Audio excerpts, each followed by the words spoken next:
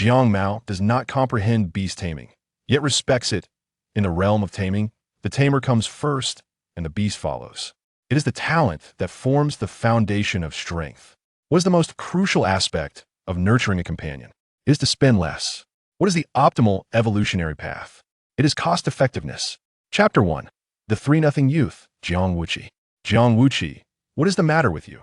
Suddenly, a vague face loomed closer on a bus heading who knows where, startling Jiang Wuqi.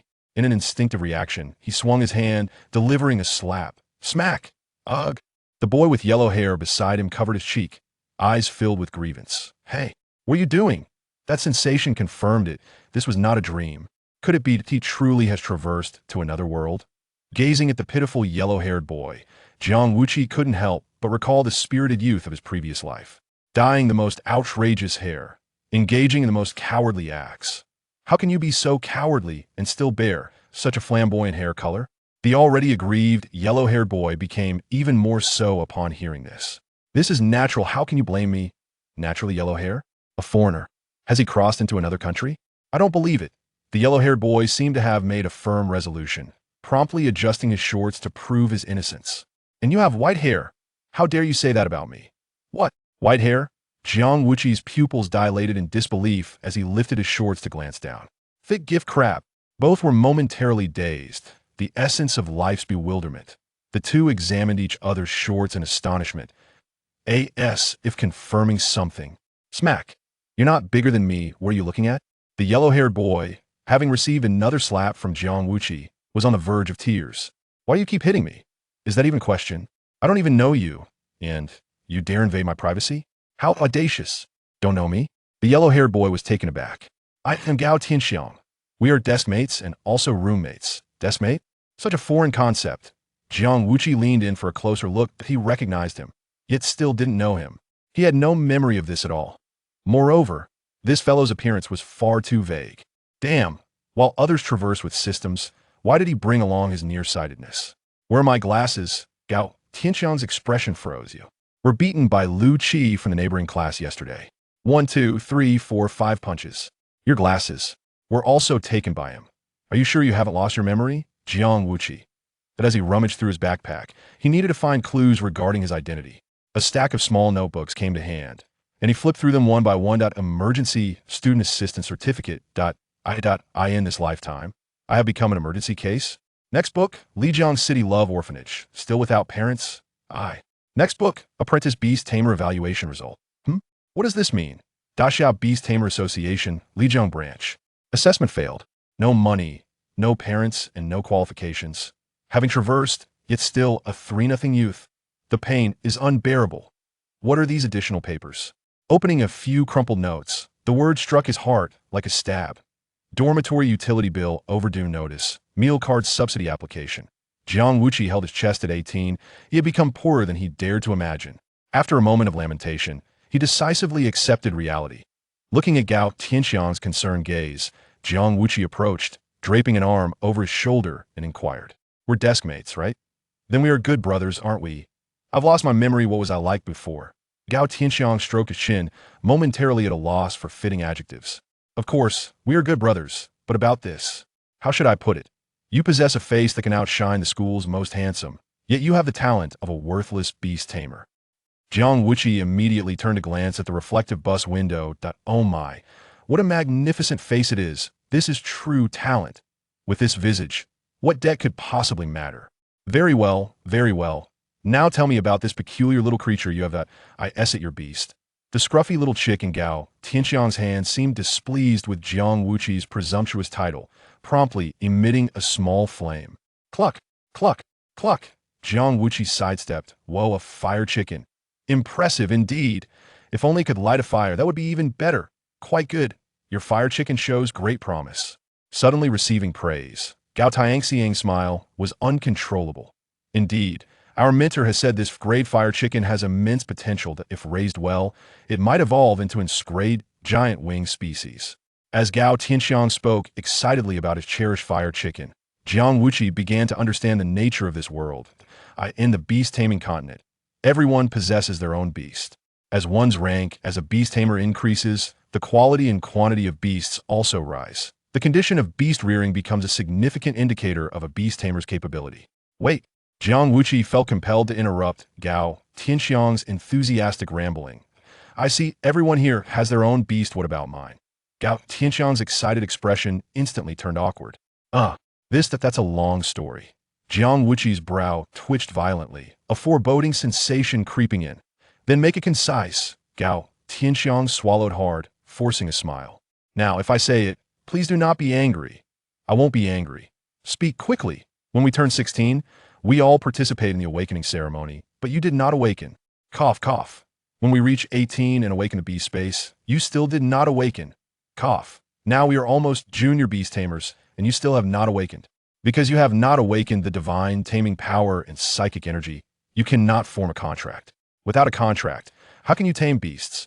Thus, you do not possess a beast even now. Moreover, you have never had one. Puff hiss. Ha. Jiang Wuqi leaned back against the chair, clutching his heart that was about to cease beating, overwhelmed with pain. God granted him the window to beauty, but welded shut the door to beast taming talent. Wait, if it's this way, how could the Beast Taming Academy still allow me to attend until now? Am I worthy? Gao Tianxiang glanced up at Jiang Wuqi's incomparably handsome face, envy emanating from his expression. Let us set aside the matter of looks for now from a certain perspective. The Academy may consider you highly valuable for research and observation. You are not the only one to have a delayed awakening. Perhaps they also anticipate your sudden evolution or mutation one day. Jiang Wuqi's countenance darkened. Increasingly, his singular advantage was his looks, and he was asked to set that aside. Yellow-haired boy, you have already paved your path to demise. Mutation, evolution, beep. Infinite Evolution Beast Taming System activated. Beep. Host Jiang Wuqi, binding successful. Activate divine taming power. Activate psychic energy. Activate beast space. Activate beast panel, and conveniently cure the host's nearsightedness. Rewarding the host with a mysterious gift package. Delivered to the beast space. Gazing at the sudden emergence of an extraordinary technological system capable of infinite evolution, the entire world became crystal clear. Jiang Wuqi was bewildered for 3 seconds. Is this what it means to become the protagonist? Chapter 2. The principles are too rigid. He is still adjusting. Was this arrival not a tad too abrupt? He was not yet prepared. After a flurry of chaotic clicking within the system, he finally located the previously hinted mysterious grand gift within the Beastmaster space. Ding. Do you wish to confirm opening? Obviously. What purpose does it serve if not to open it? Can this system not be a tad more intelligent? Ding. No. Wonderful. I relish this mindless system. Must it always chime incessantly? My ears are developing calluses. Change the notification sound. Open. Congratulations, host. You have acquired the system item, Ordinary Beast Evolution Blueprint 1. Damn, that startled me. Turn off your sound system. After calming his racing heart, he once more gazed at the Ordinary Beast Evolution Blueprint. It records the battle experiences corresponding to the beasts, allowing for the acquisition of attribute points. Oh, so battle experience translates to the beasts engaging in combat? Then this blueprint can absorb attribute points, which can be utilized for evolution through the Infinite Evolution System, correct? That means he must engage in combat continuously to revel in it? Very well, simple and straightforward. I like it. The only drawback is that thus far, he does not possess a proper beast. It seems that the little yellow-haired fellow's fire chicken is quite commendable. Gao Tianxiang suddenly called out. Gao Tianxiang shuddered. Heh. We agreed earlier, no hard feelings, right? We are all brothers. Jiang Wuqi patted Gao Tianxiang's shoulder, his eyes brimming with mirth. I am this much of a mess. And you still call me brother. Rest assured, once I awaken in the future, I will certainly not treat you unfairly. Gao Tianxiang waved his hands repeatedly. No need. No need. If it were not for your stunning looks, so many ladies would not be reaching out to me privately. Just sending them your handsome photos has already earned me quite a lot. Here, another order for an abs photo. Let us stick to our usual split, shall we? You 100, I 100 blissful. Uffed. This little yellow-haired fellow is actually a pimp? Then what is he? Jiang Wuqi, with hollow eyes, could not bear to confront the hundreds of handsome photos on Gao Tianxiang's phone. The sky is falling. What on earth has he done in the past? The world has deteriorated.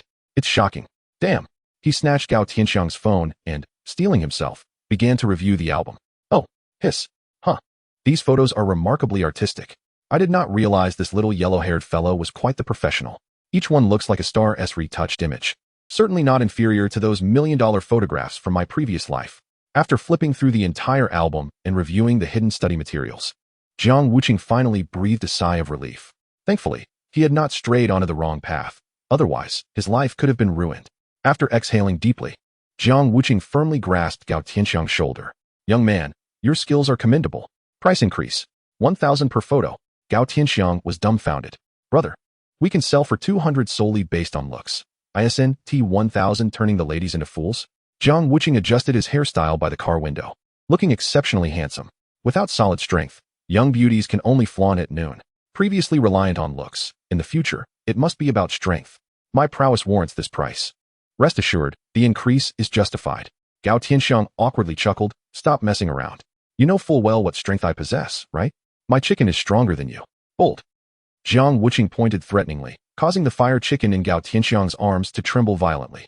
Cluck, cluck, cluck, cluck, cluck. Witnessing the sudden manifestation of divine power from Jiang Wuqi, Gao Tianxiang was astonished. Holy cow, is this for real? Have you truly awakened?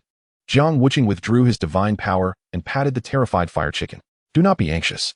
From this day forth, I, Jiang Wuqi, shall hold a place among the beast masters of Daxia. This forceful aura radiating from within made Gao Tianxiang shiver. Beastmaster?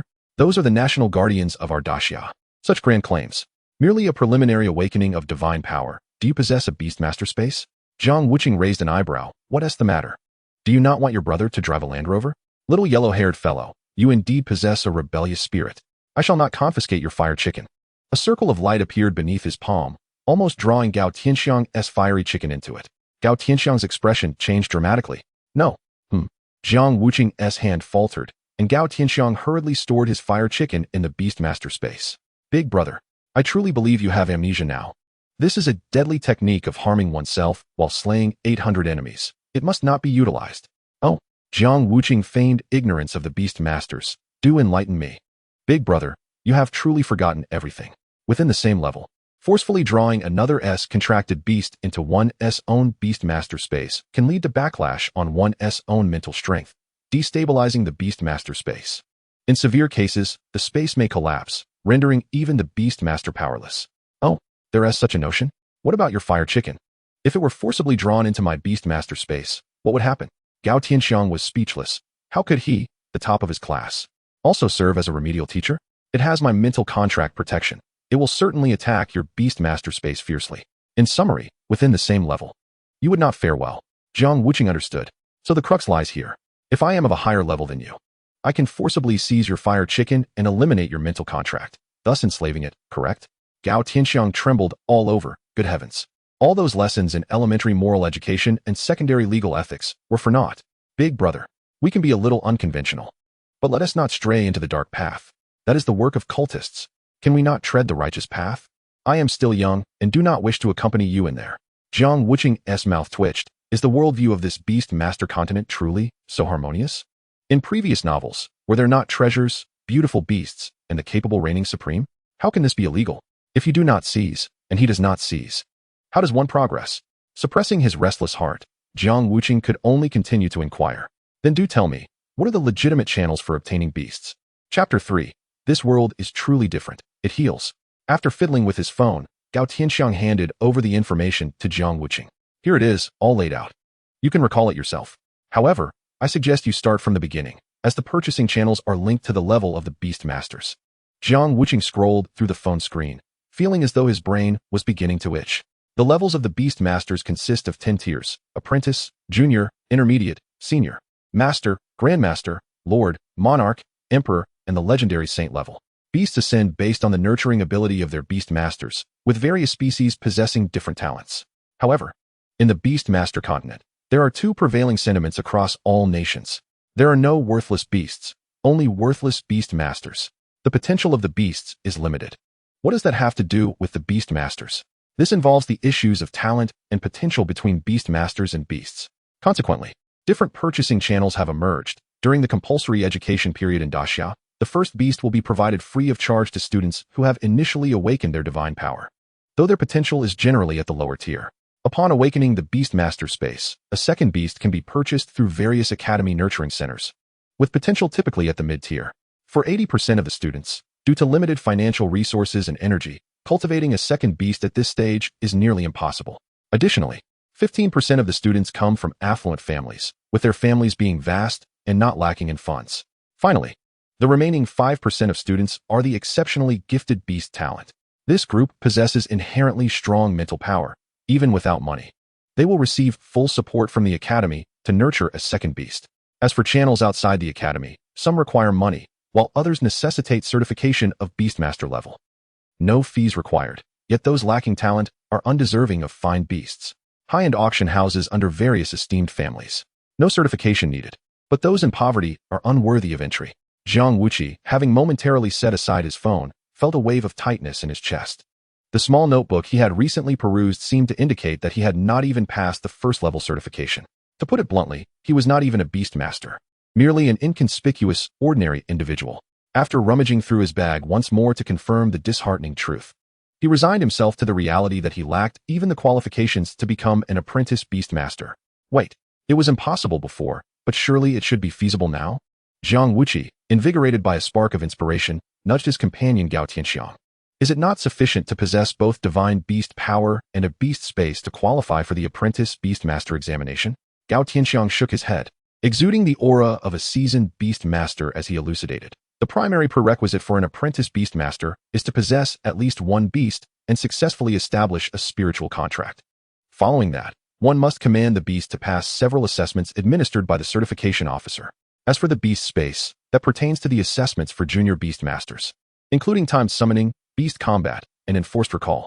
Seeing Gao Tianxiang articulate this with such confidence, Jiang Wuqi could not help but bestow upon him the label of a scholarly individual. Indeed, one must not judge by appearances. The young man with golden hair possessed a depth of knowledge. Now, he understood precisely where to procure his first beast for his journey as a Beastmaster. He would seek out his school to reclaim the level beast that awakened his divine power. With a resounding whinny, the bus came to a steady halt.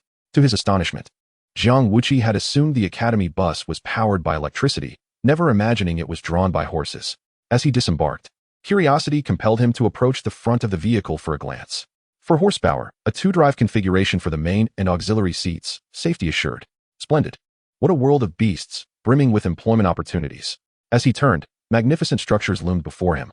The grand archway at the entrance emblazoned with the golden characters Lijiang City Beastmaster Academy. Such an impressive architectural ensemble could only rival the most prestigious university towns on Blue Star.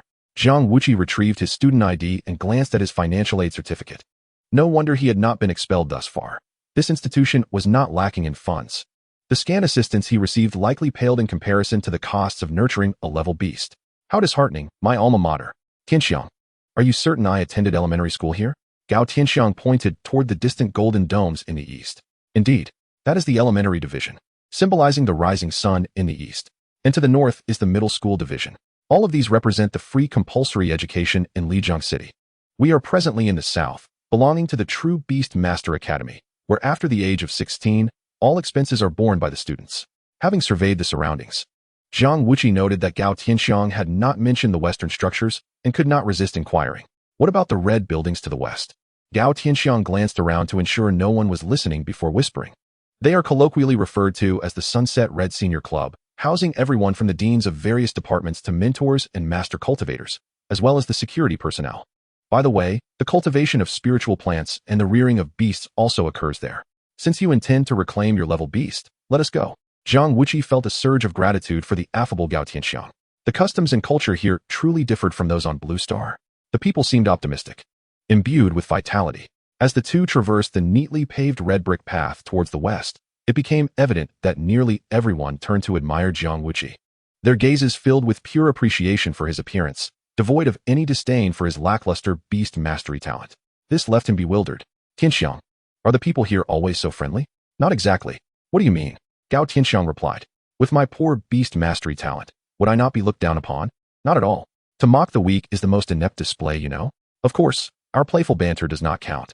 If anyone in the academy dares to mock or target you maliciously, there will certainly be someone stronger who will step up to teach them a lesson.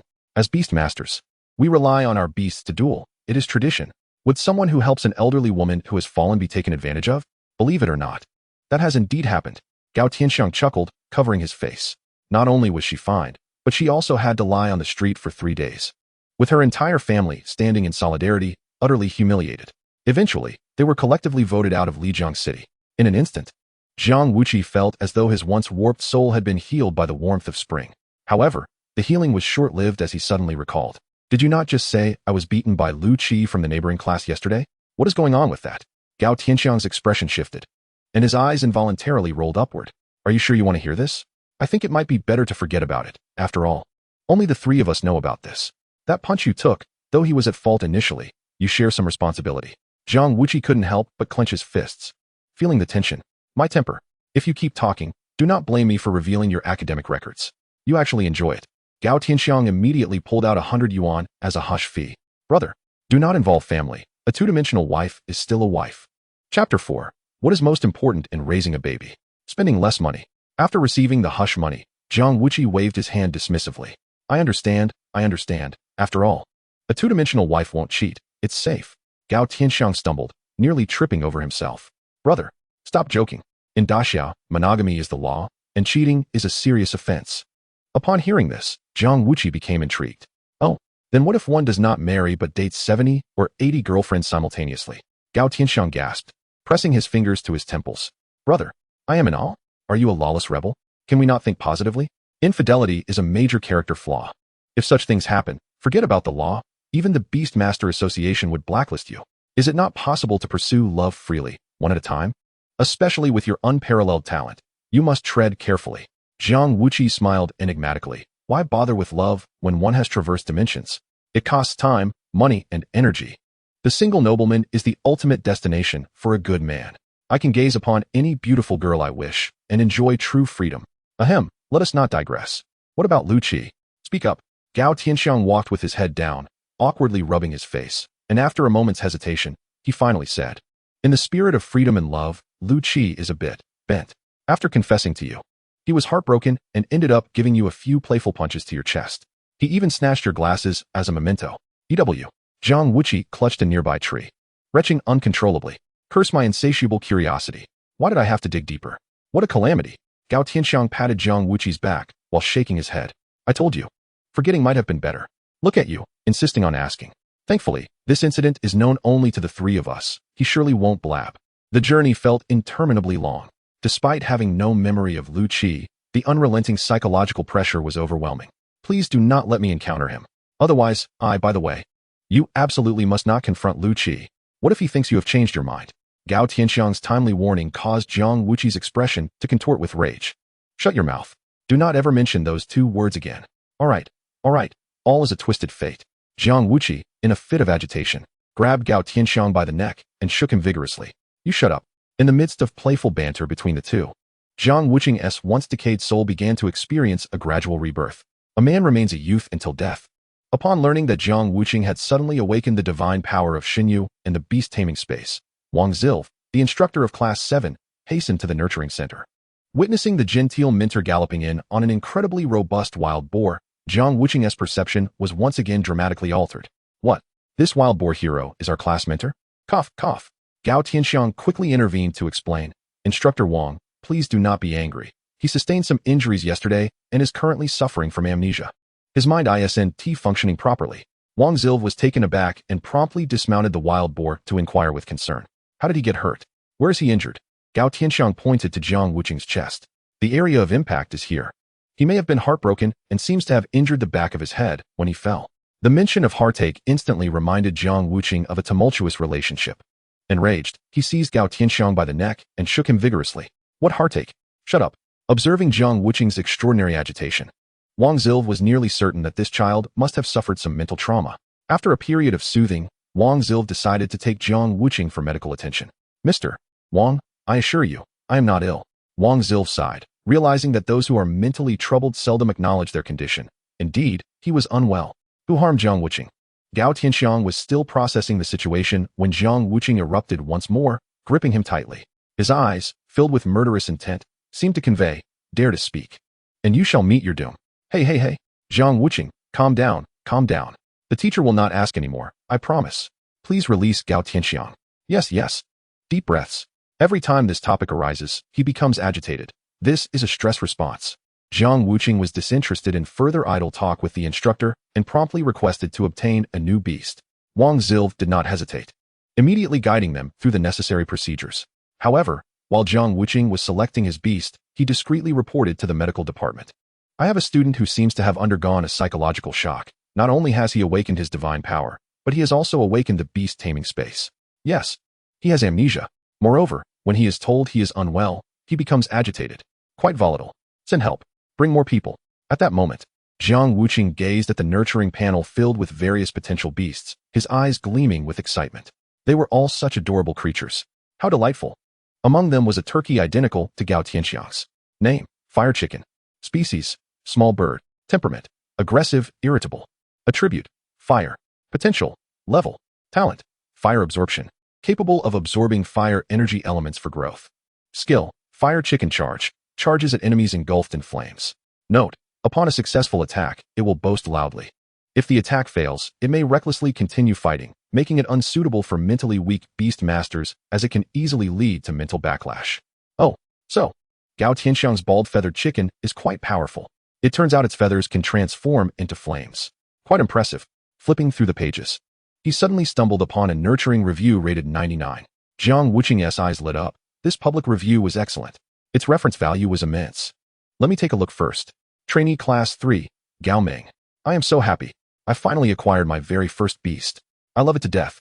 It's incredibly convenient for boiling water in the dormitory or midnight barbecues. I highly recommend it. After 30 days of nurturing, additional review. Damn, I'm crying. This chicken truly burns through money. I have to recharge it with fire crystals daily. I'm now so broke that my girlfriend left me. Brothers, proceed with caution. Brothers, proceed with caution. Brothers, proceed with caution.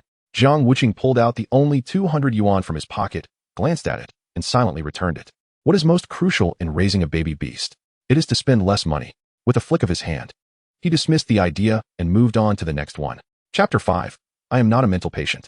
Upon seeing the second-level beast, Jiang Wuqi's lips twitched. Explosive toad? Without even looking at the picture, just hearing its name made it clear how repulsive it was. How could it possibly match his refreshing and handsome appearance? Hiss. This toxin attack can also paralyze. Quite formidable. Yet no matter how formidable it is, it cannot offset its hideousness. Get lost. The third one. Iron Claw Weasel. This looks somewhat acceptable, not too ugly. It can burrow underground for surprise attacks and boasts decent offensive power. It can also release foul gas to repel enemies. This excessive flatulence is unacceptable. How pungent could that be? No, absolutely not. Get lost. The fourth one. Slippery Vine Spirit. Oh, isn't that you may die? To raise such a thing is purely psychopathic. Having encountered the tentacle series in his previous life, Jiang Wuqi didn't even check its attributes and immediately dismissed it. His pure soul could not endure even the slightest corruption. Huh, too much. The fifth one. Steel Mane Wild Boar. My brother's dream is to become a great beast master of Daxia, traversing the world and expanding territories. Can this thing be ridden? The image of the boar hero Wang Zilv galloping flashed through Jiang Wuqi's mind. No. Since Teacher Wang has already taken on that role, he might as well pass. This aesthetic simply cannot be accepted. The sixth one. Rock Armored Snail. Ugh, its defense is impressive. Attack power? None. Are you serious? Isn't raising this thing merely inviting punishment? Does anyone actually raise it? Flipping to the next page, Jiang Wuqi once again opened the nurturing review. To his surprise, this rock armored snail had overwhelmingly positive feedback. Although it lacked offensive capabilities, its defense was top-notch, and many people kept it as a second defensive beast. Most importantly, this rock armored snail is exceptionally easy to care for. It requires minimal expense, merely soil and water for sustenance. My goodness, that's incredible. Jiang Wuqi once again pulled out the 200 yuan from his pocket, grinning. That's too much. I can't possibly spend it all. Just as Jiang Wuqi was about to make a decision, he suddenly withdrew his finger. No, what if there are more suitable options ahead? He returned the 200 yuan to his pocket, opting to save it for later. The 7th, 8th, 23rd, 37th. Having scrolled through over 100 beasts, Jiang Wuqi felt overwhelmed. Too many. It was impossible to finish. Just as he prepared to give up and select the rock-armored snail, a peculiar beast caught his eye. Oh, can this black lump of excrement be considered a beast? Curious once more, Jiang Wuqi clicked on the details. Name, Mud Swamp Monster. Species, Earth Spirit. Temperament, quiet, clumsy. Attribute, Earth, semi-fluid mud-like life form. Potential, level. Talent, incorporeal body, capable of changing shape at will and devouring any earth-related materials for growth. Skill, Mud Swamp Strangle. Pulling opponents into its body to suffocate them. Note, the Mud Swamp monster can only strangle enemies smaller than its own volume. Jiang Wuqi blinked. Although the appearance of the mud swamp monster was lacking, its cost performance was high. At worst, he could shape it into a different form. The more he thought about it, the more reliable it seemed. Why did it feel like this creature had great potential? To confirm his intuition, Jiang Wuqi flipped to the next page to read the nurturing reviews. Trainee Class 12, Yi Fan. The all-around attribute panel is particularly comprehensive, not lacking in any area. It is also very economical to raise. However, this thing is quite difficult to control. It feels like raising it is akin to not raising it at all. It doesn't even acknowledge me. Trainee Class 6, Sure How. Worry-free. Trainee Class 8, Chu Feng. I pave the way for future generations. Without further ado, it is essential to have a certain level of chaos. The Nizhao Guai appears to be quite compatible with its Infinite Evolution System. The Jiawa can only endure blows and cannot fight back, making it somewhat challenging to absorb attribute points into the evolution chart. However, this one is different.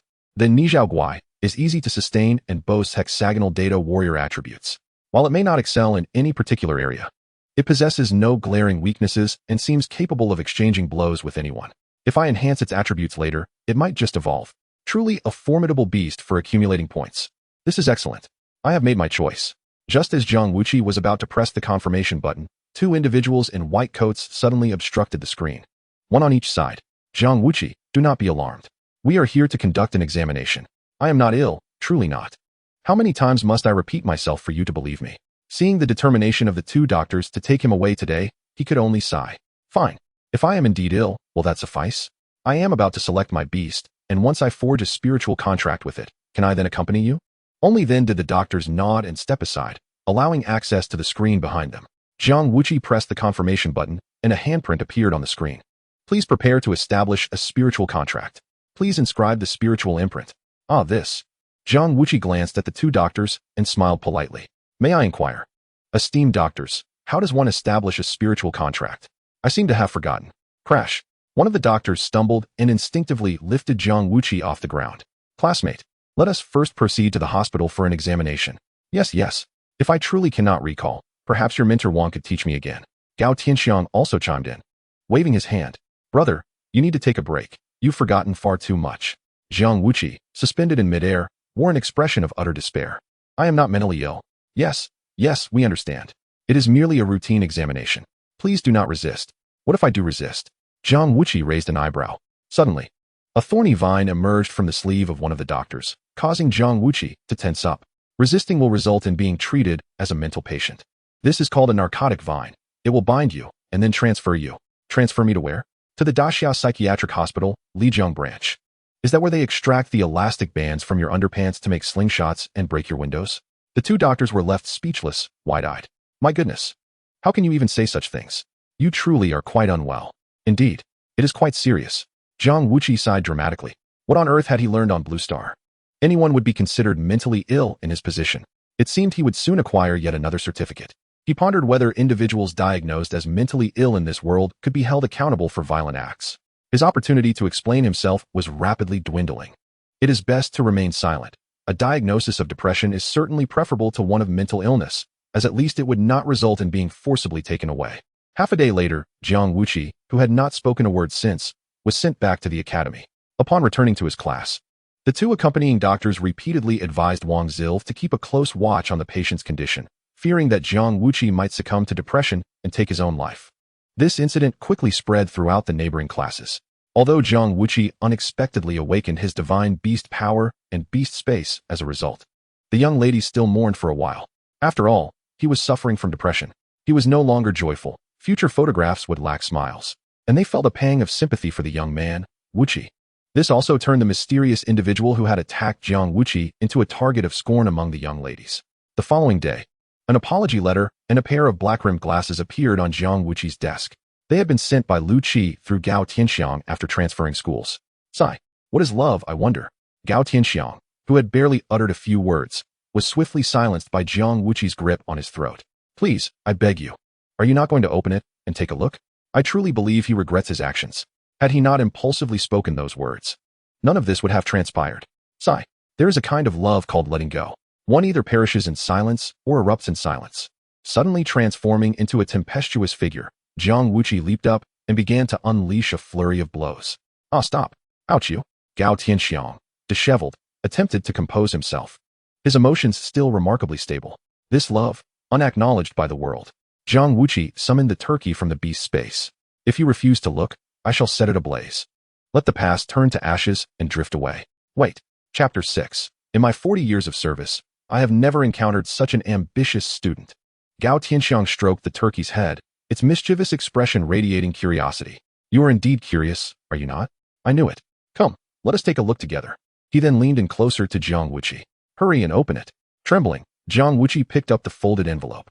The fact that Lu Qi had transferred schools due to guilt was something he had never anticipated. This classmate, whom he had never met, truly was. Damn it. After a chaotic tearing, a card suddenly fell out of the envelope. What is this? Gao Tianxiang glanced over. A cafeteria meal card. Perhaps he thought you would refuse cash, so a meal card seemed more reasonable. After several years of friendship, he ultimately could not let you go. Sigh. Jiang Wuqi turned to toss it into the trash can but hesitated and asked, can this be converted to cash? Gao Tianxiang burst into a fit of coughs, waving his hands. Brother, follow the proper channels. This card is not registered in your name. It was likely processed on your behalf. Refunds require the account holder to handle it, so you cannot withdraw cash. With a pained expression, Jiang Wuqi simply tossed the card to Gao Tianxiang. It would be far better to receive cash. This is such a hassle. Forget it. Since we were once friends, let this be the three of us sharing the cost of friendship. Let us all use it together. You have his number, right? Tell him I accepted the money and that he should conduct himself properly and be a good man. If we cross paths again in this lifetime, I hope he will be straight. If he is still bent, I will make him regret it. Putting away the meal card, Gao Tianxiang gleefully took out his phone and sent a private message. He has forgiven you, but you must straighten up. Otherwise, he will end you in the future. He accepted it? Of course. Did you not see who suggested this? It is quite secure. Naturally, he shared half with me. You scoundrel. You accepted my money and also took his? This is legitimate service compensation. You are you, and he is he. Now that he has transferred, let him focus on his cultivation. He truly must straighten up. Otherwise, I do not wish to see him again. You and the other party are not yet friends. Gao Tianxiang was furious. He even blocked me? Jiang Wuqi chuckled. Did you perhaps act as a middleman and earn a profit? Huh. Cough, cough. You figured that out? Huh. I have long suspected you to be a broker. I am merely suffering from amnesia, not insanity. Your family situation is not too favorable, yet you are raising a money-draining turkey. You have not missed a single opportunity to profit in this school. Gao Tianxiang awkwardly scratched his head, chuckling sheepishly. Just then, Wang Zilv entered the classroom, commencing a new day of lessons. Please open the introductory manual for beast tamers. This semester is drawing to a close, and you are about to become junior beast tamers. Today, we shall quickly review from the beginning. Coincidentally, classmate Jiang Wuqi has amnesia, so he can join us in reminiscing. Thank you, Mentor Wang. Jiang Wuqi stood and bowed. No need for such formality between us as teacher and student. Please, take a seat. It must be said that Lao Wang is indeed a commendable individual, possessing the qualities of an exemplary teacher. He encourages diligent study, unlike certain individuals who, under the guise of not wanting to waste others' time, discreetly solicit paid tutoring while resorting to exam manipulation. Such despicable behavior. As Wang Zilv engaged in his explanations, Jiang Wuqi gradually straightened his posture. Though he could only comprehend a fraction of the content, his thirst for knowledge remained unquenched. Learning is a lifelong pursuit. Since he was here, he was determined to outshine those complacent peers and let them witness the pressure of becoming a prodigy in 3 years and a master in 5. The content in the Jinshi Yusho Shi Shaos primarily encompasses the foundational theories of cultivating divine beast power, expanding beast space, enhancing mental fortitude, and forging spiritual contracts. This knowledge was precisely what Jiang Wuqi yearned for. After all, he possessed a system and a beast in school, yet this particular knowledge remained elusive. To swiftly master the art of taming, Jiang Wuqi plunged headfirst into the ocean of knowledge with fervor. During the lunch break, he devoured his meal while engrossed in his studies, determined not to waste a single moment. Beside him, Gao Tianxiang, having just finished his meal, slumped on the table, struggling to keep his eyes open. Brother, must you exert yourself so much? We are still in the apprentice class. Are you preparing for graduate studies? The history textbooks indicated that the history of the beast continent spans over 1 billion years, yet the verifiable civilizations amount to less than 8,000. The ancient beast masters of the Great Xia fought against ferocious beasts for millennia, paving the way for the stability of the present. Currently, there are 47 nations participating in the Beastmaster Alliance, which implies that the expanse of the beast continent might far exceed human imagination. The alliance of these 47 nations merely congregates on the same landmass. When compared to the geographical distribution on Blue Star, it is utterly bewildering. Jiang Wuqi set down his book and exclaimed, Xiangzi, Do you realize? Just then, he was interrupted by a fit of laughter. What a useless endeavor. Sleeping after a meal. How can one hope to gain admission to the Imperial Capital Academy like this? Forget it. I shall seek out Wang Zilv at the Sunset Red Club. At that moment, Wang Zilv was peacefully slumbering in the instructor's dormitory. And Jiang Wuqi's initiative to seek guidance brought tears of excitement to Wang Zilv's bewildered eyes. Marvelous. In my 40-plus years of experience, I have never encountered such an industrious student. Chapter 7. An idler. The most important thing is to survive. Jiang Wuqi gazed at the ecstatic Wang Zilv, equally astonished. How many? Over 40 years. In my eyes, Wang Zilv seems no more than 30. If he has been teaching for more than 40 years, wouldn't he be celebrating his 60th birthday now? No wonder Xiangzi referred to this place as the Sunset Red Club. Wang Zilv is indeed the youngest mentor in our academy. What about the other instructors? And those female instructors radiating mature charm? Goodness. A fresh-faced mentor at 60 and alluring instructors starting from a century? What about the elderly security guard basking in the sun at the school gate? The most formidable janitor? Jiang Wuqi realized how naive he had been. At 60, one is merely entering the prime of their efforts. What is there to worry about? Taking a deep breath, Jiang Wuqi immediately bowed. I apologize for disturbing your rest, teacher. I shall take my leave now. Thank you, teacher, farewell. Wait, no trouble at all. Not a bother. Wang Zilv eagerly pulled Jiang Wuqi into the dormitory, quickly tidying up before excitedly exclaiming, Come, come, come. I will teach you how to forge a spiritual contract. Wang Zilv raised his hand, sketching 3 distinct contract symbols, introducing each to Jiang Wuqi in turn. The first, this golden scale symbol, represents an equal contract, fostering mutual growth. It is the most suitable contract for us Beastmasters. The second, the blood-red shackle symbol, signifies a slave contract, forcibly subjugating ferocious beasts, appropriate for those inherently treacherous and disobedient beasts. It is a common method employed by lawbreakers. And while we do not condone it, it is essential to be aware. Remember, kindness is our essence, but when faced with evil, we must never yield. Jiang Wuqi stood tall, fully aligning with these principles. Indeed, Wang Zilv continued, pausing momentarily, a hint of sorrow emerging in his eyes. The third type. This is known as the sacrificial contract, a desperate measure when either you or your beast is on the brink of death. Some beasts will voluntarily sacrifice themselves to protect their beast master, while others, severely injured, can only rely on their beast master to guide them on their final journey. However, there is an alternative use for this contract, self-sacrifice. Jiang Wuqi gazed at the violet-black vortex symbol, his pupils contracting. A beastmaster sacrificing themselves?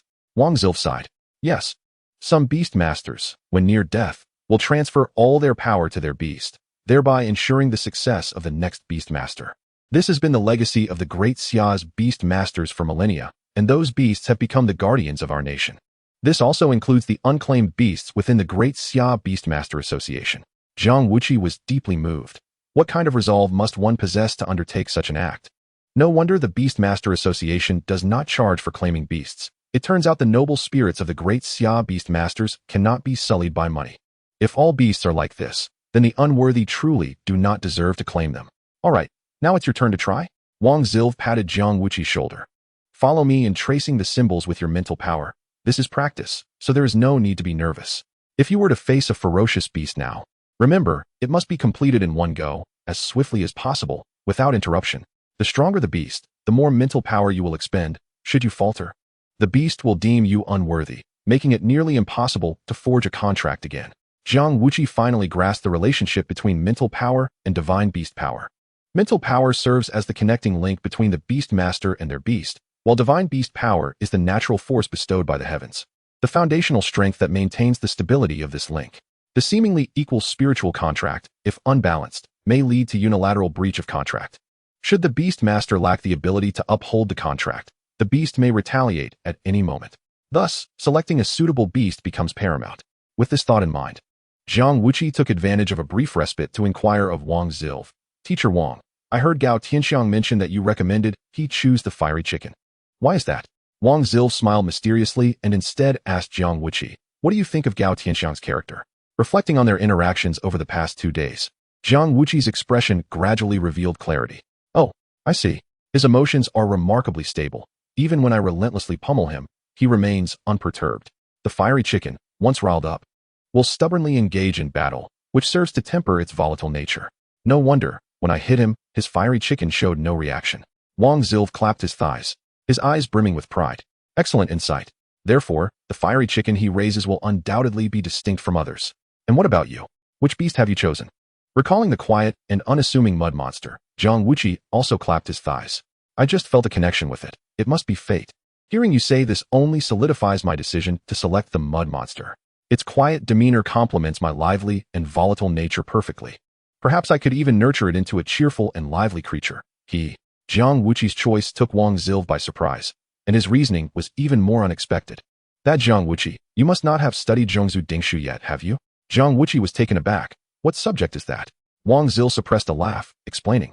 The so-called racial determinism is the immutable proof among various races. It is a principle established by beast tamers throughout the ages, unchanging in its essence. The mud monster belongs to the earth spirit race, classified as a formless entity, meaning it lacks a brain. Despite its balanced attributes, it can only fight instinctively. Unless you possess formidable mental strength to compel it to perform specific actions, it will remain inert.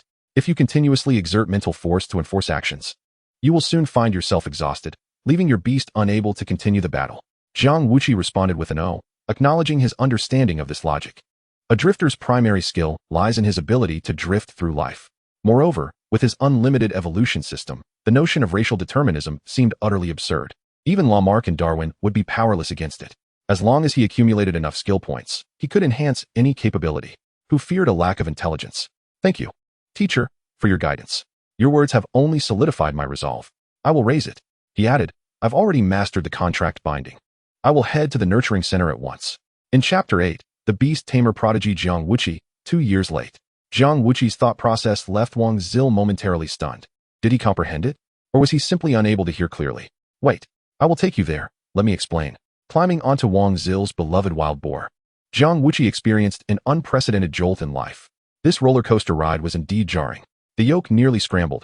He wondered how Wang Zil managed to adapt.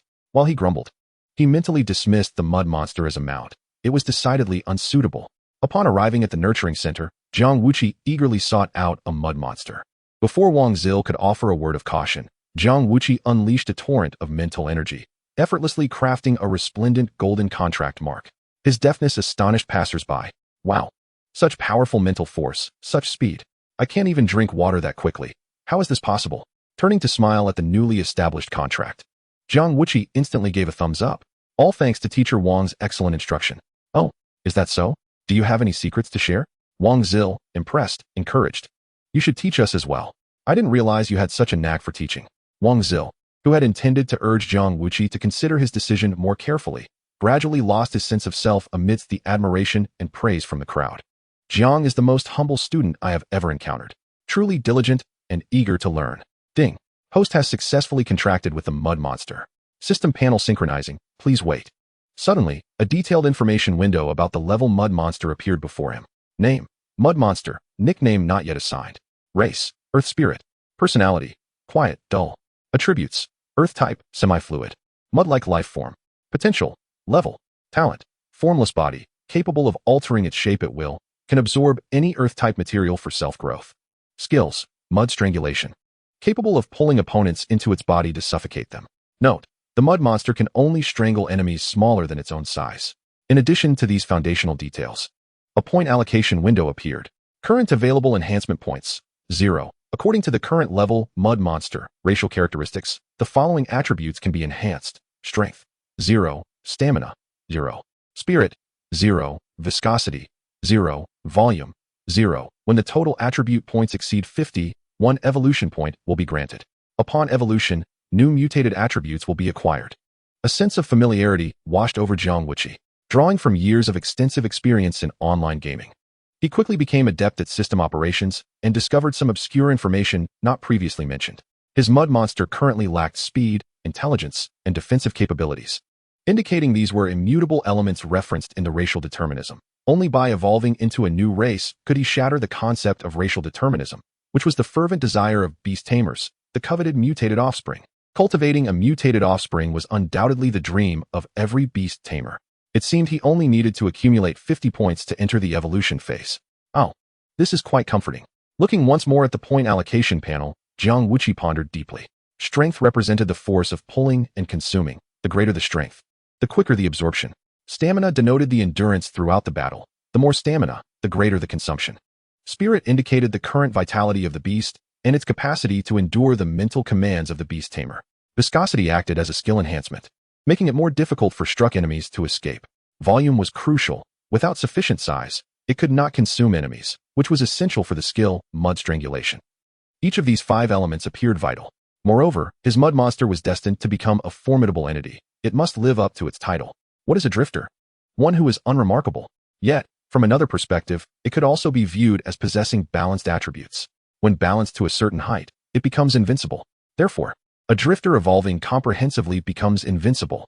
This was the most significant beast for his future acquisition of skill points. It would serve as the most steadfast support among all his future beasts. Jiang Wuqi lifted a handful of mud, promptly shaping it into a miniature figure resembling a mud person named Zack, while simultaneously channeling his mental energy, proclaiming, "Etch this image deep within your soul. From this day forth, you shall stand in this form." He conferred the name, Zack. The mud monster, unable to maintain its form, collapsed with a plop. Yet, at that moment, it appeared to others as if it were humbly receiving divine favor. All right, rise." He assisted the mud person back up, reshaping it like modeling clay into another mud ball. "When you grow larger, I will teach you to grasp at distance and near, to squat and become a mud person. Roar and crush them."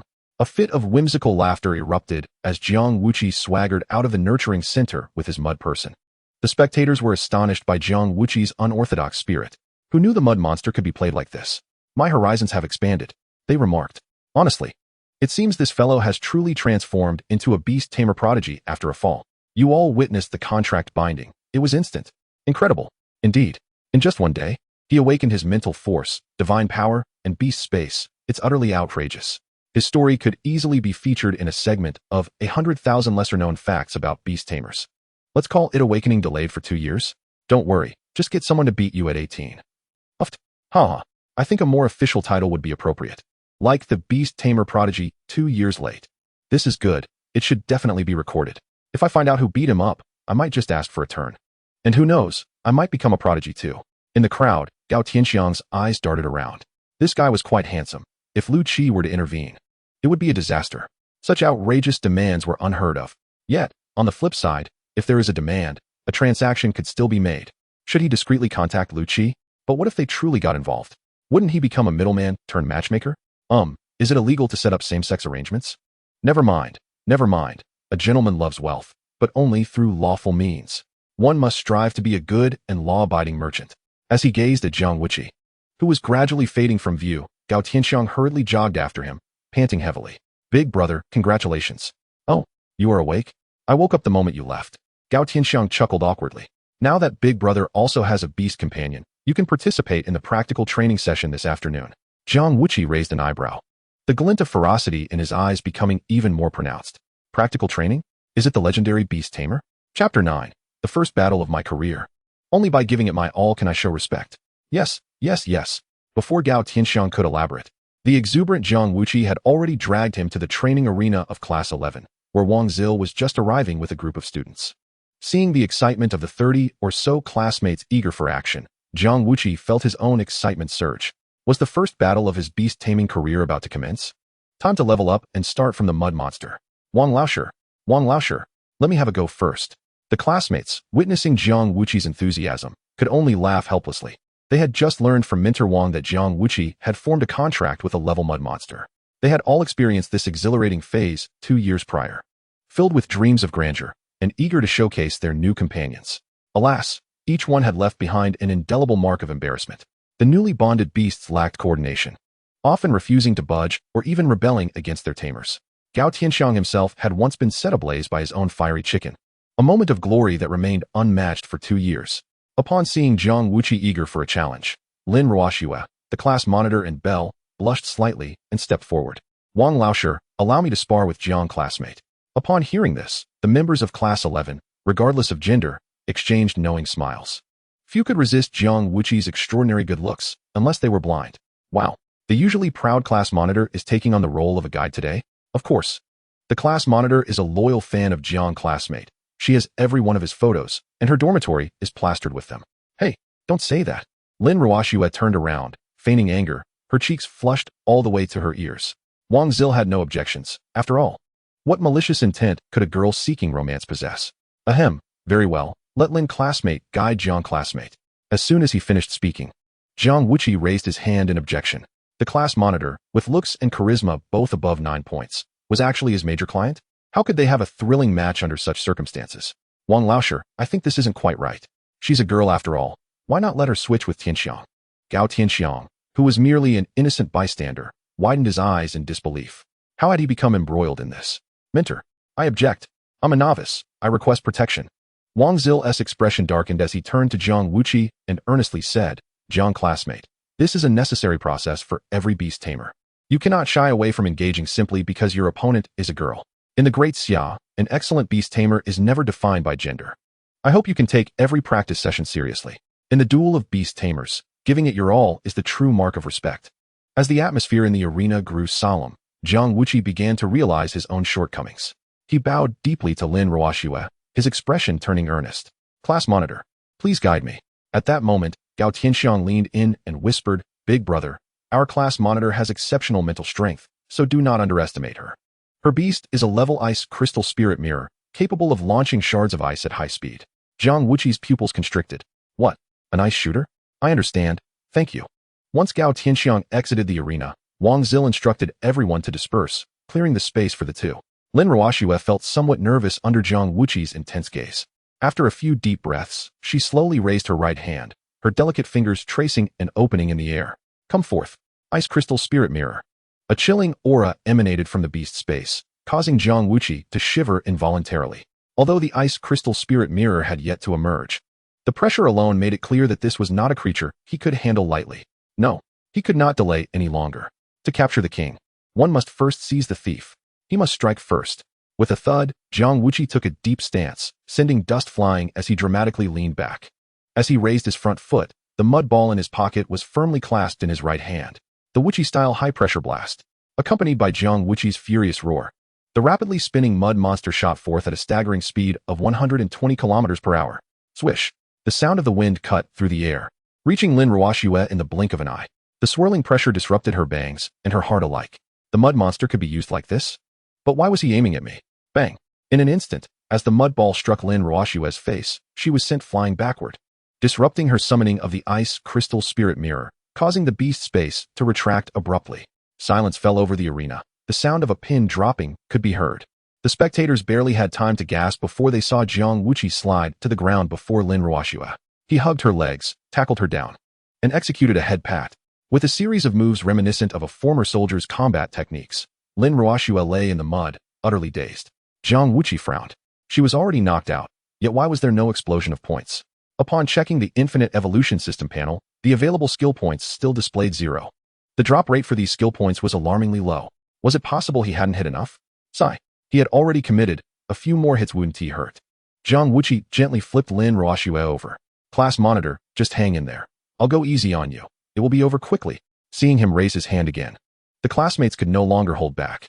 Big brother, stop. The Beast Tamers match is about battling beasts, not a duel between beast tamers.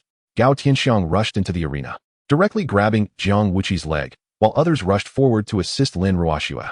Hearing Gao Tianxiang's explanation, Jiang Wuqi was left dumbfounded. Had not Mentor Wang just emphasized the importance of giving it one's all as a mark of respect? And what about gender equality, not defining by gender? He had never been told it was wrong to strike. Though the rules of combat were well known, Jiang Wuqi's amnesia could not be blamed. If anyone were at fault, it was Mentor Wang for not providing adequate pre-match reminders. Everyone turned their heads. The spot where Wang Zil had been standing was now empty. Hey, where's Wang Laosher? He hasn't fled in shame, has he? Are you blind? Look closely. The one lying on the ground drooling is him. Quick, get him to the hospital. Chapter 10. Finally. Skill points have burst. A fair share for all. Thanks to yesterday's connections, Jiang Wuqi promptly contacted his 2 attending physicians to take the duo to the hospital. Upon hearing of Jiang Wuqi's triumphant performance, they could hardly contain their excitement. You have addressed the issue at its root. This is a novel approach. A brilliant idea. But don't use it again next time. As for the innocent victim, Lin Ruoxue, she now lay on the hospital bed, looking up at the ceiling through tear-filled eyes, which made Jiang Wuqi feel profoundly guilty. I'm truly sorry, class monitor, I didn't mean it. Please forgive me, if you're not appeased. As she spoke, she conjured the mud monster and shaped it into a delicate flower. Well then, why not give it a good thrashing to vent your frustrations? Lin Ruoxue said, her tears transformed into laughter as she summoned her ice crystal spirit mirror to lower the temperature. A thin layer of frost descended, visibly reducing the swelling on her forehead, which greatly broadened Jiang Wuqi's horizons. This beast taming technique even possessed healing abilities? Impressive. Jiang Wuqi could forgive her. Could there be an additional condition? Lin Ruoxua blinked, her eyes brimming with anticipation. After pondering, Jiang Wuqi decided to maintain the relationship with this key client. All right. Upon hearing Jiang Wuqi's enthusiastic agreement, Lin Ruoxua's expression brightened, just as she was about to speak. Unexpectedly, the ice crystal spirit mirror suddenly launched an attack on the mud monster. A flurry of icy shards erupted, instantly encasing the mud monster in ice. Jiang Wuqi was astonished. This girl and her beast were truly formidable. He could distinctly sense the mud monster's fear and tremors. Ding. You have received new enhancement points. Please check. Enhancement point 1. Enhancement point 1. Jiang Wuqi's face changed dramatically. It was happening. Lin Ruoxua, thinking she had unintentionally harmed him, quickly stood up to reassure the ice crystal spirit mirror, explaining to Jiang Wuqi, I'm sorry, it might have attacked to help me vent. Are you alright? With a quick motion, Jiang Wuqi grasped Lin Ruoxua's wrist, his expression twisting with intensity. Please don't stop it. Let it strike. If it kills it, it's on me. Hit it. Come on. For reasons unknown, despite Jiang Wuqi's fierce demeanor, Lin Ruoxua found him incredibly handsome. He had taken the initiative to hold her hand. Was this a confession? The ice crystal spirit mirror trembled, as if it understood something. It intensified its assault on the mud monster, showering it with an unrelenting barrage of frost shards. Enhancement point 1. Enhancement point 1. Jiang Wuqi finally wore a satisfied smile. Excellent. Keep it up. It can take it. Mud monster. Fortunately, the mud monster lacked intelligence and emotion. Otherwise, Jiang Wuqi's reckless endorsement could have led to a catastrophic outcome. Self-destruct. Trash owner, let us perish together. Even Lin Ruoxua found it unbearable to watch and hurriedly recalled the ice crystal spirit mirror. She also took a moment to explain the prohibitions of beast raising to Jiang Wuqi. With Lin Ruoxua's guidance, Jiang Wuqi realized that his beast was an independent entity and nurturing its emotions was crucial to enhancing its combat prowess. Picking up the frozen lump that was the mud monster, Jiang Wuqi felt a wave of guilt. Little Zack, Daddy loves you. Lin Ruoxua stifled a giggle and reached out to pet little Zack, silently adding, Mommy loves you too. What a loving family of 3. With a playful smile, Lin Ruoxua melted the ice layer and retrieved a great earth condensing crystal from her beast space, inserting it into little Zack's body. That item. You took it from the beast space? Lin Ruoxua raised an eyebrow, her expression one of surprise. Oh, Jiang Wuqi, haven't you awakened the beast space yet? You didn't know? The beast space can store other items too. Living beasts can rest within it, so why not inanimate objects? Lin Ruoxua smiled dreamily, leaving Jiang Wuqi feeling perplexed. No wonder everyone else didn't carry bags while he did. It turned out he had to carry a bag before awakening the beast space. But what if the items in the beast space get damaged by the beasts? Lin Ruoxua chuckled and replied, if the beast space is small in the early stages, it's best not to store other items as it may make the beast feel uncomfortable. However, it depends on the type of beast. For example, Gao Tianxiang often tosses useless trash into his beast space because his fiery chicken enjoys burning everything, turning it into a garbage incinerator. My ice crystal spirit mirror has a quieter disposition and won't disturb anything. My beast space can function like a refrigerator for storing resources. Oh, now Jiang Wuqi understood. Each beast space is influenced by the type of beast raised. In that case, little Zack had no need to rest in the beast space at all. He could simply lie around anywhere, eat some dirt, drink some water, and replenish himself. A slacker didn't need to return to town. Now, his mother wouldn't have to worry about him being discovered while cheating. He eagerly pulled out a rather unremarkable beginner beast evolution guide from the beast space and flipped to the first page. Current available enhancement points, 5. Based on the current level of mud monster characteristics, the following attributes can be enhanced. Strength, 0. Endurance, 0. Spirit, 0. Viscosity, 0. Volume, 0. When the total attribute points exceed 50, 1 evolution point can be obtained. New attributes will be acquired upon evolution. Seeing the sudden appearance of the plus sign on the page, Jiang Wuqi quickly allocated points evenly. Strength, 1. Endurance, 1. Spirit, 1. Viscosity, 1. Volume, 1. As he completed the 5-point allocation, the plus sign vanished. Little Zack, who was devouring the great earth condensing crystal, suddenly leaped into the air. Lin Ruoxua had never seen a mud monster jump before and gasped in astonishment. Oh my, how magical. How did it jump? Jiang Wuqi closed the guide, cleared his throat, and said, oh, is that so? I didn't notice. Come on, jump again for Daddy to see. This time, there was no response, prompting Lin Ruoxua to rub her eyes. Could it be that I imagined it? Has it grown a bit bigger? Jiang Wuqi put away the guide, clearing his throat again to change the subject. Earlier, didn't you mention I needed to fulfill a condition? You've helped me so much, so please, go ahead. Helped? What had she helped with? Under Jiang Wuqi's intense gaze, Lin Ruoxue suddenly felt bashful. However, her inner impulse was hard to suppress, and she finally asked in a soft voice, could I invite Jiang Wuqi to accompany me to sell some things? Chapter 11. This national idol, he is definitely it. Buying things. Jiang Wuqi eyed her suspiciously, confirming once more, do we need to bring ID? Lin Ruoxue looked bewildered. No. Why would we need an ID to buy things? Jiang Wuqi gave her a thumbs up, his eyes filled with admiration. A pure-hearted young girl could harbor no ill intentions. Yet, in these times, boys had to protect themselves. One could never be too cautious. As the school bell rang, the streets outside the academy began to bustle with activity. In his past life, every academy had a small street of vendors worth reminiscing about. Yet, Lijiang Beast Academy boasted 10 such streets. Each was designated for different commercial purposes, catering to various age groups' purchasing needs. As the evening sun cast its glow over the lively youth street, an eye-catching pair of attractive young men and women peeked around the corner. Jiang Wuqi, quickly put this on to hide your handsome face, hee. A baseball cap was snugly placed atop Jiang Wuqi's tousled hair, and Lin Ruoxue exclaimed in awe, wow, you look even more handsome now. How can you be this handsome? Lower it a bit more. Come on, let us take a picture. Snap. Jiang Wuqi forced a stiff smile, capturing a moment reminiscent of a young couple on a date. Lin Ruoxue, laden with bags like a little wealthy lady, excitedly led Jiang Wuqi through the streets, stopping to shop at every opportunity. Jiang Wuqi, in stark contrast, felt utterly disenchanted, akin to a downtrodden figure at a thank-you gathering. Why do girls from every world adore shopping so much? At this moment, his eyes were devoid of beauty or delicacies. All he sought was a chair. Eureka! He found one and plopped down, reveling in comfort. Yet, before he could fully settle, a blushing Lin Ruoxue yanked him back up. Hey, what are you doing sitting here? You can't buy anything in this store. Hurry up, let's go. Jiang Wuqi was bewildered. Why was buying not an option? Looking up, he noticed the store sign above the bench. 24-hour adult products self-service store. Well, that wasn't entirely out of the question. With that thought, he sat back down, but the curious glances of passers-by nearly drove Lin Ruoxue to her wits' end. Filled with indignation, she summoned an unexpected surge of strength, dragging Jiang Wuqi in a frantic run until they halted breathlessly before the opulent edifice of Yubao Pavilion. Leaning against the entrance's archway, Jiang Wuqi's legs trembled with fatigue. Was this what it meant to experience reality offline? Earning a living in this line of work must be no easy feat. Without a modicum of stamina, one simply could not endure. At that moment, a polite guard approached and inquired, Sir, would you like to step inside to rest? Jiang Wuqi raised his eyes and noticed the man's badge.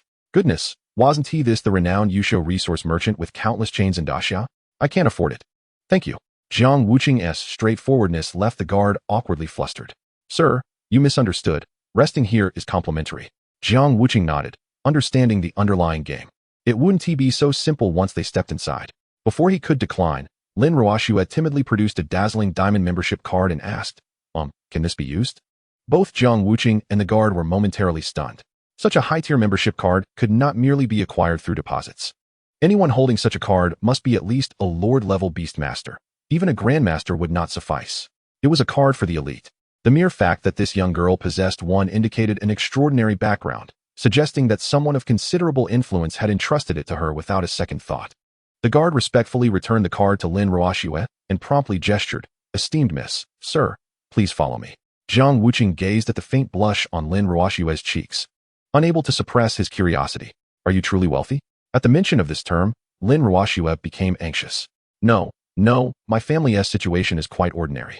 This was given to me by my grandfather just a few days ago. I haven't used it yet.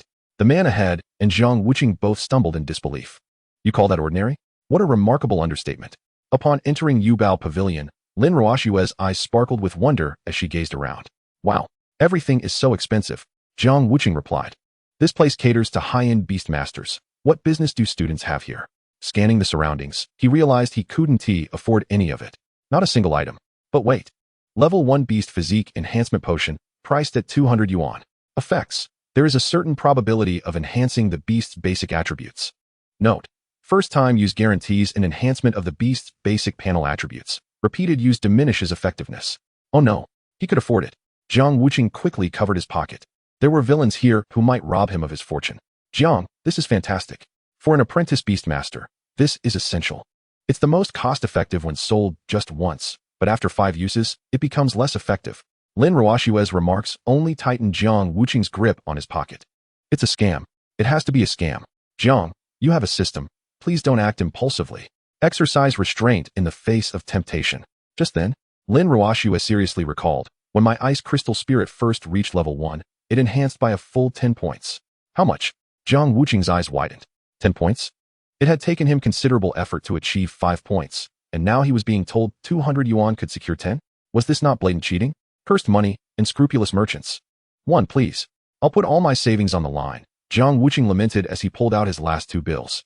Staring at the crumpled 200 yuan, the guard awkwardly yet politely explained, I'm sorry, sir, but our policy prohibits accepting cash from customers. Moreover, the prices displayed are member prices, and only those with a recharge membership card can enjoy this discount. As expected, no business is free of trickery. It's all a trap. Suddenly, Lin Ruoshue interjected. If that card I just showed can be used, please deduct the amount from it. The man nodded, of course, miss. Jiang Wuqing instantly tucked the 200 yuan back into his pocket and whispered to Lin Ruoshue, to express my gratitude for your assistance, henceforth. His sudden proximity made Lin Ruoshue breathless, even causing a buzzing in her ears. I've decided to upgrade you to a VIP client. Whenever you wish to take photos, I shall oblige. Lin Ruoshue's eyes sparkled with excitement. Really, Jiang? It's a promise. Jiang Wuqing raised his hand, doffing his baseball cap in a gentlemanly manner. His smile was so charming that it captivated not only Lin Ruoshue, but also momentarily ensnared the guard's attention. Goodness, what a talent. Incredible. Jiang Wuqing donned his hat again, pulling the brim low. It seemed his talent would never allow him to remain inconspicuous. He was destined to be a national idol. With the level 1 beast physique enhancement potion in hand, Jiang Wuqing eagerly tested it on his little Zack. However, as he effortlessly opened the beast space, Lin Ruoshue gasped in surprise, and the guard was left utterly bewildered. It is well known that accessing the beast space requires not only formidable divine power, but also a profound understanding of spatial forces. While a Grandmaster Beastmaster could open it in a heartbeat, how could an apprentice achieve the same? This defied logic. At that moment, Jiang Wuqing's focus was solely on his little Zack, oblivious to the astonished expressions of the two. Given the level 1 mud monster's lack of a physical form, its absorption rate was slow. Jiang Wuqing could only temporarily place the little Zack, infused with the enhancement potion, into the beast space for recuperation. While anticipating Zack's strengthening, he also began to contemplate future aesthetic concerns. After all, this dark and unappealing creature was hardly attractive. Thus, he inquired of the guard, "Do you have anything that can change a beast's color?" The man paused, clearly taken aback by Jiang Wuqing's question. Change color? To what color? Jiang Wuqing smirked. To a semi-transparent greenish hue. Chapter 12. How to make the baby turn green. This was a serious matter. Both the guard and Lin Ruoshue tilted their heads in confusion. Greenish? What level of aesthetics is that? The guard, having just seen Jiang Wuqing's mud monster, fell into contemplation. Sir, are you asking how to dye a level 1 mud monster? For this question, you may need to consult the beast grooming shop across the street. Dyeing? A beast grooming shop? No. Those are entirely different concepts. To transform a mud monster into a semi-transparent form like Zack, one must alter its attributes. In other words, it must entirely break free from the concept of mud. It appeared this was a problem he would need to research further. After exploring the first floor of Yubao Pavilion, Lin Ruoshue was adamant about leaving this place of temptation. It was far too expensive. She simply could not afford it. Jiang Wuqi was rendered speechless. Indeed, she was a diligent and prudent young lady, but perhaps a bit too ostentatious. May I ask, Lin Tongxue, are you unaware of your father's remarkable strength or your family's considerable wealth? Lin Ruoshue raised her small hand and scratched her head. I have no idea. My father claims he is just an ordinary office worker, earning 8,500 each month, with 8,000 handed over to my mother and 500 allocated to me as pocket money. Jiang Wuqi, isn't your father a deity? He doesn't eat or drink, spending not a single cent? Lin Ruoshue chuckled awkwardly. My father said his workplace provides 3 meals a day, so he doesn't need to spend any money. What an impressive arrangement. The two of them strolled along the tree-lined path back to school, and Lin Ruoshue hesitated before finally asking, You opened the beast space so quickly just now. How did you manage that? Jiang Wuqi adjusted his hat brim, feeling a swell of envy from others. Finally, he had the opportunity to flaunt his prowess. Fast. I don't know. Jiang Wuqi wore a bewildered expression, looking utterly innocent, which made Lin Ruoshue pout. You opened the beast space in an instant. Isn't that fast enough? Such comprehension of spatial power is typically only achievable by master-level beast tamers. And you're merely an apprentice. Jiang Wuqi's pupils contracted. Really? My spatial talent is that remarkable? Lin Ruoxue felt helpless and tugged at Jiang Wuqi's arm. Just tell me how you did it, and I promise not to share. Jiang Wuqi pondered for a moment. Such matters could only stem from either luck or innate talent. Hard work was out of the question. You know I have amnesia, and all this knowledge is what I've acquired later. Besides my extraordinary comprehension ability, I can only say. Minter Wang teaches exceptionally well. Lin Ruoxue's eyes sparkled as she grasped the key point. Thank you, Jiang Tongxue. I will seek guidance from Minter Wang immediately. Watching Lin Ruoxue skip away, Jiang Wuqi sighed. It seems another ambitious scholar is about to emerge. Poor Minter Wang. Upon returning to the dormitory, he found Gao Tianxiang sprawled on the bed, looking pained and muttering incantations. Upon seeing Jiang Wuqi return, he sprang up. Oh, brother, back from your date?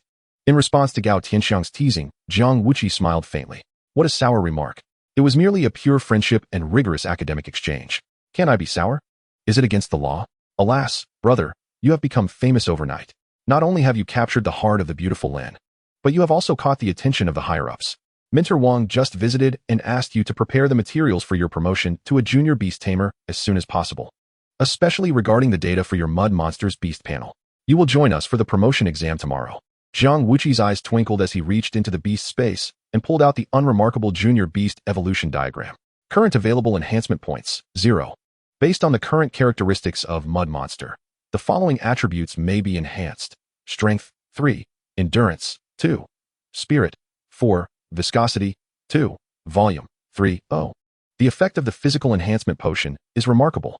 Strength increased by 2 points, endurance by 1, and spirit by 3. A total increase of 9 points. Excellent. He paused, contemplating whether there was still room for improvement.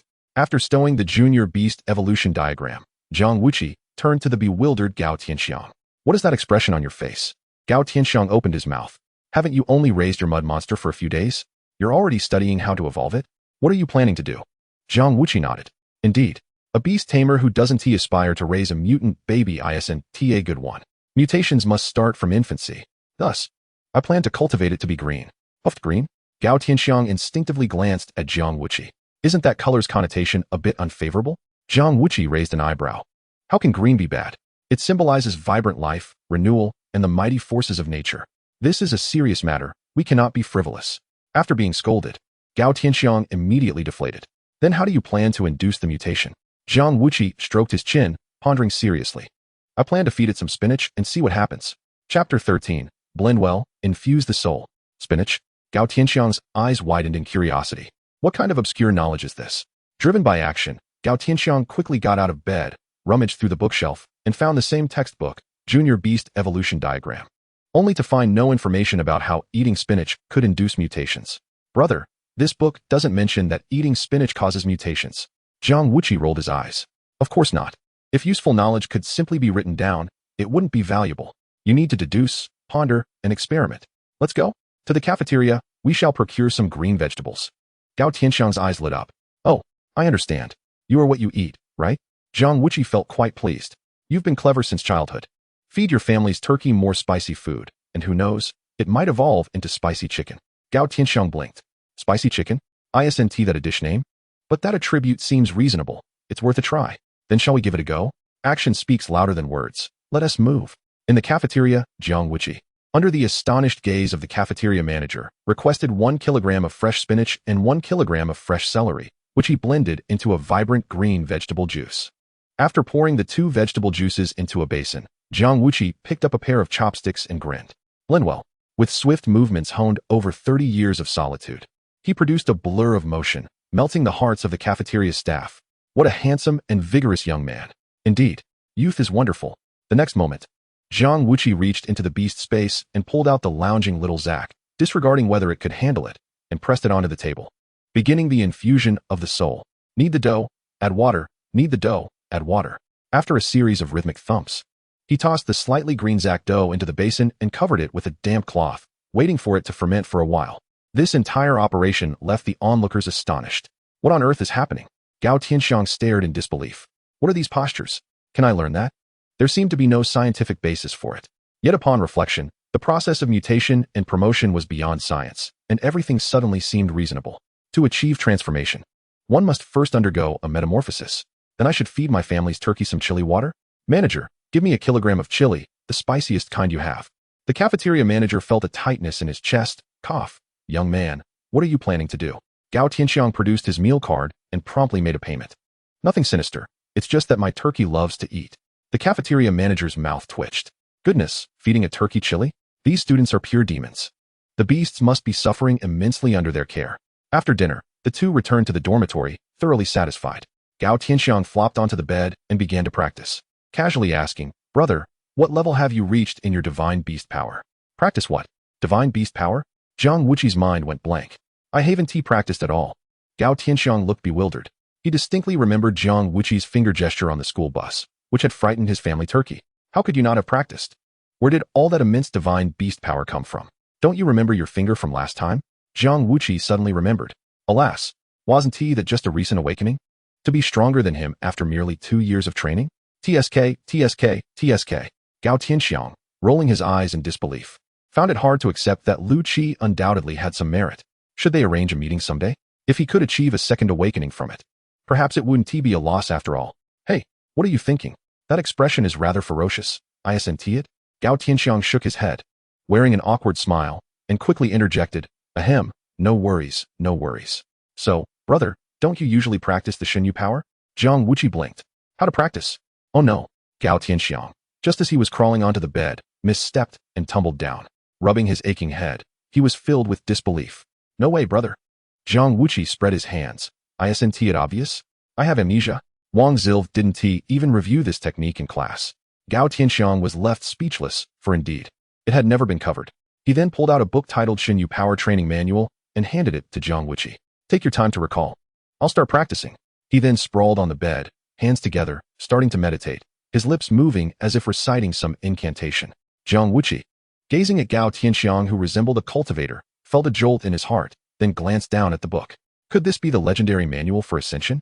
No Chinese person could refuse the allure of cultivation. Just as he was about to flip open the manual, Jiang Wuqi suddenly froze.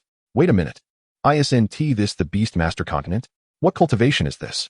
Driven by intense curiosity, Jiang Wuqi finally turned to the first page. The second page. The third page. What on earth? The first 3 pages were densely filled with the signatures of contributors and officials from various departments. Were these individuals so meticulous about intellectual property? Anyone who dared to pirate this would surely be diced into pieces by these hundreds of big shots. Jiang Wuqi patiently read for an entire hour. The manual primarily discussed how to harness the power of heaven and earth to enhance oneself, detailing the stages of beast masters and the various applications of Xinyu power at different levels. Yet, by the last line, he still hadn't found a single mention of cultivation. Putting down the rather dull training manual, Jiang Wuqi couldn't help but ask Gao Tianxiang, wait a minute, buddy. What you're practicing doesn't align with what the book says? Isn't it just about absorbing the power of heaven and earth? Why are you meditating? What are you mumbling? Gao Tianxiang opened his eyes and chuckled awkwardly. My mom believes in Buddhism. She says this way the Buddha blesses me, making my training faster. Oh my. Jiang Wuqi gritted his teeth, wanting nothing more than to give him a couple of elbows. How absurd. Which temple is that from? Is it from the Maisei temple? A contestant who flaunts 6 chicken legs a day must be on the Buddha's blacklist. Fine. If you're into mysticism, let us do something local. Jiang Wuqi adjusted his uniform, forming seals on the spot. Heaven and earth, mysterious sect, the source of all energy, widely cultivating all calamities. Manifest my divine powers. A surge of kingly aura combined with Xinyu power erupted, startling Gao Tianxiang. Whoa, brother, your mysticism is incredible. Hurry, teach me. Jiang Wuqi rubbed his fingers together. Tuition is 200. Sure. My family has 200. Having accepted the 200 yuan, from that moment on, this unfamiliar world gained another like-minded companion, a yellow-haired Taoist. The next day at school, Jiang Wuqi faced his first examination in life. A written assessment for advancing to a junior beastmaster. He recognized the characters on the paper, but when combined, he couldn't make sense of them. 3 days. Not even the god of literature could help him now. Fortunately, they were all multiple-choice questions, so fate would decide. Jiang Wuqi sighed and reluctantly raised his hand. Wang Zilv approached and quietly asked, Classmate Jiang, what is the problem? After a long pause, Jiang Wuqi finally asked quietly, Teacher Wang, if I select all options, would I get points? Wang Zilv's pupils dilated. What a grading speed. A genius. Classmate Jiang, are you sure you've read all the questions? Jiang Wuqi flipped the paper on the desk. Aren't there just 50 questions? Isn't it obvious at a glance? Isn't it difficult? Chapter 14. The advancement assessment begins. This is a genius. Wang Zilv gasped. A genius among geniuses. Are you sure about your selections? Jiang Wuqi nodded, confident that he would get half right. He certainly wouldn't flunk. I am absolutely certain. Without a second thought, Wang Zilv took Jiang Wuqi's blank paper. Classmate Jiang, please proceed to the next examination room. As Jiang Wuqi turned to exit, Wang Zilv marked a perfect score of 100 on the blank paper. Don't ask why a blank paper received full marks. It's simply because geniuses disdain answering questions. Lin Ruoxue and Gao Tianxiang exchanged glances toward the door, feeling somewhat disappointed. For someone who had lost their memory 3 days prior, this examination was truly unfair. Jiang Wuqi sighed outside the door. So be it. As long as he could score full marks in the practical examination for beast mastery, even if he scored only 20 or 30 in the written test, he would still successfully advance to a junior beastmaster. Following the signs leading to the practical examination room for Class 11, Jiang Wuqi arrived at the venue. The two examiners chatting inside were visibly taken aback upon seeing Jiang Wuqi. Wasn't he the written test just a few minutes in? Had he completed it already? Wasn't he submitting a blank paper prohibited? One of the examiners, Zhao Tianhe, cleared his throat. This student, please wait a moment. Li Xiu, go ask Wang Zilv what's going on. The examiner named Li Xiu nodded slightly and walked out of the practical examination room. A minute later, Li Xiu returned, looking astonished, and quickly pulled Zhao Tianhe aside to whisper. What? Isn't he the one who lost his memory? How is this possible? Li Xiu shrugged. I don't understand the world of geniuses.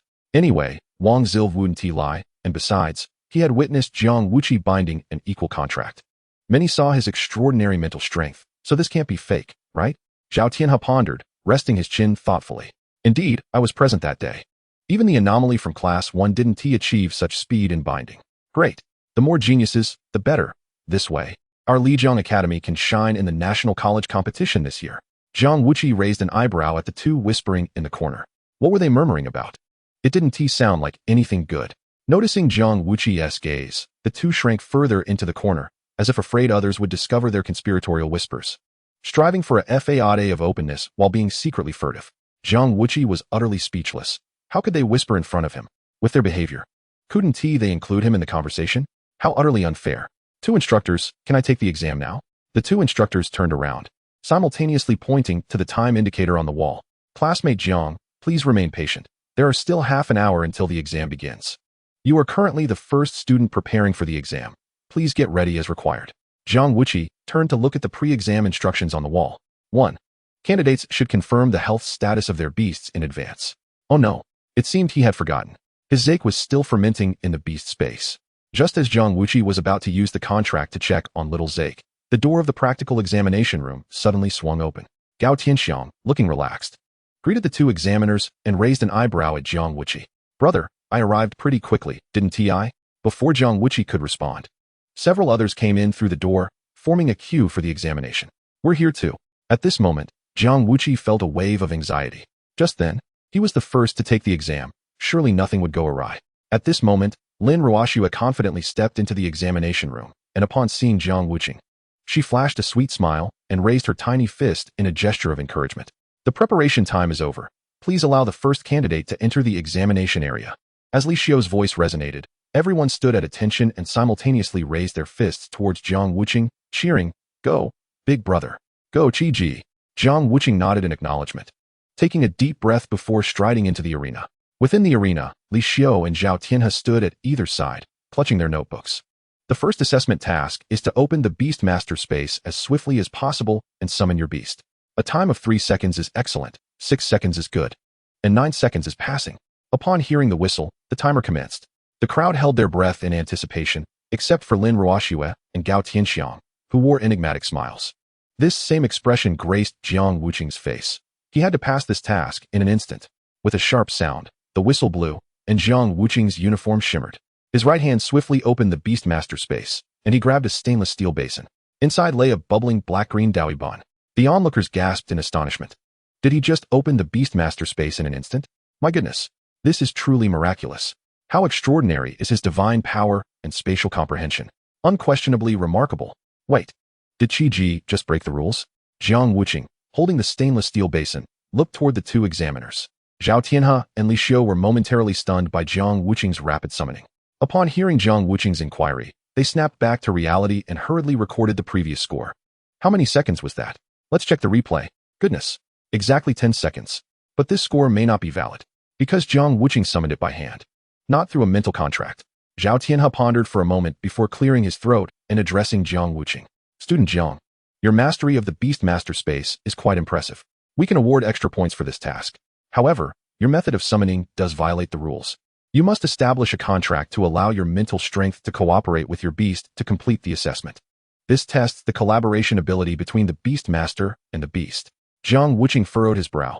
This task might be simple for other beasts, but the level 1 mud monster was notoriously lazy and dull, making it quite challenging to manage, unless he exerted a significant amount of mental power to force it. He had never attempted a coercive summoning. Would that even work? Chapter 15, setting a new record, ascending to the next level. Jiang Wuqi gazed at the little Zack in the stainless steel basin, silently channeling his mental strength. Come on, get up and give Dad a jump. Just move a little. No matter how Jiang Wuqi urged, little Zack remained nestled in the basin, quietly bubbling away. Jiang Wuqi's expression darkened. It was clear he had to resort to the contract. He swiftly extracted little Zack from the basin, intending to return it to the Beastmaster space, when Zhao Tianhe suddenly exclaimed, "Wait, Jiang, isn't the beast you reported a level 1 mud monster? What is this black and green creature?" Jiang Wuqi chuckled as he patted the Zack. Resembling a spinach-flavored black rice bun, my mud monster is unique. It loves to drink vegetable juice. Hence, it appears a bit green. The classmates craned their necks to get a better look at the round mud monster, marveling at its peculiar appearance. Lijiang approached, using his mental power to scrutinize it thoroughly before nodding at Zhao Tianhe. Indeed, it is a level 1 mud monster, although it seems to emit a rather stale odor. Jiang Wuqi slapped his thigh. Oh no, I forgot. I should have added preservatives. A bit of coloring and flavoring would enhance its appearance and aroma. This is crucial. I must remember for next time. As a biochemical mage, how could I neglect to incorporate technology and ingenuity? Since the beast posed no issues, the exam continued. Please return your beast to the Beastmaster space, Jiang Wuqi, and upon hearing the whistle, summon it again. Jiang Wuqi nodded, preparing as he summoned his mental power to amplify the contract strength. Spectators could even perceive a faint golden glow emanating from Jiang Wuqi's body. Goodness, this is extraordinary. Qi Ji's mental power rivals that of a mid-level Beastmaster. Why bother with an equal contract? Isn't that a waste of mental strength? Not at all. The mud monster has limited potential and lacks any rebellious spirit, so it's better to skip the hassle and implement a servitude contract. Yet, one cannot disregard the fact that a beast under a servitude contract cannot augment the Beastmaster. Each method has its own merits. Gao Tianxiang rolled his eyes. Does my big brother lack mental strength? You all are worrying for no reason. With that, Zhao Tianhe's whistle sounded again, drawing everyone's attention back to Jiang Wuqi. A commanding shout echoed as the Beastmaster space behind him seemed to tear open a rift in space. The previously sluggish little Zack, sensing a threat to its existence, suddenly sprang forth from the Beastmaster space. To the astonished gaze of all, it darted away like a frightened pudding. In the blink of an eye, it dashed out of the examination room. Wait, did I just see that correctly? Is that the speed a mud monster can achieve? It must have broken the record. For speed, I would call it the strongest. Surely little Zack deserves full marks for this performance. Zhao Tianhe and his colleague were utterly baffled. What could possibly prompt a notoriously lazy creature like the mud monster to sprint at such astonishing speed? Even with immense mental power, one would not expect to alter its inherent traits. Lijiang, furrowing his brow, could no longer contain his curiosity. Student Jiang, how did you manage that? Jiang Wuqi shrugged innocently. I'm not sure. Perhaps it possesses innate talent. After all, saying that I temporarily altered the contract and forced it to sacrifice would sound too harsh. But a little scare for my baby is acceptable. Besides, the mental power provided by the system is ample, allowing me to squander it freely. Zhao Tianhe and his colleague exchanged glances and promptly awarded him a perfect score of 30 points. Furthermore, they added an additional 20 points as a bonus. In just the first assessment, he had amassed a total of 50 points. The students from Class 11 stared wide-eyed, having never witnessed such a feat. At this rate, Jiang Wuqi was on track to shatter the assessment record for apprentice beastmasters in Lijiang City.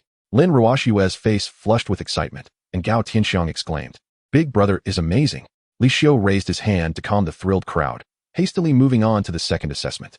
After Zhao Tianhe retrieved little Zack, he quietly explained, "The second assessment is worth 40 points in total, primarily evaluating the Beastmaster's mental commands and the beast's obedience.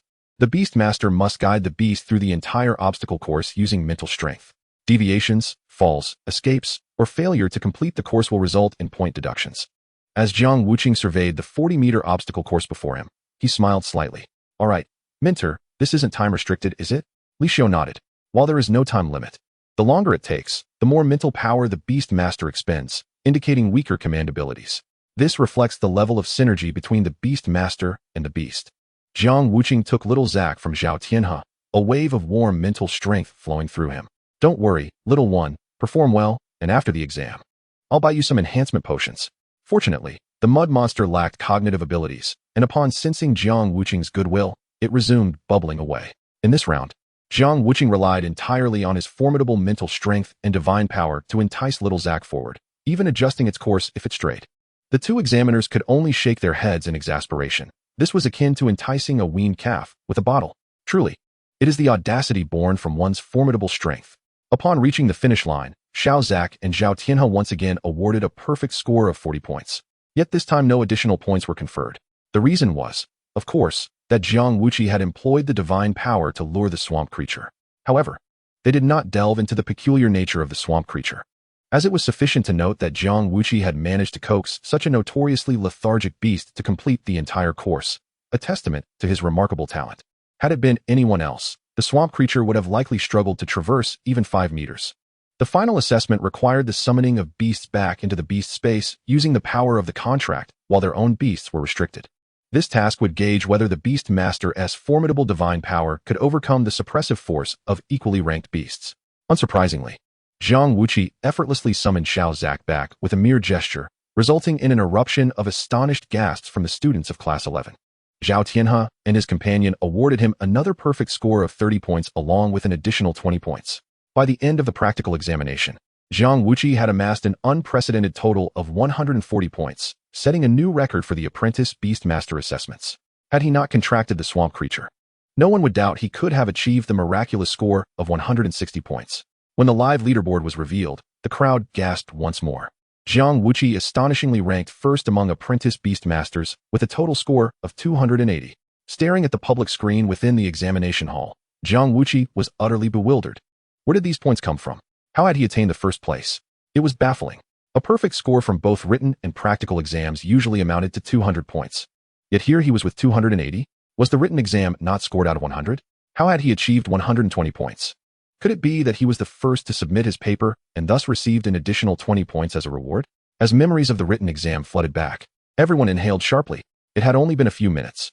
They had assumed he had hastily submitted without much thought. Yet, upon reflection, it was evident that he had answered correctly with remarkable speed. How extraordinary! Had he truly forgotten everything? Lin Ruoxue gasped in admiration, her eyes sparkling with adoration. So, this was his true prowess? As his close friend, Gao Tianxiang was already struck dumb by the revelation. Grasping his buzzing head, he felt as though the sky had fallen upon him. This was a betrayal from friendship. He had been pretending to be a top student, explaining concepts to others, only for Jiang Wuqi to study for 3 days and emerge as the top scorer. In a moment of realization, he felt like a fool. How could he ever show his face again? Death seemed a more fitting end. Just as Gao Tianxiang was engulfed in despair, Zhao Tianhe turned the page in his notebook. Please welcome the second candidate, Gao Tianxiang. Chapter 16. I just want to ask, do underprivileged students receive scholarships for scoring first? Jiang Wuqi, still in a daze, remained oblivious until Gao Tianxiang entered the examination area, his brow furrowed in confusion. What did it mean that he had completed the written exam first with a perfect score? Did they all select the same answers? Was it not peculiar that all correct answers were identical? This world was utterly absurd. Hey, could you give me some space? I need to take my exam. Gao Tianxiang, on the verge of tears, pleaded. All right. Jiang Wuqi shook himself from his stupor, patting Gao Tianxiang's shoulder. Do your best. I've got faith in you. Gao Tianxiang forced a smile, nearly moved to tears, and nodded fervently. Upon Jiang Wuqi's return to the waiting area, he was once again greeted by a chorus of cheers from his classmates. Their extraordinary scores would be etched into the history of Lijiang Academy. As classmates and witnesses, they shared in this glorious moment. Lin Ruoxue was practically bouncing with excitement, her eyes filled with hearts. Jiang, you are truly amazing. Jiang Wuqi felt a twitch at the corner of his mouth, thinking to himself that he too believed it. Surely, this stroke of fortune could not have come without having borrowed 20 years of his lifespan. He had never consented to such a thing. Quiet down, Zhao Tianhe called, calming the excited crowd, and instructed Gao Tianxiang, I want to elaborate on the rules. Begin upon hearing the whistle. Gao Tianxiang instantly adopted a serious demeanor. His written scores had always been among the lowest. He had to rely on practical skills to pull through. The outcome hinged on this moment. Beep. With the sound of the whistle, Gao Tianxiang clapped his hands together, summoning his beast from the space. Come forth, fire chicken. 1 second, 2 seconds. It wasn't until the 3rd second that Gao Tianxiang's beast space fully opened. Yet, before he could employ his mental contract to guide the fire chicken, a fiery, chaotic creature burst forth, accompanied by an indescribable aroma. The fire chicken soared through the air, spinning and leaping without pause. After a resounding crow, it unleashed a spiraling spray of chaos, igniting a suspicious greenish goo. The 2 instructors were caught off guard by this flamboyant display. Puff, puff, puff. The dazzling aerial assault left everyone in awe. The onlookers, bewildered by the spectacle, erupted in applause. Tianxiang has secretly trained this skill. Incredible. We should call him Brother Xiang now. Jiang Wuqi sensed something amiss. This chicken must have consumed something spicy and was now in distress. He swiftly grabbed Lin Ruoshua's arm and moved toward the exit, just in case.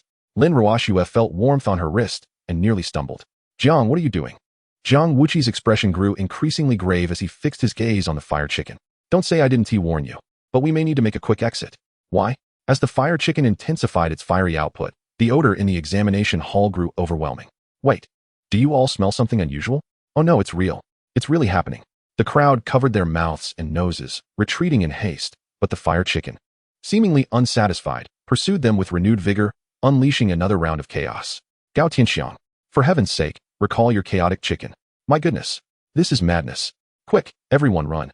The hall was filled with a flurry of feathers, while the 2 instructors maintained a barrier, their expressions darkening. Trained professionals though they were, their patience was waning. Gao Tianxiang, if you do not force your beast back, you will have to retake the exam. Gao Tianxiang, momentarily lost in admiration for his beast's prowess, suddenly snapped back to reality. This chicken is truly fierce. Li Xiao's expression turned incredulous. Gao Tianxiang, what in the world are you laughing about? Recall it now? It was only after a sincere apology that Gao Tianxiang hurriedly summoned the fire chicken back. Despite the overwhelming aroma during the assessment, the instructor's goodwill remained intact.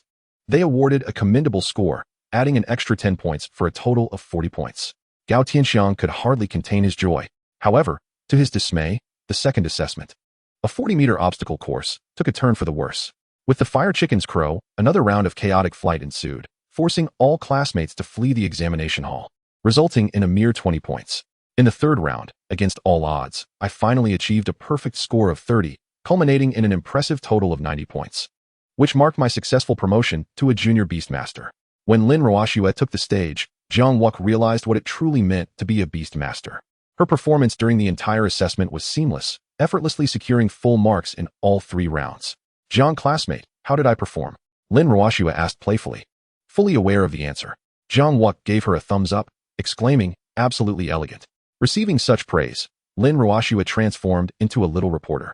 Raising her hand to pose another question, what are your thoughts on being the top scorer, Jiang classmate? At this, curious gazes turned towards Jiang Wuqi. Clearing his throat, he addressed the 2 examiners. I just wanted to inquire, do students from disadvantaged backgrounds who score first receive scholarships? This statement left Lin Ruoshua momentarily speechless, and the classmates exchanged glances with the examiners. It must be said that Jiang Wuqi's family truly faced hardships. Given his achievements, applying for some financial aid seems reasonable. Absolutely. With such extraordinary results, no matter which academy he attends, he would be highly sought after. Something must be done to show appreciation. Zhao Tianhe and Li Xiao exchanged knowing looks, nodding in agreement. Rest assured, Jiang classmate, we will certainly collaborate with Mentor Wang to apply to the academy on your behalf. I believe the institution will place great importance on exceptional students like you. Jiang Wuqi was touched, realizing that a student from a disadvantaged background should indeed embody that spirit of resilience. Thank you very much, esteemed examiners.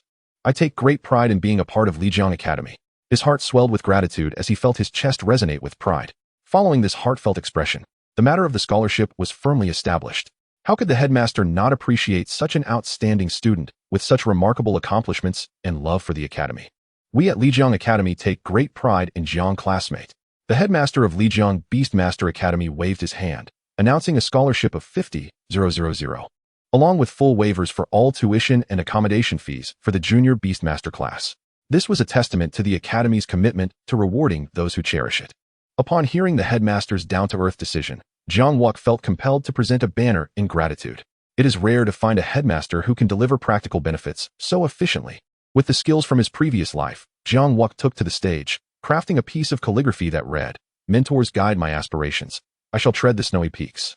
This display of righteous spirit left the entire faculty and student body profoundly moved. To them, it represented the sincere dedication of a struggling student towards the academy. A mutual affection that encapsulated love. Headmaster Sun Mingyuan, nearing 300 years of age, was moved to tears, his voice choked with emotion. What beautiful poetry, what excellent calligraphy, what an exceptional student. After a century of nurturing talent, I have never encountered such a passionate and ambitious learner. With students like this, how can we worry about the future of Daxia? Indeed. Jiang classmate, should you ever need assistance, do not hesitate to seek me out. I shall not shy away from any task I can fulfill. Jiang Wuqi stood upright, bowing in gratitude. Following the award ceremony, Sun Mingyuan carefully rolled up the calligraphy, entrusting it to his assistant with strict instructions. Mount it using the finest materials. Lin Ruoxua watched from below, her eyes glistening with emotion. Truly, he is the man she admires. He possesses a heart full of love. Gao Tianxiang regarded Jiang Wuqi as a genuine deity, marveling at his charisma.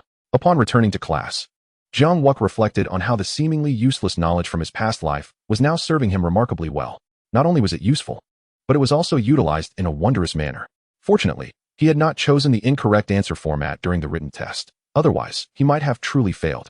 The initial prohibitions against multiple choices were proving increasingly relevant. After school, with his scholarship in hand, Jiang Wuqi generously treated all his classmates to an extra serving of grilled sausage in the cafeteria. This seemingly frugal act was deeply appreciated by his classmates in Class 11. It was well known that Jiang Wuqi had once relished grilled sausages, often settling for a bowl of plain rice accompanied by a sausage for a meal. Now, this single sausage represented the profound camaraderie shared among them. Thank you for your generosity, Jiang Ji. Though he may be poor, he is truly loyal. Gao Tianxiang savored the succulent sausage, overwhelmed with emotion. Others may not understand Jiang Wuqi's frugality, but it is indeed rare. As Jiang Wuqi surpassed the assessment scores for junior Beastmasters, the entire Lijiang Academy began to recognize him as a remarkable talent, blending both beauty and intellect. The mentors of the junior class were eager to snatch him from Mentor Wang's tutelage. However, no one anticipated that Jiang Wuqi's casual remark about how it was all thanks to Mentor Wang's excellent teaching would reach the ears of Headmaster Sun Mingyuan. Consequently, a decree was issued, allowing Wang Zil to continue mentoring Class 11. This also meant an opportunity for Wang Zil to ascend to a higher mentor position. If he could lead Class 11 to even greater heights, attaining the title of senior mentor would no longer be a distant dream. After 30 years of serving as a junior class advisor, Wang Zil finally welcomed his moment of glory. In the newly furnished classroom, familiar faces were present. At the podium, Wang Zil's eyes glistened with emotion as he expressed his gratitude. Thank you, Headmaster. Thank you, students, for your trust. Class 11, let us strive together. A warm round of applause erupted, and Jiang Wuqi exhaled in relief. For reasons unknown, seeing Wang Zil's face instilled in him an inexplicable sense of reassurance. Perhaps this was love. Now, we shall begin the process of rearranging seats. Students may choose freely. Is there anyone who wishes to switch? As soon as Wang Zil finished speaking, a girl who had previously been Lin Ruoxua's deskmate raised her hand. Teacher Wang, I would like to sit with Gao Tianxiang. Without a moment's hesitation, Gao Tianxiang sprang up, waving his hand dramatically. You think you can sever the bond between me and my brother? Not a chance. Not even the King of Heaven could do that. Jiang Wuqi nodded slightly, appreciating his brotherly loyalty. No doubt about it. The rejected girl's expression stiffened. And she scoffed, who cares about you? After sitting down, she could only helplessly gesture to Lin Ruoxua. It wasn't her friend's fault for not being supportive. She could only blame the unbreakable bond between them. Upon hearing this, everyone understood, casting knowing glances filled with intrigue. The class leader's intentions were clear. Lin Ruoxua blinked innocently. Confusion etched on her face. Once she realized what was happening, her cheeks flushed crimson. Jiang Na, what are you doing? Are you asking for trouble? Just doing what a good friend should do. Don't be shy. The laughter erupted, and Lin Ruoxua, with her flushed cheeks, quickly turned to clarify. This is not my idea. Jiang Wuqi nodded earnestly. Rest assured, there is no misunderstanding. What remains between us is purely a matter of affection. The classmates began to tease, forcing Lin Ruoxua to assert her authority as class leader to silence them, while also giving Jiang Na a stern pinch. Meanwhile, Gao Tianxiang acted oblivious, resolutely ignoring the chaos. He had already declared that not even the King of Heaven could come between him and Jiang Wuqi. All right, since no one has any desire to change seats, let us settle down. I will now outline the requirements for the junior class. Wang Zil's words captured everyone's full attention, compared to the junior class. The pressure of the junior class was undeniably intense. This was not merely a matter of academic standing, but also represented the title of a Beastmaster. To truly earn this title, one must rely on genuine skill. Wang Zil revealed the current combat power rankings for junior Beastmasters. Bai Han, a novice beast tamer, possesses a level Ice Thorn Battle Bear.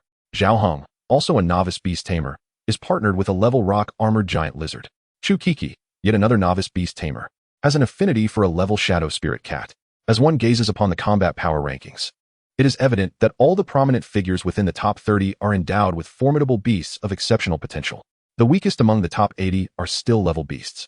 Observing the newly elevated 11th class of apprentices, aside from Lin Ruoxue, who has nurtured a level Ice Crystal Spirit Realm, the rest are all of level potential. Just as everyone felt the mounting pressure, Jiang Wuqi suddenly raised his hand and posed a soul-searching inquiry. Teacher Wang, why have these seasoned individuals not yet advanced to intermediate beast tamers? Wang Zil, clearing his throat, acknowledged this as a concern he intended to address. Despite their impressive beasts, their personal cultivation has not reached the standards of an intermediate beast tamer. In other words, during intense battles, they would struggle to maintain the balance of their contracts, rendering them susceptible to backlash from their beasts. At this juncture, Wang Zil began to elucidate the focal points of cultivation for novice beast tamers. Unlike the foundational training of apprentice beast tamers, the emphasis for novice beast tamers lies more on enhancing their divine taming powers. To ascend to intermediate beast tamer status, one must cultivate their divine power to the 3rd tier and master specific divine techniques. This serves as the optimal means to control beasts. Aside from the mental shackles that restrict master-level beast tamers, a beast tamer incapable of controlling a rampaging beast becomes a ticking time bomb, which elucidates why they have not been granted permission for advancement. As he concluded his explanation, Wang Zil's clothes fluttered as if caught in a breeze, and his signature wild boar emerged from the adjacent beast space, shaking its head. Students, please pay attention. I will now demonstrate one of the applications of 2nd-tier divine taming power. External Technique 1, Beast Binding Lock. With that declaration, the divine power in Wang Zil's palm coalesced into a pale blue chain, ensnaring the wild boar firmly. Upon tugging the chain, the wild boar collapsed without resistance, eliciting gasps of astonishment from the students. Jiang Wuqi, however, furrowed his brow and inquired, Teacher Wang, can this technique be used on humans? Wang Zil's expression stiffened. What are you intending to do? Jiang Wuqi, that thought is quite perilous. You must not act like a lawless rogue. The students exchanged knowing glances. Realizing Jiang Wuqi was contemplating capturing the leader first, a true aspiration for someone determined to become a beast tamer in the Great Xia. Jiang Wuqi chuckled awkwardly and clarified, Teacher, you misunderstand. I would never use such a skill to bind a person. I merely wish to know if it can be applied to another's beast or to capture wild creatures. Wang Zil relaxed slightly but reiterated sternly that while external techniques can indeed be used on humans, kidnapping is against the law, particularly when it involves unwilling individuals, which carries severe penalties.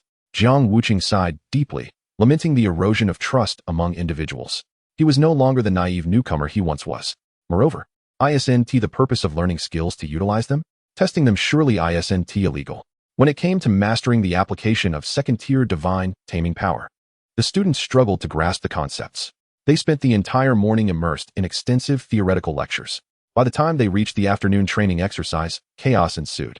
Unable to master the beast binding lock, their beasts began to run amok. The situation escalated further when Gao Tianxiang's fiery chicken took the stage, adding to the disarray. Forget practicing. They couldn't even recite the incantation before chaos erupted. Fortunately, Jiang Wuqi had prepared in advance and swiftly took cover. Lin Ruoxue followed closely behind, retreating to a corner. How had he raised such a potent fiery chicken when its potential was only at level? Jiang Wuqi smirked. Perhaps he overfed it with spicy water. This training method is truly bizarre. I wonder what he was thinking. Just as they were musing, Gao Tianxiang's fiery chicken abruptly turned and charged towards them. Cluck, cluck, cluck. Lin Ruoxue quickly stood in front of Jiang Wuqi, declaring, Ice Crystal Spirit Mirror. Bring it down. With a flurry of frost and cold air akin to a Gatling gun, the icy blast struck the fiery chicken midair, causing it to squawk in distress. Gao Tianxiang's expression shifted as he hastily attempted to recall it through their contract. Class monitor. Have mercy. Spare my chicken. At that moment, a dark mass of mud spiraled upward, enveloping the frozen fiery chicken and absorbing the remaining onslaught. Turning their heads, the students beheld Jiang Wuqi engrossed in a manual titled Beginner Beast Evolution Atlas, thoroughly enjoying his reading. With just a casual brush, he had already accumulated 6 points, leading to his elation. My little one can grow stronger again. Current available upgrade points, 6, based on the current level of Mud Monster characteristics. The following attributes can be enhanced. Strength, 3, Endurance, 2, Spirit, 4, Stickiness, 2. Size. 3. Just 6 points short. Perfect. Distributing evenly, he upgraded his attributes. Strength. 4. Endurance. 4. Spirit. 4. Stickiness. 4. Size. 4. Once the total attribute points exceed 50, 1 evolution point will be granted, yielding new mutated attributes. Current total attribute points. 20. How delightful. As the beginner Beast Evolution Atlas closed, a smirk appeared on Jiang Wuqi's face. External Technique 1. Beast Binding Lock. With a swift motion, a cerulean chain shot forth, ensnaring both the mud monster and the fiery chicken. The once chaotic scene fell into silence. Wow. Did he truly master this technique within a mere afternoon after just being taught in the morning? Jiang Wuqi is an absolute marvel. Wang Zil looked on in astonishment.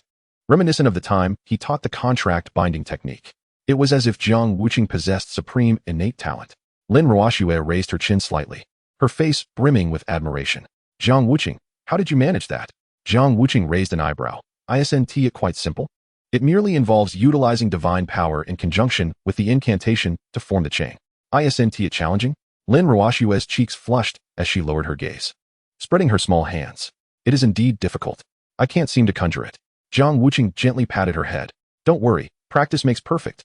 As long as your divine power is strong enough, these challenges will be surmountable. As he clapped his hands, calling forth the desired outcome, Lin Ruoxue seemed to grasp an underlying implication and momentarily appeared dazed. No wonder Jiang Wuqi was so formidable. Did that imply his divine power had already reached the upper tier of the second level?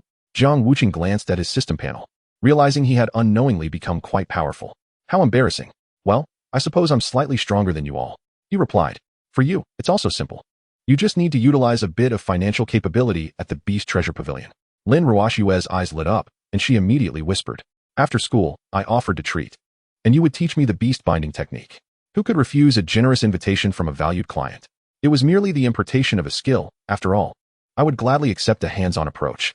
Just as this was being discussed, Gao Tianxiang rushed over, his expression one of distress. Big brother, spare my life. Jiang Wuqi snapped his fingers, and the beast binding technique responded promptly, breaking apart, a display of effortless control that drew admiration from many classmates. Such mastery was truly remarkable. If this momentum continued, Qi Gu would soon ascend the ranks.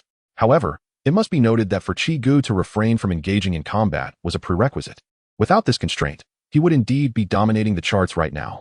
Indeed, remarked the little Zake, a mere chokehold would be a swift beating, silencing anyone. Now with an additional technique for binding, Qi Gu would find escape impossible, and any attempt would result in further punishment. Wang Zil's face darkened at the absurdity of it all. This is all wrong. Everyone has been led astray by Jiang Wuqi, the lawless rogue. Ahem. You miscreants must exercise restraint. Keep a low profile. The beast binding technique is not meant for such purposes. This is not what I taught you. The students exchanged knowing smiles and nodded in agreement. They understood the unspoken sentiment.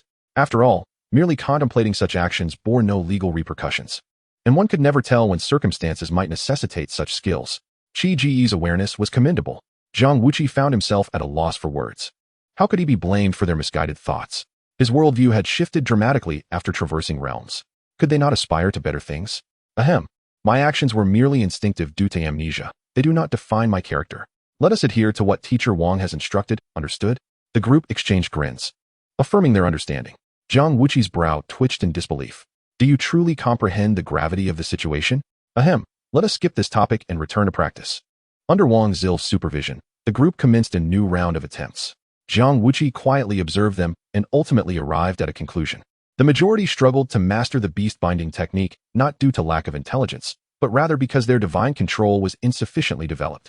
To enhance this divine prowess, apart from routine training, one needed to be in areas rich with the powers of heaven and earth for rapid improvement. Whether naturally occurring or artificially created training grounds, the pursuit of swift enhancement invariably required financial investment. The free avenue seemed to be limited to the Academy's monthly spiritual spring baptism, which provided only minimal improvement. After much contemplation, he realized he must pay a visit to the Yubao Pavilion. Previously, he had seen potions that could assist in cultivating divine control. Although they were somewhat costly, they remained within his budget. After all, he was now a small fortune holder with 50 for 100 in his possession. Spending money on oneself is paramount.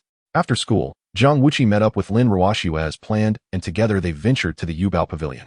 This time, due to Jiang Wuqi not wearing a hat, he attracted considerable attention upon entering. Goodness, this fellow is truly stunning, exclaimed an onlooker. Such a handsome young man. Even stirring feelings in ladies long dormant for 30 years. Isn't that Jiang Wuqi, the one making waves at Lijiang Academy? Is he quite famous? Haven't you heard? This lad shattered the record for the Apprentice Beast Tamer assessment, scoring 280 points. Even Dean's son personally awarded him a scholarship. 280 points? That's an impressive leap of 80. What is the reason? It said he completed the written exam in under 3 minutes with full marks, and the practical test was a breeze. Achieving instantaneous openings of the beast taming space. Truly extraordinary. My goodness. This lad has limitless potential. Indeed. With Dean's son backing him, what concerns could he possibly have? Nearby, the lobby manager, Lu Qi, narrowed his eyes. He had previously received reports about the young lady's impressive background and was now astonished by the lad's remarkable talent. This opportunity must not be missed. Lu Qi straightened his attire and approached. Esteemed Miss Lin, Mr. Jiang, I am Lu Qi, the lobby manager here. How may I assist you? Lin Ruoxue furrowed her brows. Are you investigating us? Lu Qi's expression stiffened, and he quickly waved his hands. Miss Lin, please do not misunderstand. The attendant who assisted you last time merely reported the facts. We certainly do not conduct private investigations. The Yubao Pavilion would never compromise the confidentiality of our esteemed guests. Jiang Wuqi nodded, understanding that the ability to gauge potential clients was standard practice even in Blue Star. It was evident that Lu Qi's position as lobby manager was well-deserved due to his perceptive nature. We are interested in items suitable for enhancing the divine control of a junior beast tamer. Could you provide some recommendations? Lu Qi discreetly scanned the surroundings. Dear guests, the lobby is quite crowded. Please follow me. All right. Guided by Lu Qi, they arrived at the entrance of a VIP reception room, surprising Jiang Wuqi. Manager Lu, is this treatment a bit excessive? Lu Qi produced a card to swipe at the door and bowed politely. Not at all. Please, esteemed guests, enter.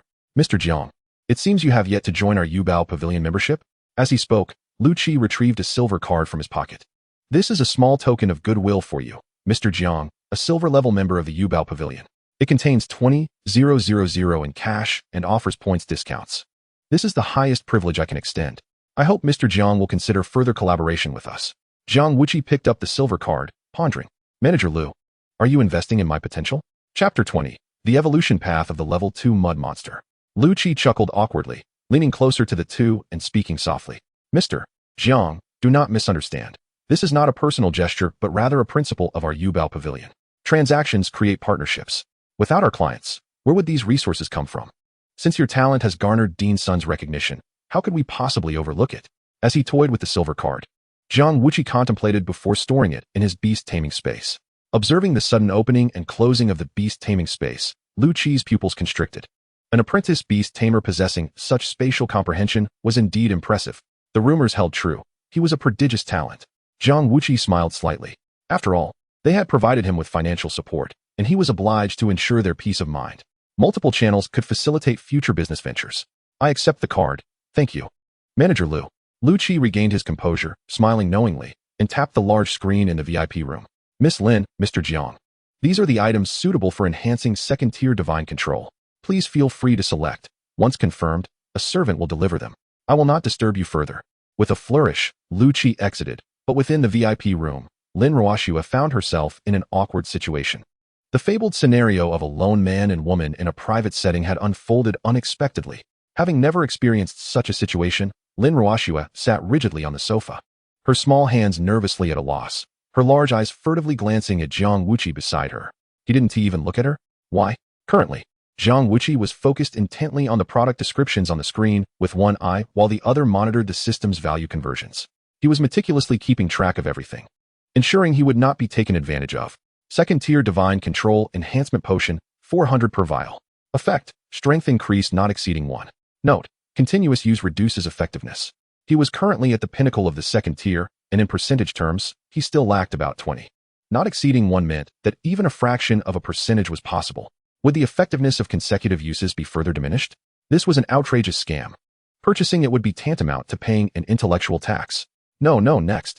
Changshun Jian Yuan. For boxes constitute a full course, each priced at 800 yuan. A complete course costs me 3,200 yuan. In my previous life, Lu Wei Di Huang Wan was also a kidney tonic. Yet it never dared to sell for such a price. What effect could it possibly have? Chong, Shun, Jian, T. Jiang Wuqi gazed thoughtfully at the mere 4-character description. Regardless of how extravagant the claims might be, he was certain he would not be deceived. Such plain and unadorned advertising was indeed a first for him. It seemed he would need to seek assistance within the venue. Have you ever tried this? Jiang Wuqi's eyes momentarily met Lin Ruoshue's, who appeared extremely tense, causing her delicate frame to shudder. What? I think I have tried it. The effect was just SOSO. Jiang Wuqi, observing Lin Ruoshue's peculiar expression, felt a flicker of curiosity. What do you mean by SOSO? Could you elaborate a bit more? Lin Ruoshue raised her small finger to point at the screen. It's exactly as written there. Chang Xinjian Ti, enhancing various metrics. You're already so strong. You shouldn't need supplements, right? Jiang Wuqi chuckled. Whoever complains about not being strong enough. 3,200 it is. Add to the cart. Next. Ti Xingu 500 yuan each. The image that came into view made Jiang Wuqi shudder. What the? ISNT that the red umbrella with the white stem that one lies down after consuming? Can this really be eaten? Effects. Can assist in cultivating the divine sovereign power, improving efficiency. Side effects. High probability of entering a hallucination. Those with weak mental fortitude should exercise caution. What a grand escape into the ethereal, nature-s way. With his robust mental strength, he should have nothing to fear, right? Let us try one first. I'll take a bit of everything for trial. After procuring an array of intriguing resources, Jiang Wuqi exited Yubao Pavilion with excitement, ready to test them out. Today's bounty reached 20,000, and he felt elated. However, Lin Ruoshue beside him pouted, clearly feeling a bit dejected. In that moment, she even doubted her own beauty. Jiang classmate, you haven't taught me how to bind beasts yet. No worries, we shall return to the academy immediately. And you can learn from me then. Lin Ruoshue's beautiful eyes flickered. Learn from you? Jiang Wuqi coughed wildly. How did I accidentally let that slip? You must have misheard me. Am I that sort of person? Lin Ruoshue blinked, recalling their previous moments alone, her lips pouting again. I don't know. Perhaps it's just that I look somewhat ordinary. Jiang Wuqi opened his mouth. How had the conversation veered into this territory again? Who said you look ordinary? Are you blind? Lin Ruoshue's delicate frame trembled, and her beautiful eyes sparkled once more. Really? When you have some time, take out your mirror and ask it who the most beautiful woman in the world is. Lin Ruoshue's cheeks instantly flushed crimson, and she turned her head away in embarrassment. No, that's too shameful. Well, it's good that you understand shame. Next time, don't feign ignorance. Only then did Lin Ruoshue realize, immediately pouting in anger. Your words are so sharp. How would you know if you haven't tried? You rogue. Yes, a rogue indeed. Ha. While they bantered, they returned to the academy's training ground, taking advantage of teaching Lin Ruoshue the binding beast lock. Jiang Wuqi also vigorously rubbed the ice crystal spirit mirror with his small zake. Yet, despite his efforts, he could not trigger the upgrade point again, leaving him puzzled. Opening the elementary beast evolution chart once more, he wondered if this could still be obtained. Is it once a day? Or can the same opponent only be used once a day? Lin Ruoshue peeked her small head over. Oh, is Jiang classmate's mud monster ready for promotion? So fast. Jiang Wuqi closed the book and nodded slightly. Indeed, it was nearing promotion, but he was unsure if it could mutate. Upon hearing the term mutation, Lin Ruoshue's expression turned somewhat despondent. I previously heard my grandfather say that any beast capable of mutation has almost always undergone an unconventional growth period. In other words, if everything follows the promotion standards, it is nearly impossible. Just like the evolutionary path written in this book may not be very friendly to your mud monster. Jiang Wuqi had already read this in the book. The mud monster with level potential could only follow one route to the next stage. At most, it could only promote to level, a typical underachieving beast used to transition through the early stages. Observing Lin Ruoshue, who was worried for him, Jiang Wuqi forced a smile. I'm hungry, let us go eat. Lin Ruoshue frowned, seemingly still concerned. Are you planning to transition for a while before switching beasts? Jiang Wuqi smirked, half-jokingly saying, Do you believe I can raise it to level? Lin Ruoshue rolled her eyes dramatically. Believe you? Not a chance. Chapter 21, Zombie Attack? Finally, some indulgence. After a hearty meal at the cafeteria, they parted ways downstairs in the dormitory. Just as they encountered Jiang Na descending the stairs, another round of teasing was inevitable. Oh, I wondered why you weren't replying to messages. Turns out you were secretly on a date. Shue, you truly prioritize romance over friendship. You big mouth. Hurry and leave. Jiang Na placed her hands on her hips with a huff. I'm not leaving. Hee. Lin Ruoshue's charming face flushed red, and she immediately raised her hand. External path forbidden, binding beast lock. Jiang Na, witnessing the suddenly tightening chains around her body, was left dumbfounded. An outright betrayal. How outrageous. Not only sneaking off for a date, but also secretly practicing skills. This is too much. With her face flushed crimson, Lin Ruoshue hoisted Jiang Na and, in a flash, dashed upstairs. Thank you, Jiang classmate, See you tomorrow. Jiang Wuqi raised an eyebrow. She hadn't known how to do that earlier. Now she was using it so smoothly. Indeed, one must be pushed to achieve greatness. Learning to bind others at such a young age is quite concerning. Returning to his dormitory, Jiang Wuqi began to experiment with the trial products he had purchased. After consuming the Changshun Jianti Wan, he felt a warm sensation, akin to having drunk tiger bone tonic. He felt an abundance of energy, eager to engage in a brawl. This effect far exceeded Jiang Wuqi's expectations, earning a resounding approval. This money was well spent. Seizing this surge of energy, Jiang Wuqi settled on the balcony and pulled out the Ti Shingu, the red umbrella and white stem. Since it was nearing bedtime, it didn't matter whether he faced consequences or not. Here goes. Crunch, crunch. This thing is a bit gritty. Shouldn't it be washed before consuming? Having eaten it, it's too late for cleanliness. I'll eat it and suffer no ill effects. Gulp. Commencing cultivation. Unsure whether it was the effect of the Changshin Jian Wan or the Ti Shingu, Jiang Wuqi felt that his absorption of the Earth's energy seemed to accelerate significantly. If he continued at this rate, he estimated he could break through to the third stage in just a few days. Once he breaks through to the third stage, wouldn't it be easy to defeat those seasoned opponents? With this momentum, little Zake would surely soar. Releasing the beast space, the pitch-black little Zake plopped onto the floor. The Infinite Evolution Systems panel also popped up. Name: Mud Monster. Race: Earth Spirit Clan. Personality: quiet, dull. Attribute: Earth, semi-fluid mud life form. Potential: level. Talent: invisible body. Can change into any shape. Can devour any Earth-type material to grow itself. Skill: Mud Strangle. Pulls the opponent into its body, suffocating them to death. Note: the mud monster can only strangle enemies smaller than its own size. Observing little Zake, which had returned to its original color, Jiang Wuqi sighed. Eating spinach is of no use. It still needs to eat soil. Fortunately, he had exchanged 2 bags of level nutrient soil from Yubao Pavilion with his points. After a thorough mixing, he returned it to the beast space. It must be said, the mud monster is truly easy to raise.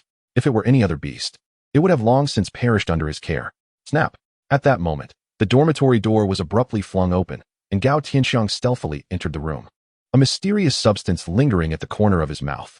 Jiang Wuqi turned around and was taken aback. Where did this zombie come from? Is it the apocalypse? How splendid. A cruel smile crept upon Jiang Wuqi's lips. Why Dao Genie? Bind. The power of his palm instantly coalesced into 5 chains that firmly ensnared Gao Tianxiang's limbs and neck. Gao Tianxiang was left in a daze. He struggled with all his might, yet his elder brother was able to conjure 5 chains in an instant. Wait, why was his brother binding him? Elder brother. I know you're impressive, please let me go. Jiang Wuqi raised an eyebrow, puzzled by the incoherent mumblings of the zombie. He wondered if defeating zombies could yield points. It was worth a try? He raised his hand and hurled a mud clump, about the size of a soccer ball, at the zombie's face. Bang! Jiang Wuqi immediately flipped open the beginner Beast Evolution Atlas. Available upgrade points, 0. No drops. Let's try a few more rounds. Bang, bang, bang. After a flurry of hits, it still displayed available upgrade points, 0. Jiang Wuqi decisively closed the book, realizing that zombies were not considered beasts, nor combat beasts. Keeping it was futile. It would be better to obliterate it. This was something he had longed to do in his previous life, but never had the opportunity. He glanced around and picked up a drying rack from the balcony, weighing it in his hands. It was a bit light. Better to switch to a stool. Seeing Jiang Wuqi approach with the stool, Gao Tianxiang, bound hand and foot, yelled in terror, "Murder! Help!" Neighbors in adjacent dorms peeked out. What is happening? It sounded like Gao Tianxiang. Help! I'm going to die. Let us go check it out. The students from the neighboring dorms, all from class 11, rushed in only to find Jiang Wuqi binding Gao Tianxiang, poised to unleash violence. What the heck? Binding? Is this a game that Gu is playing? Spotting the arrival of his saviors, Gao Tianxiang shook the beast binding chains vigorously. Damn, are you all just watching? Hurry and save me. The 4 by the door leaned against the wall, chuckling. What is the rush? This is a rare opportunity. We must learn well from Gu. Just look at those 5 beast binding chains. Truly impressive. Jiang Wuqi, holding up the stool, was taken aback as 4 more zombies appeared. It seemed the entire dormitory had succumbed. Well then, let us obliterate them together. Bind. With the utterance of his command, except for the chain around Gao Tianxiang's neck, the other 4 chains turned and instantly ensnared the 4 spectators tightly. Confused expressions adorned their faces, while Gao Tianxiang was exasperated. Damn, you fools. My brother is clearly having a mental breakdown. He doesn't even recognize us, and you're not worried? Now, the 4 finally understood the urgency. What the heck? Why didn't you say so earlier? You're the real fool. Help! Help! The 5 voices echoed through the corridor. drawing numerous curious onlookers and even summoning the elderly security guard from downstairs. Just as Jiang Wuqi was about to smash ahead with the stool, a zombie dog suddenly charged in, biting onto the leg of the stool with ferocity. Oh, even dogs have turned into zombies? Can that still be considered a beast? Let us give it a try. With the intent to seize any opportunity for points, Jiang Wuqi swiftly hurled the mud creature. Upgrade points, 1. Upgrade points, 1. Upgrade points, 1. Watching the increase in his upgrade points, Jiang Wuqi was elated. This was quite satisfying. Little Zack, go for it. The elderly security guard, rushing in, was stunned. Letting a mud creature tackle a ghost dog? This young man truly had guts. At that moment, Gao Tianxiang shouted, "Old man. My brother is having a mental breakdown. He no longer recognizes anyone. Quickly contact his psychiatrist." The security guard finally grasped the situation, so it was a mental illness that needed treatment. Raising his hand, he summoned his second beast, a golden red vine that shot forth directly toward Jiang Wuqi. Whoosh! Upon seeing the elderly security guard, Jiang Wuqi felt as though he had encountered a biological mother. It could even spit out tentacles. It was definitely formidable. I can't win. Run. He severed the chains and leaped off the balcony. Young man, this is the 8th floor. Chapter 22. Severe mental illness, escaping from school. The few inside the dormitory were horrified as they witnessed Jiang Wuqi jump. The 8th floor is neither particularly high nor low. A normal person would undoubtedly perish if they fell. They hurried to the balcony to check, only to see a dashing figure soaring up with a chain. With a couple of swings, he vanished from sight in an instant. Gao Tianxiang exclaimed, "What the heck? Is my brother a reincarnated spider spirit? The beast binding chains can be used like this?" The elderly security guard quickly took out his phone to call the principal, Sun Mingyuan. "Hello, principal. Jiang Wuqi from beginner class 11 is having a mental breakdown and is currently escaping. Quickly evacuate the students. This lad is no ordinary danger." On the other end, Sun Mingyuan was enjoying tea while gazing at the sunset when he heard this report and couldn't help but laugh. He is not a child anymore. What is there to panic about? What danger could a beginner student pose?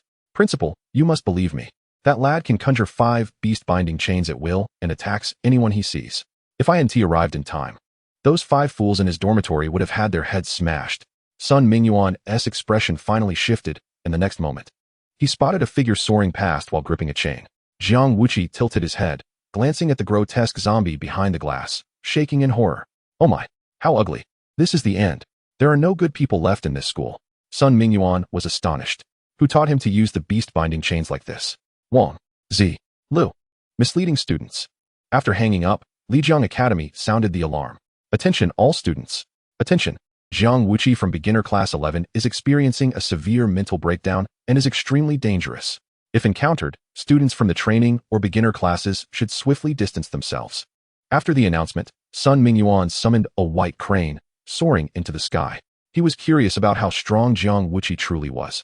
This was an excellent opportunity for observation. As the saying goes, without a bit of madness, how could one become an unparalleled genius? Once this announcement spread, all beginner class students became indignant. Why should training and beginner class students retreat? What is the reason? Isn't that looking down on them? As fellow beast masters, what are they lacking? In the girls' dormitory, Lin Ruoxue and Zhang Na were playfully frolicking on the bed. Upon hearing the alarm, they hurried to the window to look around. Is it really him? It should be. What a handsome guy. How did he end up with such a condition? Lin Ruoxue furrowed her brow. He had always been emotionally stable, so why the sudden change today? It must be because of the invigorating mushrooms he bought. Oh no, how could I have forgotten about this? Knowing he had a history of mental illness. I should have stopped him back then. Whoosh! A dashing figure soared past the window right in front of the 2 girls, causing them to step back in unison. Wow, how did he fly up? My heavens, the beast-binding chains can be used like this? So handsome. You infatuated fool. Hurry and think of a way to stop him. What can I do? Whoosh! Just then, a giant white crane soared upwards, startling the 2 girls into retreating once more. The principal? Sun Mingyuan greeted warmly. Students, quickly return. Stay obediently in your dormitory and don't go anywhere. I want to see what tricks this lad will pull today. The expressions of the 2 young women stiffened in shock. Was the dean actually planning to observe the spectacle alone? That simply would not do. After exchanging a glance, they clasped hands and nodded decisively before descending the stairs together. Let us go. The sound of their footsteps echoed. They were not the only ones curious about the commotion in an ordinarily tranquil campus. The sudden upheaval drew the attention of many. Even the dean could hardly restrain his curiosity. Charge forth. Wait a moment, brother. Where are you charging to? The cafeteria. I just saw Jiang Wuqi fly towards it. What? Fly? Didn't he just attain the junior level? How could he fly? Look at you, lacking in knowledge. It's the beast binding technique. He is soaring from rooftop to rooftop, quite impressive. Is his divine power truly that strong? One cannot deny it. He is indeed formidable. Quick to unleash and retract, absolutely astonishing. Let us go. I must witness just how remarkable this brother truly is. At this moment, the area beneath the cafeteria was already teeming with no fewer than 100 spectators, all drawn by the spectacle. Meanwhile, Jiang Wuqi squatted atop the cafeteria roof, lost in contemplation. With the increasing horde of zombies, how was he to scavenge for supplies? In this apocalyptic world, resources were paramount. Fortuitously, he possessed the beast mastery space. It would be a shame not to seize this opportunity. Gazing down at the gathering undead, Jiang Wuqi sighed as he recalled the path he had traversed. He wondered where Xiangzi had gone. It would be best if he did not return now. Earlier, when passing the girls' dormitory, he had considered entering to find Lin Ruoxue, but a peculiar bird had been pursuing him relentlessly. The feeling of being unable to save even one was truly disheartening. With a sharp crack, Jiang Wuqi kicked the iron railing at the edge of the roof several times before picking up a piece of scrap metal and swinging it. Damn this apocalypse. Everyone deserves to perish. Little Zack, it's just the two of us fighting side by side now. Transform into armor. Upon issuing the mental command, the mud beast immediately began to soften and envelop Jiang Wuqi's arms and chest. He perceived this semi-fluid armor could effectively defend against zombie ambushes. A brilliant blue chain shot forth from his hand as he gripped the scrap metal tightly, a surge of rage coursing through him. I shall lead you through the fray. Kill. With that, Jiang Wuqi leaped, and a series of crisp sounds echoed as several heads collided at the entrance of the cafeteria. The onlookers were caught off guard. Receiving a sudden beating, Jiang Wuqi wielded his makeshift weapon with vigor, and in an instant, the crowd was sent reeling. What the? The cacophony of screams rang out as the crowd retreated, yet their enthusiasm for the spectacle only intensified. Wow, Jiang Wuqi is quite skilled. He is a bit dashing. Isn't I think so too. Watching him makes me want to join in and test my own skills. Hey, this could be fun. Let us give it a try. With that, a group hastily grabbed makeshift weapons and surged into the cafeteria behind Jiang Wuqi, crying out in pain yet reveling in the chaos. This close-quarters brawl was exhilarating. This was the duel a true man should partake in. What a thrill. As the situation escalated, the students, bruised and battered, continued to charge forward, laughing despite their injuries, while Dean Sun Mingyuan could no longer maintain his composure. How can so many be unable to defeat one? Who taught you this? Stop. Chapter 23. All half straight.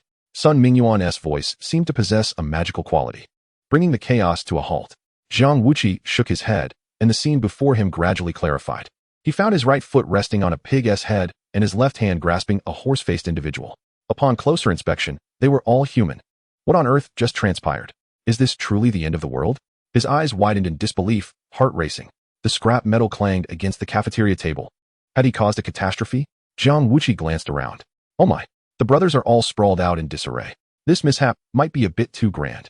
He gently lifted his foot from the face of one unfortunate individual and patted the shoulder of another. With everyone watching, Jiang Wuqi offered an awkward smile. Brothers, what happened to your faces? Did you collide with something? With a collective stumble, the crowd realized they were not of sound mind. Sun Mingyuan covered his face, feeling a mix of pride and sorrow. Pride in Jiang Wuqi as a true genius.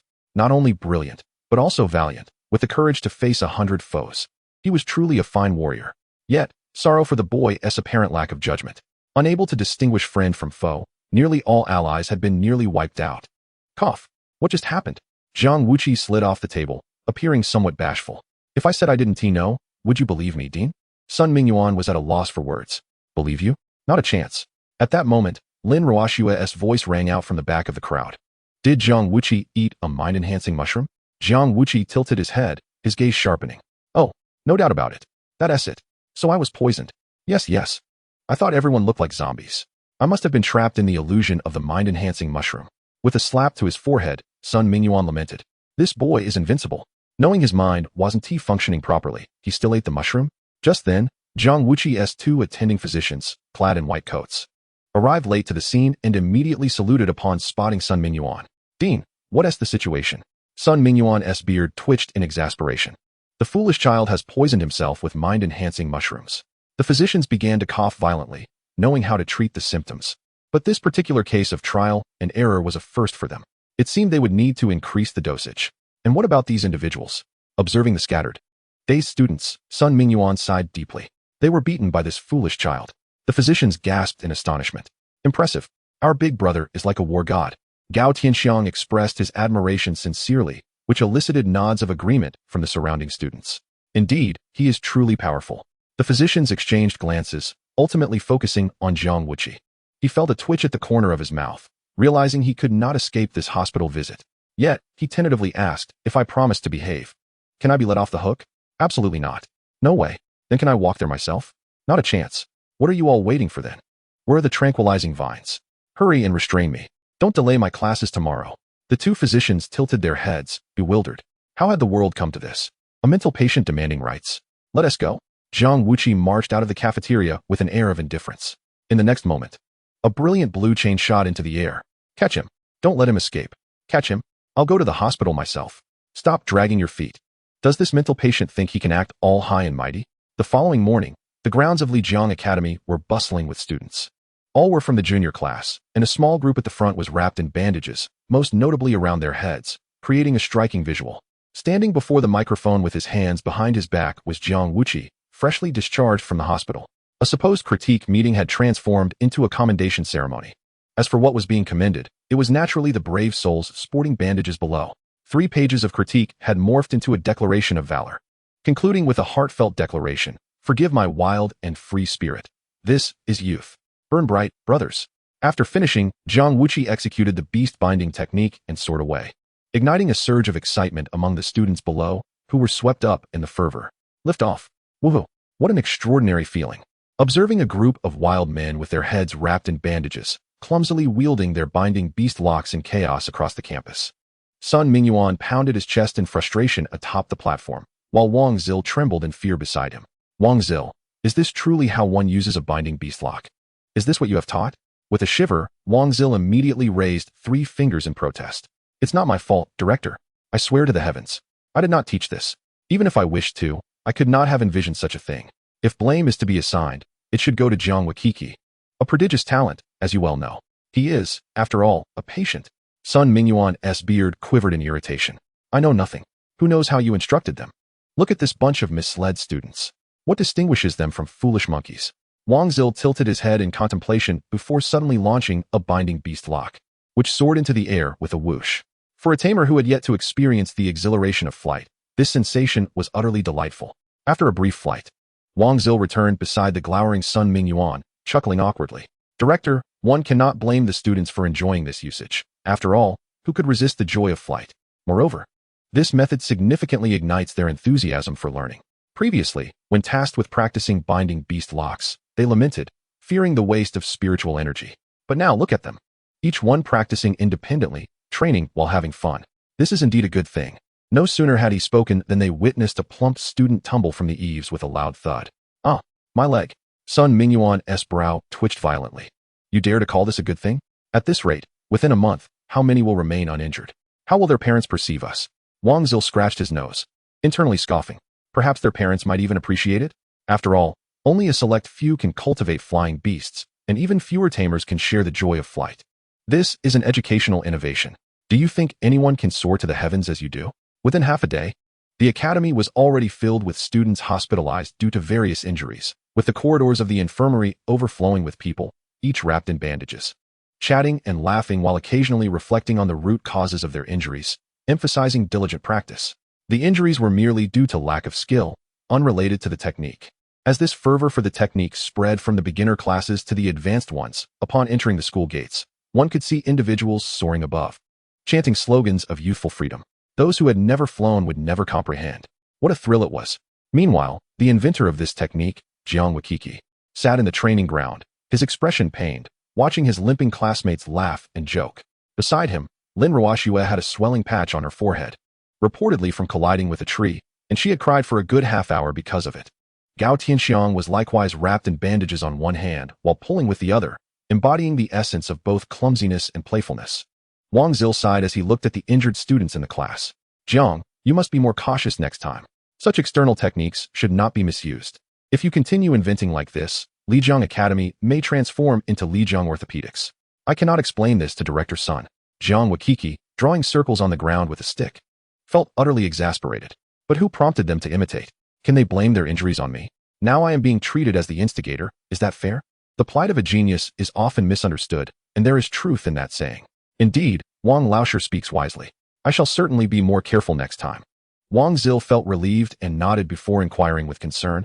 I heard from Lin that your mud monster is on the verge of evolving. Is that correct? Chapter 24. The Evolution of the Mud Monster. Wang Zil's reminder caused Jiang Wuqi to shudder with excitement. During his period of affliction, he had fought alongside little Zack, accruing a considerable number of evolution points. Eagerly, he retrieved the Beginner Beast Tamer Evolution Manual and was taken aback upon opening it. Thick crap. How is there so much? Current available enhancement points, 32. Based on the current characteristics of the mud monster, the following attributes can be enhanced. Strength, 4. Endurance, 4.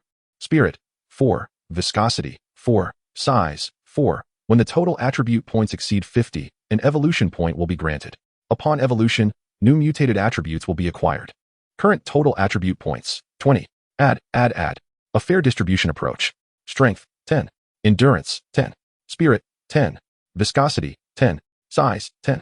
Current total attribute points, 50. Remaining evolution points, 2. Ding. The Infinite Evolution System detects that the mud monster meets the evolution criteria. Please choose an evolutionary path. Evolution Path 1, Earth Spirit Clan. Mud and Stone Puppet, primarily defensive, primarily strength. Evolution Path 2, Spirit Clan, Toxic Swamp Gel Beast, primarily paralyzing, primarily resilience. While the first path involves mutation, it remains within the Earth Spirit Clan. The second path surprisingly evolves into the Spirit Clan. The Spirit Clan encompasses a vast range. This implies that the second path will offer a greater diversity of future evolutions and a brighter prospect. However, the second path's attributes appear somewhat lacking. Primarily paralyzing, primarily resilience. It lacks durability.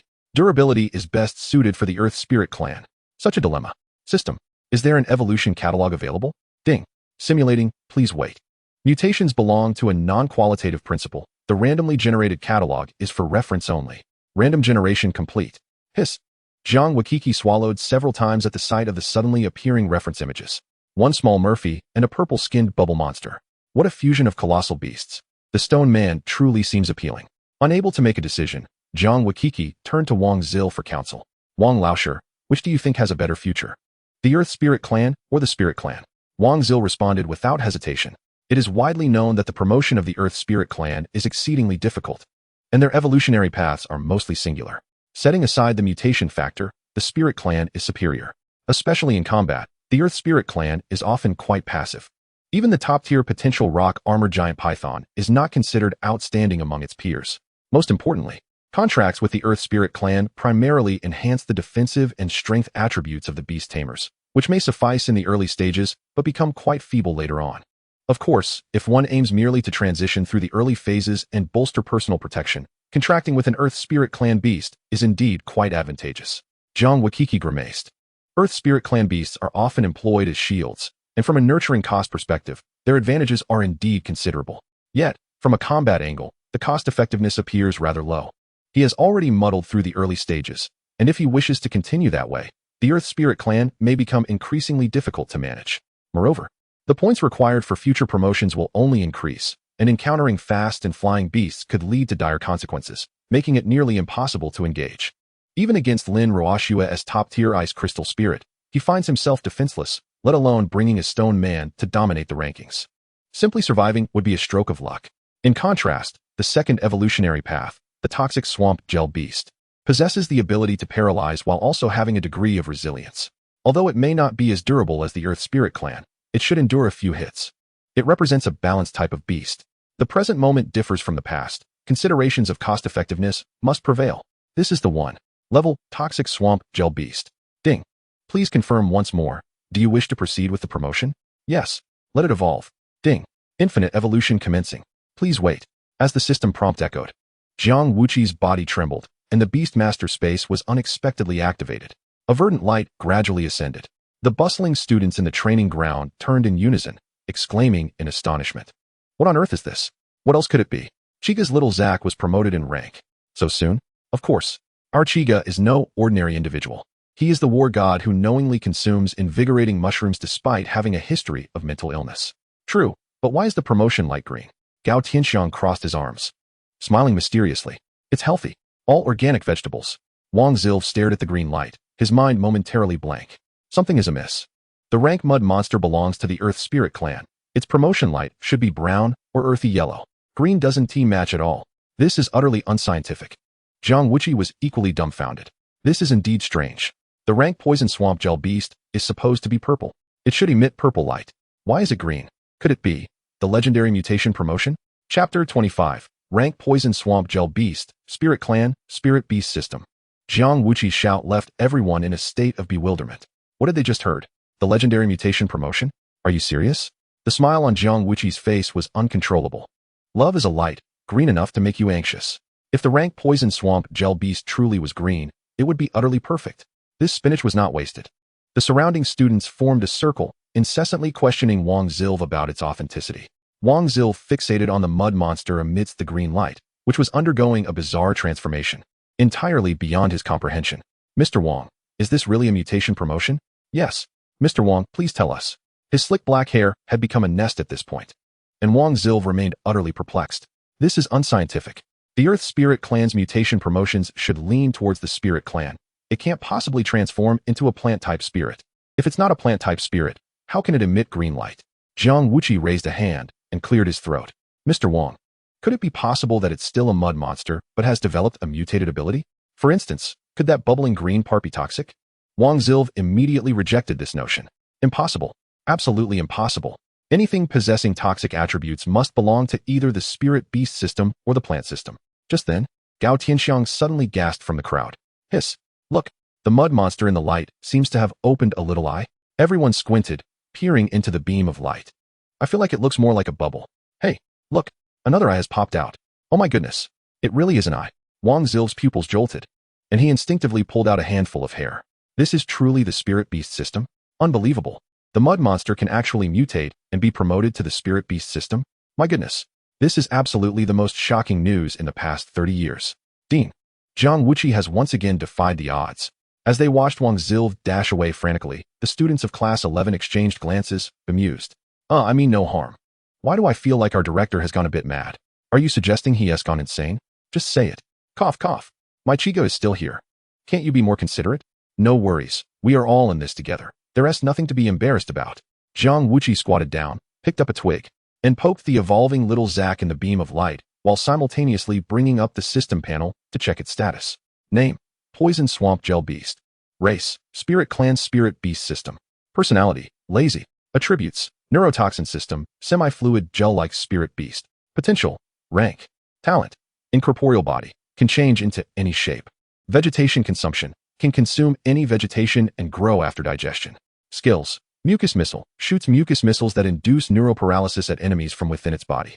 Note: the more times this skill is used, the smaller the Poison Swamp Gel Beast becomes. Ability sharing: paralysis immunity, resilience enhancement. Upon viewing the attributes on the panel, Jiang Wuqi felt immense satisfaction. He had taken a significant step closer to nurturing little Zack. After all, who could resist such a delightful green pudding? Jiang Wuqi grinned as he flipped open the Beginner Beastmaster Evolution Atlas. Current available enhancement points, 2. Based on the current rank, Poison Swamp Gel Beast, characteristics. The following attributes can be enhanced: strength, 0, stamina, 0, mentality, 0, toxicity, 0, resilience, 0, volume, 0. When the total attribute points exceed 100, evolution points can be obtained. After evolution, new mutated attributes can be acquired. Current total attribute points, 0. Oh, the upper limit of evolution points has indeed increased. The difficulty of acquisition must have risen as well. No worries. This little one is highly cost-effective. It only needs to graze and doesn't even require spending money. It will definitely grow fat and green. The surrounding students looked at Jiang Wuqi, who was still diligently studying, and felt a sense of inferiority. I can't blame my Chiga for being so exceptional.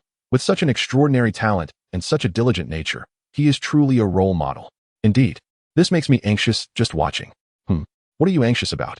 If my Chiga continues to study like this, he might abandon us and fly solo. Gao Tianxiang rolled his eyes and remarked, Isn't that inevitable? With my brother's abilities, once he starts to dominate, he will certainly soar. You should be grateful. With my brother paving the way, we can follow along. Moreover, my brother often discovers unconventional methods, doesn't he, that benefit us for a lifetime? Just focus on watching and learning. Everyone nodded in agreement, realizing the wisdom in his words. Since they couldn't catch up, they would strive to keep pace. At this moment, Sun Mingyuan led a group of mentors, flooding into the training ground of Class 11, surrounding it completely. Oh my goodness, it really has mutated. Unbelievable. Dean Sun Mingyuan was nearly pulling out his beard in disbelief. This shouldn't be the case. I have never heard of a mud monster mutating into the spirit beast system. Jiang Wuqi closed the book with a faint smile, silently thinking, that's because you haven't encountered me before. Had you met me earlier, it would have mutated long ago. Though he thought this, he still smiled and said, Dean, there's no need to be surprised. After all, I am not a normal person, so having peculiar beasts is quite ordinary. The mentors exchanged glances, finding his reasoning surprisingly sound and difficult to refute.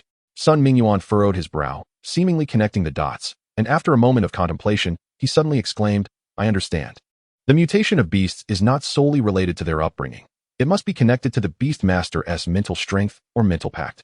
Those who can raise mutated beasts are certainly individuals with formidable mental prowess. Yes, it must be like that. After a fit of hearty laughter, Sun Mingyuan patted Jiang Wuqi's shoulder firmly. Your viewpoint has indeed opened a new path for researching beast mutations. You've done a great service. Once your mud monster completes its promotion, I will write a research paper on this subject. If it is recognized at a higher level, you will certainly prosper. Jiang Wuqi chuckled awkwardly, scratching his head in embarrassment. I'm not concerned about credit. I would prefer something more tangible, like a scholarship or something. After all, I am a financially challenged student, focusing on practicality. The crowd burst into laughter at Jiang Wuqi's honesty, while Sun Mingyuan grinned widely. If the above is indeed in agreement with your assertion, then you have the opportunity to become a researcher at my Daxia Ibian Yusho Research Institute. Provided you can substantiate your claims, not only will you receive an imperial certification, but also a salary and research funding. The benefits are even comparable to those of my position as the director. Your future is indeed promising. As Chapter 26 unfolds, the wave of technology rises anew. Heralded by the venerable Jiang Wuqi, his eyes sparkled with brilliance at the prospect of proving his viewpoint correct. Although he was not well versed in Yusho, how could the mutation of Yusho possibly be unrelated to mental strength? While others may falter in presenting their arguments, he would not. With the Infinite Evolution System at his disposal and the primary Yusho evolution chart in hand, was he not destined for remarkable transformation? A 100 success rate. Who would dare to refute such a claim? This was the legendary Iron Rice Bowl. The Daxia Ibian Yusho Research Institute, indeed, he was determined to secure the position of chief researcher. With a solemn pat on his chest, Jiang Wuqi assumed a serious demeanor. Rest assured, Director. It is my responsibility to study Yusho for Daxia. Sun Mingyuan stroked his sparse beard with a sense of satisfaction. Though this child might possess a peculiar mindset, his moral compass was undeniably true. At that moment, the green beam of light at the center of the crowd trembled and erupted once more in a dazzling display. A golden mental contract materialized, signaling the complete ascension of the mutation. Jiang Wuqi shuddered, as the reciprocating power of the contract imbued him with the sensation of being able to conquer 10 foes. Even the world around him appeared clearer. Was this the essence of resilient reciprocity? Wait a moment. Why did it feel as though his mental strength had intensified? Could it be that resilience was linked to mental fortitude? Upon further examination of the Infinite Evolution System, Jiang Wuqi confirmed this revelation. Resilience equated to a higher attribute that combined mental strength and endurance. When resilience was enhanced, the other two attributes would also experience an increase in value due to its influence. Thus, the focus of nurturing little Zack became the primary resilience and body size, one aimed at enhancing the foundational attributes, the other at increasing attack frequency. At that moment, the panel displayed 2 remaining upgrade points, and he decided to allocate them evenly, first enhancing resilience and body size. Current available enhancement points, 0. According to the current level of Poison Marsh Gel Beast characteristics, the following attributes could be enhanced. Strength, 0. Endurance, 0. Mental, 0. Toxicity, 0. Resilience, 1. Body size, 1. When the total attribute points accumulated exceed 100, evolution points could be earned. Upon evolution, new mutated attributes would be acquired. Current total attribute points, 2. What a relief. Little Zack, who had just completed its mutation ascension, gradually retracted its green light, and a palm-sized adorable creature resembling Rupert's tear finally appeared before the crowd. Its translucent, bouncy body had slightly expanded, and its 2 large, yellow, transparent eyes blinked with curiosity, as if observing this suddenly clearer world. Despite lacking limbs, little Zack, now elevated to a spiritual beast, had awakened a fragment of intelligence compared to its previously dull earth spirit form. The existence of the equal contract fostered a sense of affectionate dependency towards Jiang Wuqi, evoking a sudden paternal instinct within him as he gently clapped his hands. Come here, my child. Give your father a hug. Little Zack immediately shook its little tuft and hopped into Jiang Wuqi's arms. Lin Ruoxue approached, delicately poking little Zack's face with her snowy fingers. It's so adorable, like a pudding. Observing Lin Ruoxue's sudden daze and dreamy eyes, the crowd was left bewildered. What was happening? It wasn't until Lin Ruoxue began to roll her eyes that Jiang Wuqi realized the gravity of the situation. Oh no. It seems my little one is toxic. This child is under the influence. Thankfully, he shared an immunity ability. Otherwise, he too would be in peril. Swiftly, he scooped up Lin Ruoxue's trembling form, with little Zack in tow, and soared to the rooftop, heading straight for the campus hospital. Director, please contact my attending physician. My child has been poisoned with a neuroparalytic toxin. As soon as he spoke, Jiang Wuqi's figure vanished from the sight of the crowd. His one-handed maneuvering of the chains eliciting gasps of astonishment from his classmates. Brother Qi is truly incredible. Holding one while executing such fluid one-handed operations, it's genuinely impressive. Of course, my brother is the founder of the flying lock technique. How could he not be formidable? Gao Tianxiang, with his arm in a cast, seemed to glimpse hope anew. One-handed. It can still accomplish great feats. I must practice it. As evening descended, Jiang Wuqi emerged from the hospital with Lin Ruoxue, who appeared pale. Just as Gao Tianxiang was being wheeled in, both of his arms were now wrapped in bandages. Brother, what a coincidence. Are we not brave together? Jiang Wuqi opened his mouth, but the words transformed into a mere compliment. Xiangzi is amazing. Increase the dosage, and in 7 days, he will be as good as new. Gao Tianxiang proudly lifted his chin. Absolutely. The divine guardian power I've been practicing has reached the mid-second tier. It's incredible. The two physicians assisting Gao Tianxiang had become utterly numb. Having worked more overtime in the past few days than in the preceding 3 months combined, the number of reckless students was truly on the rise.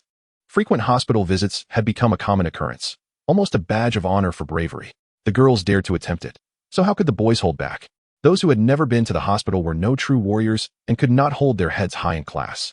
Now, videos of Jiang Wuqi effortlessly carrying Lin Ruoxue while navigating the campus had gone viral. In the eyes of those aspiring warriors, there was no longing for the school beauty. Only a pursuit of skill. Mastering this technique was essential for social standing within the class. Otherwise, if a girl asked if you could do it and you replied in the negative, how embarrassing. Even if one could forgo a girl, one could not afford to lack the skill. That was the bottom line. Jiang Wuqi, the venerable master of the flying lock technique, once again raised the bar for difficulty, igniting a wave of technological advancement. Some students, already adept, began to voluntarily increase the challenge, engaging in fixed-course racing modes, leaving the hospital's communication systems struggling to keep pace with their speed. Under the bright moonlight, a group of students resembling wild monkeys chattered excitedly, leaping between buildings, causing Sun Mingyuan to feel utterly exhausted. He had attempted more than once to curb such dangerous behavior, yet he could not overlook the students' progress. Thanks to this operation, their motivation to cultivate the divine guardian power had surged tremendously. Moreover, their proficiency in external techniques was ascending daily, with progress that left one astounded. Aside from the inherent dangers, there were only benefits. Yet, the singular peril had become a trial of courage for the students. There is a saying, academic subjects are easy to teach, but character is difficult to cultivate. Currently, this competitive teaching atmosphere, driven by the students themselves, was something the director could not bear to stifle. After several sighs, Sun Mingyuan ultimately shook his head. What the students cherished was the essence of meaningful education. However, it seemed the school nurse's salary would need to increase. The hospital would likely require expansion. It was simply insufficient to accommodate the influx. Ding ding ding. The sound of a phone ringing pulled Sun Mingyuan's gaze from the rooftop. Hello, I am Sun Mingyuan from Lijiang Academy. Hello, Director Sun. I am the director of the Daxiao Ibian Yusho Research Institute. We are quite interested in the materials you sent today. Would it be possible to send a researcher to stay on campus and observe together? As Chapter 27 unfolds, the extraordinary Class 11 finds even the director baffled. Sun Mingyuan raised an eyebrow at the prompt response. Certainly, we at Lijiang Academy welcome such an opportunity. Student Jiang Wuqi is in Class 11 of the junior level. Once your group arrives, I will arrange for him to assume the role of a teaching assistant, which would certainly facilitate matters. Please do not hesitate. This is our duty at Lijiang College. Will you be arriving tomorrow? So soon? Very well. I shall promptly make the necessary arrangements. The following morning, as the students of Class 11 awaited their early lesson with Wang Zilv mysteriously went missing, and their substitute teacher turned out to be none other than their esteemed dean, Sun Mingyuan. Ahem. My dear students, do not regard me with such incredulous eyes. Though it has been over a century since I last taught, my teaching abilities remain intact, and you may rest assured of the quality of instruction.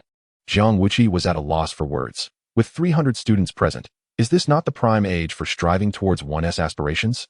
With so many instructors at Lijiang College, could there truly be none available to substitute? The unusual circumstances surely indicate something amiss. Might I inquire, Dean? Has our teacher Wang embarked on a romantic escapade, or has he simply succumbed to a bout of illness? Sun Mingyuan, clearing his throat once more, remarked on the audacity of today's youth. Yesterday, the dean of the Great Xia Institute of Exotic Beasts expressed great interest upon learning of Jiang Wuqi's extraordinary abilities with beast taming. He dispatched researchers overnight to observe our student for a period. Thus, your teacher Wang has gone on behalf of Lijiang College to retrieve them and is expected to return by afternoon.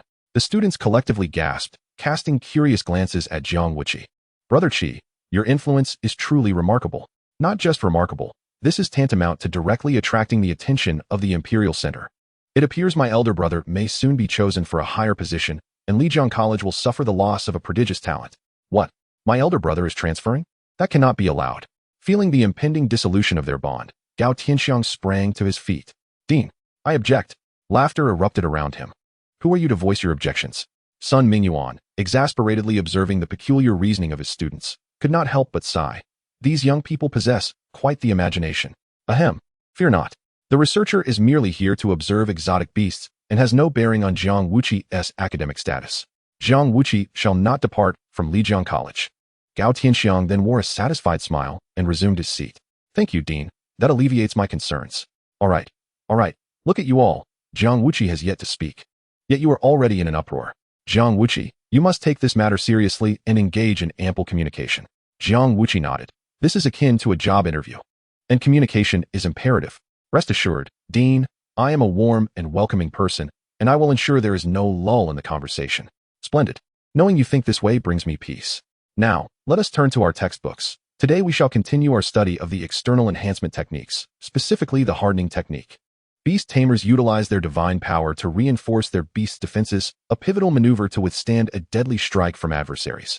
This external technique will significantly enhance your beast's survival capabilities and allow for a counterattack in critical moments. For students whose beasts possess inherently weak defenses, mastering the hardening technique is essential. Jiang Wuqi's eyes sparkled with excitement. What a splendid technique. If he were to unleash his formidable third-tier divine power, wouldn't he be able to score points effortlessly? Dean, my little Zack can participate in battle. Sun Mingyuan, with a smile frozen on his face, could hardly comprehend the extraordinary thoughts of Jiang Wuqi. This is a theoretical class. How can one apply for battle? Jiang Wuqi stood up with utmost seriousness. Apologies, Dean. I just learned it and wished to give it a try. The classroom fell silent. The sound of a pin dropping could be heard. No way. Faster than last time. Truly, my elder brother is nothing short of miraculous. Sun Mingyuan stared with disbelief. Although the hardening technique is merely a foundational skill, could it really be mastered in an instant? Gao Tianxiang sprang to his feet like an ancient Egyptian mummy. Dean, I wish to test my brother's skills. Sun Mingyuan's mouth twitched. With your arms all bandaged, how can you be so enthusiastic? Ahem. Perhaps you should rest well. Gao Tianxiang tossed his golden hair defiantly. It's no trouble. My arms may be incapacitated, but it does not hinder my summoning. Come forth. Fire chicken. Upon hearing this command, the surrounding students suddenly recalled certain pungent past experiences and rushed forward to restrain Gao Tianxiang. You shall not unleash my animo again. Sun Mingyuan hurriedly intervened, pulling the students apart. We are all classmates. This is unacceptable. Moreover, he is an injured party. The students, bewildered, quickly explained to the dean, Dean, you do not understand. This lad daily feeds his fire chicken spicy pepper water, and it is extremely hot. The moment it appears, chaos ensues, and the stench is unbearable. Indeed, we are safeguarding the learning environment. Under no circumstances should his beast be summoned. Absolutely not. We must not allow his explosive chicken to make an appearance. It is undoubtedly harboring something significant. Sun Mingyuan was utterly shocked. Feeding a fire chicken spicy pepper water? How does one even do that? What new method of beast taming is this? What is your name? Gao Tianxiang smirked, addressing the dean. I am Gao Tianxiang, and they all call me Brother Xiang. The room erupted in jeers. You were called Brother Xiang out of camaraderie, but now you are truly causing chaos for us all. Indeed, the moment you enter, it flies freely, and with a spinning, tracking launch, how revolting. Due to his hands being unfit for use, Gao Tianxiang shook his golden hair once more. My fire chicken is no longer the chick it once was. Now it deserves a respectful title, the esteemed fire feather bird. As Jiang Wuqi, his desk mate and roommate, tilted his head in surprise, he exclaimed, Oh my, you've been hiding quite well. When did you level up? How was I unaware? Gao Tianxiang smirked. It was thanks to my brother's great fortune. What do you mean? When did I bestow such fortune? On the day you were poisoned. That day? You nearly blew my head off, and I was terrified. Then my fire chicken, in a moment of panic in the beast space, released quite a sizable load. The following day, it leveled up. The room erupted in astonishment. Is that truly a method of detoxification leading to an upgrade? You have reached the 3rd tier of Xiang's power? Very well. You are destined for great things, my friend. Sun Mingyuan, at a loss for words, found himself overshadowed by the student's experience. With 300 years of expertise, he seemed but a child amongst giants. Where are the serious beast tamers? What sort of unconventional competitors are these? Brother, look out! As the voice echoed, Gao Tianxiang, resembling a mummy in a dance, opened the beast space beside him. Jiang Wuqi swiftly reached into the beast space and pulled out little Zack. Come forth, my dear brother. Chapter 28. Brother, you seem a bit underwhelming. For boxes for a treatment, hurry and replenish. A fiery figure burst forth. The fire feather bird had already grown half a meter in size. Its wings nearly a meter wide. Just as the crowd marveled at the transformation of the fire chicken, a familiar sound echoed once more. Puff, puff, puff. The scent from memories began to assail the students. Those adorned in exquisite anima quickly dove under their desks, their expressions contorting in distress. Damn it, I knew it. Oh, this smell. Ugh. The surrounding students erupted into chaos, but Jiang Wuqi remained resolute. To score points, one must possess the right attitude. In the face of every assault, one must ensure to receive all of it. External path, bind beast lock. Body enhancement, hardening technique. A chain shot forth, ensnaring the young Zack. Simultaneously, the defensive enhancement of the hardening technique synchronized with the divine power of the chain.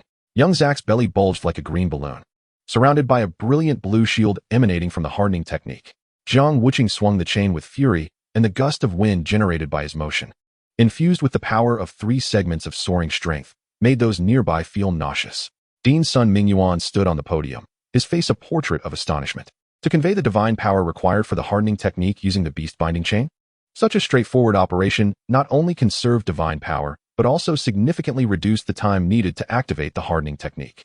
The key was the simultaneous execution of 2 entirely different external arts. What mastery was required to achieve such a feat?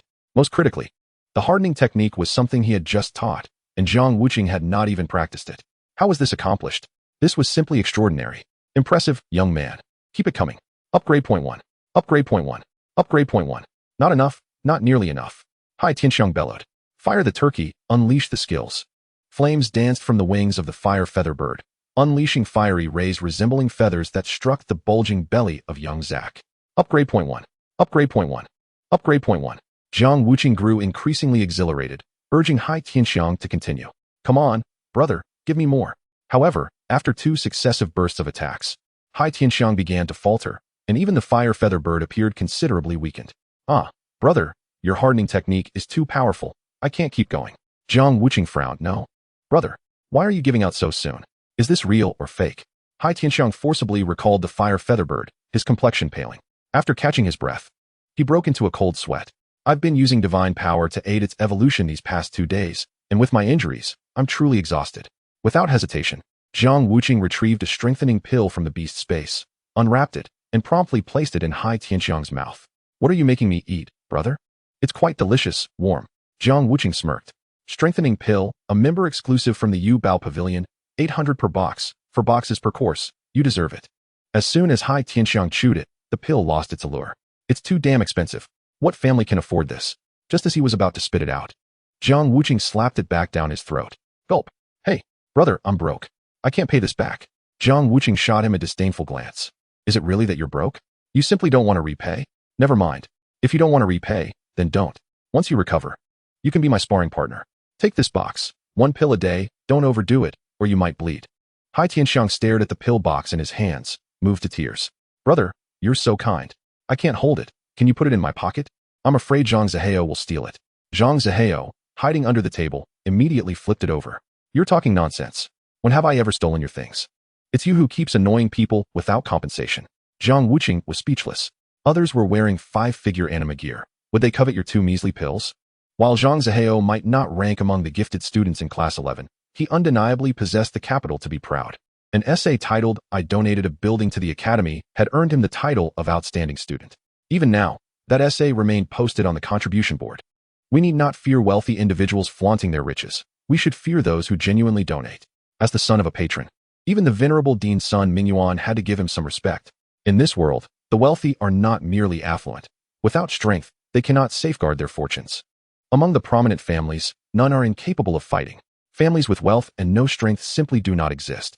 The Jiang family is one of the foremost families in Lijiang, playing an instrumental role in the city's development. Jiang Wuqi is the youngest among the 9 children of the Jiang family, as well as the weakest.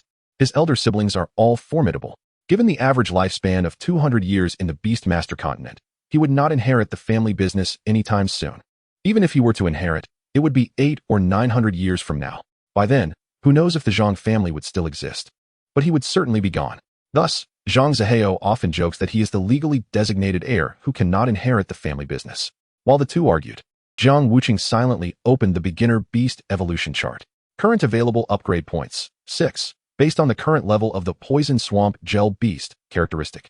The following attributes can be enhanced: strength, 0, stamina, 0, spirit, 0, toxicity, 0, toughness, 1, size, 1. When the total attribute points exceed 100, evolution points can be obtained. After evolution, a new mutation attribute can be acquired. Current total attribute points, 2. After experiencing the benefits of the toughness enhancement, Jiang Wuqi completely forgot the principle of equitable distribution. With the boost from his hardening technique, young Zach did not require any mixed enhancements. Focusing solely on increasing attack power was the most cost-effective strategy. Chapter 29. I represent Lijiang Academy. Current available upgrade points, 0. Based on the current level of the Poison Swamp Gel Beast characteristic, the following attributes can be enhanced: strength, 0, stamina, 0, spirit, 0, toxicity, 2, toughness, 3, size, 3. When the total attribute points exceed 100, evolution points can be obtained. After evolution, a new mutation attribute can be acquired. Current total attribute points, 8.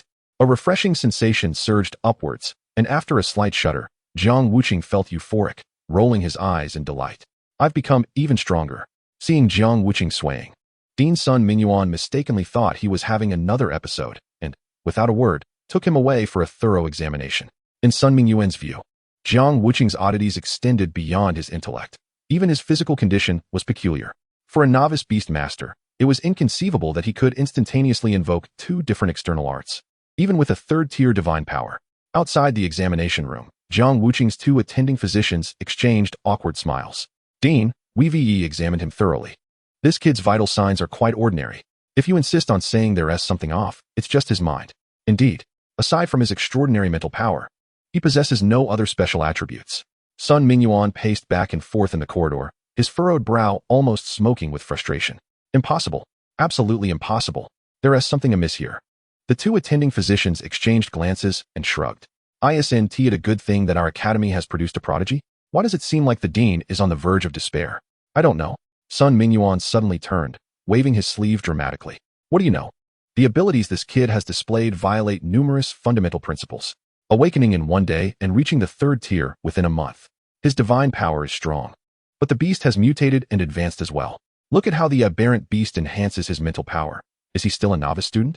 If this kid continues to learn, he will become a master beast master by the age of 20. Think about it. Is he even human? When has our great Xia ever produced such an extraordinary individual? How can you still claim he is ordinary? The 2 attending physicians tilted their heads in confusion. Upon reflecting on the fact that typical master-level beast tamers are around a century old, and the youngest barely in their 60s, one cannot help but be astounded at Jiang Wuqi, who has achieved this status at merely 20 years of age. Is he even human? How dare you speak such words? Who is not human here? As Jiang Wuqi donned his attire, he swaggered out of his room. So what if he is a master-level beast tamer at 20? Can a young master be acknowledged? A strong youth signifies a strong nation. This indicates that our Xia shall flourish. Who dares to claim otherwise?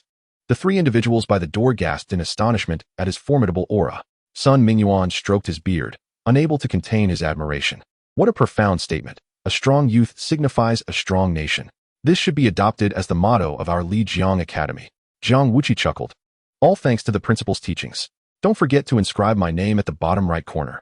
And let us add a mark on the contribution list. I have erected a monument for the academy. I have spoken on behalf of the academy. Sun Mingyuan's eyes sparkled with determination, as if he had resolved something significant. Very well. I have never encountered such a hard-working student. Since you dare to speak such words, I shall not shy away from embarrassment. From this day forth, you shall be the spokesperson for Lijiang Academy. Jiang Wuqi shook his bangs, confident that with his stunning looks, Being a spokesperson would be a breeze. A perfect visage from every angle. Principal, our classmate Gao Tianxiang possesses excellent photography skills. Rather than hiring an external photographer, why not let our students capture the moments at half the price? After all, we are like family, and good fortune should not flow to outsiders. Sun Mingyuan laughed heartily. How clever of you. When the researchers specializing in exotic beasts arrive, we shall organize everything together. At noon in the cafeteria, Jiang Wuqi observed the fire feather bird perched on the stool, feeding a sour cucumber to Gao Tianxiang, embodying the essence of a concerned beast tamer and his half-paralyzed father. Is it truly possible for humans and their beasts to coexist in such warmth? Oblivious to his surroundings, Gao Tianxiang munched on the crispy cucumber and asked, Bro, what was that profitable opportunity you mentioned earlier? Jiang Wuqi set down his chopsticks and wiped his mouth. It's my old profession. Shooting a series of photos suitable for a spokesperson. I applied for this with the principal. The cost is half of the market rate, and we shall split the remainder. Gao Tianxiang instantly straightened up, his eyes gleaming with desire for wealth. How much? What is the split? The principal didn't specify, but it follows the usual rule, 50-50. Gao Tianxiang's eyes darted. Who are we shooting for? Jiang Wuqi rolled his eyes. Who else could it be?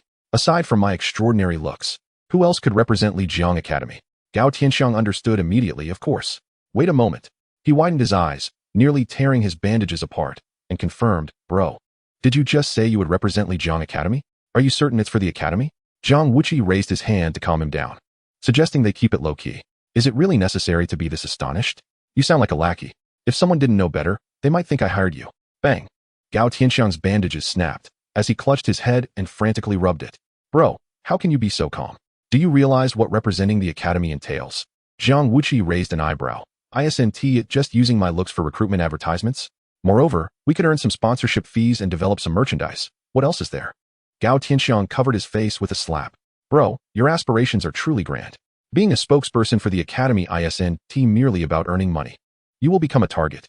Those on the leaderboards may even seek you out for duels. Jiang Wuqi slammed the table. Such a delightful prospect.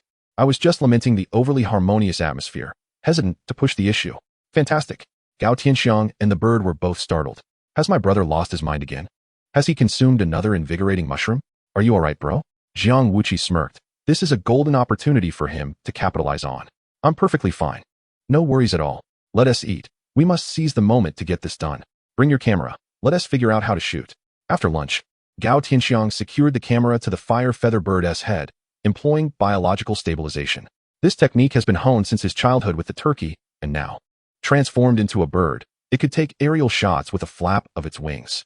Jiang Wuqi, filled with excitement, began scouting locations within the academy alongside Gao Tianxiang, fortuitously running into Zhang Zihao, who was out for a post-lunch stroll. What a coincidence. Are you planning to launch a new photo shoot? Chigo? I'll order a set. How much will it be? Jiang Wuqi's modeling endeavors were not a secret, and most acknowledged it.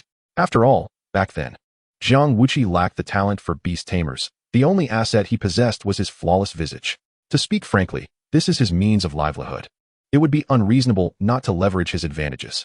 Zhang Zihao, a genuine tycoon in Class 11, had previously assisted Jiang Wuqi in covering his tuition fees, purchasing thousands worth of goods, treating it as a charitable act. However, Gao Tianxiang handled all transactions, with Jiang Wuqi merely receiving the money, rarely inquiring further. Upon hearing Zhang Zihao directly request a photo shoot, Jiang Wuqi was immediately enveloped in goosebumps. Ah, another one of those diehard fans. Alas, it's my charm that causes such admiration. With the shadow of Lu Qi lingering in his mind, Jiang Wuqi attempted to reassure himself. Being handsome is not a crime, and love is a noble pursuit. Male admirers are still admirers. One must learn to be tolerant. After all, they are also. Thank you, brother, for your support. But this shoot is not for personal gain. It is for the academy.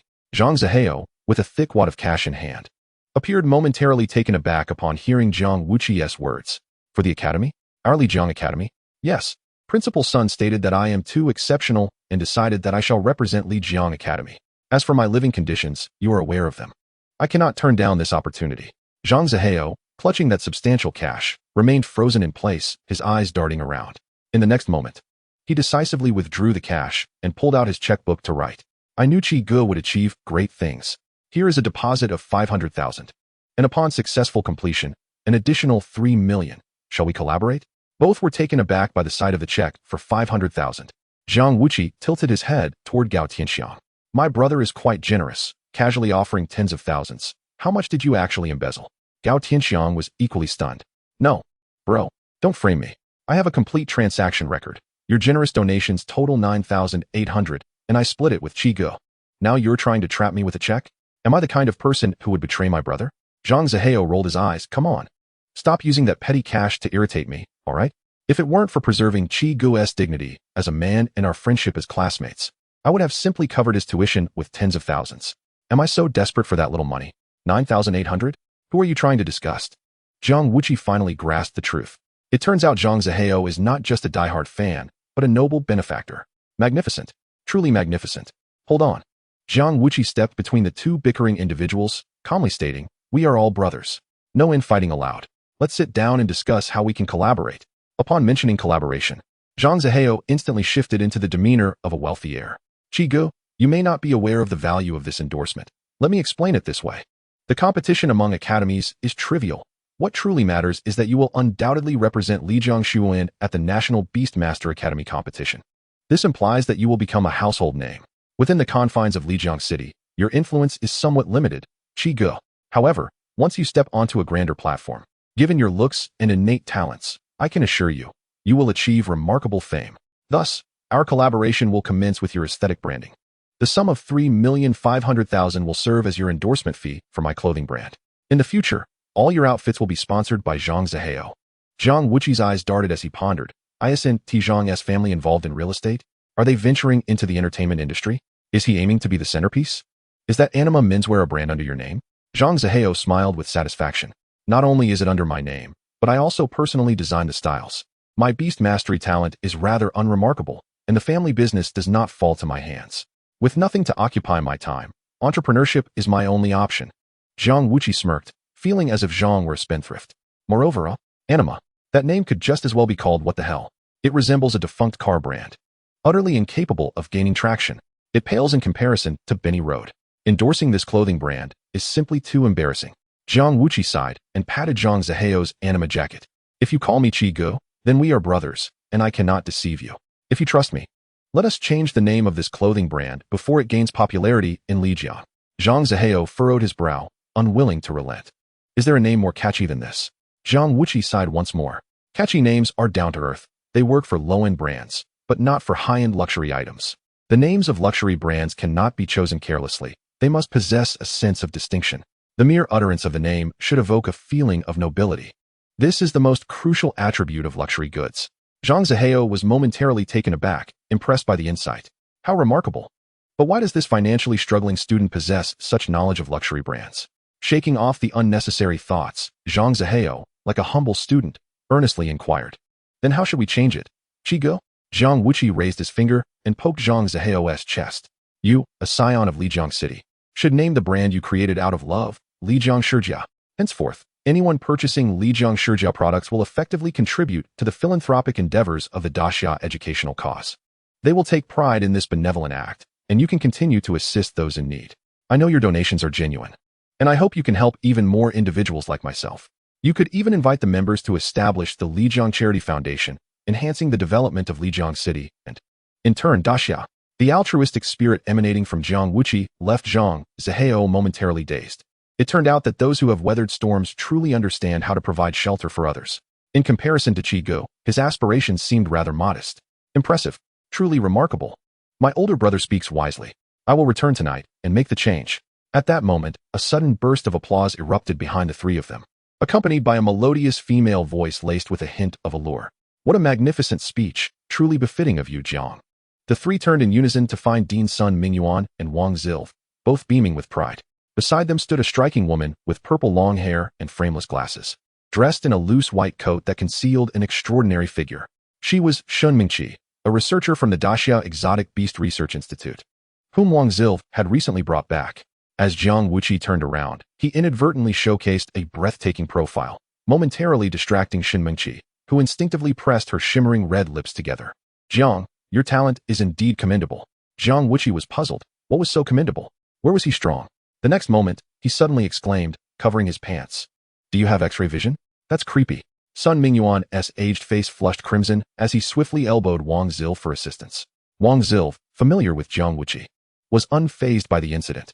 Researcher Shin, please don't take offense. Our Jiang is simply lacking in social graces. His logic is often difficult to decipher, fitting within the realm of eccentric behavior.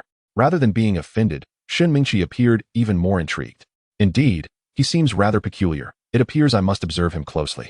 As she approached with her alluring legs adorned in high heels, Jiang Wuqi shouted, "Stop! Defying a man's will is a crime. And defying a young man's will is an even graver offense. Do not break the law." Shen Mingqi halted, leaning down to adjust her glasses perched on her delicate nose. "Oh, is there such a law? I was unaware. Now, show me your precious little treasure." Jiang Wuqi trembled, finding it hard to breathe.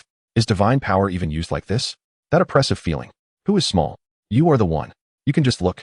Do I not have any pride? I refuse to show you. Jiang Wuqi turned away, beckoning Zhang Zihao and Gao Tianxiang to follow him towards the teaching building. Hurry. This woman is extremely dangerous. Gao Tianxiang nodded in fear, and Zhang Zihao wholeheartedly agreed. Observing the hurried departure of the three, Shen Mingqi smirked. Dean Sun, your students are quite amusing. Our previous discussions still stand, correct? Sun Mingyuan cleared his throat, clearly wary of the woman before him. Of course. Researcher Shin may proceed with the onboarding process. Excellent, Dean Sun, thank you. The efficiency of the group was remarkable, completing all the formalities during the lunch break. When the afternoon practical training commenced for Class 11, Wang Zilv entered the training ground alongside Shen Mingqi. Good afternoon, everyone. This is Researcher Shun from the Daxia Exotic Beast Research Institute. She will now serve as our teaching assistant for Class 11. Let us extend a warm welcome.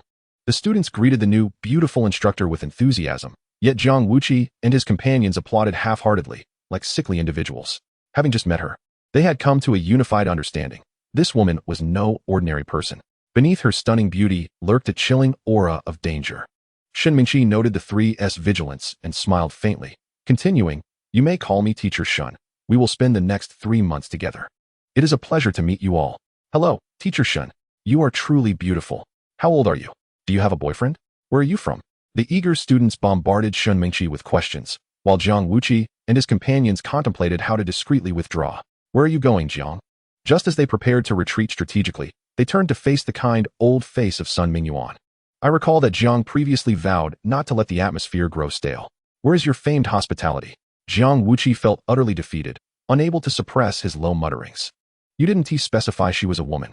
Even if you had brought an old man, I could have shared a plate of peanuts with him. Have you ever seen a researcher who looks like her? Don't you think she resembles a psychopathic killer? Sun Mingyuan coughed lightly, drawing the attention of everyone present. Shen Mingqi's crimson lips parted, seemingly casting a spell upon all. Jiang Tongxue, it is now time for the practical training of beast mastery. Would you kindly showcase your beast? Jiang Wuqi leaned against Sun Mingyuan with his hands on his hips. Is it possible to abstain from showcasing? Shen Mingqi glanced at Sun Mingyuan and let out a light chuckle. You can evade the initial challenge, but not the subsequent one. It would be wiser to comply. Perhaps the teacher might even reward you. You wouldn't want your mentor following you back to the dormitory, would you? Or are you suggesting staying after class? Ahem. What a flirtatious woman. This is quite unseemly. At that moment, Sun Mingyuan nudged Jiang Wuqi and whispered, I recommend that Jiang Tongxue does not resist. Individuals like her, who are researchers, will delve deeper the more you conceal. It is better to be forthcoming. Perhaps it will yield a favorable outcome. With the dean present, you need not worry. Jiang Wuqi silently gave a thumbs up, realizing the wisdom of the elder. You truly have a knack for handling such matters. He raised his hand to open the beast's space, and in an instant, little Zack jumped into Jiang Wuqi's palm, affectionately nuzzling against him. Sun Mingyuan stared in astonishment. Didn't it just undergo a mutation and ascend a couple of days ago? How has it grown so rapidly? Is that even possible? Jiang Wuqi chuckled awkwardly, pulling little Zack's face with both hands. I don't perceive it as becoming stronger. However, it is quite elastic. A simple tug makes it larger. Look, it's all an illusion. Sun Mingyuan rolled his eyes, thinking, does he truly believe this dean is a fool? How could he misjudge this? The progress is astonishing. What a clever boy. You possess remarkable concealment skills. Shen Mingqi focused on little Zack in Jiang Wuqi's hand, her beautiful eyes suddenly shimmering with a purple glow, as if conducting a full-body scan. Goodness, is there radiation involved? Dean, is she even human? It's one thing to wear X-ray glasses, but how does she have laser vision as well? This was Sun Mingyuan's first encounter with such an ability, though he did not fully understand it. He could surmise a few things. As researchers at the Daxia Beast Research Institute, their beasts often possess unique traits, most being deliberately cultivated aberrant species for research purposes. Beasts that are capable of information gathering and mental probing, though rare, do exist. After sharing abilities through contracts, her displayed capabilities made sense. regardless of how you conceal. It is as if you are completely exposed before her. This certainly attests to her professionalism as a researcher. Jiang Wuqi grunted, what a professional. A professional in perversion, perhaps. During their conversation, the purple light in Shun Mingqi's eyes gradually faded, and she retrieved a notebook from the beast space. Her slender fingers glided through the air, suddenly producing a fine thread that pulled little Zack from Jiang Wuqing's grasp. Just as Jiang Wuqi was about to speak, Shun Mingqi smiled and said, Jiang Tongxue, do not be anxious. I am merely conducting a routine examination of this little cutie's health. It's not what you think. Jiang Wuqi attempted to remind her again, but was interrupted once more by Shun Mingqi. I told you not to worry, there will be no harm. Jiang Wuqi observed Shun Mingqi handling little Zack and decisively closed his mouth. Good intentions can be mistaken for foolishness. Was he truly concerned for little Zack? That creature is toxic, is it not? Ordinary toxins are one thing, but that is a neurotoxic substance. The mild effects could leave one with a crooked mouth and rolling eyes, while the severe could result in paralysis without understanding what occurred. However, as time passed, Jiang Wuqi began to sense something amiss. She had not employed any means to suppress the toxin, yet it appeared she had not been poisoned. Could it be that she also harbored a toxic pet, thus possessing an immunity to neurotoxins? 1 minute, 2 minutes, until 5 minutes had elapsed. The delicate, transparent thread finally returned little Zack to Jiang Wuqing's hand. Only then did Shun Mingqi breathe a sigh of relief. Indeed, impressive. Chapter 32, Zhang Zihao. What happened to the promise of no personal attacks? Jiang Wuqi could not contain himself. This beautiful mentor stuttering was rather endearing. What a performance. I was almost deceived. This is the result of relying on her superior strength and resilience to act without restraint. Look at Lin Ruoxue. She fainted after just a few pokes. If this were to be smeared on the face of a beast master of the same level, it would leave anyone dazed. Truly a formidable beast for home use, travel, and even for nefarious deeds. Based on the feedback from the poisoning contract, Jiang Wuqi could preliminarily deduce that Shun Mingqi's strength was not particularly high, perhaps even weaker than Master Wang Zil, a master-level beastmaster. This led to the inference that she was likely quite young, yet possessed immense mental strength. The women of this world are indeed filled with enigma. Externally, aside from children and young girls, it is nearly impossible to distinguish between mature women, middle-aged women, and those who defy age, like the Tianshan child fairy. For experts, as long as their power is sufficient, they all appear youthful. Even those over a century old can still be in their prime. They may not even lose their allure. Quite frightening. One must take care to protect this pure body. During her respite, Shun Mingqi was also keenly observing Jiang Wuqi. She found him peculiar. It was as if an invisible mist was obstructing her scrutiny, preventing her from detecting any abnormalities. Aside from his astonishing looks, he was utterly unremarkable. Meanwhile, his toxic sludge beast was even more enigmatic. The intensity of the neurotoxin clearly far exceeded the level of his peers, capable of contending even with battle-class beasts. Yet, his breeding level remained merely unremarkable, with all ability metrics incredibly imbalanced, verging on poor. If the toxic sludge beast were to enter the beast arena for a duel, how would its lethargic disposition fare in combat? Would it simply endure blows until it poisoned its opponent? Your beast lacks combat capability? Jiang Wuqi grinned mysteriously. Oh, perhaps Mentor Shun has misjudged. With my extensive experience as a beastmaster, how could I possibly leave my beast without an offensive capability? Shun Mingqi raised an eyebrow. Is that so? Then please, Jiang Tongxue, demonstrate. Jiang Wuqi initially intended to decline, but upon considering the opportunity to earn some extra credit, he scanned the room and ultimately fixed his gaze on Zhang Zihao. If his memory served him right, the wealthy fellow's beast was quite formidable. Brother, how is your hardening technique coming along? Zhang Zihao patted his chest with pride. While it may not compare to Qigong, it certainly surpasses Chuan Xixiang. Gao Tianxiang rolled his eyes, speaking with a hint of disdain. He's got nothing left but money. Can you really call it a problem if it can be solved with money? Jiang Wuqi understood. After all, there are numerous ways to enhance one's divine beast power through external means. The wealthy fellow must have supplemented significantly. Very well, let us engage in a contest. It will serve to impress Mentor Shun. This way, the dean cannot claim I am uncooperative. Jiang Wuqi's glances conveyed his intentions, and Zhang Zihao instantly understood. They were merely putting on a show, so let us cooperate. Excellent. I have also wanted to spar with Qigong. Let us do this. The moment the two decided to battle their beasts, the crowd perked up, eagerly clearing the space. Isn't Hao Gu's beast nearly at the level? Yes. It is currently a level 3 Thundermane wolf. Quite formidable. How enviable. If my little darling could consume 100 or 80,000, it would be quite powerful too. Reincarnation is truly an art. It cannot be learned. I feel fortunate to be classmates with Hao Gu. This reincarnation was well done, huh? As a howl erupted in the arena, the crowd sobered. A thunder-mane wolf, crackling with electric energy, slowly emerged from the beast's space, exuding a significant aura. Jiang Wuqi himself had reached the third tier of divine beast power, surpassing even Lin Ruoxue. However, Jiang Wuqi knew that Jiang Wuqi's talent was rather average, particularly with his weak mental strength. While the initial disadvantages might not be glaring, they would undoubtedly become problematic in the later stages. When others possess 2 or 3 beasts enhancing their power simultaneously, not even the most outrageous wealth can compensate for such a shortfall.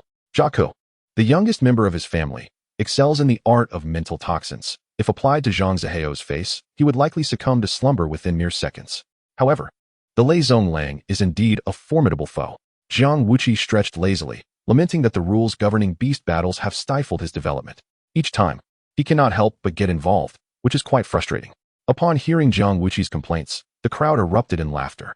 In terms of individual combat prowess, Jiang Wuqi is remarkably strong, arguably a berserker hindered by his bond with beasts. Jiang Wuqi awkwardly scratched his head, joining in the group's laughter. Control yourself, Qi. This is a serious beast battle, and we must not resort to personal attacks. Jiang Wuqi nodded, assuring them, rest assured, I am merely observing. You may continue your battle. He then produced the Chuju Shoyu Jinhua Tupu and began to read quietly, exuding an aura of diligence. The group had grown accustomed to this. But Shun Mingqi furrowed her brow and cautiously approached Jiang Wuqi from behind, curious about his actions.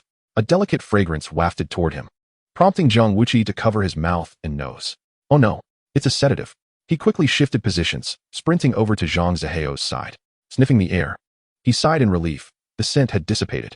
He almost compromised his integrity. Watching Jiang Wuqi red while gripping Jiang Wuqi's shoulder left the latter utterly flustered. Qi, what happened to your promise of no personal attacks? This feels more like kidnapping. How am I supposed to battle? Chapter 33. A complete defeat of Lei Zhonglang. Rendered helpless. Why can't we battle? We can stand here and let them fight. Jiang Wuqi's suggestion sent the crowd into fits of laughter, leaving Jiang Wuqi in shock. Is that even permissible? I've never fought like this before. Jiang Wuqi smiled slightly. You simply haven't encountered me earlier. Had you, this would have been our method all along. This is what we call a friendly duel. We are all brothers here, bonded by camaraderie. Give your commands. Hesitantly, Jiang Wuqi initiated the mental contract, and the Lei Zhonglang let out a low howl, circling Jiaku to find the optimal angle for attack. Jiang Wuqi glanced at his book, then at the motionless Jiaku, instructing, lie still, son. Wait for its attack. The Lei Zhonglang suddenly accelerated, launching from behind Jiaku to execute a surprise attack. At that moment, Jiang Wuqi secretly commanded, turn around. Spray it. Jiaku, caught off guard, briefly bounced in place before suddenly expanding his body. In the next instant, the Neonai Faden skill was activated. A barrage of green projectiles erupted from his belly, their speed rivaling that of a green flame Gatling gun. The crowd gasped in astonishment. Heavens! Qi-Gu's mutated beast is incredibly potent. Indeed, it surpassed even our class leaders Bingjing Lingjing in firepower. Jiang Wuqi's expression shifted as the Lei Zhonglang found itself airborne, with no escape in sight. His face paled, and he clapped his hands together. Harden. A brilliant blue aura enveloped the Lei Zhonglang's surface, deflecting the initial volley of projectiles. He anticipated that after withstanding this assault, he could counterattack. However, to his surprise, the sticky projectiles did not fall, but clung tenaciously to the Lei Zhonglang's fur. Aware of Jiaku's paralyzing toxin, Jiang Wuqi decisively shouted, unleash a thunderous strike with all your might. The Lei Zhonglang swayed, eyes glinting with ferocity, and unleashed a bolt of lightning that struck Jiaku directly. Boom. Following a crackling burst, the Lei Zhonglang appeared unsteady, now tiptoeing cautiously.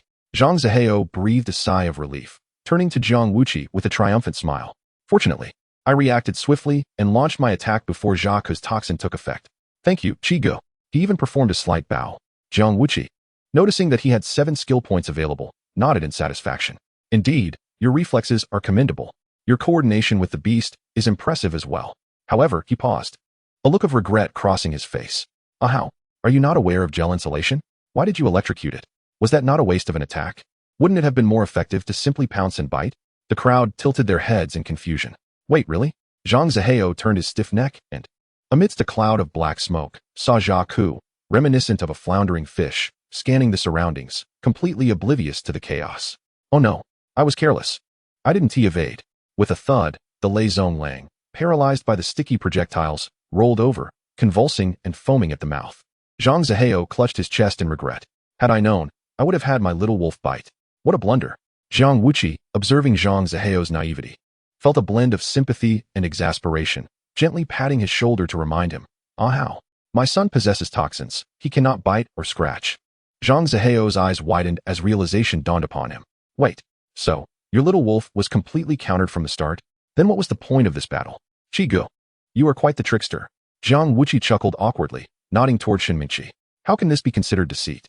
It is merely to provide Instructor Shan with reference material. You are our class's finest quality inspector, unrivaled in skill.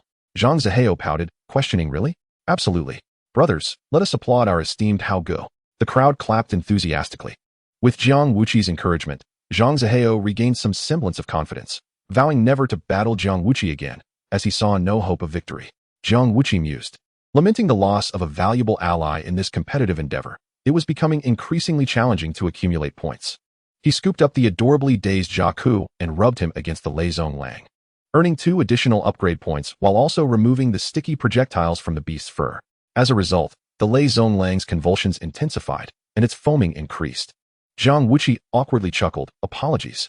Just reclaiming the toxin source. It's a necessary measure. Bear with it, you'll be fine soon. The onlookers watched in horror, while Zhang Zihao dared not open his eyes, hoping this was merely a figment of his imagination. I'm done. I will never participate again. After this encounter, every student in Class 11 developed a newfound understanding. Jiaku's attributes effectively countered nearly all melee beasts.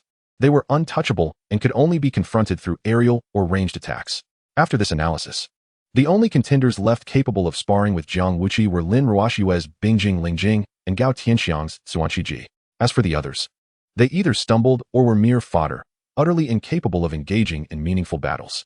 Sun Mingyuan observed with growing approval, turning to Shinmingqi. Did you gather any insights? Researcher Shin? Shinmingqi pursed her lips, pausing momentarily. Yes, but not extensively. Further observation is required. Zhang's prowess clearly exceeds that of a novice beastmaster.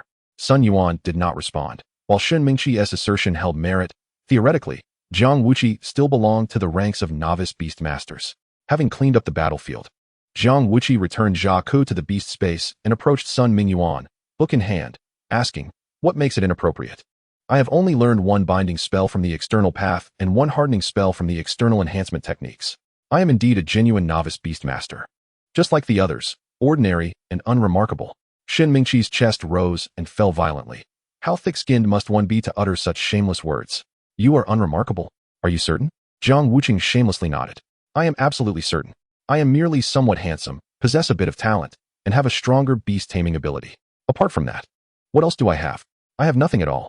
The surrounding classmates could no longer contain themselves, finding the situation both infuriating and amusing. How utterly exasperating. Gu, what more do you desire? Yes.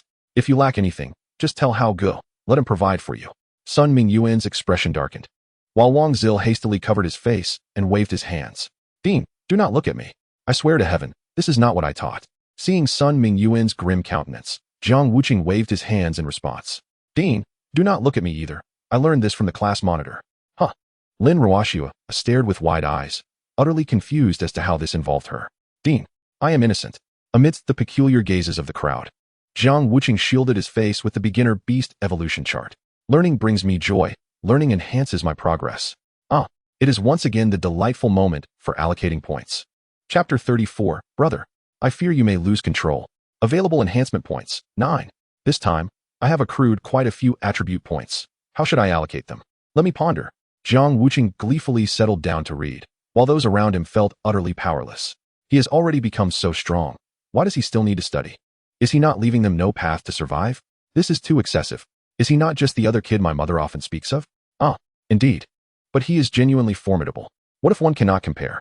At this moment, a clever student suddenly suggested, Hao Gu, I believe Gu is in need of a new phone.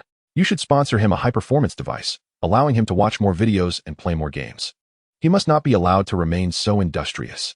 Upon hearing this, Sun Mingyuan could no longer hold his composure. Wang Zil, enough. Dean, rest assured. I understand. The students have fallen into a misunderstanding. I will hold a class meeting immediately. I will ensure they comprehend their errors deeply. Class 11 gather. The classmates glared at the clever student, wishing they could confront him on the spot. How could one speak such words in front of the dean? Is there something wrong with your brain? This is truly problematic. Upon returning to class, Wang Zil sternly criticized the clever student's outrageous remarks. He then launched into a 2-hour lecture on morality and ethics, leaving everyone drowsy. Only Jiang Wuqi remained engrossed, replaying the day's duel in his mind. Although today's battle was a complete suppression, Jiang Wuqi still discerned the flaws in Xiao Zhao's approach. This utterly passive character lacks any offensive initiative and indeed reacts too slowly. If today's Lezone Wolf had been Lin Ruoshue's Bing Jing Ling Jing, no matter what tactics he employed, Xiao Zhao would struggle to gain any advantage. Now that his skills are exposed, once he climbs the ranks, he will undoubtedly become a target. Should an opponent initiate with a powerful attack, he would find himself at a severe disadvantage. With a strategy of preparing for unforeseen circumstances, Jiang Wuqi began to explore a new method of point allocation. Among the existing attributes, the only one that could enhance collaborative response was Spirit, thus Jiang Wuqi unhesitatingly focused on that attribute. Spirit, 4, Toxicity, 5, Resilience, 5, Volume, 3. When the total attribute points exceed 100, evolution points can be obtained.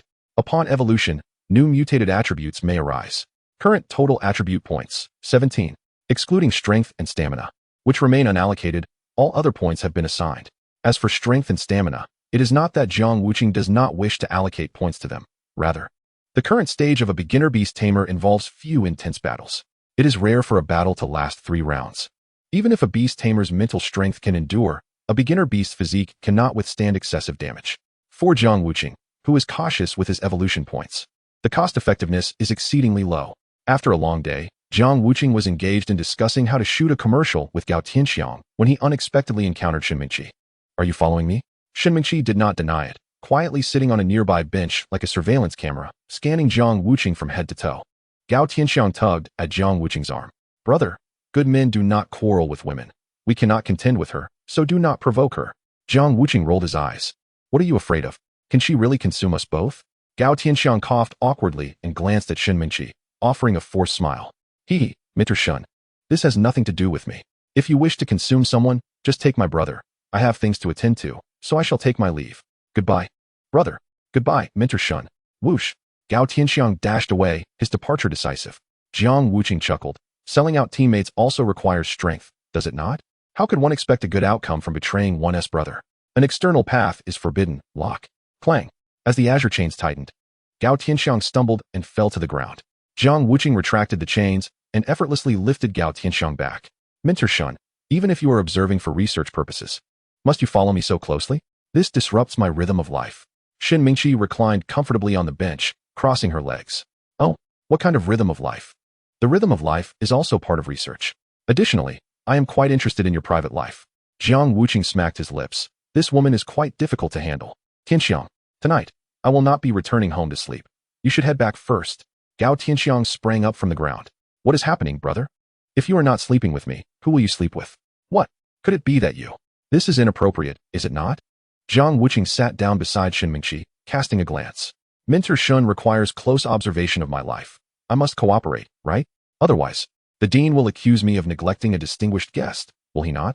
Gao Tianxiang awkwardly scratched his face, nervously glancing at the two seated together. Although we are all adults, brother, I fear you may lose control. Shinmingqi narrowed her eyes, letting out a cold snort. Such impure thoughts. No decorum. A fine thread of energy coursed through, causing Gao Tianxiang to shudder. The next moment, he collapsed to the ground, foaming at the mouth and convulsing in a manner that seemed all too familiar. Jiang Wuqi tilted his head. Is this the poison from my baby? You can even extract it? This skill is impressive. With a delicate finger, Shinmingqi retracted the thread of energy, smiling slightly. As a researcher, one must possess such skills. Jiang Wuqi stroked his chin and rolled his eyes. Do you think I have the potential to become a researcher? Of course. I am not in it for the research funding and special status, primarily because I enjoy research. Shinmingqi's previously lifted corner of her mouth suddenly twitched. Her beautiful eyes filled with exasperation. You are the most shameless man I have ever encountered, bar none.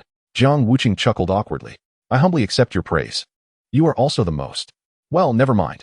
Jiang Wuqi trailed off, staring directly at Shinmingqi, sighing and shaking his head. Alas. Shinmingqi's chest heaved with indignation, her silver teeth clenching audibly. Finish what you were saying. Alas. Speak. Chapter 35, Ignited. The severely underestimated influence of attractiveness. Noticing Shinmingqi on the verge of a meltdown, Jiang Wuqi forced a smile. Do you prefer the truth or a lie? Shinmingqi suppressed her fury, urging him to speak quickly. Jiang Wuqi spread his hands. I have not decided. Shen Mingqi furrowed her brows tightly, glaring at Jiang Wuqi. Is this the truth or a falsehood? A falsehood. So what is the truth? Jiang Wuqi stood up from the bench and took a couple of steps back. I hope you won't be angry if I speak the truth. Even if you do get angry, you mustn't hit me. I have issues. And you cannot bully someone who is unwell. Please think carefully. Do you truly wish to know? At this moment, Shen Mingqi was on the verge of losing her composure due to Jiang Wuqi's torment. He was indeed not a normal person. After taking 3 deep breaths, her white lab coat finally calmed down. He has issues. One must not stoop to his level. Speak up. Seeing Shen Mingqi's tone soften, Jiang Wuqi began to turn the tables. Well, you see, I have encountered quite a number of women, and it seems you may not rank among them. I was momentarily at a loss for words, struggling to find an appropriate descriptor. In any case, Sai? Jiang Wuqi reignited Shen Mingqi's fury, her fingers cracking ominously. How old are you, and how many women have you met? Jiang Wuqi cleared his throat. Indeed a considerable number, too many to count at once. Unconvinced, Shen Mingqi stood up, advancing step by step, driving Jiang Wuqi toward the greenery behind the bench. Well then, tell me. One by one, Jiang Wuqi, with a serious expression, began to recall while counting on his fingers. Shinkai Yui, Aramura Kasumi, Suji Ayaka, Nagasawa Masami, Iase Haruka, Hashimoto Kanna, Imada Mio, and Hamae Minami. Is that all?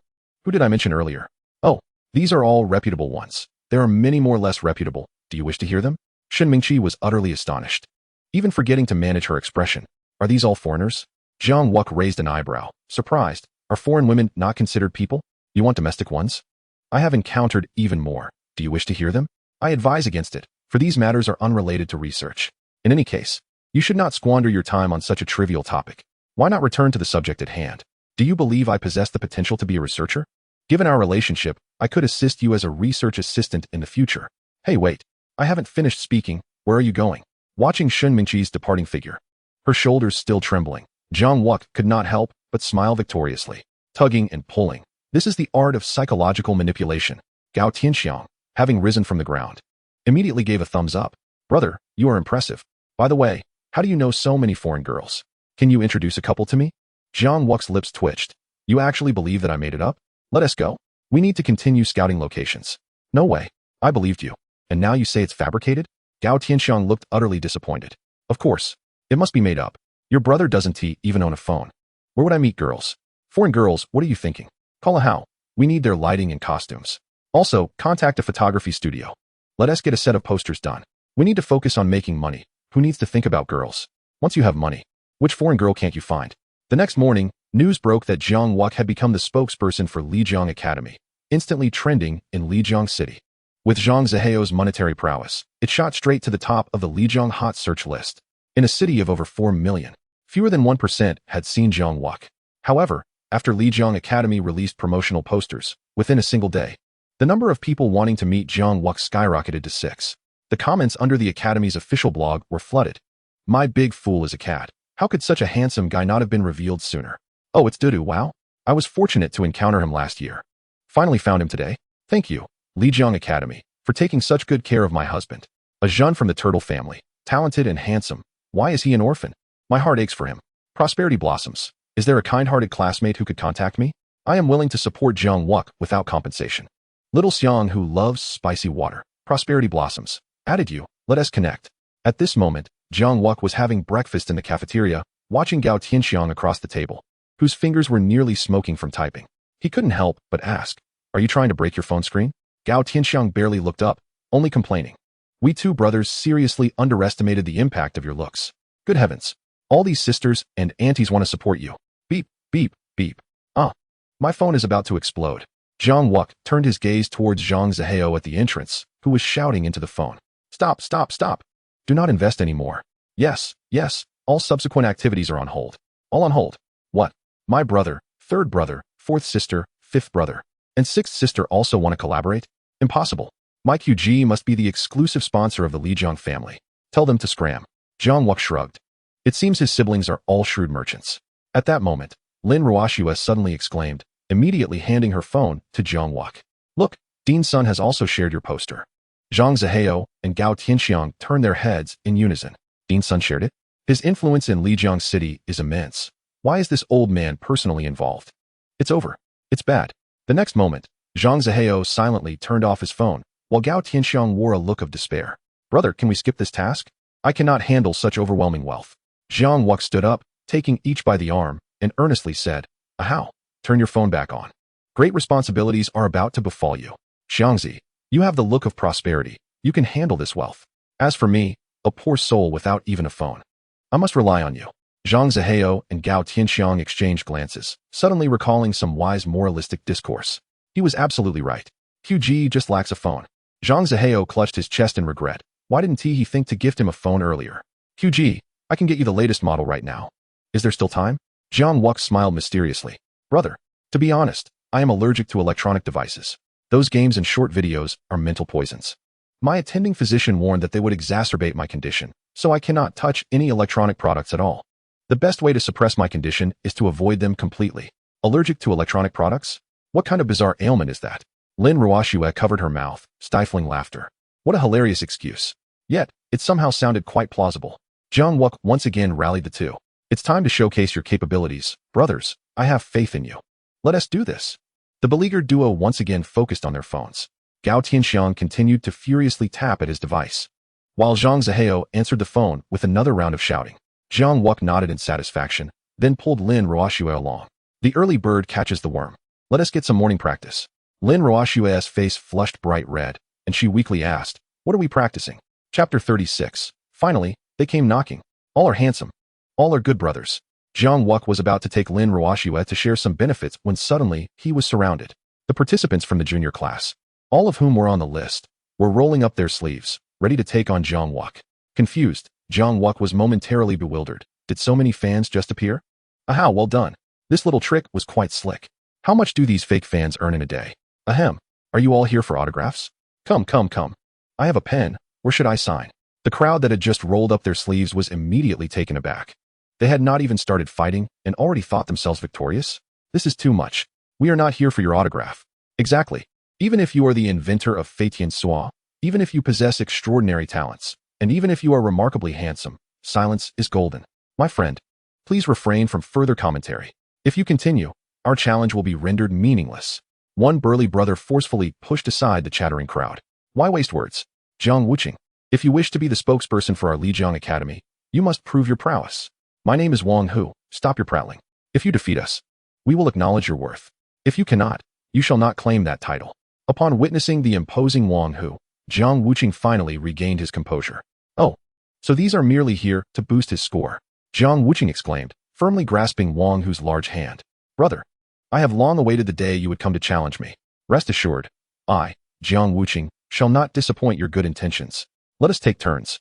As long as I, Jiang Wuqi, draw breath, I shall never let down any brother. This is my promise. Wang Hu's body trembled, and those around him were moved by Jiang Wuqi's sincerity. Ah, we are not quite as you imagine. Yes, we simply wish to compete. Fearing that the crowd would soften and hesitate to strike, Jiang Wuqi resolutely declared, with an air of righteousness, as a beastmaster, I understand the honor that resides within my brothers. As a fellow student, I comprehend the bonds of friendship in their hearts. Yet, feelings aside and honor aside, I, Jiang Wuqi, remain clear-headed. Our director, Wang, has stated that a battle fought with all one's might is the utmost respect for a beast master. It is also the greatest respect my brothers can offer me, Jiang Wuqi. Just as the crowd was filled with fervor and passion, Jiang Wuqi abruptly turned to Lin Ruoxue beside him and said, Class monitor, please do me a favor and record the names of these brothers. To express my sincerity, I shall challenge each of them. They must receive the utmost respect. Upon hearing this, even the most fierce Wang Hu felt a twinge of embarrassment, and the surrounding students wore awkward smiles. Ahem, Jiang, isn't this a bit too much? Indeed, it is inappropriate. We are merely students of the junior class. Though we may be considered seniors, no. You may think so, but I find it entirely suitable. Jiang Wuqi hastily interrupted the crowd. After all, I have just recently entered the junior class and am inherently a challenger.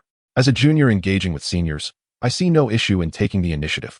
As the old saying goes, there is no time like the present. Let us commence now. Other brothers, please step aside to record your names. Wang Hu, let us begin. With that, Jiang Wuqi stepped into the open space and bowed. Junior Class 11, Jiang Wuqi, I challenge you. As these words left his lips, the fervor within the crowd ignited, forming a circle around a large expanse of open ground. Wang Hu wasted no time and summoned his iron-armored lizard. Junior Class 7, Wang Hu, I accept your challenge.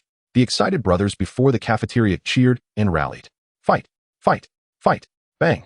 Jiang Wuqi stomped down, instantly activating the Beastmaster space, and with a swift motion unleashed an astonishing barrage. The spinning Xiao Zak traced a peculiar arc and struck the iron-armored lizard squarely on the face. Boom. Boost point 1. The blinded iron-armored lizard began thrashing wildly. Engulfed in chaos, Wang Hu's pupils constricted as he promptly activated the hardening technique. Simultaneously, he instructed the iron-armored lizard to curl into a ball, leaping high to attempt to shake off Xiao Zak. Bang! Bang! Bang! Boost point 1. Boost point 1. Boost point 1.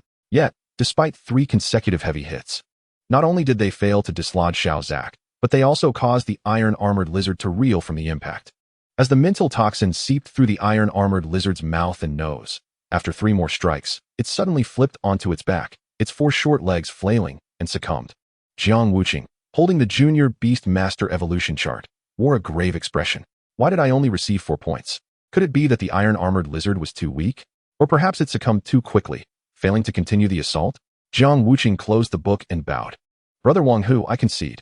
The battle concluded in a mere 10 seconds, leaving the surrounding crowd in stunned silence, gazing at the motionless iron-armored lizard. Wang Hu could hardly comprehend what had just transpired. Did I just lose? What in the world is this? How did I lose? The crowd was equally shocked. While they knew Jiang Wuqi's beasts were toxic, they never anticipated the potency to be so overwhelming. The paralysis speed was unlike anything they had heard before. Zhang Zihao, who had been on the phone moments ago, had dropped his device in disbelief. Oh my goodness. So this is the true strength of my brother Qi? Jiang Wuqi has been hiding his power? Is this for real? Just as everyone was left perplexed, Gao Tianxiang, who had been engrossed in his phone, suddenly looked up and remarked, Brother Hao, you seem to have forgotten something. You must recall what my brother mentioned before the fight, right? A friendly rivalry. Do you remember? In the previous match, my brother likely held back significantly. Jiang Wuqi's face flushed with embarrassment. This good brother was not helping him at all. Ahem. Please do not misconstrue. I did not hold back. I merely grew a bit stronger. Chapter 37. A slight improvement. The changes brought by stamina attributes. The crowd understood. The key point being that he had just become a bit stronger. How timely. Wang Hu's chest heaved as he gradually regained his composure. Jiang Wuqi, his concealment runs deep. No wonder the director agreed for him to be the spokesperson for Lijiang Academy. It seems only the director knows his true strength. I accept defeat.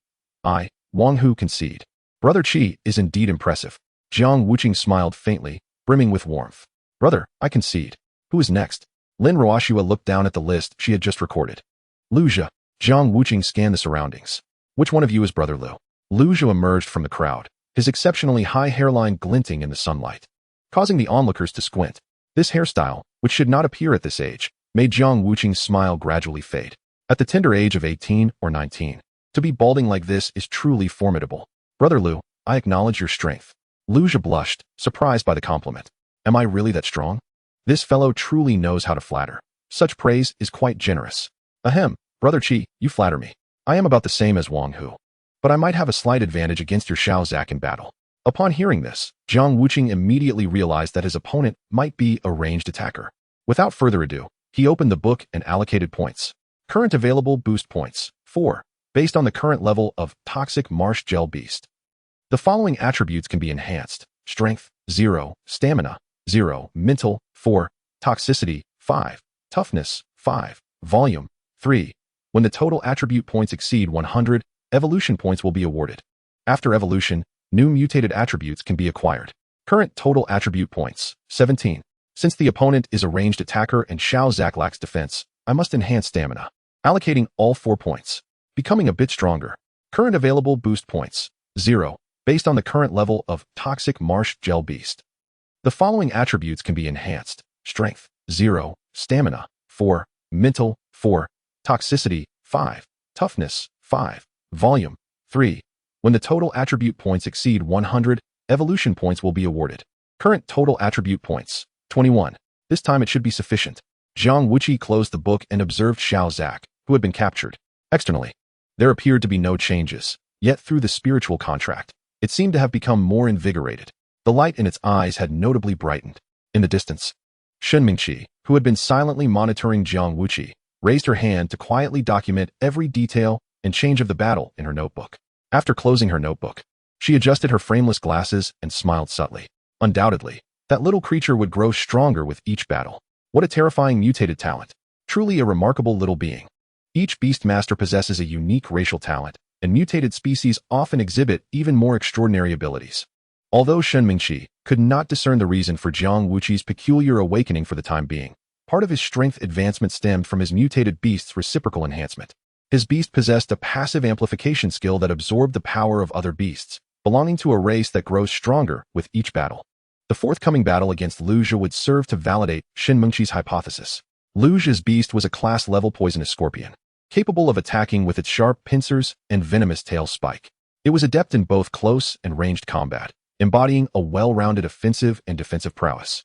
Furthermore, the scorpion's hard shell could effectively defend against Xiao Zhak's toxin invasion. From every angle, Jiang Wuqi appeared to hold no advantage in this beast contest. Gao Tianxiang and the others had also set aside their tasks, unable to suppress their anxiety for Jiang Wuqi. This match was indeed challenging. How do you see it? How go? Zhang Zihao's expression stiffened, as he had no idea how he had lost to Jiang Wuqi, and thus had no opinion to offer. After a moment of contemplation, he finally turned to Lin Ruoxue beside him. What do you think, class monitor? Lin Ruoxue clenched her small fists tightly in apprehension, yet her face remained extraordinarily composed. He will surely win. Zhang Zihao nodded, feeling reassured. Qi Gu undoubtedly has a plan. My Qi Gu will definitely triumph. Gao Tianxiang's eyes darted, as if he had come to an understanding, and his expression suddenly fell.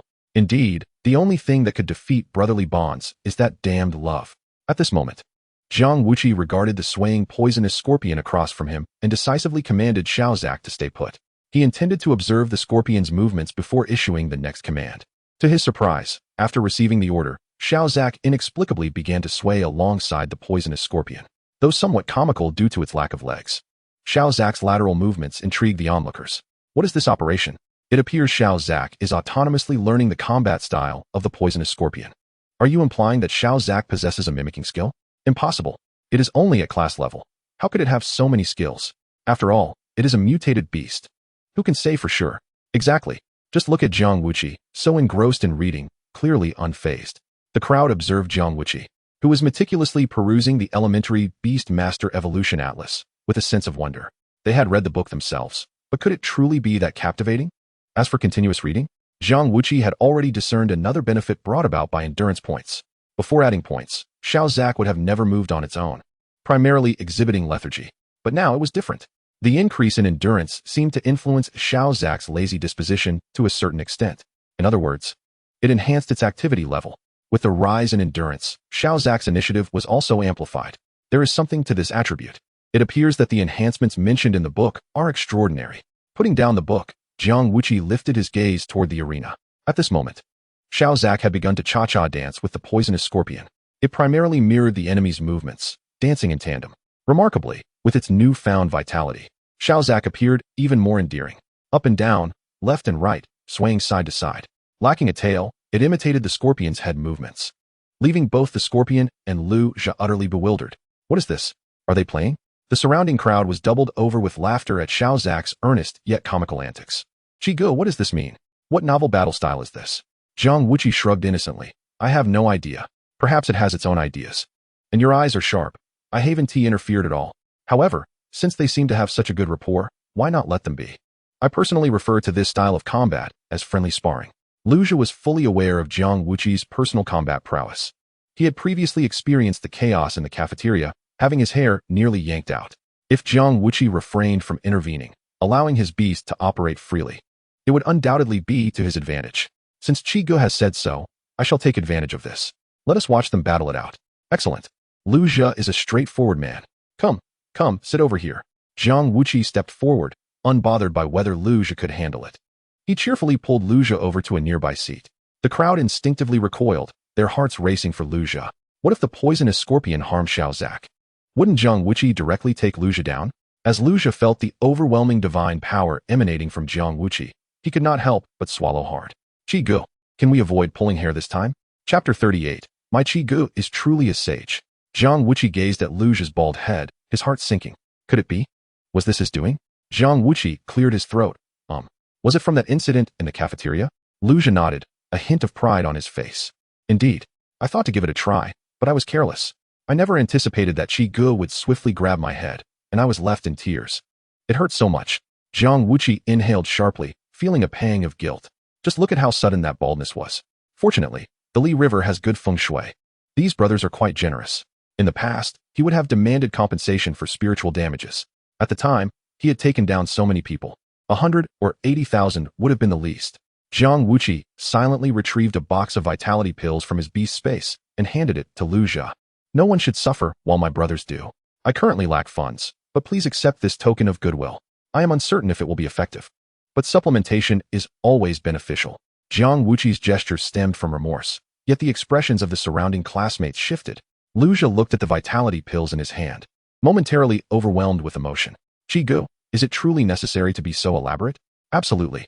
When Shigu first received his scholarship, he treated our entire class to grilled sausages. Shigu may be poor, but he is certainly not stingy. I remember when Shigu sold me his photos, we split the profits 50-50, remaining loyal throughout. Gao Tianxiang's exclamation prompted the classmates of Class 11 to nod in agreement. Even Zhang Zihao expressed genuine admiration. When we did that endorsement, I invested 500,000, promising 3 million afterward, yet Shigu took not a cent. The atmosphere was charged with astonishment, as everyone widened their eyes. How much? 350,000? Zhang Zihao smacked his lips, utterly impressed. Precisely. Only those who have weathered storms truly understand how to shelter others. My Shigu not only declined, but also encouraged me to establish the Li River family, hoping that the money I earn can assist more individuals in need, just as he once did. In response, all I can say is that Shiji's righteousness is beyond your comprehension. Apart from admiration, I find myself at a loss for words. I hope that in the future, everyone will generously support our brand, Lijiang Shijia, and we will sponsor more individuals truly in need. I, Zhang Zihao, take pride in my promises. I ask everyone to supervise me closely. The crowd gasped once more. 3,500,000 eyes blinked not. Still advocating for charity? My brother Jiang Wuqi is truly a sage. Remarkable. Based on this incident alone, I must become a fan of brother Jiang. The challengers below, one by one, flushed with admiration for Jiang Wuqi's noble decision, their reverence flowing like the endless waters of the Li River, as unstoppable as its floods. At this moment, Jiang Wuqi's image in their hearts can be summed up in 2 words: magnificent. Anyone who dares to say my brother Jiang is unworthy of being a spokesperson shall be our common enemy. Lin Ruoxue also raised her small fist in support, declaring, yes. Ultimately, Jiang is representing us in bringing glory to Lijiang. This position rightfully belongs to him. With Lin Ruoxue's bold pronouncement, the girls who had long admired Jiang Wuqi's looks cast aside their modesty. Beauty is justice. This spokesperson must be none other than Brother Wuqi. My brother Wuqi is simply the best. What do you mean your brother? Clearly, he belongs to all of us. Exactly. Brother Wuqi is the finest. Support Brother Wuqi. The mentors observing from the sidelines were also secretly astonished. 3,500,000 is no small number. Even placed before them, they would have to weigh it carefully. Yet none could match Jiang Wuqi's selfless righteousness. Alas, Jiang is indeed a boon to our Lijiang. Indeed, gifted and virtuous, beyond reproach. Occasionally losing his temper seems hardly a grave matter. Indeed, consider it a means to enliven the dull atmosphere of campus. A genius is not defined by others. Choosing Jiang as our Lijiang Academy's spokesperson speaks volumes of Dean Sun's remarkable vision. Mentor Wang's flattery is becoming increasingly adept. Wang Zilv gestured modestly, acknowledging the praise. It is all due to the dean's discerning eye. This wave of public service advertisements caught Jiang Wuqi completely off guard. His gaze towards Zhang Zihao shifted. Wait, my friend, isn't the deposit yet to be collected? How has it suddenly become free? Are you all mistaken? He is the one truly in need. After such commotion, Lijiang could no longer remain seated. As the challenger, he felt as though he was being roasted over a fire, having already gained an advantage. To compete now would be akin to striking a blow to his own face. This would surely incite public ire. Realizing this, Lijiang had no choice but to rise. Brother, I have overstepped. Since the match has not yet begun, I concede. I, Lijiang, genuinely admire Brother Jiang. If he becomes the spokesperson, I have no objections. Jiang Wuqi, who had just been deprived of his financial path by Zhang Zihao, could not remain calm upon hearing Lijiang threaten to obstruct his ascent. These people are overly particular. That is hardly a good thing. A large hand heavily rested upon Lijiang's shoulder as Jiang Wuqi earnestly advised, Brother, let us be clear. According to the rules, I must challenge my way up to prove my worth. There is no need for embarrassment. None need feel bashful. If you go easy on me, it would be the greatest insult to Jiang Wuqi. Winning must be done with honor. Jiang Wuqi's glare was fierce, his divine aura reverberating, causing the crowd to retreat repeatedly. Jiang Wuqi of Class 11, I am ready to battle. Chapter 39. How can a grand lady with such ample bosom possess such a small heart? Jiang Wuqi's words truly left everyone in shock. Even more astonishing was Jiang Wuqi's power, nearing the mid-level of divine beasts, coupled with his furious expression, creating an overwhelming presence. Wow, how long has it been? My brother Jiang's divine power could rival the top 3 on the novice leaderboard. Only stronger, not weaker. Especially with brother Jiang's extraordinary mental strength and formidable control. He could directly enter the intermediate class. Everyone turned to Wang Zilv, seeking a reasonable explanation. Teacher Wang, do you really consider this a novice beastmaster? Yet Wang Zilv merely stated that Jiang is simply gifted, his course is not yet completed, leaving everyone speechless. The rationale is sound, and indeed, the situation aligns with it. Yet it feels quite strange. Lijiang looked at the spirited Jiang Wuqi and had no choice but to brace himself for the challenge. Since brother Jiang has said so, I must experience his prowess today. Jiang Wuqi finally relaxed. Brother, feel free to give it your all. Do not let others speak ill of you. All right, venomous scorpion, attack. With Lijiang's roar, the venomous scorpion sprang into action. Its long tail swung violently, suddenly emitting a scarlet beam, its ranged attack method. Utilizing venom to paralyze enemies in a short time, it posed a lethal risk if one were to be struck. Timely rescue was crucial. Simultaneously, Xiaozhaku, a spirit beast of the same type, mimicked the venomous scorpion's attack stance, launching a projectile of slime from its pointed head. The venomous scorpion's stinger pierced Xiaozhaku's body, while Xiaozhaku's slime projectile splattered onto the scorpion's relatively small head. Upgrade point 1. Upgrade point 1. The crowd held their breath. The outcome of this battle hinged on whose poison was more potent. The venomous scorpion scraped its pincers, shaking off the slime, clearly indicating that Xiaozhaku's attack had no tangible effect. This development was anticipated by all, as they had considered this before the match commenced. However, what surprised them was that Xiaozhaku unexpectedly opened its mouth and expelled the venomous stinger from its body intact. Given that Xiaozhaku's form was a green, semi-transparent gel-like substance, the entire process was visible to everyone. Hiss, such an operation exists? Is this scientific? Lijiang stared wide-eyed, frantically pulling at his hair. Is Xiaozhaku not only insulated but also immune to poison? Jiang Wuqi furrowed his brow. Truthfully, he was uncertain. Perhaps, being a spirit beast of the same toxic nature, it possesses some degree of toxin resistance? Jiang Wuqi's explanation was swiftly dismissed by Shen Mingqi, who was observing nearby. No, your beast is not a spirit beast. Rather, it is a mutated spirit beast. Although it belongs to the spirit beast category, it should not be regarded as an ordinary spirit beast. Its physical composition is not simply flesh. Fundamentally speaking, the mud monster does not possess the conditions for poisoning. Thus, it is immune to toxins. Shen Mingqi's words enlightened the students. Xiaozhaku is a hybrid between a soil spirit and a spirit beast, making this explanation reasonable. My goodness, while it appeared that Xiaozhaku was consistently at a disadvantage, could this not also be considered a form of invincibility? No, it is not invincible. Shen Mingqi, observing Xiaozhaku's continuously writhing body, provided further explanation. Although mutations are rare, they still retain some of the weaknesses from their pre-evolution state. You may consider it an enhanced version of the mud monster. Therefore, the weaknesses of the mud monster still apply. The crowd's eyes brightened, and they collectively exclaimed. Given this understanding, it becomes quite manageable. Jiang Wuqi's lips twitched. You must be kidding. You are the real poison. A venomous tongue akin to Wang Yuyan, I see. It seems my previous retort struck a nerve. She is holding a grudge. How can a grand lady with such ample bosom possess such a small heart? Researcher Shun. Do not conclude too early. Should you speak incorrectly, it may not end well for you later. Jiang Wuqi's threat only made Shen Mingqi laugh more heartily. Humph. You too shall experience a day of defeat. How delightful and gratifying. Research, after all, is a process of continuous trial and error. Only by recognizing mistakes can one increase the probability of success. Is it not? Damn, she is truly insufferable. Goku bu Shichi Bienderen. Kinjiao. Jiang Wuqi's lips curled into a modest smile as he humbly inquired. Then might I request researcher Shun to elucidate why my dear Xiaozak's initially dull disposition has suddenly transformed into one of exuberance? Is this truly a remnant of the Nizhao monster's undesirable traits? Given that it has now metamorphosed into a spiritual beast, it must possess a level of intelligence that the Nizhao monster lacks. In other words, it is endeavoring to evolve. Thus, why should I not regard it as a spiritual beast? Jiang Wuqi's remarks rendered Shen Mingqi speechless, a point she had yet to contemplate. That insufferable brat. I shall not let this slide. Observational recording of changes is an inevitable process. You cannot draw conclusions until its transformation is fully realized, can you? As for now, it is premature, Damn it, how reasonable. truly worthy of a researcher, so meticulous. Jiang Wuqi discreetly retrieved the Chiju Shoyu Jinhua, a slight smirk adorning his face. No matter your rigor, it cannot compare to my prowess. Current available enhancement points, 2. I shall show you what rigor means. Just wait.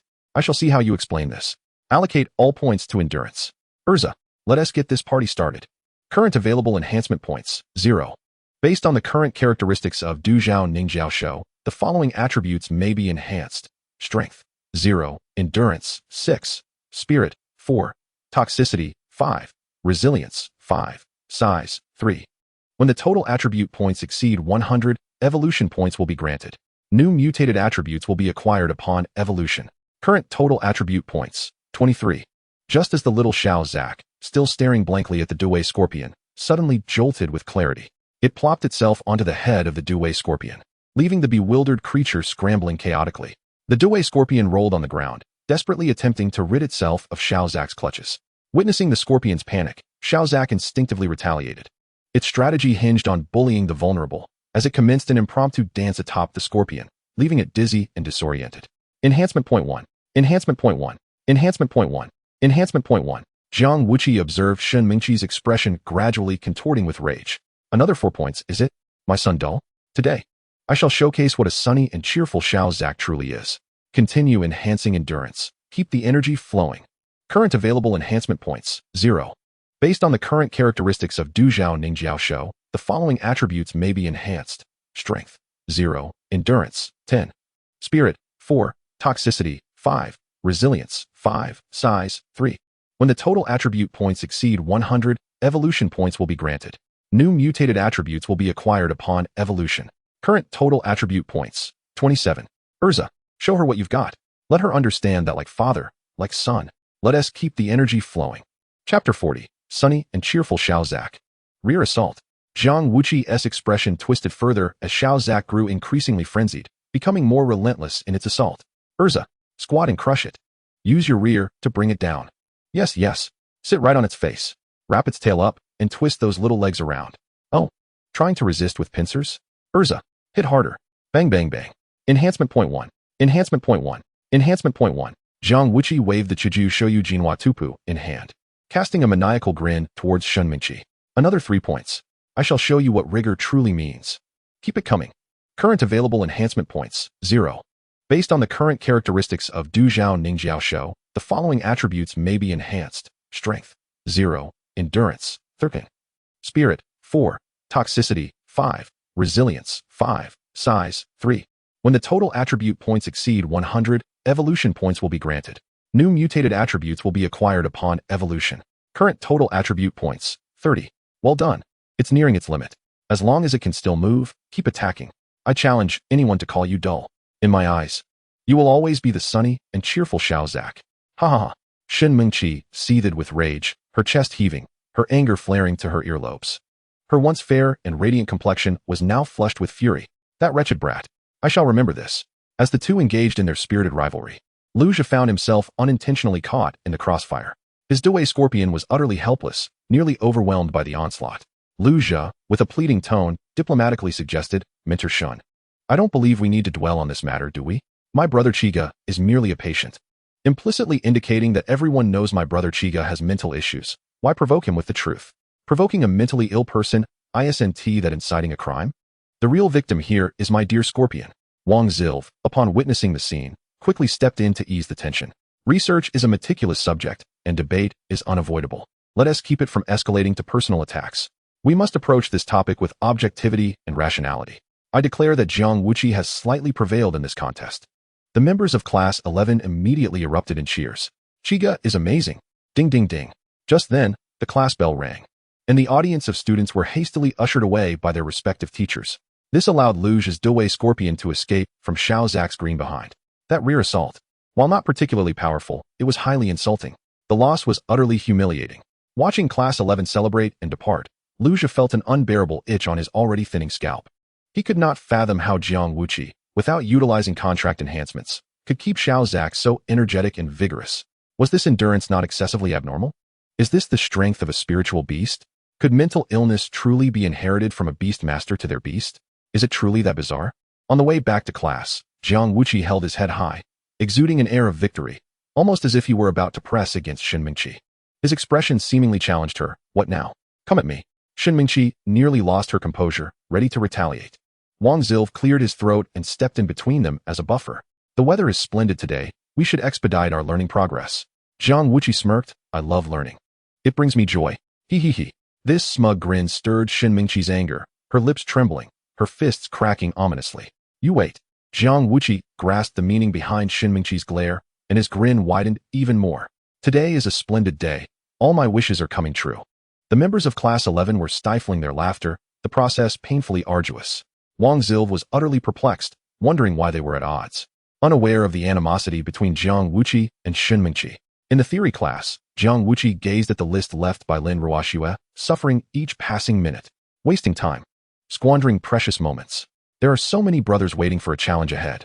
Damn theory class, it is obstructing my path to strength. When the dismissal bell finally rang, Jiang Wuqi bolted out like a released beast, roaring at the back door of the adjacent Class 10. Class 11, Jiang Wuqi challenges. Su Tian, brother, hurry and show yourself. Let us get this started. As the students of Class 10 just finished their class and were preparing to rise for a restroom break, they were nearly startled into submission by Jiang Wuqi's thunderous voice. Thankfully, my constitution remains robust. Otherwise, I surely would have been caught off guard. Su Tian, I am calling you. Do not hide. As a registered contestant, I, Qi Gu, will not let you escape. Yes, indeed. Hurry up and show yourself. We are all eagerly awaiting the entertainment. Concealed behind the door, Su Tian wore an awkward expression, having previously been filled with confidence. However, after witnessing Luge's harrowing ordeal, he now found himself devoid of any desire to compete. Qi Gu, you have won. I suggest we move on to the next contestant. With victory seemingly within grasp, how could I allow you to evade capture? Clang. Upon entering the territory of Class 10, the 6 binding beast locks effectively sealed Su Tian's retreat. Jiang Wuqi's expression grew increasingly grim. Su Tian, do you not possess a modicum of respect for me? Do you think I am concerned with winning or losing? The onlookers from Class 10 rallied in support of Jiang Wuqi, voicing their displeasure. This is outrageous. Our Qi Gu has come forward with enthusiasm. How can you simply surrender? Indeed, this is hardly the manner in which we welcome guests in Class 10. You signed up. It is unacceptable to back out now. There is no argument here. In terms of fairness and propriety, you must fight. Otherwise, we cannot bear to watch. Fight! Fight! Fight! Amidst the shouts of encouragement, Su Tian wore a pained expression, feeling as though his heels were being crushed. How could he have been so impulsive as to stir up trouble? Now, surrendering was not an option, and he was compelled to fight despite knowing he could not win. This was pure torment. Frustrated, Su Tian made a decisive gesture, fully committing himself. All right, here I come. Behold, the golden hair caterpillar. Chapter 41. The advantage of size and a new strategy. The golden hair caterpillar? Jiang Wuqi's eyes brightened as a magnificent, opulent caterpillar emerged from Su Tian's Beastmaster space. This creature, which Jiang Wuqi had previously encountered in the beginner Beastmaster Evolution Atlas, is a quintessential late-game powerhouse that can eventually metamorphose into a golden-winged spirit butterfly, a relatively rare gold attribute spirit beast. It grants its Beastmaster the abilities of flight, agility, and sharpness, making it truly a first-grade treasure. In the realm of Beastmasters, a well-known adage circulates regarding the different types of beasts. The poor play with earth. The rich nurture gold, water, fire, and wood systems are all but a hassle. This implies that one could deem Su Tian incompetent, but one could hardly label him as impoverished. It seems that Su Tian hails from a wealthy family. Jiang Wuqi clicked his tongue, acknowledging the affluence. You cannot escape a beating, however. While the golden hair caterpillar is still manageable, let us strike while the iron is hot. Little Zack, attack. Little Zack leaped into action, transforming into a pea shooter, unleashing a barrage of sticky projectiles. PFF, PFF, PFF. The sound of metal clashing echoed as Jiang Wuqi finally felt the distinctive nature of a gold attribute beast. The golden hair caterpillar's golden fuzz was not only resilient, but also remarkably tough. Little Zack's ranged attacks struggled to penetrate the dense defenses of the caterpillar's body. Seeing Little Zack make the first move, the golden hair caterpillar retaliated with 2 sharp golden spines, which pierced into Little Zack's inflated belly with a resounding thud. The sound of air escaping filled the air, and Little Zack's skill was interrupted. Although the golden hair caterpillar successfully countered, it did not inflict any significant damage upon Little Zack. As Little Zack regurgitated 2 golden spines, Su Tian felt utterly powerless and could only lament. This creature's defensive capabilities are absurd. Physical attacks are of no use. Jiang Wuqi raised a hand in defense of his Little Zack. Do not speak nonsense. My little Zack possesses no defensive attributes. Moreover, even if those two spines pack a punch, they would hardly faze a muddy swamp monster. PFF. The most expensive gold receives the harshest scorn? How can its noble lineage be trifled with by mere muck? No, I cannot tolerate this. Today, I shall demonstrate to you the dignity of a gold attribute beast. Su Tian's temper flared as he activated his contract to fully support the golden hair caterpillar. External reinforcement. Giantization. The once 30-centimeter giant caterpillar suddenly doubled in size, leaping into the air and showering golden fuzz everywhere. Golden spikes rained down, instantly transforming little Zack into a pincushion. Enhancement point 1. Enhancement point 1. Enhancement point 1. Little Zack, with a bewildered expression, blinked in confusion, seemingly unaware of why the caterpillar had suddenly grown larger. He turned to Jiang Wuqi with an expression of eager anticipation, as if to say, "Father, please help me grow too." Jiang Wuqi, feeling a bit awkward, realized that he had just advanced to the beginner class and had yet to learn such techniques. However, he possessed another skill. Jiang Wuqi clapped his hands, instantly activating the contract as divine power surged into little Zack. A mere caterpillar temporarily growing larger is trivial. Father commands you to grow permanently. In the next moment, Jiang Wuqi retrieved the beginner Beastmaster Evolution Atlas and allocated all 4 enhancement points he had just acquired to size. Current available enhancement points, 0, according to the current level of the Toxic Swamp Gel Beast characteristic. The following attributes can be enhanced. Strength, 0, Endurance, 13, Spirit, 4, Toxicity, 5, Toughness, 5, Size, 7. When the total attribute points exceed 100, an evolution point is granted. Upon evolution, new mutated attributes will be acquired. Current total attribute points, 34. Son, unleash your strength. Under the incredulous gazes of the crowd, little Zack, now resembling a pincushion, was visibly growing larger at an astonishing rate. The once palm-sized little Zack had quickly expanded to a size even larger than a basketball. Wait, how could Chi-Gu also know giantization? Indeed, wasn't Class 11 just promoted? How could they have learned so quickly? Little Zack's yellow beady eyes blinked furiously, marveling at his sudden growth.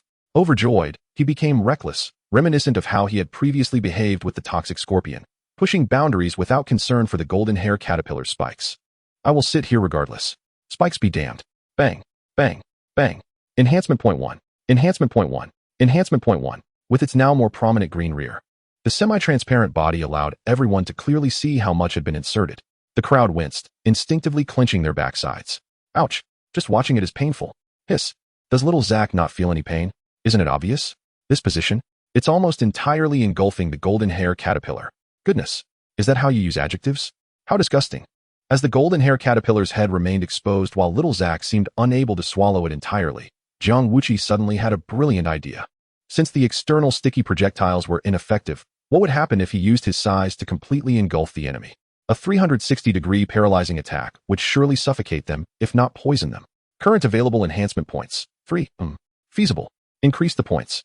According to the current level of the Toxic Swamp Gel Beast characteristic, the following attributes can be enhanced. Strength, 0. Endurance, 13. Spirit, 4.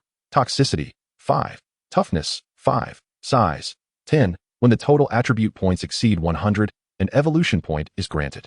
Upon evolution, new mutated attributes will be acquired. Current total attribute points, 37.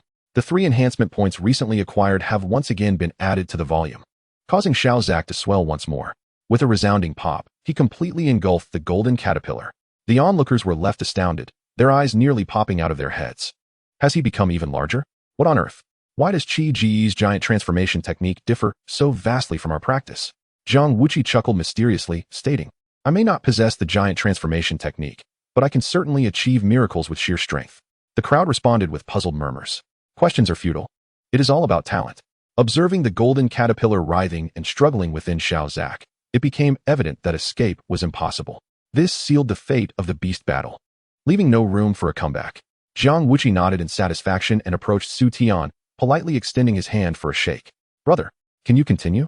Would you like to unleash a grand move, or something to struggle a bit? Chapter 42. Excellent. My son never sits upon the unworthy. Su Tian pinched his philtrum. A genuine struggle indeed. What struggle? That caterpillar is practically on the verge of a breakdown. I acknowledge my previous lack of respect. I have come to deeply realize my error, and I reflect upon it. My gold-type beast control holds no dignity. I plead for mercy. Chi-Gu, I was wrong. Jiang Wuqi wore a perplexed expression. What on earth is going on with this brother? It's merely a beast battle. Why is he grappling with self-esteem?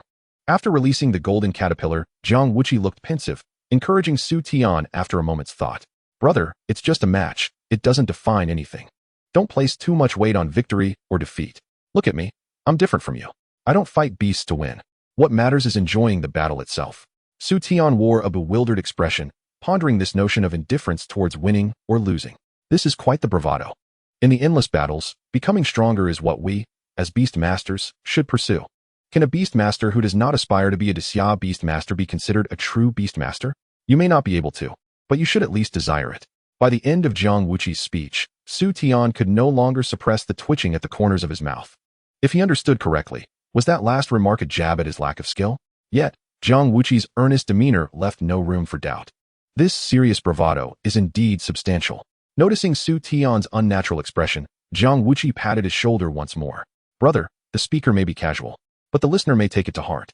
If you feel it applies to you, that reflects your lack of confidence. You can doubt anyone, but you must never doubt yourself. Skill is relative. It depends on who you compare yourself to.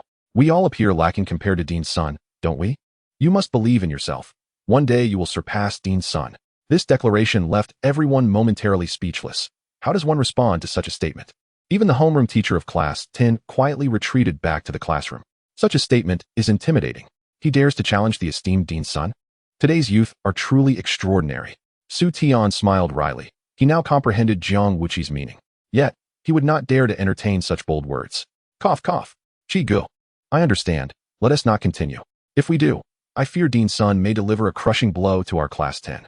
At that point, we would be doomed. Seeing Su Tian finally smile, Jiang Wuqi mirrored his expression. Having rescued a self-doubting youth, he felt a sense of virtue. Next up, the bell rang, signaling the end of the 20-minute break. Reluctantly, Jiang Wuqi rolled up the challenge list. Joyful moments are always fleeting. It seems he must endure another class. Before returning to his classroom, he did not forget to issue a challenge forecast to the students of Class 10. Brothers, wait for me. There is a Huang Yin brother in Class 10. I shall return for the next class. The students of Class 10 turned to their class leader, Huang Yin, their eyes igniting with excitement. Oh, the next match promises to be thrilling. Indeed, the next battle would likely take place in the training hall. Su Tian couldn't help but smile, inexplicably feeling joyous. He even mischievously reminded Jiang Wuqi, Chi Gu, our class leader just recently contracted his second beast at the breeding center. It's an elite one. You might be in for a tough time. Jiang Wuqi's pupils contracted. Would battling a higher-level beast yield him some extra bonus points? The thought thrilled him even more. His eyes sparkled with excitement. Excellent. No worries. I relish the challenge. Huang brother, don't leave after class. Wait for me. Su Tian was taken aback. What is this reaction? Is this normal? With a loud smack, he struck his forehead. Damn, I forgot. He is a bit eccentric. Eccentrics crave excitement. Everyone admired Jiang Wuqi's brave and combative spirit. Despite the banter, one must not jest about Chi Gu. There is no denying it. He is indeed courageous. Typically, anyone hearing such news would wear a dismal expression, confirming that Jiang Wuqi speaks the truth. He truly does not care about winning or losing. He is a pure combat fanatic. Huang Yin, seated in the front row, rose and nodded at Jiang Wuqi. Don't worry, brother.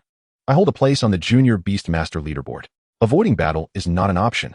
I hope you can apply some pressure. This spark ignited Jiang Wuqi's enthusiasm even further. I relish your rebellious spirit. What is Huang Yan's rank? Huang Yan, a mid-level 3-stage divine beastmaster. Ranks 30th among junior beastmasters. Coupled with 2 beasts, one of which is a newly contracted elite beast, his overall strength rivals that of an average mid-level beastmaster. The only drawback is that his newly contracted elite beast is somewhat unruly, not fully under his control due to his current mental capacity. However, facing Jiang Wuqi's Xiao Zak, he remained confident he would prevail. Noticing Huang Yan's silent smile, Jiang Wuqi couldn't help but wear a peculiar grin. A rare proud type. This calls for a thorough challenge. How intriguing. Jiang, class is starting. Come back. The voice of Wang Zilv urging from outside the door pulled Jiang Wuqi from his musings. He smiled faintly. Excellent. My son never sits upon the unworthy. You deserve it. Leaving with a smile, Jiang Wuqi walked away, while Wang Zilv, in the corridor, felt a pang of concern for Huang Yin from the neighboring class. How could this foolish child not see the situation clearly? He had witnessed the earlier battle with Su Tian clearly. Xiao Zak had grown because Jiang Wuqi had expended a great deal of divine energy. That transformation was not a giant transformation technique. It might very well be a talent skill inherent to Xiao Zak, but it was a true transformation. Furthermore, he had discovered Xiao Zak's remarkable capabilities. Its ability to learn and mimic is outstanding, seemingly capable of gradually enhancing its strength through battle. This proactive learning ability is extraordinarily formidable, rivaling the passive growth talents of certain elite beasts. Coupled with Jiang Wuqi's unpredictable nature, can his beast be outmatched? Why provoke him unnecessarily?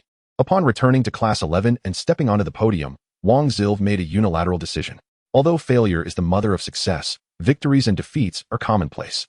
As the father figure of Class 11, he cannot allow his students to fall behind at the starting line. If others' children can learn, so must his. Classmates, take out the Manual of External Techniques and Methods. Today, we will preview the Enhancement Technique series. Learn as much as you can. Chapter 43, A State of Mind Beyond the Ordinary, sending him off first. Wang Zil unexpectedly altered the curriculum, leaving the students of Class 11 in a state of bewilderment. The once captivating Daxia Yushoushi now seemed rather dull. Coupled with Wang Zil's profound remarks, the gaze of the crowd gradually settled upon Jiang Wuqi. The phrase "learn as much as you can" was evidently directed at their esteemed elder brother. Zhang Xiaocho surveyed his surroundings and cleared his throat. You all heard that pretentious fool from Class 10, right? I must commend our director Wang. Well done. The classmates around him nodded in agreement, their eyes radiating a unified spirit of indignation. No doubt, given our elder brother's talent, the technique of giant transformation is surely within his grasp. That Huang Yin must be taught a lesson. Exactly. An old flunker who has never passed a grade has the audacity to act superior. He deserves a beating. Gao Tianxiang passionately declared, I cannot tolerate anyone showing off in front of my elder brother. Moreover, we in this class are like brothers. We can be boastful. But they cannot. The crowd erupted in applause, and Zhang Xiaocho nodded in approval. Xiangzi speaks the truth. Lin Ruoxue, the class leader, cleared her throat. We are currently in the class of Daxia Yushoushi, so please maintain silence. I believe none of us want to see Director Wang criticized over this matter, do we? Zhang Xiaocho's eyes gleamed with ferocity as he took over the conversation. The class leader is correct. This lesson is indeed Daxia Yushoushi. Even if Dean Sun were here, it would still be Daxia Yushoushi. A hush fee of 10,000 each. Dean Sun, leave this to me. If he dares to penalize Director Wang, I will tear down this entire teaching building. The crowd cheered. Brother Hao's temperament is incredible. The united voices stirred Jiang Wuqi's heart deeply. To have such a group of brothers and a mentor supporting him in this life was worth the journey across worlds. Jiang Wuqi slammed his hand on the table, nearly rushing into Class 10 to confront Huang Yin. Director Wang, brothers, you've all ignited my spirit.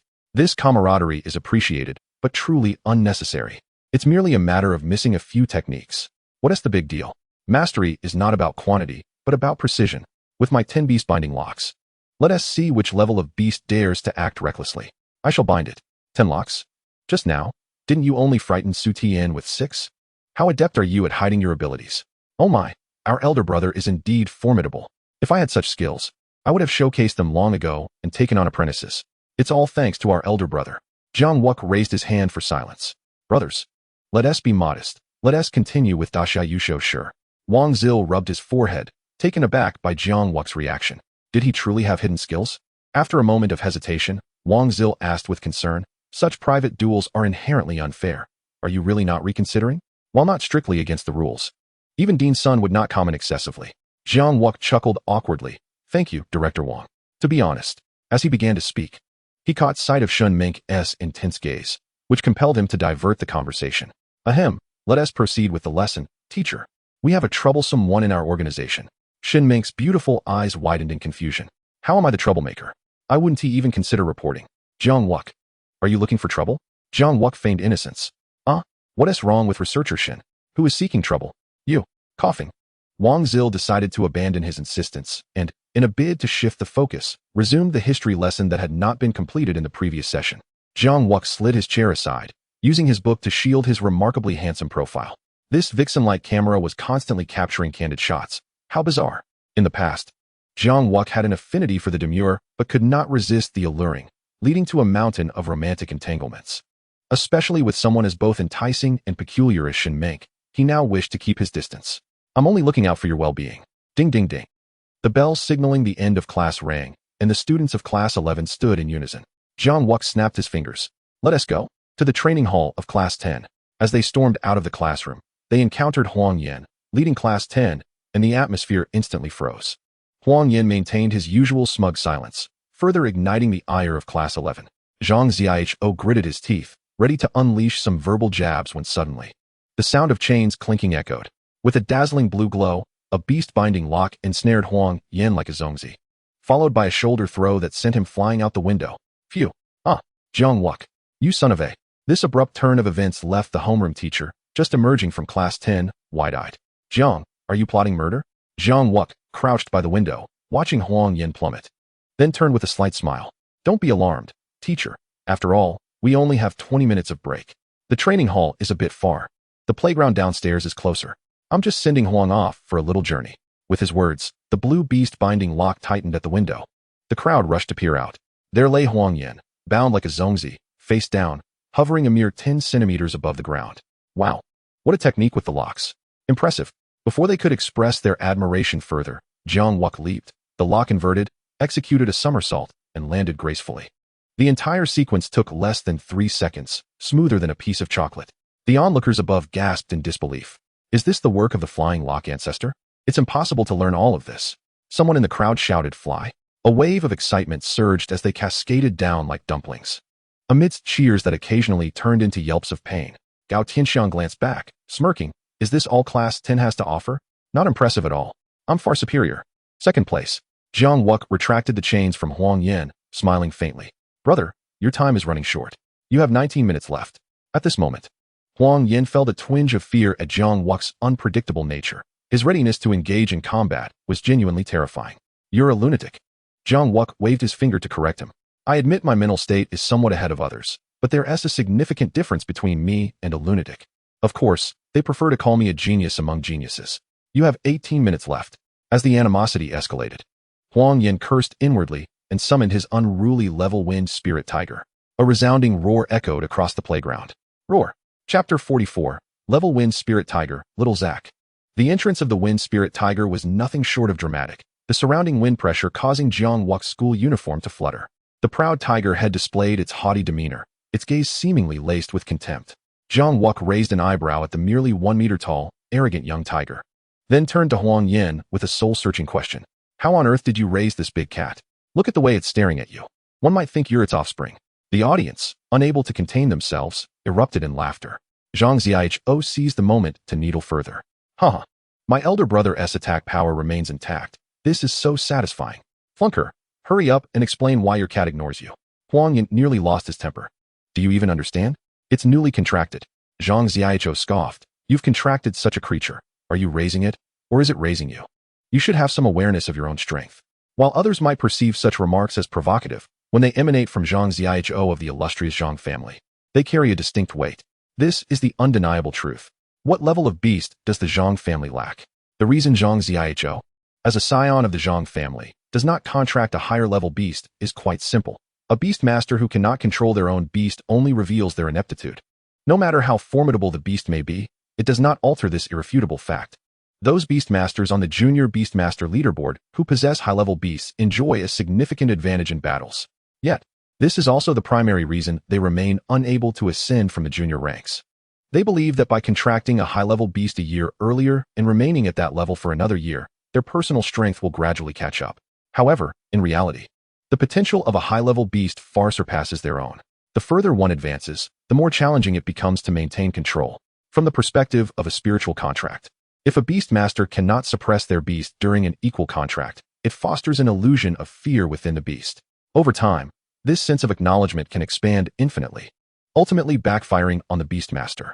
Even though they grasp this reasoning, many still cling to a superstitious belief that as long as they treat their beast well, it will reciprocate positively. Although there are numerous instances where a beast can elevate a beastmaster's standing, many factors, including the type and temperament of the beast, play a crucial role. Species with stronger wild instincts are inherently more difficult to tame. Take for instance the Jifeng Linghu, a creature of fierce temperament and strong rebellious tendencies. Mere kindness is insufficient to sway it.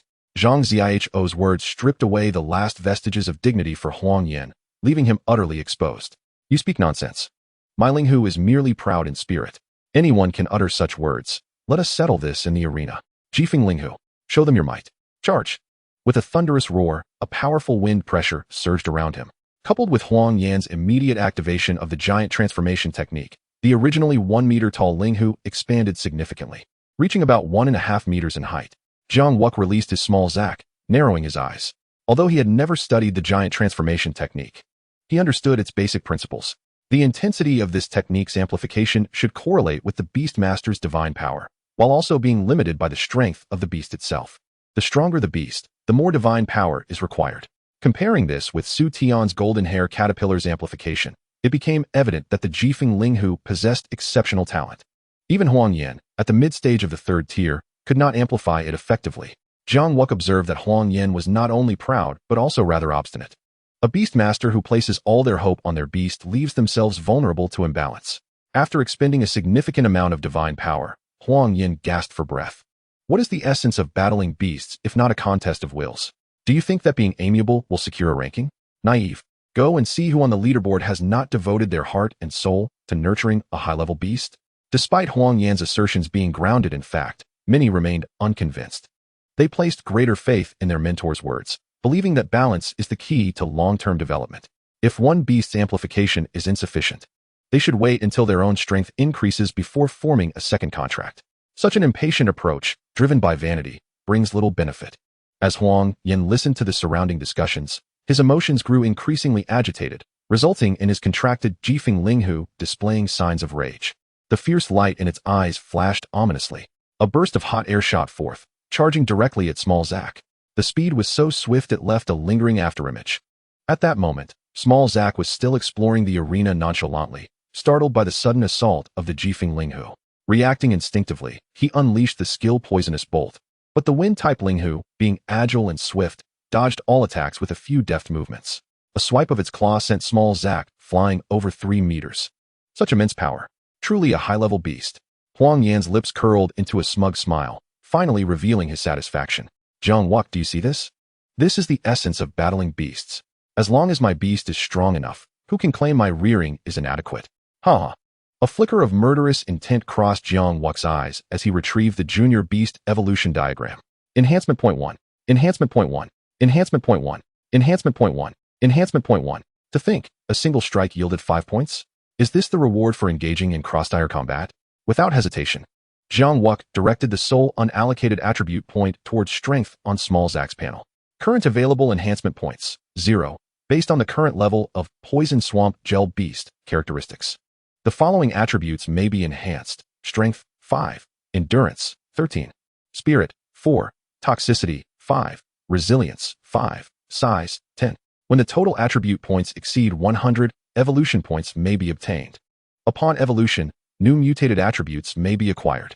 Current total attribute points, 42. Flung to the ground, Small Zack rolled twice before suddenly snapping back to attention, leaping upright. The 2 misplaced yellow eyes returned from his belly to his face. This spectacle left onlookers astounded. Goodness, have I stumbled upon something extraordinary? Is he utilizing his gel-like body to cushion the impact of attacks? Small Zack even knows how to protect his eyes. Jiang Wuqi furrowed his brow. Taken aback for a moment, this child is exceptionally clever.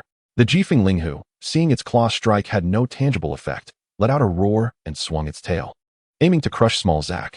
It is well known that a tiger's tail, akin to a whip, can decisively end a match if it makes contact.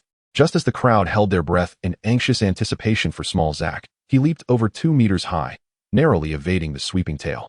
Suddenly, a round, palm-like appendage resembling a human hand, but lacking fingers extended from his belly, adorably striking the Jifeng Linghu on the head, seemingly retaliating for the earlier slap.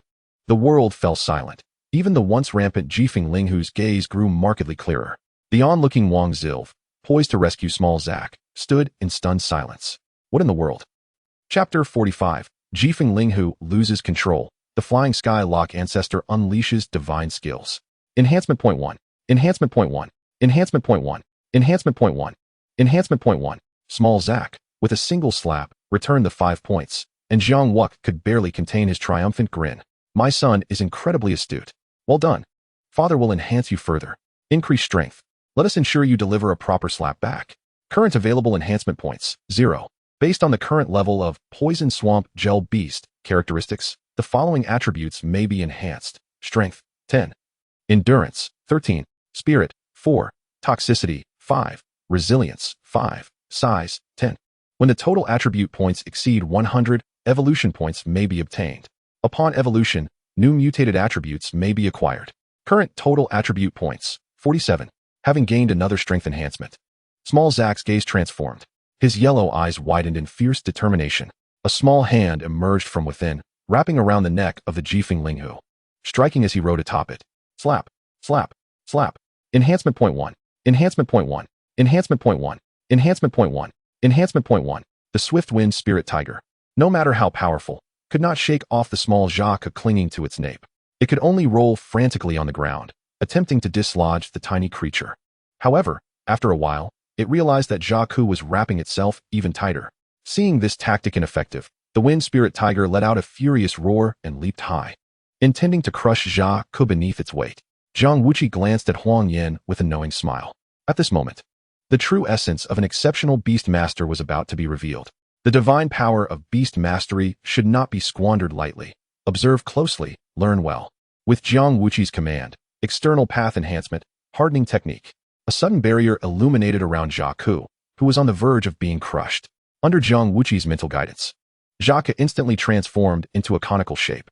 Gasps of astonishment filled the air as the wind spirit tiger's nape collided forcefully with the tip of the barrier, resulting in a piercing injury. The crowd was taken aback, exclaiming in disbelief at the unexpected application of the hardening technique. This could only be achieved through Jiang Wuqi's extraordinary mastery. If it were any of them, they would not have been able to react in time.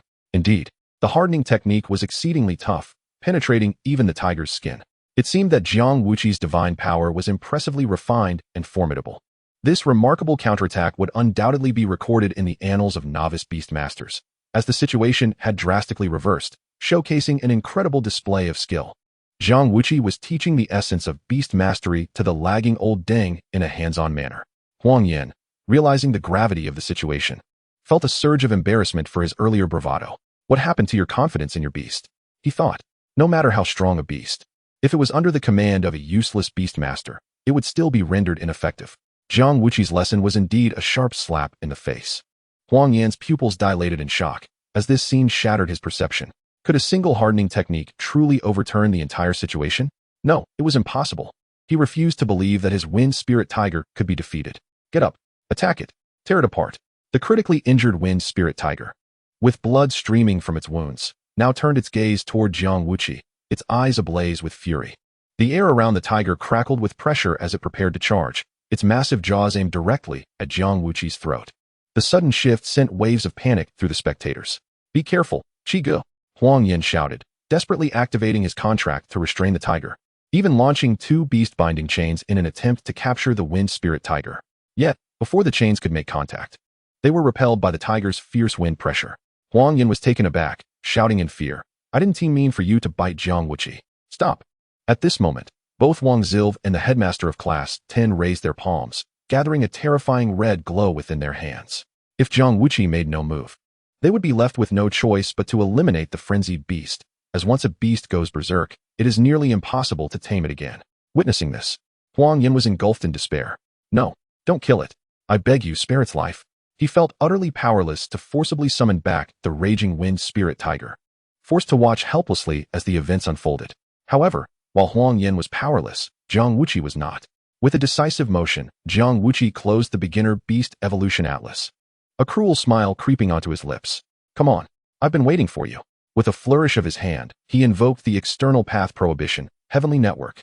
A torrent of chains made of beast binding locks shot forth from his palm, ensnaring the wind spirit tiger from all angles.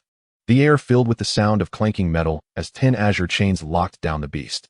The crowd gasped in astonishment, their jaws nearly hitting the ground. So this is what those 10 chains look like.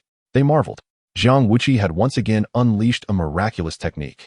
The heavenly network was simply astonishing. I want to learn that. One exclaimed. Learn what? The complexity of that technique rivals the ability to control each chain simultaneously. Do you think you can manage it? Another replied, overwhelmed. It's over. Jiang Wuqi's technique has escalated to another level. There is no way we could ever learn it. The furious wind spirit tiger, now overwhelmed, seemed to lose all rational thought, its large eyes brimming with tears. Even its tail and other sensitive areas were nearly bursting from the tight constraints of the chains, its roars turning into whimpers. Jiang Wuqi gently reached out to retrieve Jiang from the tiger's nape. Don't worry, son. Let me teach you how to fight a tiger. Following his command, Jiang transformed into a green gauntlet, firmly gripping Jiang Wuqi's hand. Jiang Wuqi smiled slightly, noting that 4 more sharp tips were still needed. Zhaku's tiny yellow eyes blinked excitedly from atop Jiang Wuqi's hand. With a pop, for soft, jelly-like tips emerged, and Jiang Wuqi nodded in satisfaction. You're quite clever, son. You grasped it immediately. In the midst of the crowd's collective astonishment, Jiang Wuqi clenched his fist. Though I may not possess the power of armament color, I do master the hardening technique. With the invocation of external path enhancement, hardening wrap, the gauntlet surrounding Zhaku glowed with a brilliant blue barrier once more. The sharp tips, enveloped in the hardened shield, sent shivers down the spines of the onlookers. They could already anticipate the impending events. Oh my! Whenever Jiang Wuqi makes a move, it's nothing short of a fierce display, they remarked. Why is it that even though we learn together, his techniques appear so distinct from ours? Don't question it, it's pure talent. What does it matter if he is a novice beastmaster? He is just a punching bag for Jiang Wuqi, someone exclaimed. Indeed, being a genius is merely a threshold to enter Jiang Wuqi's realm. We are merely following in his footsteps. The class leader asked, what do you think will happen to that wind spirit tiger after that punch from my brother? The question drew everyone's attention, and they too were curious. Lin Ruoxue, caught off guard by the unexpected scrutiny, felt her cheeks flush crimson. With her small hand touching her warm face, she momentarily lost her words. Yet, recalling Jiang Wuqi's formidable power during his uncontrollable moments, she felt a wave of anxiety wash over her. It might just die, right? As the crowd gasped at the thought, Lin Ruoxue's words held weight. Huang Yin, seeing that the two mentors present showed no intention to intervene, was now in a state of utter panic.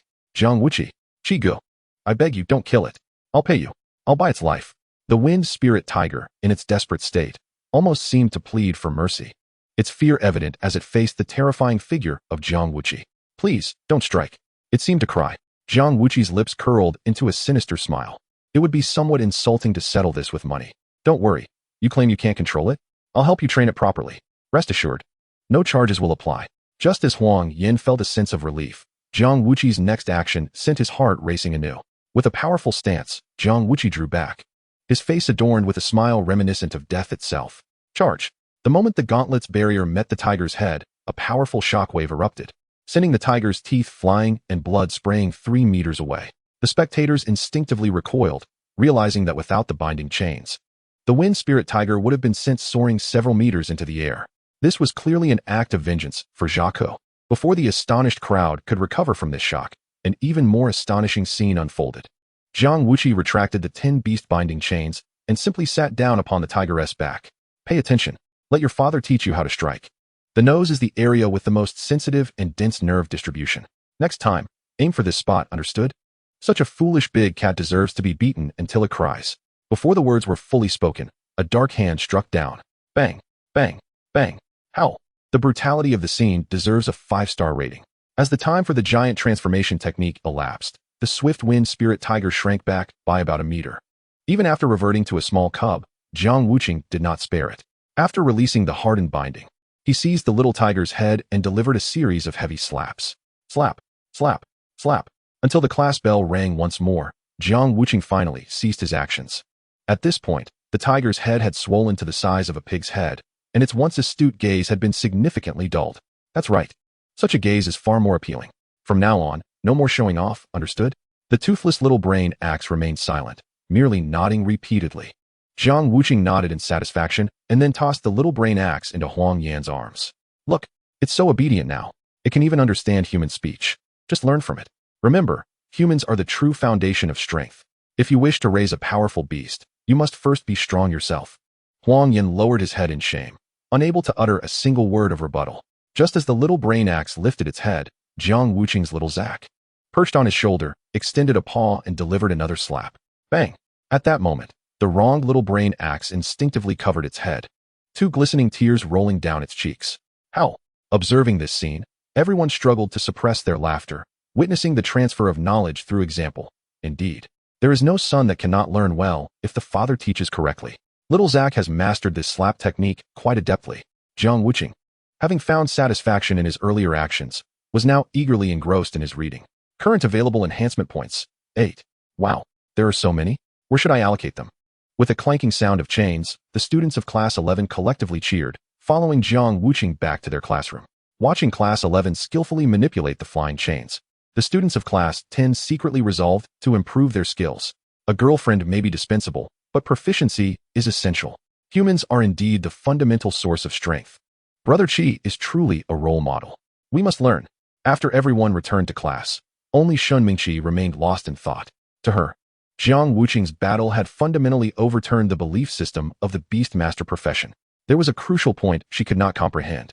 From the perspective of contracts, Beastmasters grow stronger by leveraging the power of their beasts. By capturing more formidable beasts, they gradually become the most powerful masters in the world. Yet, Jiang Wuqi was different. He gave her the impression that he longed to engage in battle himself, as if the act of fighting beasts constrained his combat potential. This contradictory feeling left her perplexed. How could a level-wind spirit tiger be intimidated into submission? How could a human be so fearsome? The video of this battle quickly circulated among the students of Class 10 and Class 11, and its influence began to spread. Jiang Wuqi had once again upgraded the beast binding lock and the hardening technique, directly reshaping everyone's understanding. The new versions of Heavenly Net and Hardening Binding had completely transcended level restrictions. Had a master-level Beastmaster achieved such feats, they might not have been as astonished. For those recognized as masters typically possess the ability to research their techniques. However, Jiang Wuqi was merely a novice Beastmaster, and the two techniques he had mastered were already executed with remarkable skill. They could hardly fathom how powerful Jiang Wuqi would be if he learned several more basic techniques. His ability to effortlessly defeat a level-wind spirit tiger sent tremors of trepidation through the hearts of the renowned Beastmasters at Lijiang Academy. They also raised level beasts, which meant that apart from the act of beast fighting, none of their beasts could compete against Jiang Wuqi. The novice Beastmaster rankings were being easily dominated. The only contender who could match Jiang Wuqi was his adorable little Zack. Yet, today this adorable little Zack had astonishingly learned the slap technique. At this rate, their rankings would soon be untenable. Huang Yan, ranked 30, was already feeling the pressure. How much longer could they hold out? In an instant, those on the leaderboard began to feel anxious, with the most nervous being Chun Yuxuan, ranked 29th. His situation mirrored Huang Yan's. He too had recently contracted a level beast. Most crucially, he had also signed with Lin Ruoxue. At this moment, Chun Yuxuan, sitting in Class 9, felt as if the sky were about to collapse. Oh my, your good days are coming to an end. Chapter 47. My brother Qi is ever righteous, only striking against show-offs. Chun Yuxuan anxiously endured a class. And the moment the bell rang, he bolted. It was now lunchtime. First, he needed to eat. However, just as Chun Yuxuan dashed out, Jiang Wuqi blocked the door. Hello, may I inquire if the esteemed beginner Beastmaster ranked 29th, Chun Yuxuan, is present? The students of Class 9 struggled to suppress their laughter, thinking that Chun Yuxuan was remarkably swift. Ahem, Brother Qi arrived just a moment too late. My brother Xian has gone off to eat. Jiang Wuqi's pupils dilated. How fast he ran. What a glutton. Thank you, brother. I shall head to the cafeteria to find him. Just as he turned to exit Class 9, he was met by Huang Yan, who stumbled in like a zombie. Just as he opened his mouth to apologize, he was greeted with Jiang Wuqi's curious smile. How can a young person be so despondent? Cheer up. The unspoken intimidation was most potent. The wind spirit tiger's fear of Jiang Wuqi had, to some extent, influenced Huang Yan through their spiritual contract. This led Huang Yan to tremble at the mere sight of Jiang Wuqi. Brother Qi, I'm sorry, I didn't see you. Jiang Wuqi waved his hand, placing his arm around Huang Yan's shoulder as they descended the stairs towards the cafeteria. No worries, no worries. You must know Chun Yuxuan, right? Huang Yan's expression stiffened, but the next moment he suddenly recalled something, and even his rigid demeanor relaxed, filled with excitement. Of course I know him. Brother Qi, I must tell you, that guy is incredibly arrogant.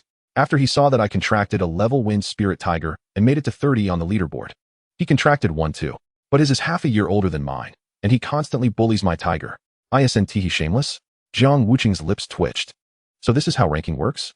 Ahem, then why didn't you get a bigger one at that time? Upon this topic, Huang Yan awkwardly scratched his head. To be honest, I had some self-awareness. I must admit, Brother Qi, Chun Yuxuan's mental strength is indeed a notch above mine. I've tried dealing with his beast, and couldn't manage it. Jiang Wuqi understood. This was a case of settling for second best, only to be ambushed and lose points. You all go to such lengths just to compete for a novice ranking? Is it really that important? Without a moment's hesitation, Huang Yan replied, it's essential. Anyone on the leaderboard receives resource rewards, distributed monthly, with greater rewards for higher ranks. Moreover, we chose to repeat a year, hoping to secure a place on the leaderboard when we advance to the intermediate class next year, which offers even more substantial rewards. Jiang Wuqi finally grasped that these repeaters sought seamless transitions to receive leaderboard rewards. So if I defeat you now, does that mean I can claim a spot on the leaderboard? Would that also mean I inherit your rewards for 30? Huang Yan's expression stiffened once more. Brother Qi, You've struck a nerve. Ah, yes. This month's rewards will be settled at the end, and you'll be able to claim them at the beginning of next month, Brother Qi. Wait. Huang Yan's eyes suddenly sparkled with a hint of mischief, and after confirming that no one was eavesdropping, he whispered, Brother Qi, do you wish to obtain even more rewards from the academy? Upon seeing Huang Yan's shifty expression, Jiang Wuqi knew he was up to no good. Not interested. I only care for battle. Let us go. Take me to find Chen Yuxuan. As the excitement surged within Huang Yan, an overwhelming sense of helplessness abruptly took hold of him. How can one not be formidable when their sole focus is on combat? Alas, it was Qi Ge. Just as the two entered the cafeteria, they fortuitously collided with Chen Yuxuan, who had just finished packing. Upon seeing Huang Yan leading Jiang Wuqi and pointing at him, Chen Yuxuan's face turned an ashen green with rage. How brazen. This was nothing less than blatant revenge. Huang Yan, you scoundrel. With a dismissive huff, Huang Yan retorted, who knows who is the scoundrel? Enough chatter. Come on, let us compare skills. Suddenly, two brilliant azure beast-binding chains soared through the air, ensnaring Chen Yuxuan. Without a moment's hesitation, Jiang Wuqi hoisted Chen Yuxuan and exited the cafeteria. Wait, Qi Ge. Don't. I concede. I'll pay for my defeat. How about I add an extra service fee? Huang Yan cackled maliciously. Serves you right. He then raised his arm, his voice booming throughout the cafeteria. Brothers, Qi Ge is about to battle Chen Yuxuan from Class 29. The diners, engrossed in their meals, jolted at the announcement. And in an instant, they dashed out of the cafeteria clutching their lunchboxes. Hurry up. We're about to learn some skills. Quick. A throng of brothers and sisters, holding their lunchboxes, scrambled like eager actors vying for the best angle to observe the spectacle. Outside, a bustling crowd hunched over, fervently devouring their meals, relishing every bite. I have a feeling this match will be quite the feast. Indeed, although Chen Yuxuan is slightly stronger than Huang Yan. Before my Qi Ge, it's a matter of a single punch. Ahem. Brothers, why does it seem that all of you are eager to watch Qi Ge in action? The crowd turned in unison. You don't want to see Qi Ge fight? You must be a fake fan. Move aside and don't occupy the good spots. The brother, pushed aside by the crowd, wore an awkward expression. Wait. I'm a true fan. I merely speculate that Qi Ge 1T personally enter the fray. Why do you say that? Just look at Chen Yuxuan's cowardly demeanor. Qi Ge is always righteous, only fighting those who flaunt their prowess, right? The crowd again turned their gaze toward Huang Yan. Oh, you make a valid point. No faults there. You're quite the observant true fan. As Huang Yan opened his lunchbox, his hands trembled, his pride swiftly diminishing, his spine feeling a painful jab. Unable to endure the incessant pointing and whispering from those around him, he shifted his position and called out to Chen Yuxuan. What are you dawdling for? Let us get this battle underway. Don't even think about evading. My Qi Ge is a genius born for combat. Chen Yuxuan, currently issuing a command to the swift wind spirit tiger through his mental connection, darkened at Huang Yan's taunt and shot back. Avoid your nonsense. Just wait until I finish this match, and then you'll see how I make your toothless tiger suffer. Huang Yan, nearly at his wit's end from the continuous jabs, still held his ground, insisting, your tigeress fate might just be worse than mine. We'll see who truly suffers. Chen Yuxuan seemed to hit upon a crucial point and donned a charming smile directed at Jiang Wuqi. Qi Ge, I've heard that Class 11 has a type of duel called a friendship duel. I won't even use any spells. Let us just battle in friendship. What do you think? Jiang Wuqi, gazing at the 8 unspent enhancement points in his book, nonchalantly replied, that's fine. Chen Yuxuan beamed with joy, thanking Qi Ge while simultaneously provoking Huang Yan with a tilt of his chin. Look at you, pretending to be tough. This remark shattered Huang Yan's composure, forcing him to blend into the crowd with his lunchbox. Chen Yuxuan smirked, kneeling to pet the swift wind spirit tiger beside him. Big boy, did you see the video I showed you earlier? The fierce person in it is the one standing across from us, reading. If you wish to keep your teeth to munch on meat, you should know what to do. Chapter 48, Breaking Through Mid-Third Stage, Signs of Opening the Second Beast Space. The swift wind spirit tiger, about 1.5 meters tall, shook its head as if it understood, snorted twice, and slowly approached the small Zack. Just moments ago, small Zack had been slapped by the large cat and was still seething with resentment. Spotting another identical large cat, he trembled with rage. From his round belly, 3 tiny hands shot out, furiously launching a series of slaps. Each slap landed precisely on the nose of the swift wind spirit tiger, the nerve-paralyzing toxin surging forth. It was as if he intended to obliterate the foolish large cat. The audience, thoroughly enjoying their meals, found their appetites further whetted. This is truly a feast for the eyes. Small Zack was quite the learner, embodying the phrase action speaks louder than words, and had already begun to resemble my Qi Ge. Enhancement point 1. Enhancement point 1. Enhancement point 1. Enhancement point 1. Current available enhancement points, 14. Jiang Wuqi observed the substantial sum before him, momentarily uncertain of how to allocate the points. At that moment, the feedback from Small Zack indicated he didn't require immediate enhancements. He seemed confident enough to engage the Swift-Wind Spirit Tiger on equal footing. In that case, let us distribute the enhancements evenly. Strengthen where he is lacking. Ding. Enhancement completed. Current available enhancement points, 0, based on the current attributes of the Poison Marsh Gel Beast. The following attributes could be enhanced. Strength, 10. Endurance, 13. Spirit, 8. Toxicity, 10. Resilience, 10. Size, 10. Once the total attribute points exceed 100, evolution points will be awarded. Current total attribute points, 61. By enhancing toxicity, resilience, and spirit, Small Zack fought even fiercer. Jiang Wuqi felt a tremor throughout his body, as the primary attribute of resilience surged within him, leading to an instantaneous breakthrough into mid-third stage, with his mental power skyrocketing alongside. An indescribable sensation invigorated Jiang Wuqi, causing the surrounding space to ripple faintly. This sudden change made the lunch boxes in the hands of the crowd tumble to the ground. What just happened with my Chi-Go? Was that merely an illusion? It was no illusion. Just now, Chi-Go's surroundings indeed experienced a spatial fluctuation. Instructor Wang. What is going on? Surrounded by the students of Class 11, Wang Zil, also holding a lunchbox, began to stutter. No way. It can't be. It's only been a short time. This is a sign of awakening the second beast space. Does this mean he will soon be able to contract a second beast? Can he still remain in the introductory class? The atmosphere grew suffocating. A novice beastmaster, having only learned 2 introductory spells, is on the verge of mastering a mid-level beastmaster as second space? This was simply preposterous. Upon hearing this, Jiang Wuqi turned back with a smile. Instructor Wang, rest assured, once I unlock the second beast space, I'll contract another beast. At that time, with 2 introductory beasts in hand, who would dare claim I'm still in the introductory class? Wang Zil, who had just attempted to swallow his food, inadvertently spewed it from his nostrils. Good heavens! What a brilliant mind.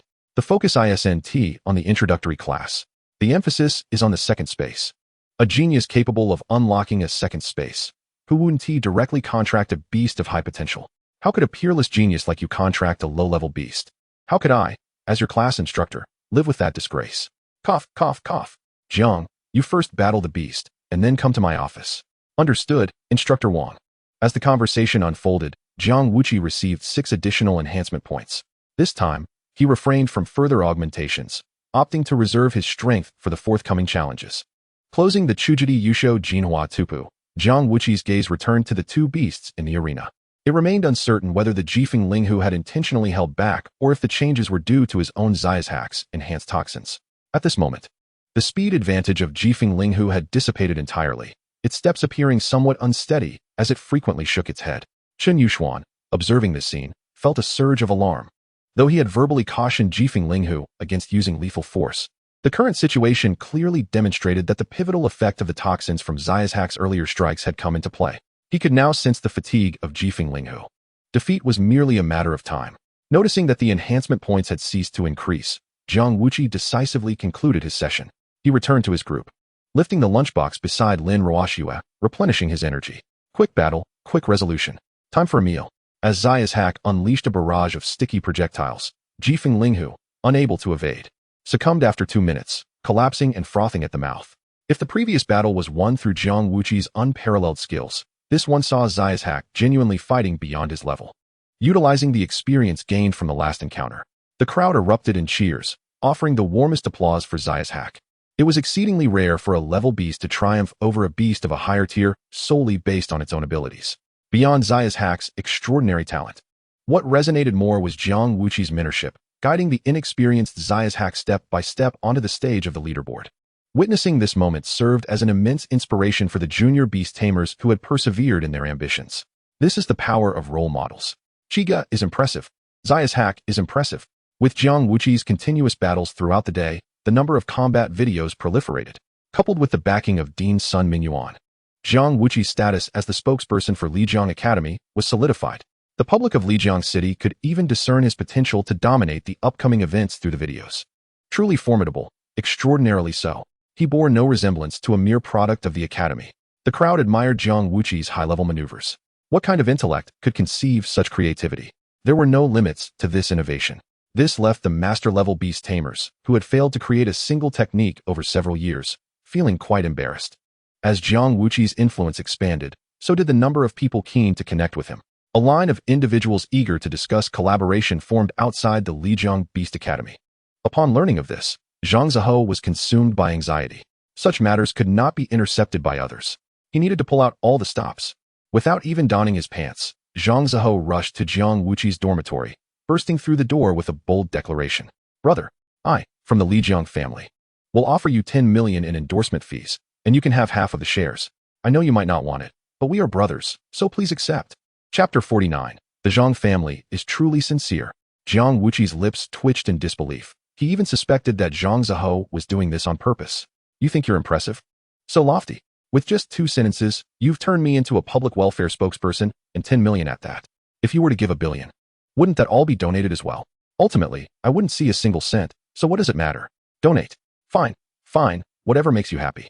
Just don't ask me about such matters next time. Donate as much as you wish. Zhang Ziho finally breathed a sigh of relief, with Jiang Wuqi's nod. Those flashy opportunists outside could forget about taking over Zhang's family business. Brother, wait for me. I'll be right back. He initially thought that with Jiang Wuqi as a shareholder in the Lijiang family, he could easily drive those people away.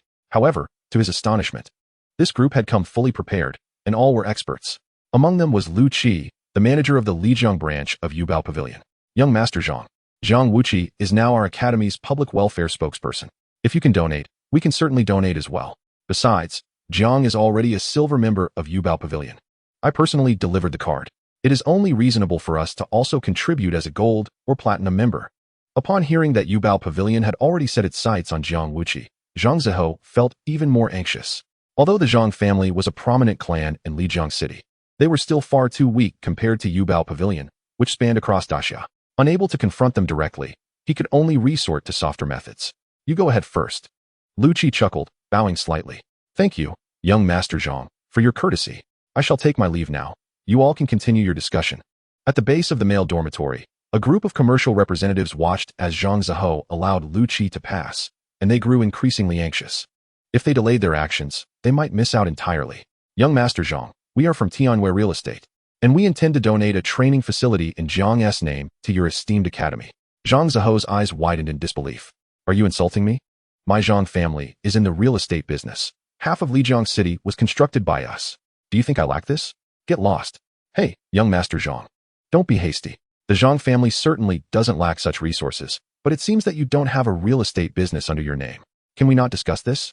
Zhang Ziho's pupils contracted. They were targeting him directly. If he agreed, wouldn't that be equivalent to betraying his own family? Damn it. The juicy fruit should not be shared with outsiders. Without a moment's hesitation, Zhang Ziho pulled out his phone. Hello, brother. I agree with your previous suggestion. Laughter echoed from the other end of the line. Oh, seems like my little brother is feeling the pressure. Who's been pressuring you? That Tianwei Real Estate. Haha. Don't worry. Leave it to me. Also, it's best to involve your 6th sister in this matter. You know her capabilities. Zhang Ziho raised an eyebrow. Why is that? Why else? Your 6th sister is not just any woman. If you're willing to act as the intermediary, I guarantee your 6th sister will grant you anything you desire. How extraordinary is Jiang Wuqi's talent? Who in Lijiang can compare? If you can facilitate this collaboration, I bet your 6th sister would support your bid for the family head position. Little brother, think long-term. Who is closer than family when it comes to partners? Wouldn't it be splendid to have a remarkable brother-in-law? You make a valid point. All right, I'll give it a try. Thanks, brother. No need for thanks among brothers. He activated the video call, ready to confront anyone attempting to steal from the Zhang family. Just as he opened the video, his brother initiated the attack, directly confronting the assembled commercial representatives of Lijiang. I am Zhang Zixiong. Jiang Wuqi is my brother-in-law, so treat my brother with respect. As for Tianwei Real Estate, do you dare to negotiate land deals above my Zhang family's heads? Do you still wish to remain in Lijiang? Zhang Zixiong passionately spoke, leaving the representatives from Tianwei Real Estate momentarily speechless, while the others were taken aback. Jiang Wuqi was his brother-in-law. Who was that? Have you lost your mind? The youngest jewel of the Zhang family, the Minister of External Relations for the Zhang Group, Zhang Jingya. What? That age difference isn't too significant, is it? A 30-year gap is acceptable, right? Besides, there are those who seek 18 at 300. Damn, she is a royal level, do you understand? What does 18 matter? You'd be skipping 300 years of detours. Seeing the crowd gossiping eagerly, Zhang Ziho quickly switched his phone to a quieter mode and whispered, Brother, do you dare say that? Aren't you afraid of rumors? On the other end, Zhang Zixiong chuckled. That's exactly the point. Without rumors, how can we generate buzz? Jiang Wuqi's reputation in Lijiang is skyrocketing. He needs a boost to reach even greater heights. Whether it's positive or negative publicity, as long as it gains attention. Our Zhang family's influence can leverage it to elevate Lijiang City. If the Zhang family could ascend to a higher stage alongside him, every effort would be worthwhile. As for you, Jiang Wuqi is your brother, so you should be honest with him. Indeed, I did not inform you of this matter in advance. As someone who was unaware, feel free to cast any blame upon me. I can bear it. My dear brother, strive diligently, do not fall behind. Zhang Zihai silently ended the call, a bitter sensation swelling in his heart. For the sake of the family, his elder brother had offended countless individuals. He bore the brunt of all the dirty work, and his reputation in Lijiang was quite notorious. Meanwhile, his younger siblings basked in glory, and everyone seemed to compare them to their elder brother, as if he alone were lacking. Yet, no one knew that the Zhang family's current might was built upon the shoulders of his elder brother, who bore all the slander. As the crowd dispersed in discontent, Zhang Zihai returned to his dormitory in a gloomy mood. After much contemplation, he resolved to confess his misdeeds to Jiang Wuqi. Knock, knock, knock. Come in. Upon entering, he found Jiang Wuqi fiddling with a platinum membership card for the Yubao Go. Noticing Zhang Zihai's wilted demeanor, Jiang Wuqi couldn't help but inquire curiously. What is going on? Why so withdrawn? Zhang Zihai hesitated several times before finally revealing everything. Chiga, I'm sorry. In truth, my brother. With a heart full of trepidation, Zhang Zihai awaited Jiang Wuqi's judgment, only to be met with a smile. Your brother is quite the talent. Zhang Zihai was taken aback. Aren't you angry, Chiga? Angry? Your brother sent money and gifts to his sister. Why would I be upset? Besides, you said your brother is a cunning merchant. If he didn't act this way, I would look down on him. No risk, no reward. If it weren't for your brother's indiscretions downstairs, I wouldn't even be able to step out now. It is mutually beneficial and quite reasonable, indeed. Observing Zhang Zihai's bewilderment, Jiang Wuqi sighed, marveling at how accommodating the world of merchants could be, even allowing a younger brother to come and apologize. In the past, one could easily be deceived without knowing who was behind it. Perhaps before dying, one might even have to express gratitude. The Zhang family truly possesses a good conscience. Jiang Wuqi pulled out the list given by Lin Ruoxue, pondering who was next on the agenda, as they could continue their revelry in the morning. Just then, with a loud bang, Gao Tianxiang burst through the door. Big brother, something happened. A major incident. Both were startled by Gao Tianxiang's sudden intrusion. Zhang Zihai, already anxious, nearly lost his composure. What major incident? Why the rush? Gao Tianxiang tossed his phone onto the table. You both take a look. This just came from the academy group.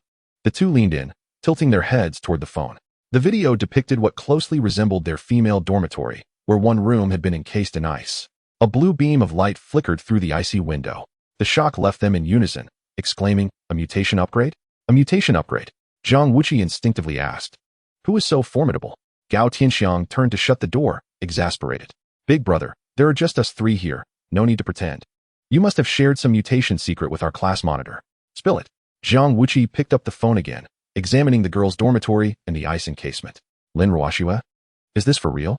At this moment, Zhang Zihai also regained his composure, looking at Jiang Wuqi with eager eyes. Big brother, my mental strength is a bit weak. If my little wolf undergoes a mutation, could it elevate me? Seeing their unwavering disbelief, Jiang Wuqi felt quite exasperated. Do you think mutation upgrades are as common as cabbages? There is no basis for such occurrences. Furthermore, her father is extraordinarily powerful. Why would I teach her? Both widened their eyes in astonishment. Wait, have you both met her parents? Is this the rhythm of planning a school wedding? Congratulations, big brother. When will the wedding take place? I'll cover everything. Jiang Wuqi clutched his chest, feeling stifled. These two were more absurd than he was. Purely delusional. You two are truly like the legendary heroes of the land. I haven't even met her father, yet he casually handed her a dazzling diamond card from the Yubao Go, and she wouldn't even know how to use it. It left the staff at Yubao Go utterly stunned. I reckon very few possess such a thing in Lijiang. Wouldn't you say her father is impressive? Zhang Zihai gasped in astonishment. Seriously? Our class monitor is genuinely from a prestigious family? She doesn't even regard the dazzling diamond card as anything special? If that is true, her father is likely of royal lineage. But wait, that doesn't make sense.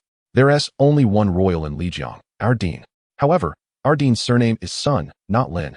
Gao Tianxiang scratched his head of yellow hair, seemingly recalling something. Our class monitor isn't local. She transferred here just before the start of the internship class. Moreover, her ice crystal spirit mirror doesn't seem to be contracted within the academy. Zhang Zihai then remembered and smacked his thigh, exclaiming, right. I remember asking her when I first met her, She said that ice crystal spirit mirror was a birthday gift from her father. The moment you mentioned it, it all clicked. Her beast must have been carefully selected by her father from outside. How enviable. That is what true aristocracy looks like. The two grew increasingly envious, casting longing glances at Jiang Wuqi. How fortunate our Chigo is. Jiang Wuqi twitched his lips. You both reminisce about your past. Why are you looking at me? As a person with amnesia, what can I offer you? I have no recollection in that regard. If we count by memories, I have barely been alive for 2 months. The two turned crimson, stifling laughter at the absurdity of it all. Their big brother's mind was truly remarkable, completely off the charts. Enough. No more speculation. Her good father isn't your good father. Wash up and sleep. I need to rise early tomorrow for beast battles. As Jiang Wuqi genuinely prepared to wash up and sleep, the excited duo felt even more speechless. Our Chiga is remarkably calm. Such an outrageous event of mutation upgrades doesn't even pique his interest. This is hardly surprising, when little Zack underwent a mutation upgrade. My big brother didn't pay much attention either. He was busy studying. Oh, that does seem to be the case. The two exchanged glances, feeling increasingly unsettled. Sigh, let us go. Time to wash up and sleep. In dreams, anything is possible. Tonight, I shall dream that my little turkey undergoes a mutation upgrade. The following morning, Lijiang Academy was in an uproar. First Jiang Wuqi, then Lin Ruoxue, both possessing mutated beasts, and both were in class 11.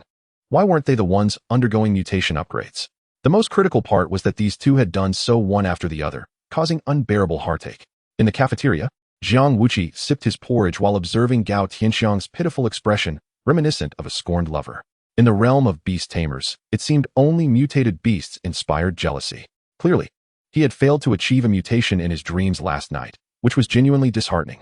Alas, being too excellent is truly a curse. Jiang Xuesheng. A familiar voice drifted in, accompanied by a gentle breeze carrying the fragrance of a young girl. Jiang Wuqi looked up, and the porridge in his mouth burst forth. Cough. Cough, cough. You are Lin Ruoxue? At that moment, the girl before Jiang Wuqi boasted long, ice blue hair, with even her eyelashes transformed to match.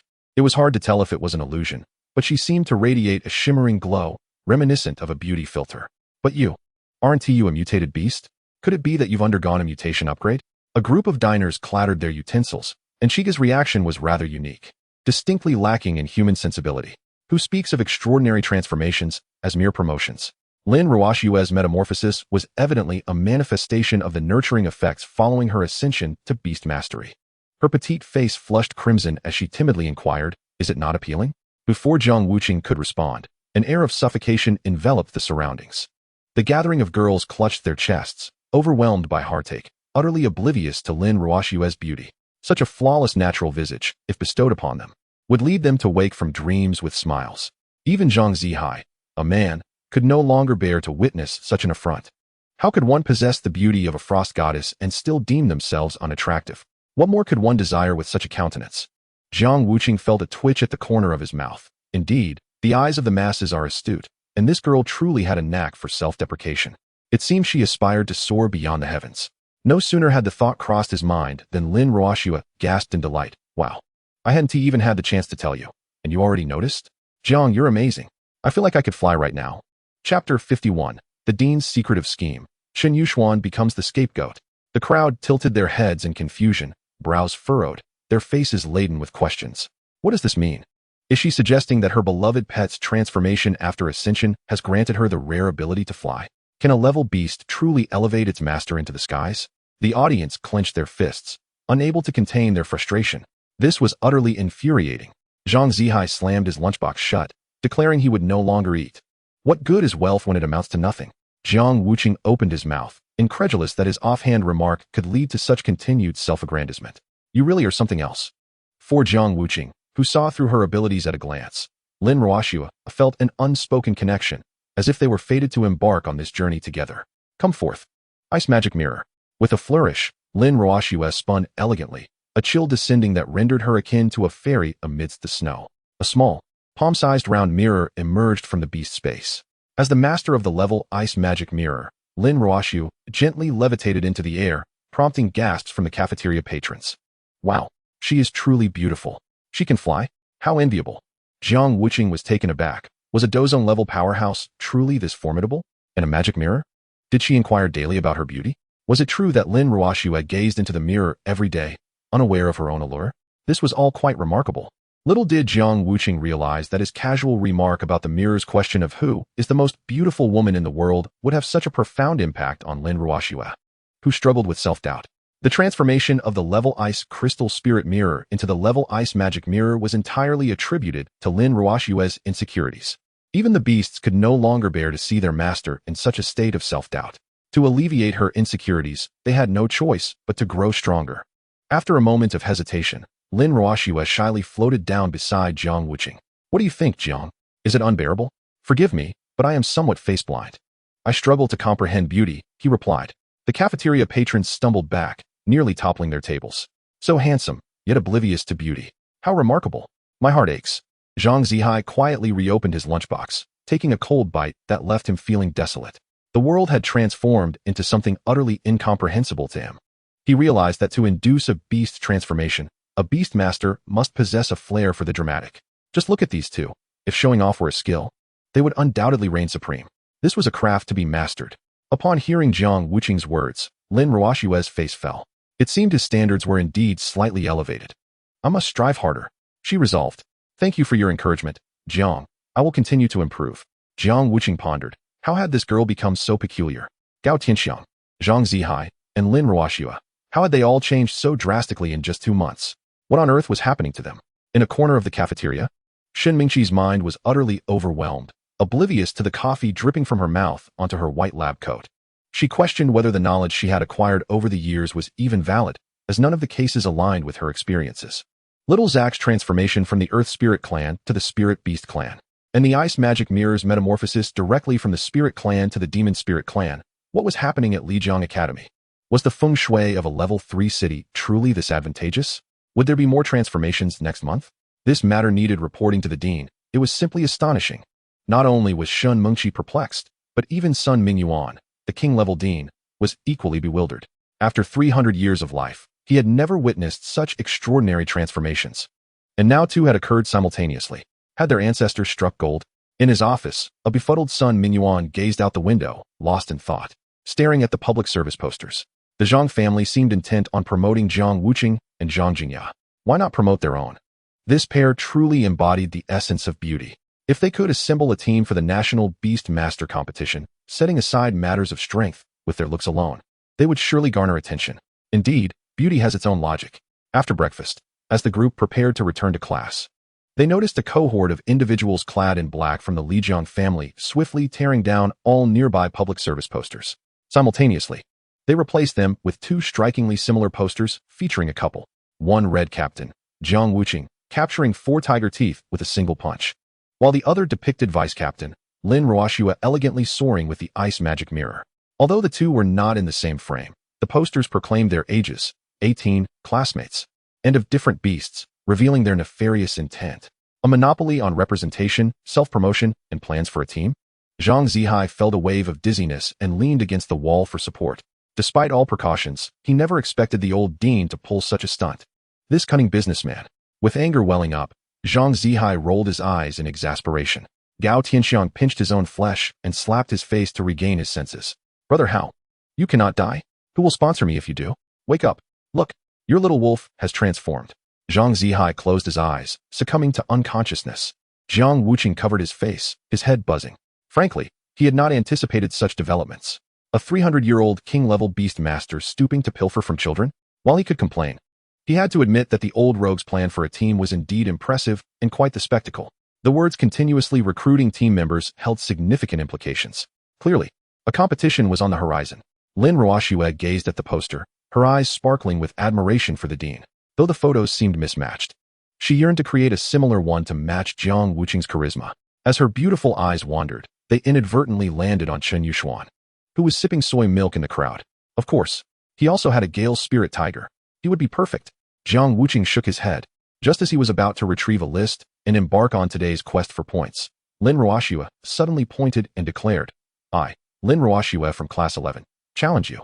The crowd gasped, following Lin Ruoxue's finger to rest their gaze upon Chen Yuxuan, who appeared utterly bewildered, spewing soy milk everywhere in disbelief. Huh, me?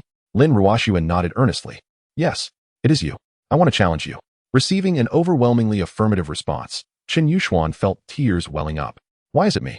I haven't done anything to deserve this. At this moment, the crowd's gloating Huang Yin finally seized the opportunity to strike. Haha. You are currently ranked 30th among beginner beast tamers. You are the weakest among the top 30. If not you, then who? Chen Yuxuan was left in shock, realizing that Huang Yin had fallen off the rankings, leaving him as the weakest. Huang Yin, you scoundrel. Chapter 52. This Lin Ruoxue is purely an evil cultivator. The crowd, driven by the spirit of watching a spectacle, instinctively parted to encircle Lin Ruoxue and Chen Yuxuan in the center. The ice goddess is about to make her mark. Let us go, brothers. With Huang Yan's rallying cry, everyone raised their fists. Fight! Fight! Fight! The furious roars awakened Zhang Zihao, who had just fainted, still somewhat dazed. He opened his eyes to see Lin Ruoxue levitating. The palm-sized ice demon mirror expanded instantly at her command, shooting out countless ice spikes. The crowd instinctively shrank back. Is this attack frequency a bit too extreme? Forced into battle, Chen Yuxuan felt overwhelmed. How could things escalate so quickly? He wasn't ready. Facing the onslaught of ice spikes, Chen Yuxuan had no choice but to activate his hardening technique, alleviating the immediate crisis. However, the pressure from Lin Ruoxue's strike was formidable. This was indeed quite powerful. With a furrowed brow, Chen Yuxuan resolved to fight back. This was the goalkeeper's battle. Success was the only option. Giant transformation. Gale Spirit Tiger. Arise. With a resonant tiger's roar, the Gale Spirit Tiger, under the influence of the giant transformation, grew to nearly 2 meters. This single transformation gave everyone a clear understanding of Chen Yuxuan's strength. The rankings were genuine. It was undeniable that he was indeed stronger than Huang Yin. Empowered by the giant transformation, the Gale Spirit Tiger became faster and more powerful. With a sweep of its tail, it sent a rush of wind toward the ice demon mirror. Hardening. With Lin Ruoxue's delicate command, the ice demon mirror suddenly pivoted 90 degrees, using its thin edge to erect an incredibly solid barrier. In an instant, as the tiger's tail swept across, a resounding boom echoed, and the Gale Spirit Tiger let out a mournful cry. While its bones remained intact, they were likely fractured. My goodness. Isn't this the hardening technique that Jiang Wuqi used? The crowd gasped, recalling that they had just witnessed Jiang Wuqi perform this technique yesterday. And now Lin Ruoxue had mastered it? That was remarkably swift. Gao Tianxiang's eyes widened. Brother, you claimed you didn't teach her? Jiang Wuqi shrugged innocently. When I was teaching, you all learned too. You should know it by now. The crowd felt frustrated yet powerless. He hadn't hoarded knowledge. But the problem was they simply couldn't grasp it. Jiang Wuqi cleared his throat and raised the intensity of his divine power. This technique is incredibly simple. Essentially, it is akin to the flying lock. Practice makes perfect, but you must train. Of course, the control of the barrier's refinement is tied to mental strength, and that also requires practice. Her hardening technique could only be considered passable. With more refinement, it could slice through the tiger's tail like a blade. In short, if one is weak, they must practice more. Jiang Wuqi's assessment left the crowd exchanging glances, each silent. If no one could learn it, that would be one thing. However, now that someone had succeeded, it made them appear rather dull. Lin Ruoxue's cheeks flushed slightly as she silently noted Jiang Wuqi's critique. Indeed, there was still much effort to be made. I will strive to match you, Jiang classmate. Ice Mirror, let us go? Lin Ruoxue's divine healing power synchronized with her spiritual contract, and the ice demon mirror quivered intensely before coalescing into a beam of cold light. With a spirited shout from Lin Ruoxue, an ice crystal resembling a frost blade slowly emerged from the mirror's surface. The blade pointed directly at the Gale Spirit Tiger. Emanating an icy aura, Jiang Wuqi was left bewildered, questioning what kind of training her father had imparted. In the Beast Tamer continent, beast tamers wielded beasts. How could she also summon swords? This is utterly diabolical. The crowd inhaled sharply, exclaiming in disbelief. Wow, where did this incredible move come from? It's utterly terrifying. Could the Gale Spirit Tiger withstand such a blow? This depended on whether Chen Yuxuan's enhancement could enable the tiger to evade with its superior speed. If it dodged this strike, a comeback was feasible. If not, it would likely suffer serious injuries requiring recovery. Gazing at the sharp ice sword, Chen Yuxuan felt his teeth nearly shatter from anxiety. He feared for his tiger's safety, yet was unwilling to concede defeat as a man. Losing to Jiang Wuqi was one thing, but losing to Lin Ruoxue was an entirely different matter. Come on, son. Let us fight. Roar. Under the immense pressure from Lin Ruoxue, both man and beast fully unleashed the power of their spiritual contract, preparing for a desperate struggle. Chen Yuxuan's refusal to surrender garnered cheers from the crowd. Such an aggressive match was rarely seen. This was the thrill of adrenaline. As the ice sword shot forth with a whoosh, everyone's hearts raced in tandem. The Gale Spirit Tiger, surrounded by a gust of wind, evaded the icy strike with 3 feints, swiftly pivoting its body to avoid the blow. The crowd erupted in excitement, fists pumping. Well done. Xuanga is incredible. Just as Chun Yuxuan breathed a sigh of relief and prepared to command his tiger to counterattack the ice demon mirror, Lin Ruoxue's slightly pale lips softly uttered a word. Explosion. Boom. The ice sword shattered explosively, and a heart-wrenching tiger's wail echoed through the icy mist. Chun Yuxuan's knees buckled, and he was instantly struck back. Lin Ruoxue staggered, plummeting from the air, clearly having overexerted herself with this attack. The sudden turn of the battle left the crowd momentarily stunned. Both were too exhausted to continue fighting, resulting in a draw according to the Beast duel rules. However, in everyone's hearts, Lin Ruoxue was undoubtedly victorious, albeit by a narrow margin. Jiang Wuqi was also taken aback by this outcome. It turned out that was not sword summoning, but rather a nuclear explosion. This girl is a bit wild. Both the class teacher of Class 9 and Wang Zil approached to check on them, and upon confirming that neither had sustained serious injuries, they finally relaxed. The final explosion must have resulted from Lin Ruoxue's exhaustion leading to diminished power. Otherwise, the Gale Spirit Tiger would have been gravely injured. Thankfully, neither child was severely harmed, and they were quickly sent to the hospital.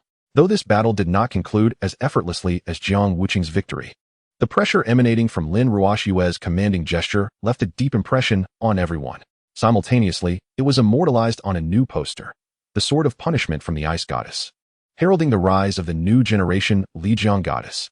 The headline of the Academy news caused Lin Ruoxue's face to flush with satisfaction as she closed her phone. She had truly put in considerable effort for that poster. Unfortunately, she fell just short of perfection. Now she and Chun Yuxuan shared the 30th spot on the Beginner Beast Tamer leaderboard, successfully entering the first tier of Beginner Beast Tamers in Lijiang City. Buzz, buzz, buzz. Her phone vibrated, and Lin Ruoxue quickly picked it up to check. As expected, it was Jiang Na calling. After a cacophony of sounds, Jiang Na's voice came through. How is the ice goddess recovering? Faced with her friend's teasing, Lin Ruoxue pressed her lips together. Not bad, but the doctor said I can't go home today. Oh, then I'll help out by giving you a live stream. Live stream?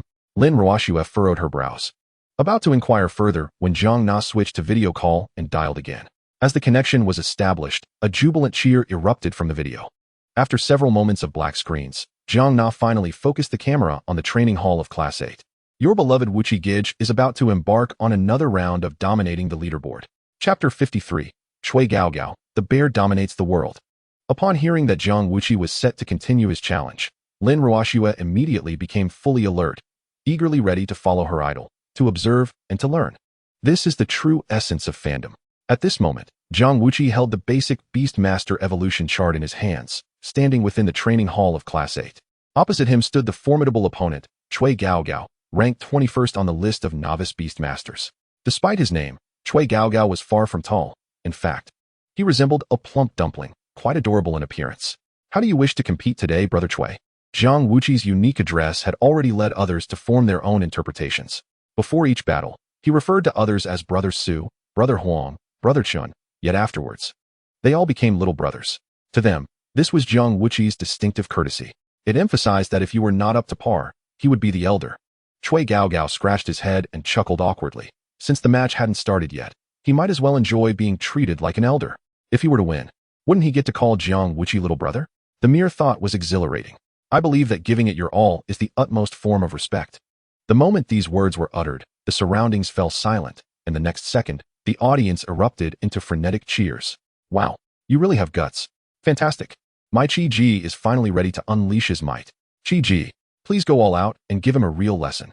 Jiang Wuqi smiled slightly, thinking to himself that among the myriad ways to lose, Chui Gao Gao had selected the most unfortunate one. This little chubby fellow had some merit, but not much. To think of winning? That was merely a fantasy before being knocked out. He summoned Xiao Zhaku from the Beastmaster space, and the crowd gasped once more. Wow, look at what Xiao Zhaku is consuming. The remnants of red and white appeared to be a stimulating mushroom. Chui Gao Gao was taken aback, his face filled with shock. Who would poison their own child? This father is too ruthless. Can this even be fed to a beast? Won't it go mad? Jiang Wuqi flipped through his book. Haven't you seen? My child is a herbivorous spirit beast. What's wrong with it eating a bit of toxic mushroom? Isn't it beneficial to consume what you need? I heard your unfortunate bear is quite formidable, right? Let's see what you've got. Show me. Chui Gao Gao's mouth twitched. My little cub is just a bit silly. What unfortunate bear? His gaze shifted and suddenly, he noticed Xiao Zhaku's two yellow eyes rolling back. bubbles forming incessantly from its mouth, clearly symptoms of being poisoned by the stimulating mushroom. A sense of foreboding arose within Chui Gaogao. Is it going to go mad like Jiang Wuqi? But then he thought, once poisoned, Xiao Zhaku would likely lack rationality, prompting a sly smile to appear on his face. A poisoned fool can't possess any combat capability. This is an excellent opportunity. I'll take down Xiao Zhaku and make a name for myself in Lijiang. Hee. With a mischievous laugh, Chui Gaogao summoned a 1.5 meter, 200-kilogram white iron-pawed bear from the Beastmaster space. Its flabby body shook as its rotund belly nearly touched the ground. Jiang Wuqi narrowed his eyes, unable to contain his astonishment. Wait, are you out of your mind? You brought out a late-term pregnant beast to fight? Aren't you afraid of a miscarriage? Where's your moral compass? The crowd collectively gasped. Wow, this is too heart-wrenching. No, my Chi-Ji is just kind-hearted. He has never seen such a thing. It's so innocent. Exactly. Don't slander my Wuqi Gij. Wuqi Gij. It's a male. It's still a child. It's only 2.5 years old. Just a little plump. Jiang Wuqi stared in disbelief, utterly incredulous. 2.5 years old, and already this fat? What are you feeding it? Pig feed. Chui Gaogao, who had just been metaphorically stabbed by Jiang Wuqi, suddenly broke down. What fat? This is called robust. Do you understand the essence of muscular fat? This is the quintessence of beastmasters, strong and incredibly resilient. Jiang Wuqi rolled his eyes. Here we go again with the bodybuilding nonsense. If you don't get held back, who will? Right, let's go. Upon hearing this, Chui Gaogao broke down once more and activated the giantization technique. The iron-pawed bear visibly grew even larger. Bear dominates. Show them what it means to be the bear that rules the world. Roar. As it grew larger, it appeared even more rotund, and its short limbs thumping against its big belly seemed comically absurd. Jiang Wuqi coughed into his book, memories of past encounters suddenly flooding back. If Xiongba were to see this pig-like bear sharing his name, would he not obliterate it in an instant? A glance at the somewhat weakened Chui Gaogao confirmed that this fellow was yet another all-in type. Although the giantization technique was a powerful skill, it consumed immense energy. If it couldn't push through, the ensuing battles would only become more disadvantageous. Meanwhile, Xiao Zhaku remained blissfully indulged in its bubble-blowing bliss, showing no response to the charging Xiongba. As the enormous iron paw descended, Xiao Zhaku continued to smile, happily blowing bubbles. Xiongba's face twisted with rage as the claws shot out with a swift flick. The iron-pawed bear's inherent skill, rending strike. The force behind this strike was formidable, and combined with the razor-sharp claws, it inflicted both internal and external damage. Within the same rank, it was nearly impossible to withstand. Even a similarly ranked swift-wind spirit tiger would suffer grievously from a single blow. Not to mention Xiao Zhaku, which possessed only basic potential and qualifications. If this strike landed, it could very well be fatal. The crowd was tense, with some timid girls covering their eyes, fearing to witness any gruesome scenes. In this moment of heightened tension, the sight of one man and one beast was nothing short of absurd. One was engrossed in studying, immovable, while the other was lost in a dreamlike state, unable to extricate itself. It was simply ridiculous. Bang! As the iron paw descended, the hearts of the spectators raced, yet the scene that unfolded left them utterly dumbfounded. Xiao Zhaku remained motionless, still lost in its dreamlike state. The sharp claws crunched against the air, yet the thin azure shield surrounding Xiao Zhaku stood firm like an impenetrable dome.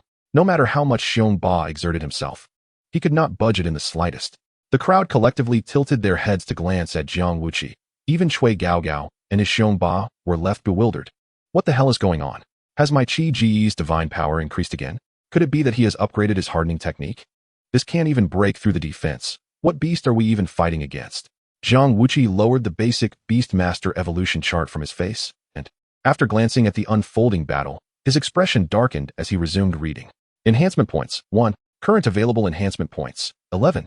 After all that, with the giantization technique, the activation of skills, and an all-out strike, he only received a paltry amount? Jiang Wuqi clenched his teeth, filled with indignation. Chui Gaogao, where's your promise? Where's your bear dominates the world? What the hell is this soft fat? Purely blubbery. Chapter 54. Without lifting a finger, the chubby boy is reduced to tears. The crowd was momentarily perplexed, somewhat at a loss for comprehension. What does this mean? From Jiang Wuqi's words, it seemed as though Xiongba hadn't exerted himself. It doesn't look like it. It seems pretty powerful. Do you think Chui Gaogao secretly used a mental contract to let Xiongba go easy on him during this sham battle? Chui Gaogao stared at his bewildered Xiongba, bombarding him with frantic questions. The already doubtful Xiongba now felt utterly confounded. With a swift turn, he unleashed a flurry of claw strikes. Bang! Bang! Bang! Yet the outcome remained that thin barrier, steadfast and unmoving. Chui Gao Gao wiped the virtual sweat from his forehead, his eyes filled with confusion. The sensations transmitted back through the mental contract had been flawless. Impossible. Absolutely impossible. My bear, Xiongba, would never engage in match fixing. Jiang Wuqi's face darkened. The recent 3-hit combo had been executed flawlessly. The system had confirmed it. How could you possibly claim there was no leniency? Nonsense. If you didn't want to fight, just say so instead of putting on a show. The meager effort you exerted couldn't even produce a fart. As the two in the arena exchanged accusations, the onlookers tilted their heads in growing bewilderment. Neither seemed to be lying. Who was truly acting here? Gao Tianxiang turned to the visibly uncomfortable Wang Ziel, whispering, "Director Wang, is that little chubby kid from Class 8 really that skilled at controlling his strength? This act seems too convincing." Wang Ziel and the Class 8 homeroom teacher both grunted in unison. Control? Acting? There's no acting here. It's all sheer strength. Chui Gao Gao's raw power was insufficient to pose any threat to Jiang Wuqi.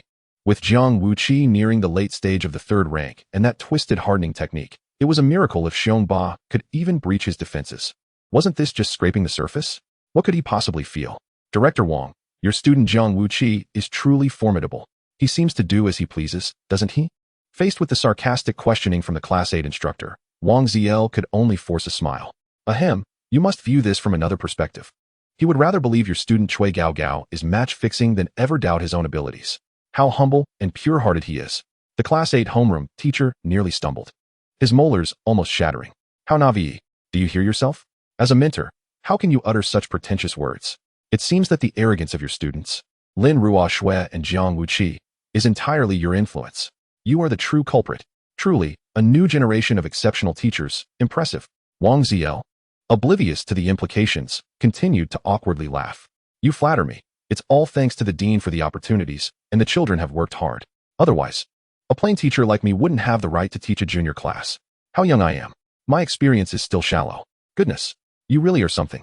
The Class 8 homeroom teacher clutched his chest, gasping for breath. This was simply too much. This matter must be made known to the other homeroom teachers. Teaching students to act pretentiously is unacceptable. The conversation between the two instructors was clear to all, and when they turned back to the arena, the tension was palpable.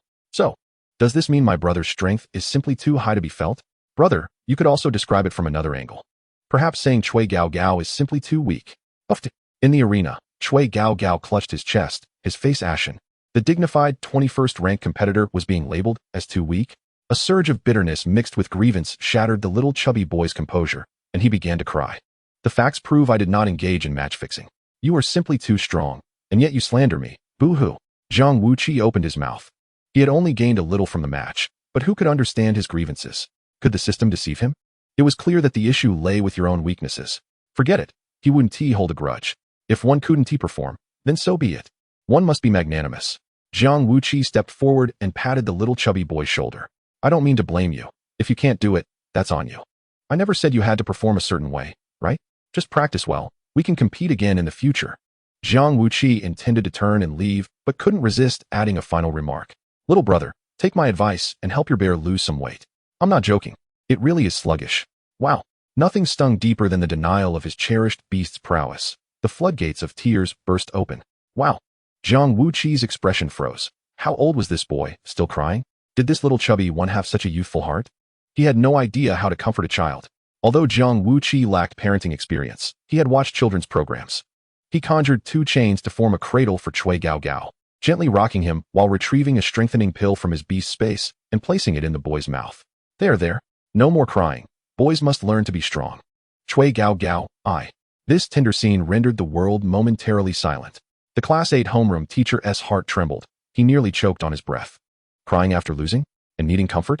How utterly humiliating. Only Jiang Wuqi could handle such a situation. Anyone else would have wanted to knock him out.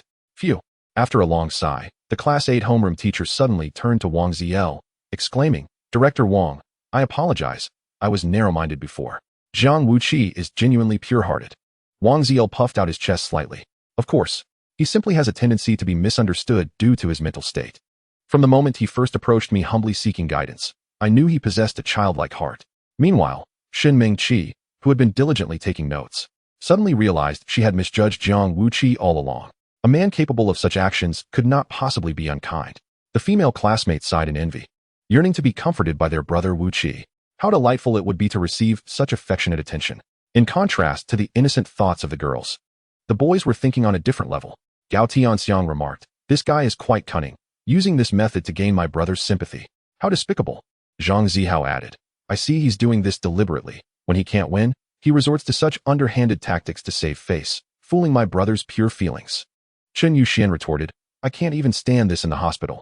This little chubby boy is a disgrace to our kind. Even Huang Yin is less shameless." Huang Yin interjected, "Achoo, who's calling me names? Despicable. More shameless than this little chubby boy." As the crowd around them rolled up their sleeves, particularly the thugs from Class 11, each one gritted their teeth. The frightened chubby boy, Chui Gao Gao, trembled all over. "Brother Qi, I was wrong. Please put me down. I feel like they want to kill me. Brothers, this little chubby one deceived my brother's sympathy. Beat him. Crying. Crying. What are you crying about? Hit him. Hit him hard. I'll cover the hospital bills. With the most expensive medicine. Bang. Bang. Bang. Oh no. Oh, you little rascal. Men must learn to be strong. What are you crying for? Hit him." The cacophony of brawling jolted the dazed little Zack awake. Upon seeing a silly, plump bear slumped before him, his little eyes finally focused. Shock.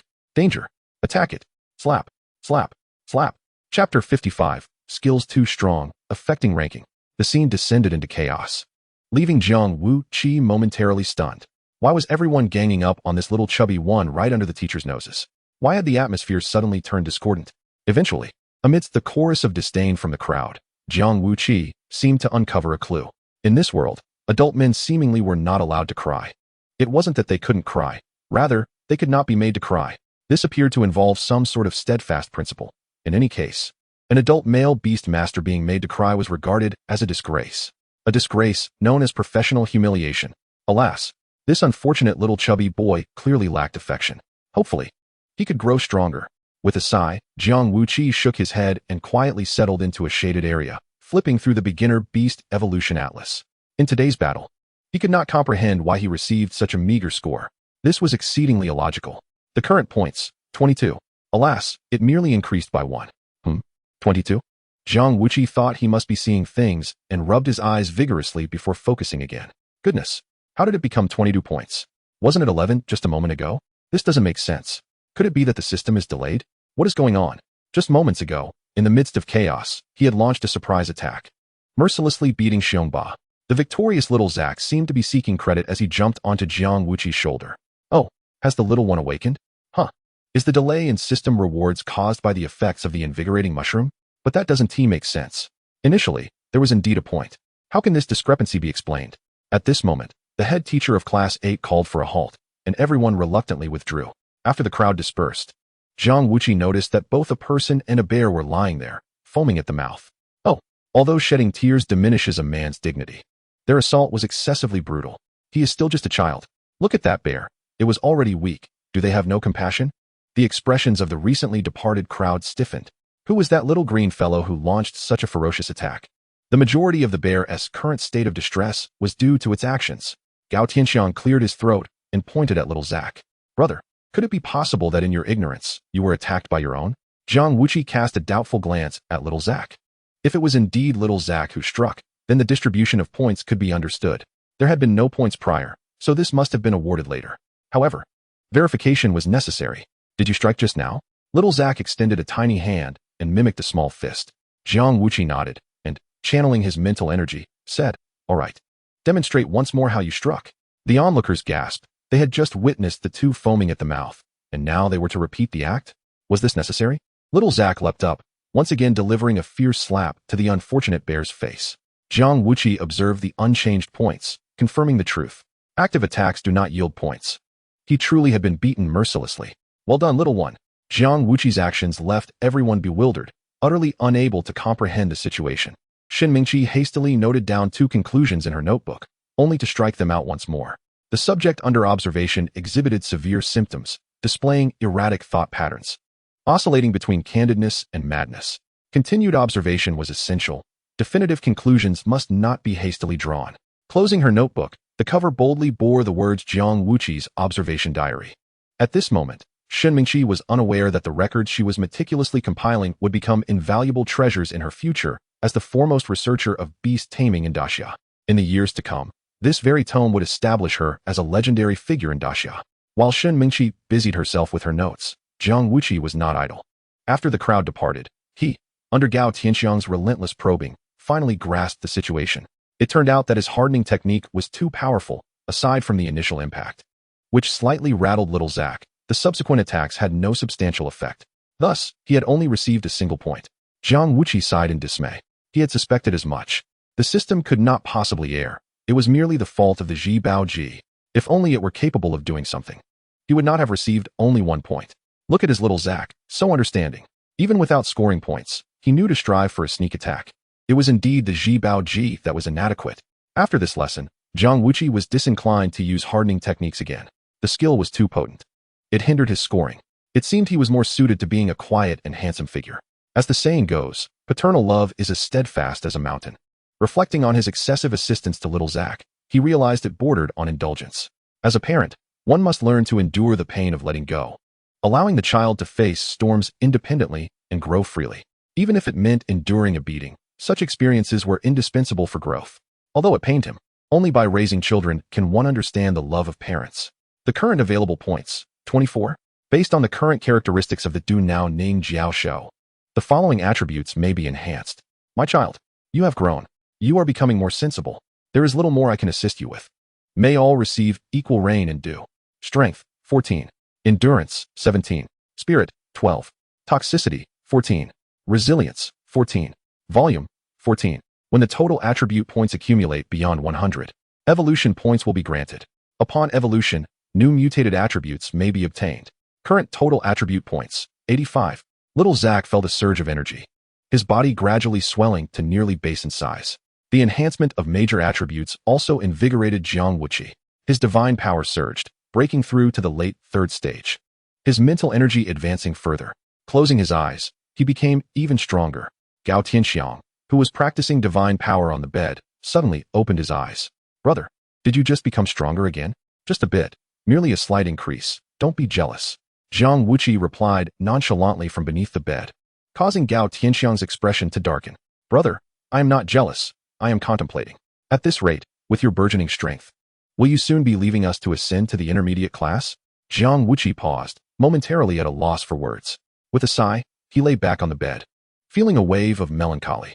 To be honest, he genuinely cherished the delightful brothers of Class 11, and teacher Wang Zilv had sincerely aided him greatly. Gao Tianxiang's words intensified the feeling of impending separation. In today's battle, he had gained a clear understanding of his strength. He could almost leap directly into the intermediate class. And after adding points, the increasingly monstrous values alongside the impending evolution of little Zack felt somewhat disconnected. Jiang Wuqi kicked the upper bunk playfully and laughed. Do not fret. There are policies above and strategies below. If they wish for me to advance classes, they must first seek my consent. Chapter 56. Can the class fund be divided into 350,000? The following morning, Jiang Wuqi savored 2 crispy fried dough sticks, while Gao Tianxiang wore a worried expression, nibbling on sour cucumbers and sipping spicy soup. The issues from last night troubled him more with each passing moment. He had even secretly messaged Zhang Zihai, uncertain if the affluent brother could devise a clever solution. Just then, the phones of all 30 students in Class 11 buzzed simultaneously with a text message. Lijiang Bank reminds you that you have received a deposit of 116,666 yuan. Please check. The sour cucumber in Gao Tianxiang's mouth plopped into his spicy soup bowl. What is this? Which foolish individual mistakenly deposited money? Brother, look. This fool just deposited 116,666 yuan for me. Quite auspicious. Jiang Wuqi chewed on his fried dough stick and glanced at the phone Gao Tianxiang offered. Ah, splendid. It seems today is your lucky day. If you do not wish to repay him, go to the Yubao Pavilion and upgrade your membership card. In case the creditor comes knocking, Lu Qi will handle it. Gao Tianxiang's lips twitched. Brother, we agreed to stay on the straight and narrow. Even if I am short on cash, I cannot stoop to such unscrupulous deeds. Jiang Wuqi nodded approvingly. You are still as exceptional as ever. I have not misjudged you. Wait, which fool just transferred 116,666 yuan to me? What? You received it too? Huh. What do you mean by you too? Isn't it obvious? My message is right here. Oh my gosh. I have it too. I received it as well. As waves of astonishment rippled through the cafeteria, everyone hastily extracted their mobile devices to peruse their messages. Such a delightful surprise. However, upon discovering that their message logs contained only consumption bills, They realized that joy belonged to others while disappointment was their own. All recipients of this message shared a common trait. They were all from Chuji Shiban. With no exceptions. What was the situation in Shiban? Unbeknownst to them, Zhang Zihao arrived late and, upon stepping through the cafeteria doors, inquired of his classmates. You all received the first payment, right? That was the 3.5 million I promised Chigo, but he did not accept it. After consulting the class leader, it has been distributed as class funds among our 30 members, regardless of when we part ways. I hope the bond among the 30 of us in Shiban remains unchanging. I trust you will utilize this money wisely. I believe you understand what I mean. This is Chi Ji's heartfelt intention. Let us strive together. At this proclamation, the cafeteria fell into a profound silence. What had they just heard? Class funds. A distribution of 3.5 million. How extravagant. Such envy surged among them. Chigu truly was an extraordinary figure. The members of Shiban turned their stiff necks to gaze at Jiang Wuqi, who was munching on a youtiao, their eyes brimming with tears, nearly on the verge of overflowing. The great fool they had just referred to was none other than Chigo. What are you doing? Are you planning to leave? How can you regard this money as an inheritance for us? Gao Tianxiang wept openly, his emotions overwhelming him. Brother, are you truly leaving? Why is it so sudden? Lin Ruoxue, recently discharged from the hospital, had red, swollen eyes, her lips tightly clenched. She had already shed tears when Zhang Zihao had inquired about this matter the previous night. As Jiang Wuqi grew stronger, she had anticipated this day. Yet she had not imagined it would arrive so swiftly, leaving her without the chance to confess her feelings. Wiping away the tears from her eyes, Lin Ruoxue clenched her small fists. I will strive diligently. No, I will double my efforts. As the sobbing crowd approached him, Jiang Wuqi, with his leg crossed and youtiao in hand, was utterly bewildered. Wait a moment. Let him gather his thoughts. What was happening? Was he being sent away? An inheritance? Fixing his gaze on the instigator amidst the crowd, Jiang Wuqi pointed with incredulity. No, why are you pulling this again? Are you a monkey sent to make a fool of me? Zhang Zihao, his eyes reddened, wiped them. Chigu, stop pretending.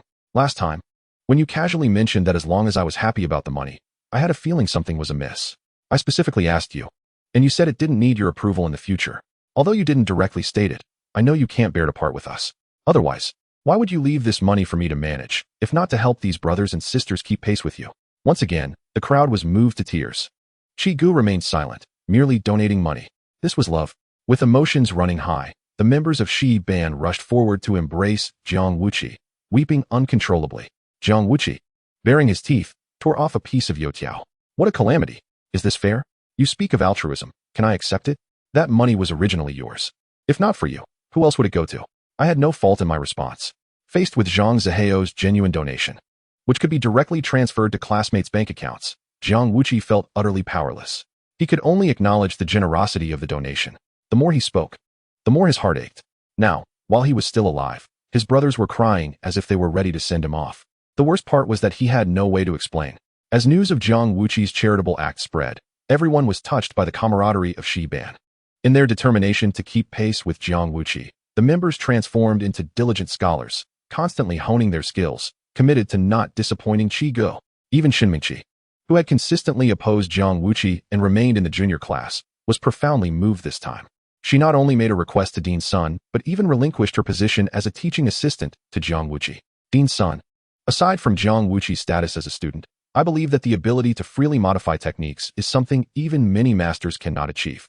Such a talent deserves focused cultivation. In Dean Sun Mingyuan's office, Wang Zilv had no choice but to step forward with a bombshell revelation. Dean, to be honest, Jiang Wuqi plans to establish a second space for binding a grade-level beast in order to remain in Shiban. He claimed that with 2 junior beasts at his disposal, who would dare question his status in the junior class? Even when I tried to persuade him privately, he resolutely refused. Before Wang Zilv could finish, Sun Mingyuan sprang up in alarm. His heart raced violently. What? The Daxia University Athletic League is about to commence? He awakened a second space? And intends to bind a second-grade potential beast? Wang Zilv, do you realize what it signifies to awaken a second beast space at 18? Such a significant matter. Why did you not disclose it sooner? As Sun Mingyuan spoke, he nearly pushed Wang Zilv against the wall in his fervor. Fortunately, Shinmingqi's timely reminder spared Wang Zilv from harm. Sun Mingyuan adjusted his attire from the Lijiang family and exhaled deeply. So it was a precursor to activation. Good. There is still time. We must keep a close watch and ensure nothing goes awry. Our Lijiang Academy can endure a loss of face. But we must not hinder Zhang's bright future. Wang Zilv, gasping for breath, urged, next time, get to the point. Come, let us get a set of Lijiang family attire. Minter Shin should also have a set of women's clothing. It must be said that Zhang Ziheo's clothing brand was indeed impressive. The materials were of high quality, the craftsmanship exquisite, and the styles invigorating. The 3.5 million that Jiang Wuqi donated was entirely utilized by Sun Mingyuan to customize a set of Lijiang family attire for all the faculty members. This was the dean's silent affection for the students and also served as the first step in helping the nascent Lijiang family establish brand recognition. Upon receiving the clothing from the dean, both individuals simultaneously inquired, "What should we do about Jiang Wuqi?" Sun Mingyuan, observing their anxious expressions, calmly retrieved a stack of documents from a nearby drawer. "You two worry too much. Look here, the participation regulations for this year's University Athletic League. For the Junior Beastmaster event, anyone under 19 may register. For the Intermediate Beastmaster event, those under 20 are eligible. According to the statistics from our 36 universities in Daxia, nearly 100 teams are expected to participate this year. Jiang Wuqi, as the representative of Lijiang Academy, bears significant responsibility." Upon seeing the meaningful expression on Sun Mingyuan's face, Wang Zilv and Xin Mingqi finally grasped the underlying intention. So, the dean had other plans. "Minter Wang, Minter Shun, you must keep a close watch during this period. We cannot allow Jiang Wuqi to act recklessly. If Jiang awakens the second space, it must be reported immediately. We cannot allow him to bind any other beasts privately. This matter must be arranged by me personally." Observing the dean's stern demeanor, both understood the unspoken implications. Jiang Wuqi's second beast was likely to be personally selected by Dean Sunday. One can only imagine the potential of the beast that would catch the eye of a grade-level beastmaster. Understood, Dean. When the two returned with the news that Jiang Wuqi would not be promoted to the intermediate class in advance, the members of Class 11 erupted into exuberant cheers. "Hooray! This is splendid. We eagerly await my brother Qi to lead us to victory. Long live Director Wang, long live Director Shun, long live the Dean. So, my brother Qi will participate in the national competition as a junior beastmaster from Lijiang Academy? How remarkable! I believe in my brother Qi's inevitable triumph." Every year, there is a month dedicated to the rivalry of beastmaster students. This is the Great Xia's 36 cities jointly hosting the Great Xia Beastmaster College competition, featuring elite students from all colleges across junior, intermediate, and advanced levels. The entire competition is broadcast live and is a significant event that captures national attention. Any student who shines on this stage not only receives generous rewards, but also earns the special status of a member of the Great Xia Beastmaster Association, granting them access to formidable untamed beasts, including some with extraordinary mutations. If one is fortunate enough to tame such beasts, their future will undoubtedly be bright. Some students experience meteoric rises in their abilities, becoming idols in the hearts of the youth of Great Xia. One could say that the Great Xia Beastmaster competition is a grand stage of dreams, the most coveted battlefield for every student, where all honors commence. With honor comes disgrace. When the 36 cities compete, the underperformers face embarrassment. Even the second worst will mock the one who finishes last for an entire year. To come in last is to bear one's head in shame for a whole year. Although Lijiang City boasts a population of over 4 million, it can only be classified as a Tier 3 city. Last year, during the competition, the junior level nearly finished last, saved only by the unexpected poor performance of the neighboring Guihai city. The current top-ranking students in the intermediate class are the very elite who represented Lijiang City in last year's junior competition. Thus, it is evident that this year's intermediate competition will see Lijiang striving to secure a third-place finish, hoping to avoid revenge from Guihai. Faced with such circumstances, Jiang Wuqi exclaimed that it was unreasonable. How could one city produce a prodigy who wins 3 years in a row? Director Wang, is this fair? Similarly, if a city produces a failure, does it not suffer for 3 years? How could they turn the tide? On stage, Wang Zilv wore a mysterious smile. How could one fail for 3 consecutive years? Knowing shame and then striving for excellence. Do you know how hard they have worked this year? They are all holding their breath. Furthermore, isn't there always a new generation of rising stars each year? The crowd tilted their heads, confusion evident in their expressions. Wait a moment. Even if my brother Qi could win the junior competition for our academy, wouldn't the intermediate competition still be comprised of the same cohort? Right. If Guihai takes revenge this year, wouldn't that mean finishing last? Oh, I see now. Surely, the top 3 from this junior cohort will elevate to the intermediate class. The crowd suddenly understood. Bai Han, a junior beastmaster with the beast-level ice thorn battle bear. Zhao Hong, a junior beastmaster with the beast-level rock armored giant lizard. Chu Kiki, a junior beastmaster with the beast-level shadow spirit cat. Even if they were to enter the intermediate class now, their strength would be formidable. If, in a month's time, They could represent the intermediate class in the competition. They would inevitably replace the 3 weakest members. Absolutely. With such a replacement, the odds of victory would undoubtedly soar. What are our past achievements? Who cares about our win rates? As long as we avoid finishing last, we would consider it a success. While the crowd debated, Jiang Wuqi seemed to grasp the meaning behind Wang Zil's enigmatic smile. If Bai Han and the others could ascend to the intermediate class to support, then what about him? Surely he could too. According to the structure of the Great Xia Beastmaster competition, the junior, intermediate, and advanced events each span 10 days, totaling a month of competition. Moreover, the intermediate rounds commence only after the juniors conclude.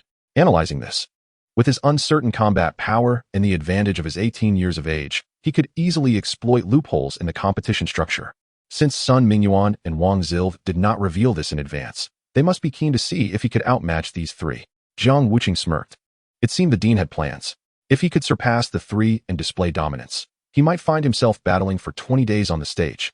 How delightful. If he could keep this up, it would be akin to a young calf soaring through the skies. The thrill of such an accomplishment. Jiang Wuqi pulled a crumpled paper from his pocket, the names on it mostly crossed out with red marks. Now, only one courageous individual remained, who voluntarily left their signature. Junior Beastmaster Rankings 18, Su Qianqian, Beast, Fire Spirit Sparrow. Chapter 58. I watch videos in a fast-forward manner. How much patience do you think I possess? Ding ding ding. The lunch bell rang, and Jiang Wuqi rushed out of the classroom to seize the moment. As a servant of fate, he would not let even a girl slip away. After all, it was she who signed her name. Even if tears were shed, he had to see it through. Moreover, this girl was no ordinary individual. She possessed both strength and beauty, with 2 sweet dimples when she smiled. Clearly, she was a charming sweetheart. Determined, Jiang Wuqi intercepted Su Qianqian, who had just exited the restroom. Hello, Sister Su. Su Qianqian, washing her hands in the corridor, was startled. She raised her eyes and saw that handsome face smiling at her through the mirror. Who openly blocks the entrance to the girls' restroom? Who are you calling sister? I'm only a year older than you. Isn't it permissible to call you sister if you're a year older than me? Female classmates passing by turned their heads, surprised to see a man so boldly challenging someone here. My brother Wuqi is simply too straightforward. Well, a man with such forthrightness is rare indeed. Jiang Wuqi raised his hand to greet the fans around him. After all, what he said was true. He wanted those points, and he was unapologetically candid. Noticing Su Qianqian's displeasure, Jiang Wuqi had hit a sore spot regarding her status as a repeat student, so he opted for a more youthful title. This is the grace a man should possess. Miss Su, is it possible now? Su Qianqian's face turned crimson. Possible for what? She had witnessed the previous battle clearly, and even the adept attacker Cui Gao Gao could not break through. How could she, a mage, possibly win? Wasn't this merely bullying the honest? Possible for what? Not possible. I admit I cannot defeat you, but must I concede? I am a girl. Can't you let me off? Jiang Wuqi's expression darkened. A girl, you say? Why didn't you mention that when you signed? Wasn't it your intention to use your aerial combat skills to bully me? Now that you realize you cannot win, you wish to escape? That is simply unacceptable. He brandished the challenge list before the crowd, clearing his throat. Everyone has witnessed this. I have challenged each name on this list, and now Miss Su is the last one. I believe in completing what I start, and I advocate for equality in both genders. Jiang Wuqi from Class 11, I challenge you. With that declaration, a clanking sound echoed as chains rattled, startling Su Qianqian into a scream. I was wrong. I have a fear of heights. Don't jump. Amidst the girl's cries, Jiang Wuqi soared out of the window. How could a beastmaster who raises a fire spirit sparrow fear heights? That would be akin to self-sabotage, forsaking a bright future. Open your eyes. Today, I will help you confront your fears and transcend your limits. Women must be self-reliant, strong, and capable of soaring. Once again, the sound of chains echoed as Jiang Wuqi held the flying lock in one hand and bound Su Qianqian with the other, soaring towards the plaza outside the cafeteria. The experience was exhilarating, akin to a giant swing. The blue sky and white clouds spun chaotically, leaving Su Qianqian feeling dizzy and disoriented. Jiang Wuqi, brother, Wuqi, I was wrong. I won't argue anymore. I'll be good. Please put me down. She pleaded, her legs trembling, her entire body weak. Upon hearing this, Jiang Wuqi confirmed. Are you certain you were wrong? Su Qianqian shook her head vigorously, her vision blurred, unable to discern Jiang Wuqi's figure. I am certain. Only then did Jiang Wuqi reveal a sincere smile, retracting the chains and gently placing Su Qianqian on solid ground. Feeling the firmness of Mother Earth, she collapsed onto the plaza, one hand on the ground and the other frantically patting her chest, struggling to recover from the overwhelming dizziness. That was quite thrilling. Jiang Wuqi chuckled. How was that? The feeling of flying is delightful, isn't it? After the first time, there will be countless more. Practice with the flying lock diligently. It will only benefit you in nurturing your fire spirit sparrow. I believe in you. Rest for a bit. And we'll just happen to encounter a sky battle with a beast, allowing me to witness your skills. Su Qianqian shook her head, still feeling a bit weak in the legs. Jiang Wuqi, however, paid no mind to her dizziness and summoned little Zack, pulling out the beginner beast evolution chart to study on the spot. Sister, could you hurry up? I'm starving. Su Qianqian exclaimed, her eyes widening in disbelief at the sight of little Zack, which was now the size of a basin. You weren't this big yesterday. How did you grow so much overnight? Are you bullying me on purpose? Jiang Wuqi raised an eyebrow, questioning her. What is wrong with being bigger? Do you feel uncomfortable? It was evident that she could not compete with him, and with little Zack's growth, how could she feel at ease? You are just bullying me, honest. Su Qianqian pouted. If we battle, you must not intentionally bully my fire spirit sparrow, or I will cry. And you can't be too harsh, otherwise, I'll accuse you of deliberately mistreating it. That's disrespectful to girls. Jiang Wuqi frowned, realizing this girl was attempting to imitate that chubby one who cries and causes a scene. Did she truly see him as some benevolent figure? Suddenly, a series of nets surrounded Su Qianqian from all sides, and Jiang Wuqi's expression darkened further. I skimmed through videos. Do you think I possess much patience? Hurry and release your fire spirit sparrow. Do not push me to the brink. Su Qianqian trembled at his words, afraid to even breathe, given Jiang Wuqi's current grim demeanor. If she uttered another word, he might unleash a powerful strike. Onlookers outside the cafeteria, holding their lunchboxes, were growing impatient. Hurry up. My food is getting cold. Exactly. The battle declaration has been signed. What were you thinking? Everyone else is fighting. Why are you not? Could it be that you genuinely wish to duel with Wuqi? Chapter 59. One glance at his trembling hands reveals his struggle for restraint. Su Qianqian never anticipated that in front of Jiang Wuqi's fan club, this seemingly delicate girl would receive no sympathy. Were they all made of iron? After a huff, Su Qianqian summoned her fire spirit sparrow, immediately casting the giantization technique to amplify its size. With a wave of heat, a fire spirit sparrow, wings spanning 1.5 meters, charged out of the beast space, seemingly fueled by Su Qianqian's anger, launching an attack on little Zack. A line of fire shot from its beak, causing little Zack to roll and dash chaotically. The crowd gasped. Logically, the fire spirit sparrow should overpower little Zack. Yet why wasn't Jiang Wuqi employing any techniques? Was it because the girl was too beautiful, prompting him to let her win? Among the crowd, the most stunning girl let out a cold huff, a wave of frost emanating from her, causing everyone to gasp again. Lin Ruoxue glared at the speaker, her eyes filled with murderous intent, as if to say, "She's beautiful? What does that make her?" The speaker shrank back, hastily bowing. "My apologies. If I can't win, I won challenge. I don't want to be the next Qin Yushuan." Qin Yushuan threw down his lunch, rising to drag the speaker away. "Come with me, we're dueling." Xingu. "Wait, I was just speaking casually." "Duel." The crowd erupted in excitement, inadvertently igniting another small-scale skirmish. Just moments ago, Su Qianqian had been frowning. But now watching little Zack being relentlessly attacked, she suddenly felt a twinge of guilt. Even her gaze towards Jiang Wuqi softened considerably. It seemed he truly understood how to cherish the delicate. A man with a sharp tongue but a soft heart, truly mischievous. Jiang Wuqi observed the points of enhancement popping up in his book, clutching his chest as he felt a surge of emotion. His previous decision had indeed been correct. Though it pained him, he had to learn to let go. Go for it, my son. I will always be your strongest support. Current available enhancement points, 9. Based on the current characteristics of Toxic Swamp Gel Beast, the following attributes can be enhanced. Enhance wherever necessary. With little Zack currently weakened by fire, it was undoubtedly the right choice. Spirit, all in. Strength, 14.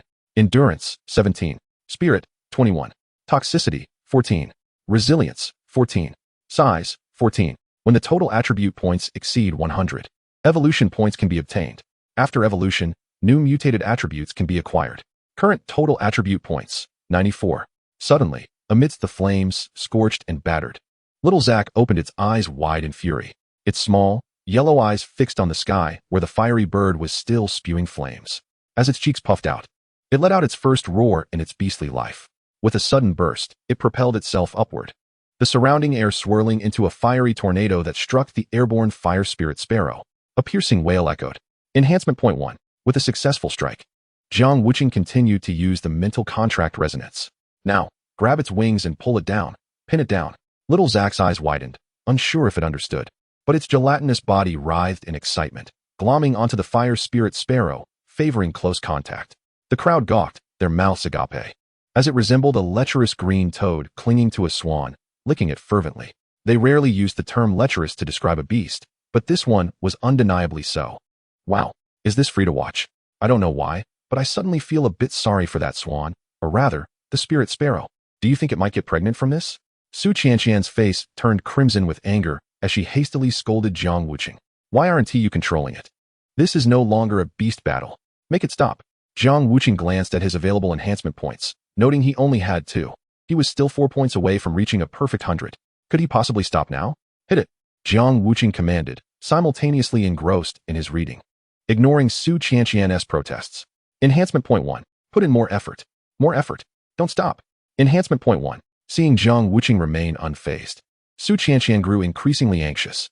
In haste, she unleashed the hardening technique, attempting to aid her family's Huel Enku in resisting the poisonous assault from Xiaozak.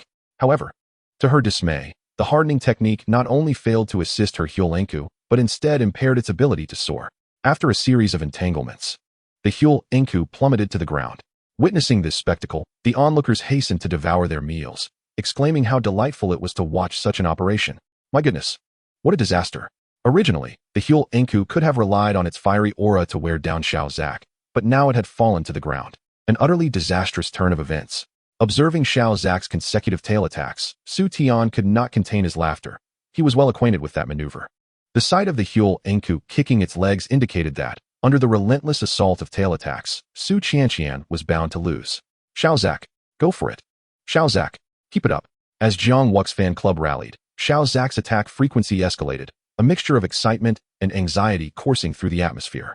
On the mental contract side, Jiang Wuqi's brow furrowed as he scrutinized the data in the book. Why did the score not increase beyond 99 points? It was so close. Was this not a torment for those with obsessive-compulsive tendencies? Do it. Go all out. Ensure I extract that final point. Jiang Wuqi's expression twisted gradually, his turbulent mental energy causing the surrounding revelers to change color. Oh no, it seems my brother is about to lose control. This volatile mental energy is formidable. Of course. Otherwise, why would those doctors prevent my brother from using his phone if it were not serious? If he stumbles upon some enraging news, it could erupt uncontrollably. How dangerous. At that moment, Gao Tianxiang and Zhang Zihao simultaneously stood up, calling out to Wang Zil. Director Wang, quickly protect my brother. Su Qianqian clenched her small hands, trembling. Her eyes filled with bewilderment. Are you all insane? Can't you see? Who needs protection? She was the one in the most perilous situation. Tears of fear streamed down her cheeks, and disregarding the gazes of those around her, she dashed into the embrace of her homeroom teacher. Teacher, help me. It's all right. He is doing his utmost to restrain himself. Su Qianqian slowly lifted her tear-streaked face from the teacher's comforting embrace. Teacher, you've changed. What does it mean that he is trying hard to restrain himself? Wang Zil observed Jiang Wuqi's trembling hand clutching the book and subtly nodded in agreement with the homeroom teacher's assessment. Indeed, his intention was never to harm you. Just look at his shaking hand to know he was trying his best to hold back. However, his current state appeared quite dire. It was imperative not to disturb him. The homeroom teacher also held Su Qianqian tightly, fearing that the girl might continue to cause chaos. What do you mean by not disturbing him? Overwhelmed by the darkness surrounding her, Su Qianqian completely broke down, crying out loud. Stop it. No more fighting. Point increase 1. Ding. The current enhancement points have reached a perfect 100. Please allocate points and choose an evolution route. Chapter 60. The second evolution. This is truly exciting. With the sound of Su Qianqian's cries, Jiang Wuqi sprang into action. With a flourish, the azure beast binding chains burst forth, ensnaring Xiaozak tightly. With a swift tug, he transported it into the beast space, then emerged with a collection of vials and jars gifted by Luqi, all renowned for healing beasts. Beginner Beast Detoxification Potion. Beginner Mental Power Enhancement Potion. Beginner Beast Stamina Recovery Potion. Beginner Beast Emergency Rescue Pill. A handful of potions was forcefully administered to the sputtering Huel Enku. Wallet, 1,200. Wallet, 1,500. Wallet, 1,000. Wallet, 3,000. After vigorously administering the potions, Jiang Wuqi promptly laid the Huel Enku flat and commenced CPR. Following this extreme point-gaining ordeal, Jiang Wuqi had acquired a valuable experience in beast taming. The necessity of carrying ample medicinal supplies became evident. At critical moments, they can indeed save a rival's beast. As the Huel Enku gradually opened its dazed eyes, Jiang Wuqi finally exhaled in relief. After wiping the sweat from his brow, he gently cradled the Huel Enku and placed it in Su Qianqian's arms. The patient had successfully evaded danger. The rescue was a resounding success. At this moment, Su Qianqian was at a loss for words to encapsulate her tumultuous emotions. This capricious man had ultimately triumphed over illness, restoring his gentle and charismatic side. Alas, what malice could a patient harbor? A sudden embrace alleviated all her worries. Thank you. However, I shall not repay that medical fee. Consider it your compensation. Jiang Wuqi raised his hand to push Su Qianqian's forehead aside. Where are you leaning? Why are you getting handsy? Are you taking advantage of me? Who needs your meager amount of money? Do you wish to take the opportunity to exploit me? Consider this a warning. After saying this, Jiang Wuqi turned to leave, fearing Su Qianqian might attempt to extort him. Oofed. Su Qianqian, holding the now-revived Huel Enku, broke into a smile as she watched Jiang Wuqi's departing figure, her heart fluttering unexpectedly. At that moment, a chilling glare locked onto her as Lin Ruoxue cast a meaningful glance. The onlookers could no longer contain themselves, realizing that Su Qianqian had surely made it onto Lin Ruoxue's hit list. This clash of ice and fire promised to be a spectacle. Regrettably, the Huel Enku was certainly not in a state to continue battling, but a confrontation would undoubtedly occur in the future. How thrilling. I love it. Su Qianqian stood her ground against Lin Ruoxue's gaze, her own eyes igniting with fierce determination. What? Do you also wish to challenge me? If I cannot defeat him, how could I fear you? Very well. Let us set a date. As soon as my Huel Enku has sufficiently recovered, I shall be ready for battle. Lin Ruoxue's icy facade suddenly softened into a smile. You executed the hardening technique quite well. Do not use it again next time. Su Qianqian, in her excitement, nearly suffocated the Huel Enku that had just regained consciousness. Lin Ruoxue, I will not let this go. After leaving a fierce remark, Su Qianqian puffed her cheeks and turned away. The crowd, having barely contained their laughter, could no longer hold back. Wow, such formidable offensive power. What was initially thought to be a physical confrontation turned out to be magical attacks, utterly unpredictable. Incredible. My class leader, I declare our class 11's Frost Goddess victorious in this battle. Lin Ruoxue lifted her chin, a victorious smile gracing her lips. Spending time with him has certainly sharpened my skills in confronting others. As the Ice Crystal Spirit Mirror evolved into the Demon Spirit clan, Lin Ruoxue herself remained unaware of her growing combativeness, her spirit of competition unconsciously intensifying. In the cafeteria, Jiang Wuqi quietly enjoyed his meal, yet his thoughts lingered on the system screen before him. After amassing a full 100 enhancement points, they had now transformed into evolution points. 2 evolution routes had also emerged. Evolution Route 1, Level Poison Swamp Gel Beast. Race, Spirit Clan Beast. Personality, lively, energetic. Attributes, Neurotoxin, Semi-Fluid Gel-like Spirit Beast. Potential level. Talents, incorporeal form, can transform into any shape. Vegetation consumption, can consume any vegetation growing after digestion. Newly added talent, body splitting. Upon sustaining a fatal attack, can split the body to evade death once. Cost, all attributes will revert to level 1, 0 state. Active skills, Slime Missile, fires neurotoxic slime missiles from within for long-range attacks on enemies. Note, the more this skill is used, the smaller the Poison Swamp Gel Beast size becomes.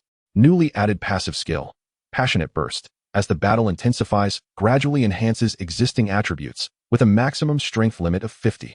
Jiang Wuqi's eyes lit up. The evolutionary path 1 does not signify a mutation upgrade. Rather, it is a continuation of enhancement based on the original foundation.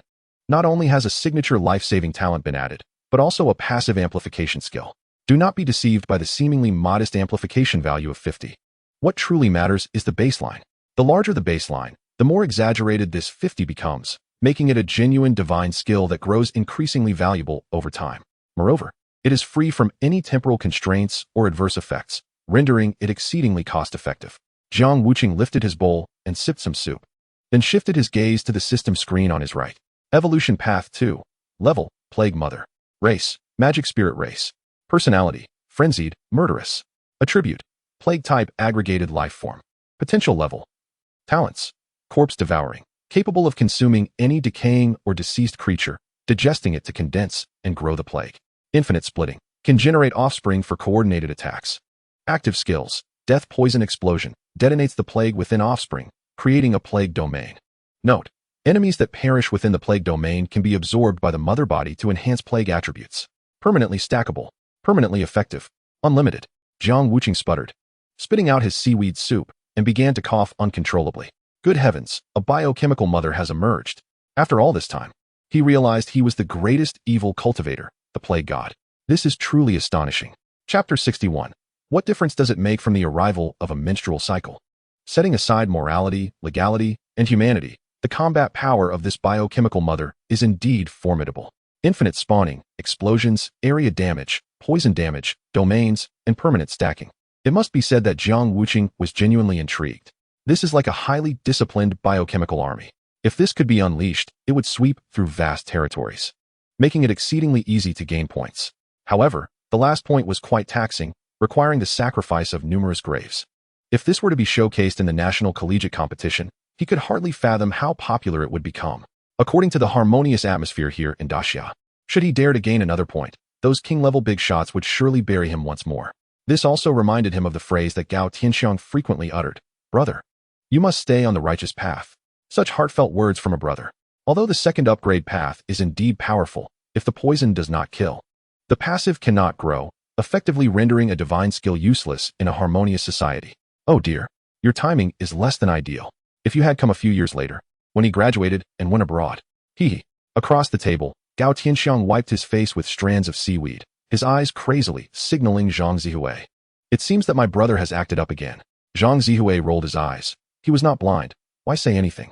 Not far away, Wang Zil and Shen Mingqi, who were ordered to keep an eye on Jiang Wuqi, set down their bowls and chopsticks, their gazes fixed intently on Jiang Wuqi.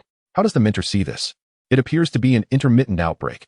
He seems to be immersed in some kind of illusion. Let's observe for now. Agreed. After a moment of whimsical laughter, Jiang Wuqi felt he had indulged enough in the fantasy of evil cultivation. After the thrill, it was ultimately rather mundane. What follows chaos after chaos? There is no joy in it. Instead, he would eliminate a threat to this beautiful world. Consider it a casual act of world saving. He chose Evolution Path 1.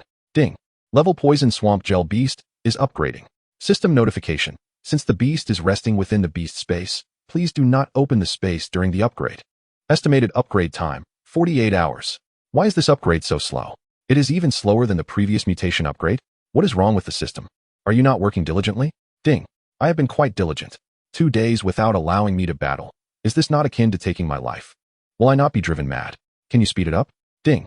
Routine upgrades typically require at least 7 to 8 days. This is already significantly accelerated. Hiss. 7 to 8 days?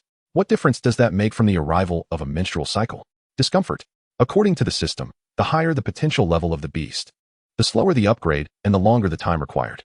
Some beasts may be unable to battle for months due to upgrade issues, during which they can only share amplifications. Jiang Wuqi's mind began to churn with ideas. Solutions are always more numerous than difficulties. If he cannot play with Zack, then he shall find something else.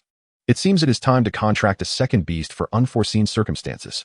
Little Zack, you are going to have a brother or sister. Are you happy? With thoughts of the shared amplification attributes of beasts, Jiang Wuqi's creativity flourished. Little Zack primarily provided him with mental strength. Thus, the second beast could not possess similar characteristics. He needed something fresh. At this thought, Jiang Wuqi couldn't help but recall Lin Ruoshue's impressive levitation technique. A dozong expert, he too wished to emulate that skill. If he could float while reading on the national competition stage, how lofty would that image be? As a man, how could he be outshined by a mere girl from Versailles? This insatiable desire for victory. It is decided. The second beast shall be one that can levitate. Since he could not battle for 2 days, it was the perfect opportunity to study. With determination, Jiang Wuqi rose and exited, a chain soaring towards the breeding center. Wang Zil and Shen Mingqi exchanged glances, both feeling a jolt of surprise. The breeding center? He plans to raise a second beast before awakening the second space? Truly a spirited individual. Mentor Wang, what should we do in this situation? I think we should consult the dean first. I trouble you, Mentor Shan, to assist him. All right. Leave it to me. Clad in a sleek black professional outfit from the Lijiang family, Jiang Wuqi's already striking figure was accentuated, attracting numerous admiring gazes. Jiang Wuqi soared through the air, with cameras trailing behind. Just as he intended to advise against this course, he suddenly recalled that Shen Mingqi was actually a researcher. If there was anyone in Lijiang City who understood beast skills better than her, it would be hard to find. If he were to inquire about the shared levitation technique, wouldn't that save him a great deal of trouble? With this thought, Jiang Wuqi suddenly halted his flying chain, just as the pursuing Shen Mingqi was unable to dodge in time, resulting in a collision. Bang! Oof! Jiang Wuqi, what are you doing? Jiang Wuqi lay on the ground, gazing at the nearby mountainous scenery, his mouth twitching. You have pushed me to the ground. And you still ask what I intend to do? I merely wish to ask you something. But if you continue like this, I shall refrain from asking. After shaking off her daze, Shinmingqi looked down and realized she was awkwardly pinning Jiang Wuqi beneath her. Flustered, she scrambled to her feet, her face a picture of embarrassment and anger, and kicked at Jiang Wuqi, who was staring at her. Get up. If others see us, they will misunderstand. Jiang Wuqi rolled over on the ground, performing a quick maneuver to evade her kick. Silken pants? 6. Shinmingqi looked confused. What are you talking about? Jiang Wuqi stood up with a sigh, feeling as if he had traveled through time. Once, he thought himself a face connoisseur, then realized he was a rear connoisseur, later discovering he was a leg connoisseur, and even a foot connoisseur. Finally, he recognized that he was simply a lecher, entirely uncontrolled, dusting off his clothes. Jiang Wuqi sighed with nostalgia. Long ago, he had been an innocent young boy. It's nothing. I just wanted to discuss beasts with researcher Shin. Upon hearing Jiang Wuqi's inquiry regarding her beast mastery, Shinming's previously flustered gaze suddenly sparkled with interest. What does classmate Jiang wish to know? Feel free to ask. After a moment of contemplation, Jiang Wuqi organized his thoughts. I aspire to ascend to the heavens. Alas, I lack the ability to fly. Thus I seek a beast that can share the power of flight.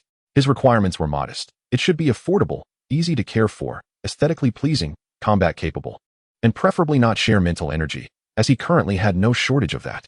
I wonder if Mentor Shin has any commendable recommendations? Chapter 62. I heard the dean has specifically prepared a beast for me. Is that true?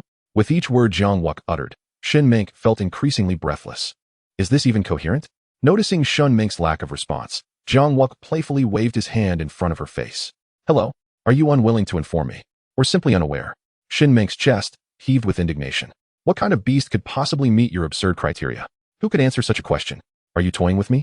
Her chest surged once more, and a button, overwhelmed by pressure, shot off with a pop towards Jiang Wuqi's forehead. What sort of technique is this? Jiang Wuqi tilted his head to evade, catching sight of a fleeting glimmer with a delicate lavender pattern.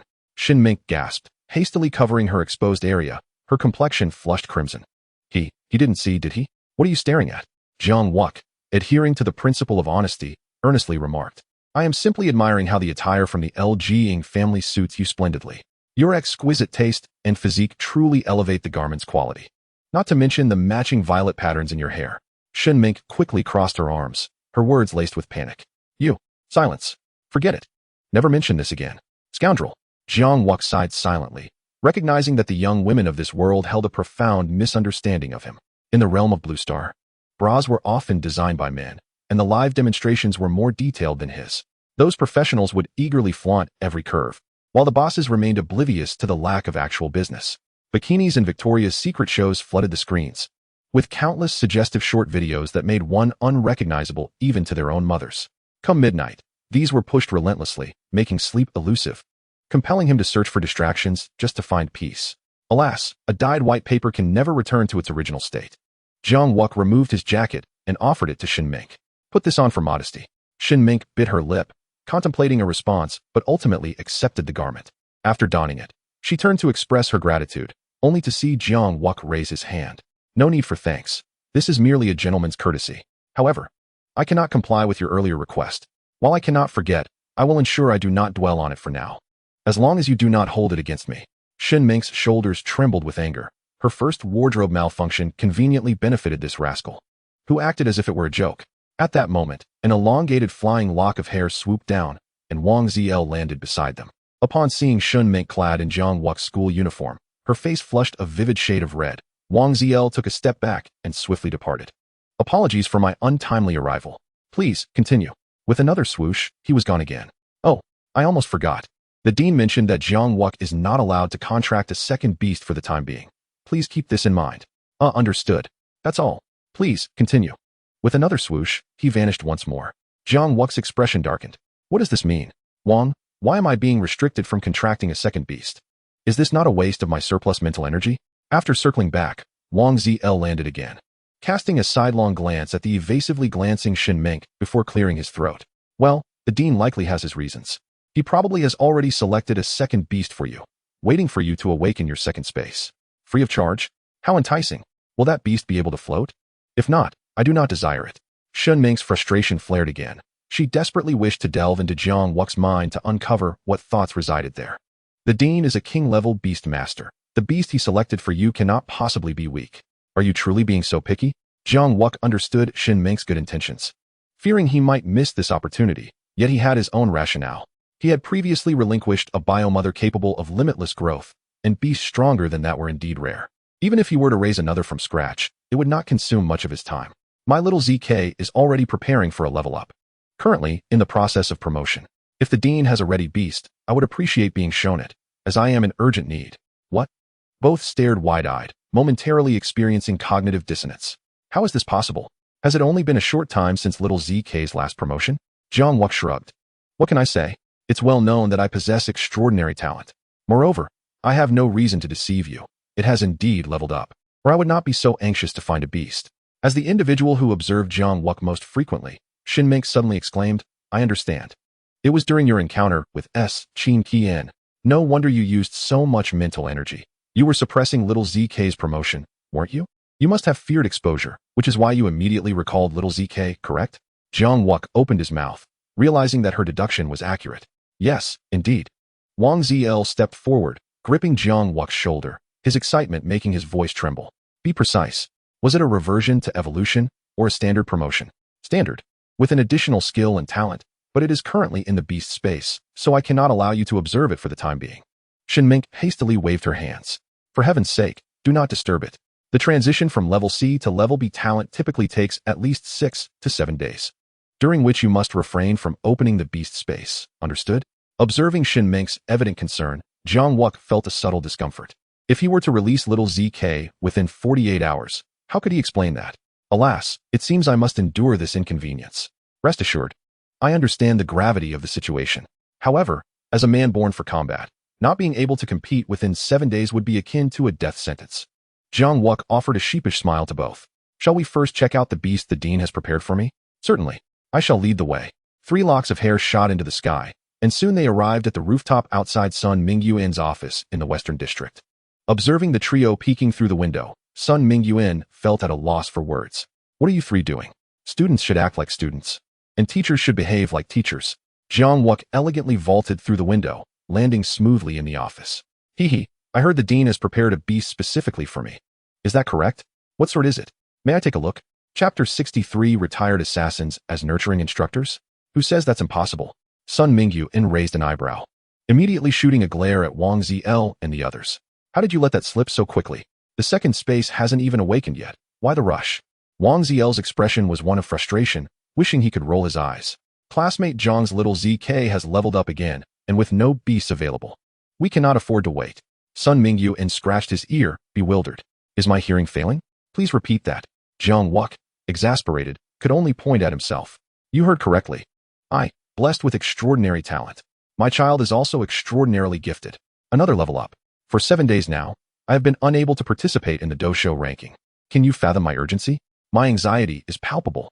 Sun Mingyuan's eyelids twitched violently as he raised his hand, pointing towards Jiang Wuqing's forehead. Hiss. This contract fluctuation, has he truly ascended? How short a time has it been? How on earth has he nurtured such prowess? In disbelief, Sun Mingyuan withdrew his finger and turned to Shinmingqi. Mentor Shun, have you not been watching him daily? How has he managed this? Shinmingqi's expression stiffened. She too was eager to uncover the mystery. Yet the issue lies in her inability to comprehend it. Indeed, he is exceptionally gifted. The entire Lijiang is aware of his extraordinary talent. This statement holds no fault. Sun Mingyuan nodded, albeit skeptically, redirecting his gaze once more towards Jiang Wuqing. Could it be true that he is genuinely gifted? Jiang Wuqing stroked his chin, believing that someone with such advantages need not be overly modest. Otherwise, he would be obliged to explain later, which would be quite troublesome. It is better to be straightforward and embrace candor. I believe my potential is vast, perhaps even beyond mere talent. It could be said that if heaven did not give birth to me, Jiang Wuqing, the path of the Yusho would remain in eternal darkness. I am inherently destined to be a pillar for the great Xia's Yusho. The trio erupted in laughter, with Shun Mingqi feeling a flush of embarrassment merely from hearing it. Wang Zili quickly distanced himself from the remarks, asserting that these lofty declarations were not his teachings. Sun Mingyuan exclaimed with enthusiasm, commending the young man who could pen lofty aspirations, possessing ambition and audacity. Jiang Wuqing chuckled, recognizing the principal's cultured demeanor. To possess ambition and audacity is merely a euphemism for his shameless bragging. Yet, he speaks only the truth. If one does not believe it, so be it. Oh, principal, let us first observe the Yusho. Born for battle, I am nearly bursting with anticipation. Sun Mingyuan smiled gently, guiding everyone to the breeding center in the Western District. Though they did not enter. After navigating the architectural maze, Jiang Wuqi found himself before a vast and verdant plain, with the Lijiang flowing incessantly beside it. Gazing at the myriad of Yusho roaming freely across the expanse, Jiang Wuqi was taken aback. It is one thing for humans to coexist harmoniously. But can such a multitude of Yusho truly live in peace? This defies all logic. Principle, is this truly appropriate? Are such exquisite Yusho allowed to roam freely? Are they not in danger of being stolen? Stolen? Sun Mingyuan chuckled heartily while stroking his beard. Only you would conceive of such a notion. Do you see that young man fishing by the riverbank? His name is Wentai. Jiang Wuqi squinted, incredulous. You dare refer to that bald elder as young man? What is he then? That seems a generational misstep. He is a Lord-level Yusho master, as well as the director of our academy's breeding center. These exceptional Yusho are his painstakingly nurtured offspring. In the unseen realm, there exists a domain. This is the true power of a Lord-level Yusho master. Should anyone dare to steal a Yusho? Haha, they would likely be quelled the moment they entered the domain. Jiang Wuqi shuddered, suddenly recalling Gao Tianxiang's previous jest. The elders at the Xianghang Senior Club become increasingly formidable with age. Your grandfather remains your grandfather. And what of the security guard by the dormitory? I jump. Suddenly, Jiang Wuqi understood. Without the means of a Lord-level domain, how could he ensure the safety of an entire dormitory of students? The value of a security guard in this world is exceedingly high. This truly is a prestigious hidden position. One cannot ascend to such a role without a century of experience, and the annual salary must be considerable. I somewhat envy the life of these experts who retreat into academia, living like idle fish. Once I conquer the seas, I shall return and recline as well. I would even have old Sun continue as the principal, and I would join in calling him young man, he. Observing Jiang Wuqi's increasingly twisted grin, Sun Mingyuan suddenly felt an ominous premonition. Ahem, Jiang, dear student, you must not mistreat the Yusho. These creatures are akin to his own children in Wentai's eyes. Beware he does not sneak into your dormitory at night for a reckoning. Jiang Wuqi tilted his head. Is that even permissible? What are the ethics of being a mentor? Wasn't it said we live in a harmonious society? For a teacher to strike a student, is that not a crime multiplied? Whoosh. A fleeting shadow appeared before Jiang Wuqi in the blink of an eye. It was indeed Wentai, who had been fishing by the river. Yet this Wentai, grinning amiably, said, such actions are undoubtedly culpable, but you have no evidence. Look, I am still fishing, am I not? Jiang Wuqi felt the hairs on his body stand on end. What in the world, a shadow clone? And teleportation? Are all of Director Wentai's contracted Yusho of the assassination type? What a remarkable contrast, an ex-assassin turned breeding center director. Fear not, Director. To attempt to seize me? Impossible. I shall afford you no opportunity. The brief silence left the four exchanging glances. Only after a substantial pause did they react. Wentai chuckled, rubbing his gleaming forehead. This lad is indeed extraordinary. A bright future awaits. Shin Mingqi raised her hand to cover her lips, stifling laughter. Wang Zili looked skyward, marveling at how impressive the student he had brought forth truly was. Sun Mingyuan rubbed his face, sensing the situation becoming increasingly severe. It seems prudent to select a particularly difficult-to-tame Yusho to properly channel his exuberant energy. Ahem, Wentai, where is that wind chaser horse of yours? At the mention, Wentai's expression shifted, turning to Sun Mingyuan for confirmation. Are you serious, Principal? Are you truly considering giving him the wind chaser horse? Can he handle it? Jiang Wuqi smacked his lips. Hey, who says I cannot? As long as it is a level Yusho, there is none I cannot tame. Wentai chuckled, his gaze sharpening. You may not be aware of its prowess. Although it is a level extraordinary equine wind system Yusho, it is on the verge of transformation into a true spirit beast, the treading cloud steed. Once it completes its metamorphosis, its strength could rival some level Yusho, and its future prospects are boundless. Do you still believe you can tame it? Jiang Wuqi's pupils dilated. A treading cloud steed on the brink of transformation into a spirit beast? The very name suggests it can soar. What a splendid horse. It consumes only a mere dozen jin of grass for 100 kilometers. Now that I am aware of this location, I shall frequently bring it here to enjoy delectable feasts. Can Wentai deny its sustenance? Furthermore, as a wind attribute, it can thrive even on the occasional western breeze. The cost-effectiveness is exceptional. Is this not the embodiment of my dreams? Jiang Wuqi regarded Wentai with a peculiar smile. What of a level spirit beast? My little Zack has also advanced. Its potential is remarkable. It can contend with an average level Yusho. My Yusho enjoys fine meals and drinks, engages in delightful battles, and grows swiftly. That little horse still dares to be unruly. Let it out for a one-on-one challenge. Chapter 64. A true man never prepares. He comes ready to act. Wentai was taken aback, his expression one of utter disbelief. Your little green pile of dung has advanced to a spirit beast? How can that be possible? Jiang Wuqi raised an eyebrow. Why not? What of dung? Do you harbor a prejudice against dung? Shen Mingqi's beautiful eyes quivered. He dares to confront even a lord-level Yusho master? How bold! Wang Zili spun in circles, wishing to shrink into the ground. Being the least experienced here, he preferred to remain a quiet observer. Ahem. Wentai, do mind your words. Never underestimate the talent of Jiang. For his little Zack is indeed on the path of advancement. Such potential, when compared to your wind chaser horse, is not to be dismissed lightly. With Sun Mingyuan's words, Wentai's demeanor grew serious. It seems this lad truly possesses something special. His temperament is commendable, and he shows spirit. Personally, I have no objections to dung. It is quite admirable. Since you possess experience in raising high-grade spirit beasts, I shall grant you this opportunity to test your abilities. However, it is crucial to understand that breeding and taming are distinctly different endeavors. Even if the spirit beasts possess similar levels of innate talent and potential, their combat prowess can vary significantly. Do not blame me for not warning you. I will only grant you one chance to subdue it. With that said, I paused momentarily, awaiting S&M's slight nod before he continued. If you are prepared, then please proceed. Under WNTI's guidance, Jiang Wuqi swaggered to an open space, tearing off his white shirt with a swift motion. His pale skin glimmered with golden hues under the sunlight, while his chiseled eight-pack abs appeared even more pronounced in the shadows. Jiang Wuqi tossed aside the shirt, declaring boldly that a true man does not prepare but acts decisively. The onlookers displayed a range of expressions in response to his audacious proclamation. SHNMNGQ gazed intently, a hint of crimson escaping her awareness. As a retired general from the military's assassination division, I found himself increasingly impressed by Jiang Wuqi's brazen demeanor. Such audacity is rare indeed, a promising quality for one who would take up arms. Yet, he mused, the boy's appearance might not be entirely safe within the ranks of the military. Clearing his thoughts, I raised his hand, opening a portal to another realm. Chasing Wind, someone wishes to challenge you. Show him your true colors. Just as WNTI's words fell, a resounding neigh erupted from within the portal. Jiang Wuqi's heart soared. The sound alone indicated the spirited nature of the steed. Indeed, it was a spirited little horse. However, as a magnificent stallion, even whiter than Jiang Wuqi's own skin, burst forth from the spirit beast realm. Jiang Wuqi was left utterly dumbfounded. Is this horse truly that large? WNTI, gently stroking the 2-meter-tall white stallion, smiled slightly. Did I not mention that the potential level of a spirit beast does not equate to its combat power? Have you noticed the cloud-like markings adorning its body? This is a sign of its anomalous evolution. Even without the enhancement of a beastmaster, it could easily sweep away all challengers on the junior leaderboard, both beast and rider together. Jiang Wuqi gazed up at the stallion's large nostrils, bewildered. Is this not a deception?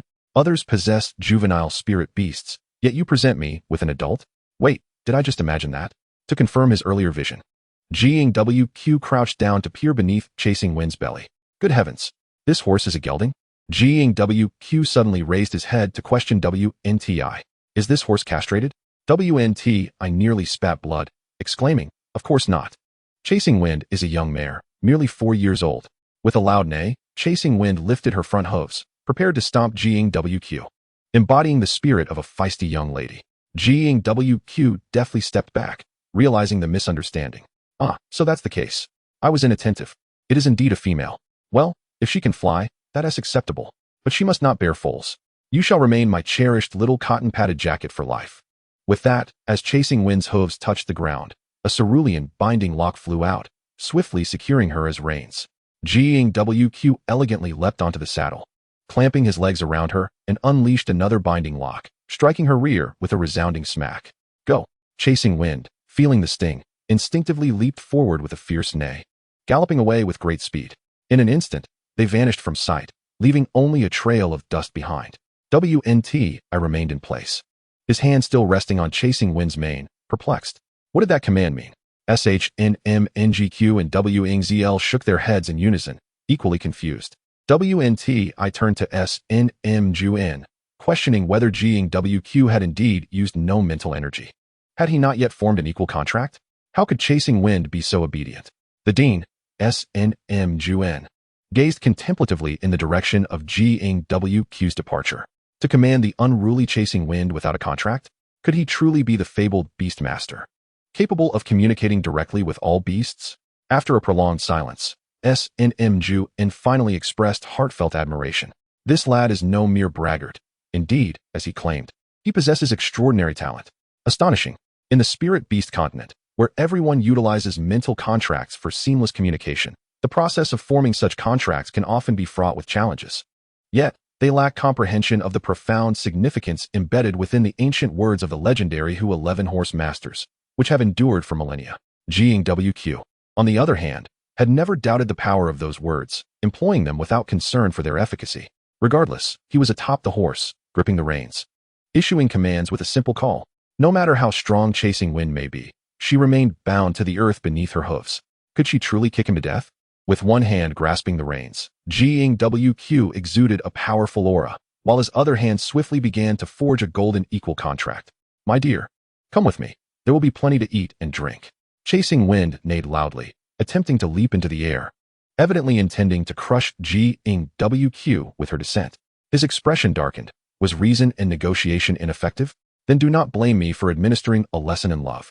Outer Path Restriction, Celestial Net. Chapter 65. Look, there is a chasing wind horse flying a kite. Before chasing wind could land, she found herself ensnared in tightly woven chains, suspended in midair.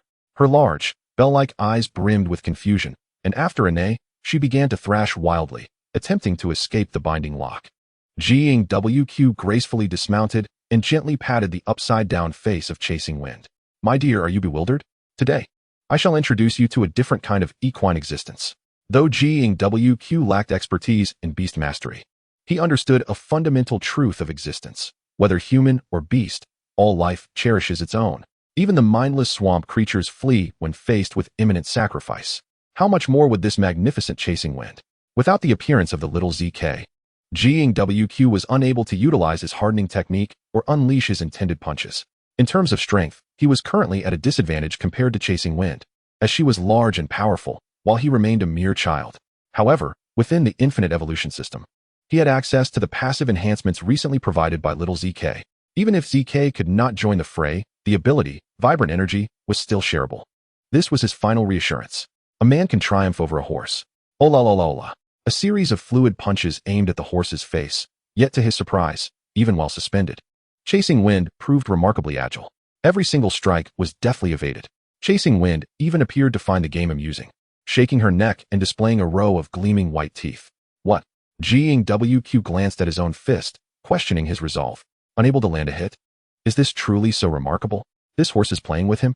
After feinting a couple of times, Jiang Wuqi attempted a few more strikes, but still failed to connect. Chasing wind continued to flaunt her teeth, shaking her head, seemingly mocking his ineptitude. This is delightful. What a playful creature. What on earth is going on with this horse? System, investigate its attributes. Ding. Scanning complete. Chasing wind, currently undergoing anomalous evolution into a cloud-treading steed. Attributes, rare hoof class. Wind element spirit beast in progress. Main attributes, strength, speed, agility, robustness, damage reduction. The formidable Healy crab. How on earth does that old man when Tai nurture it? This girl possesses an imposing physique, yet still has damage reduction? Is it an altered attribute? Upon witnessing the extraordinary data of the chasing wind horse, Jiang Wuqi abandoned the idea of engaging in combat. He lacked both agility and speed, and it was futile to think he could land a blow. The crucial point was that he couldn't even get close. Jiang Wuqi shifted his gaze from the horse's face to its muscular chest. Wow, those brawny pectorals, larger than his own head, must be incredibly tough. Time for a different approach. With a dramatic flourish, Jiang Wuqi grasped the chains binding the chasing wind horse, his expression contorting with determination. Veins bulged on his forehead, and an aura of divine power surged within him like a super scion, causing the horse to tilt its head in confusion. What is this person up to? Heave! With a thunderous shout, Jiang Wuqi hoisted the 2-meter-tall chasing wind horse and executed a suplex. Boom! The tremendous impact stirred a cloud of dust, leaving the horse dizzy. When it instinctively attempted to kick, it found its forelegs tightly ensnared by chains. Just as it opened its mouth to neigh, it felt a sudden constriction. Jiang Wuqi had wrapped his legs around the horse's neck and executed a guillotine choke from behind. As his muscles swelled, an inexplicable power erupted from within, invigorating Jiang Wuqi. Glancing at his system panel, he discovered that the skill, Vibrant Energy, had activated its first stage, granting a 5-attribute boost. Yes, this feels exhilarating. Let us go again. Heave. Boom. Jiang Wuqi, firmly rooted in a horse stance at the riverbank, clutched the chains tightly, striking with increasing fervor. The attribute enhancement gradually matched the chasing wind horse's resistance. Jiang Wuqi felt progressively more at ease, his strikes growing stronger.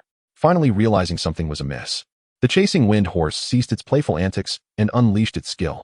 Heart of Freedom. Effect. Removes all movement restrictions within the current tier and increases movement speed by 50, lasting 180 seconds. Applicable for high-speed maneuvers or control release. As this skill activated, the beast binding chain shattered into a dazzling array of azure shards. The chasing wind horse seized the opportunity to escape, turning its head and galloping towards the city. Fortunately, Jiang Wuqi reacted swiftly.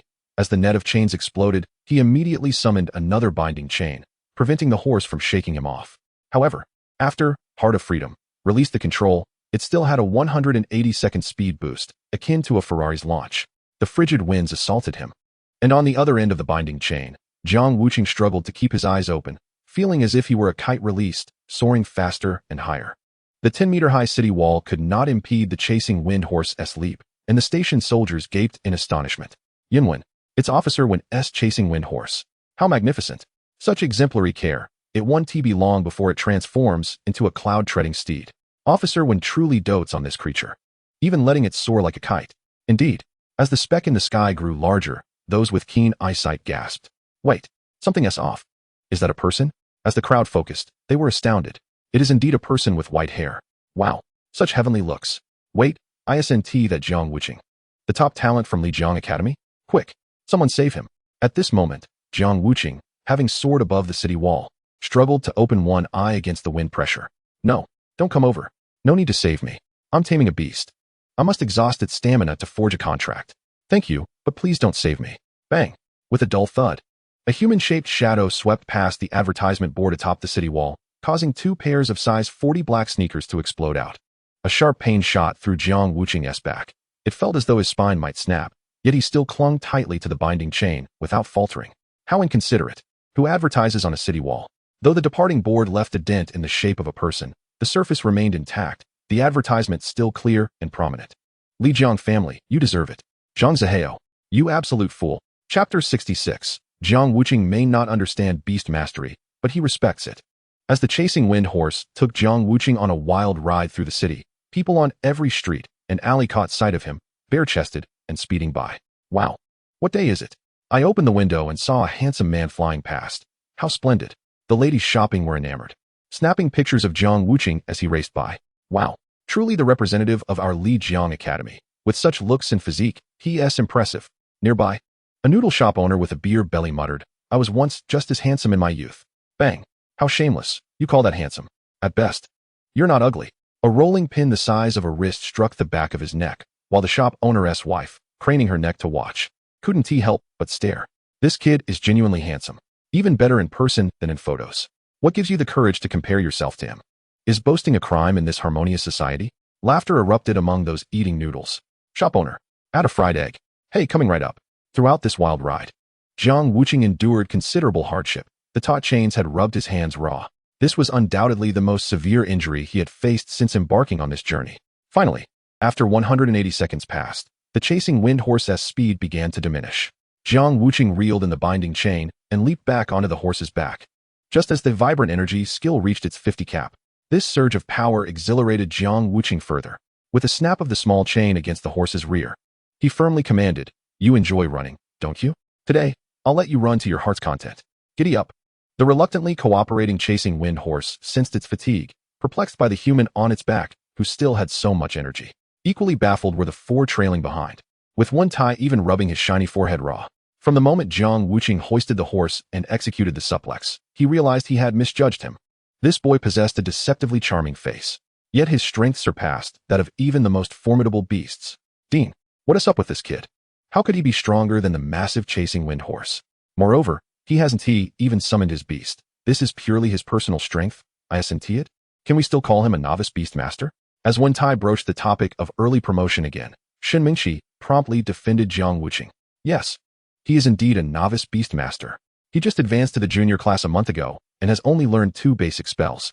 His strength is merely slightly superior to others. Wang Zilv chimed in, confirming That's right. Strength does not affect student status. Sun Mingyuan smiled slightly, expressing his thoughts. With him around, our Lijiang Academy will surely shine in this year's Defy University League. Once he successfully contracts with the Chasing Wind Horse and achieves an altered promotion, he'll possess a dual-tiered beast, easily dominating the intermediate league. This child's future is limitless. Sun Mingyuan's words left when Tai feeling powerless. He had hoped to introduce Jiang Wuqi to the military school's senior leaders. In this light, it seemed utterly hopeless. With Jiang Wuqi's current display of strength, he would undoubtedly excel in the University League.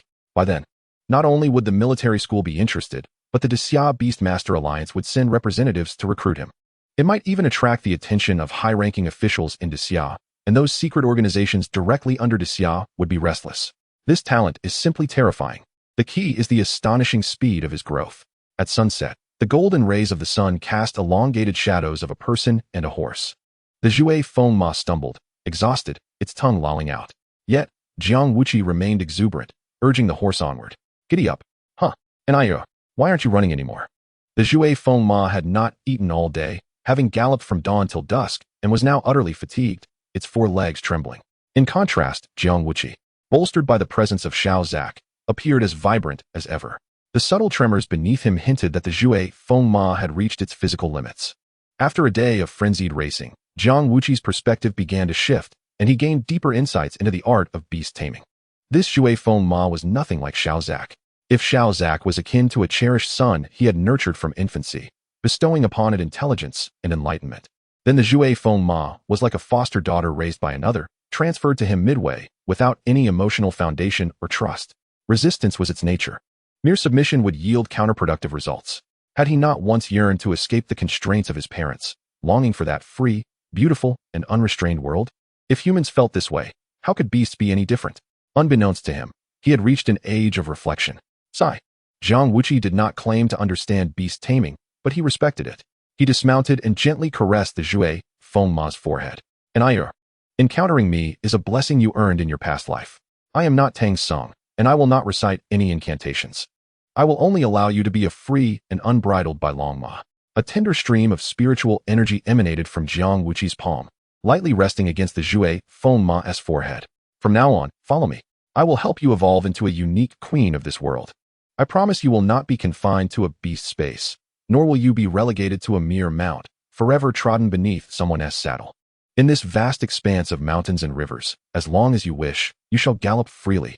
Feeling Jiang Wuqi's genuine respect, the Zhui Feng Ma's pupils quivered. For this creature that yearned for freedom, nothing could be more moving than Jiang Wuqi's vow. Gradually, the Zhui Feng Ma lowered itself onto its knees, symbolizing its complete acceptance of Jiang Wuqi. However, Jiang Wuqi pressed against the horse's body with his shoulder. Good girl, remember this. From now on, you shall not kneel before anyone. With me around, I will protect you for a lifetime. A warm, golden contract slowly merged into the Zhui Feng Ma's forehead, and it snorted in response. The equality contract was established. Ding. The system has detected the host's new beast contract. Would you like to synchronize the attributes?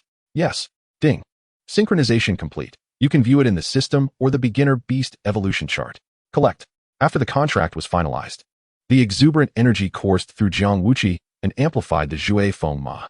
With a resounding, triumphant neigh, the Zhui Feng Ma shook off its fatigue and raised its front hooves once more. Good girl, do you now understand how formidable I am? Observing the eager creature that seemed ready to run another few laps, Jiang Wuqi chuckled. You've run enough for today. Let us return home for some rest. Today marks your first day entering my abode, and I shall introduce you to a few uncles and aunts. Then, we will have Uncle Hao draw some blood and treat you to a lavish feast. Stay close to me, don't get lost. Let's go. As the sun dipped lower, a soaring figure pierced the air. The horse, with joyous neighs, raced alongside Jiang Wuqi towards Lijiang Academy. Chapter 67. Contractual dual-level beast transformation, dominating Lijiang's trending searches. Observing the duo's spirited journey, the four onlookers remained silent, until Sun Mingyuan finally broke the quiet with a long sigh. He truly is a born talent destined to be a beast master. When Tai felt a jolt, a beast master? The headmaster held such astonishing regard for this young man. What a dream unattainable by countless beast tamers. If the headmaster's words held any truth, Lijiang would soon witness the emergence of an unparalleled powerhouse. Indeed, as a king-level beastmaster, Sun Mingyuan had witnessed the rise of numerous talents in both the academy and on the battlefield. Yet, none compared to Jiang Wuqi. Talent was one aspect. But what truly earned Sun Mingyuan's admiration was Jiang Wuqi's actions today. That was the essence of becoming a true beast master. A leader must often be kind to all, yet fierce and decisive. These qualities were evident in Jiang Wuqi. However, this young man's mental state was genuinely concerning. If chaos akin to a cafeteria brawl were to erupt again, it could lead to disastrous consequences. Sigh. With another heavy sigh, Sun Mingyuan felt an undercurrent of unease and turned to Xin Mengqi and Wang Zil, advising them, "You both must keep a close watch on his mental state. That abundant spiritual energy of his seems to find release only through battle. Fulfill his needs as much as possible. Do not let him become pent up." Additionally, he reminded them about the upcoming competition schedule, indicating that the teams for junior, middle, and high school levels should be organized. Class 11. You shall form your own battle team. Wang Zil blinked, struggling to grasp Sun Mingyuan's intent. Organizing their own battle team for such a grand event as the intercollegiate competition? Cough. Headmaster, is that appropriate? Sun Mingyuan shot a reproachful glance at Wang Zil. You too? Jiang Wuqi alone possesses 2 duel-level transformed beasts, and Lin Ruoxue has another. Aren't you satisfied? Just bring 3 more along for the performance, and you'll have a full team of 5. What? Do you wish to assemble a team capable of dominating the 36 cities? Winning every match 5-0? How will that reflect on our academy? I would be ridiculed endlessly. Let Lin Ruoxue start, and Jiang Wuqi can be the substitute. This strategy left the 3 present in a state of shock. Was this correct? Was this the way of the world? If Jiang Wuqi was the substitute, wouldn't that be double the humiliation? Other school seed players had fought fiercely through 4 rounds, only to have their hopes crushed as soon as Jiang Wuqi entered and single-handedly defeated them all. Was this not a deliberate act of pouring champagne over their heads and then striking them down? It was utterly inhumane. Noticing the incredulous expressions on their faces, Sun Mingyuan's cheeks flushed. Cough. Don't misunderstand. This is unavoidable. Our child is simply too strong. If Jiang Wuqi were to start and instantly defeat his opponents, wouldn't that be even more humiliating? We should first let the others score a few points to demonstrate our humility. Moreover, Lin Ruoxue is quite capable. As long as she doesn't face Jiang Wuqi, it should be fine, right? Isn't that the logic? The 3 exchanged glances, finding some validity in his reasoning. Yet it felt rather dubious. Just then, Sun Mingyuan's phone rang with a distinctive tone. An anonymous message came through. Sun Mingyuan's pupils contracted as he discreetly opened it. A densely packed encrypted form appeared, and his expression grew increasingly grave. This year's intercollegiate competition had an unprecedented number of talented participants, particularly in the intermediate category. Some academies could even field a full team of 5 with transformed beasts. This was troublesome. The one who might be pouring champagne over their heads could very well be himself. Setting down the phone, Sun Mingyuan furrowed his brow. In less than 2 months since awakening, Jiang Wuqi had acquired the strength to challenge an intermediate beast master. With his ever-increasing personal talent, if he prepared for a month and then competed for another month, he might very well contend for victory. All eyes are now on Jiang Wuqi's performance following his contract with the Jue Fengma. Presently, Jiang Wuqi's strength still requires further verification, and the first step towards this is to compete against the top 3 contenders on the current Junior Beastmaster leaderboard, Baihan, Zhaohong, and Chu Kiki. Among them, Baihan's Ice Thorn Warbear is also an anomalous beast, possessing a greater offensive capability than typical bear-type beasts, along with the rare freezing ability. This level of power would certainly earn him a place even on the intermediate Beastmaster roster of their academy. Should Jiang Wuqi triumph over Baihan, he would abandon the notion of allowing these 3 to advance to the intermediate circuit and instead focus on dominating the junior pathway. In such grand competitions, it is preferable to be the top dog than the tail, and all the students aspire to represent Lijiang and make a name for themselves. Placing these 3 in the intermediate circuit would yield no chance of victory. However, in the junior circuit, they still possess some competitiveness. Moreover, Jiang Wuqi's team should be able to support one another. To Sun Mingyuan, Jiang Wuqi is a heavy bet. First, to ensure victory in the junior arena. Second, to withstand the sudden immense pressure of the intermediate arena. It is a gamble on Jiang Wuqi's ability to create miracles and grow stronger with each battle. Sun Mingyuan gazed intently towards Lijiang Academy, murmuring to himself, "This lad has become quite well known after being led around by a horse all day." Indeed, as Sun Mingyuan anticipated, Jiang Wuqi's day of being paraded around has made him a familiar face in the outskirts of Lijiang, officially entering the public's view. He unexpectedly achieved the promotional effect Sun Mingyuan desired in an exceedingly amiable manner. As time passed, various videos, photos, and information circulating online propelled him onto the trending list of Lijiang, where he even monopolized 5 trending topics. 1. Lijiang is secured, Jiang Wuqi's second anomalous beast. Double-tiered. 2. Lijiang Academy prepares for the Great Xia Intercollegiate Competition, with Jiang Wuqi entering as a substitute junior beastmaster. 3. Has little Zack leveled up? 4. How did Jiang Wuqi tame the Jue Fengma? 5. Jiang Wuqi's perfect abs. With such topics, discussions naturally abound, coupled with the fervor of the intercollegiate competition. The citizens of Lijiang have almost prematurely deemed Jiang Wuqi the defending champion of the Great Xia Junior League, embodying the hopes of many. Such high expectations also bring immense pressure. Should he lose, he may find it hard to face his fellow countrymen upon returning to Lijiang. Jiang Wuqi, your current popularity is astonishing. If this continues, I suspect this news will soon reach outsiders' ears. Once it spreads, they will formulate targeted plans against you ahead of time. Should I, Zhang Jia, lend a hand to ease the pressure? Zhang Zihai, with a worried expression as he fed the Jue Fengma wind spirit grass, did not utter these words himself, but rather from beside him, a strikingly elegant woman exuding an air of authority, Zhang Jingya. She is Zhang Zihai's elder sister. The Minister of Public Relations at the Zhang Group, standing tall at 1.8 meters with exceptionally long legs. Chapter 68. My daughter accelerates from 0 to 106 seconds. What will you use to chase? As the Minister of Public Relations at the Zhang Group, Zhang Jingya is quite adept at managing public opinion. In the eyes of the citizens of Lijiang, she is renowned as an industry beauty planner. Now, with her attention turned towards Jiang Wuqi, he finds himself feeling a tinge of wariness. If it were anyone else visiting him, he might not take it seriously. However, this is Zhang Zihai's sister, someone who has ensnared him twice before. No, thrice. She always claims it is for his benefit, yet manages to catch him off guard. Truth be told, it is rather disconcerting. Glancing back at Zhang Zihai, who innocently feeds the horse, Jiang Wuqi refrains from voicing his thoughts. Turning back to the imposing figure of Zhang Jingya, he declines her generous offer. Thank you, Minister Zhang, for your kind support, but it is unnecessary. If my strength were to falter, it would merely be fate, would it not? Upon Jiang Wuqi's refusal, Zhang Jingya appeared unfazed. Instead, she tossed her long black hair playfully and smiled, saying, since you have confidence, we can stoke the flames and push forward vigorously. Jiang Wuqi raised an eyebrow, questioning her intent. Zhang Jingya did not respond directly, but confidently paced in front of him, her model-like legs leaving an impression on Jiang Wuqi's mind. Indeed, she is striking. Do you believe that if I pursued you and openly declared my affection, such publicity would elevate your popularity to new heights? Jiang Wuqi met Zhang Jingya's unwavering gaze with a grin. You have only 2 legs, but my daughter has 4. Accelerating from 0 to 106 seconds. What will you use to chase? A resounding neigh erupted from the Jue Fengma as it leapt excitedly in place.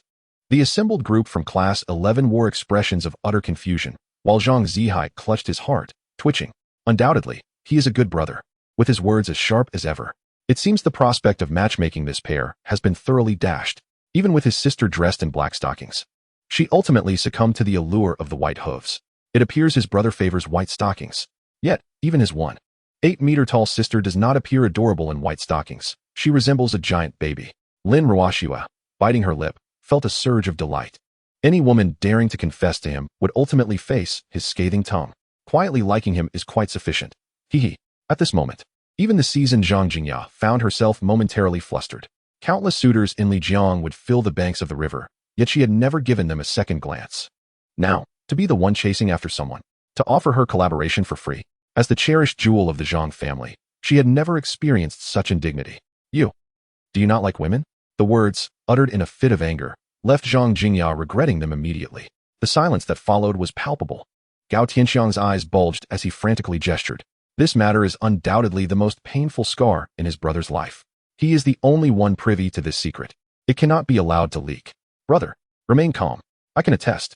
She is merely making baseless assumptions. Jiang Wuqi twitched at the corner of his mouth, thinking, you speak too much. Shut up. He raised a hand to grip Gao Tianxiang's neck, calmly looking up and smiling at Zhang Jingya. As for me, just as Jiang Wuqi was about to deliver a cutting remark to Zhang Jingya, the Jue Fengma suddenly let out a neigh, its body trembling. Its divine, beastly power surged, advancing to the pinnacle of the 3rd tier. The speed of this progression left everyone wide-eyed.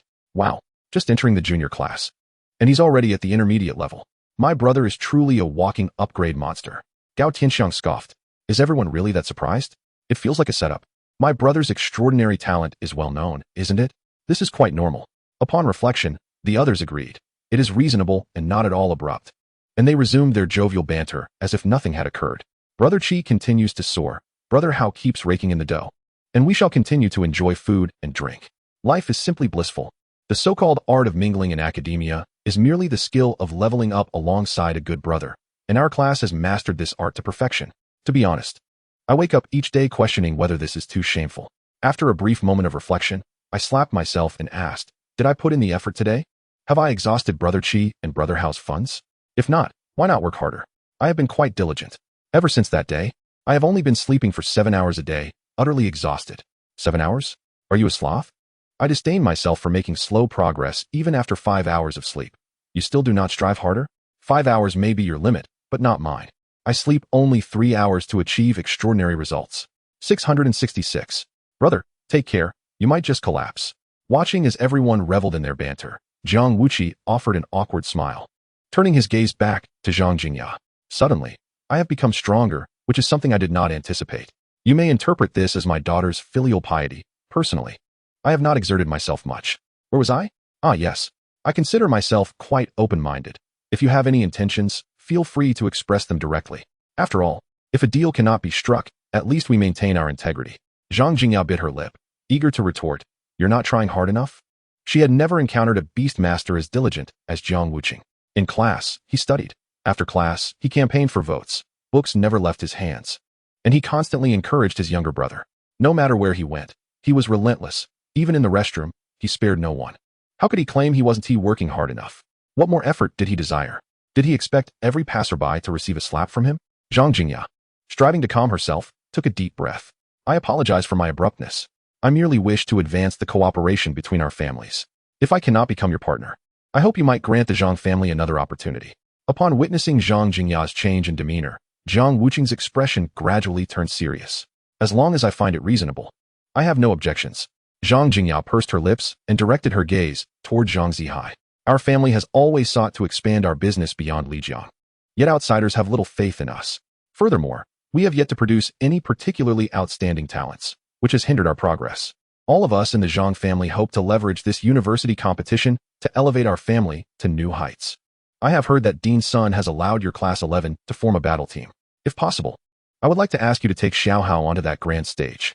Before Jiang Wuqi could respond, Zhang Zihai erupted in a state of panic. No, absolutely not. Chapter 69, Sponsorship for Supplies? Brother, you truly have a conscience. Upon hearing Zhang Jingya's intention to place him on the national university competition stage, Zhang Zihai was genuinely alarmed. Sister, are you trying to ruin me? What capability do I possess? While it's true that with Qi Gu, even a dog could win. Wouldn't I just embarrass the Zhang family by participating? I can't win against anyone. Seeing Zhang Zihai indulge in self-pity, Jiang Wuqi seized his collar. What kind of child cries every day? How can one fail if they strive? Why do you believe you cannot do it? Remember, as long as you do not actively give up, anything is possible. As my brother, you may be inexperienced, but you must not be cowardly. Even if you cannot defeat anyone, merely standing on that stage signifies you have surpassed the majority. But aim to win just one. Then you can boast about it for a lifetime. If you are too afraid to step up, that is what truly brings shame to the Zhang family. Zhang Zihai felt a surge of adrenaline, suddenly feeling an overwhelming sense of pride, yet he timidly inquired, Brother, can I really participate? Why not? If I say you can, then you can. Jiang Wuqi's words resonated deeply, igniting a fervor within everyone present. Qi Gu was right. This was pride. Don't worry, with Qi Gu backing you, winning even one match is already an impressive feat. Go, go, go. Zhang Jingya was profoundly moved. It seemed that in his eyes, the bond between brothers surpassed that of romantic relationships. For the first time, Zhang Jingya, who considered herself equal in appearance and physique to anyone, experienced a sense of defeat. After a silent sigh, a smile of comfort graced her lips. It appeared that Xiao Hao's brotherhood was perhaps the most fortunate aspect of her life. In the future, Jiang Wuqi would undoubtedly become the greatest support for the Zhang family's rise. To enable the Zhang family to take this step and for her brother's future, Zhang Jingya inclined her body slightly. I sincerely appreciate your encouragement and recognition of Xiao Hao as his sister. Should you require anything, the Zhang family will undoubtedly provide full support. What do I need? Jiang Wuqi tilted his head in contemplation, glancing at his little glutton consuming the fragrant foamling grass. The Beastmaster space was currently inaccessible, and he couldn't retrieve his books. How many attribute points did this girl require to ascend to a Tanyan steed? System, please check. Ding. Information syncing, please wait. Chasing Wind Horse, current anomaly progress, 75. Upon reaching 100, formal anomaly advancement will commence. Reminder, wind-type spiritual materials can effectively enhance the chasing wind horse's anomaly progress. Upon seeing such a notification from the system, Jiang Wuqi found himself compelled to direct his attention back to Zhang Jingya. The Zhang family might be financially strained, yet they were still shareholders of the Lijiang family. Since this was a collaboration, if they did not contribute, wouldn't they feel ashamed? After all, the Zhang family had a significant conscience. He could not let them feel disheartened. Since you have made a request, it would be ungracious of me not to reciprocate. Therefore, the future feeding costs for my little girl will be sponsored by you. Zhang Jingya's beautiful eyes widened, and she braced herself for Jiang Wuqi to demand a hefty price. But what did Jiang Wuqi just say? Sponsorship for supplies? Was that all? It was merely some wind-type spiritual materials.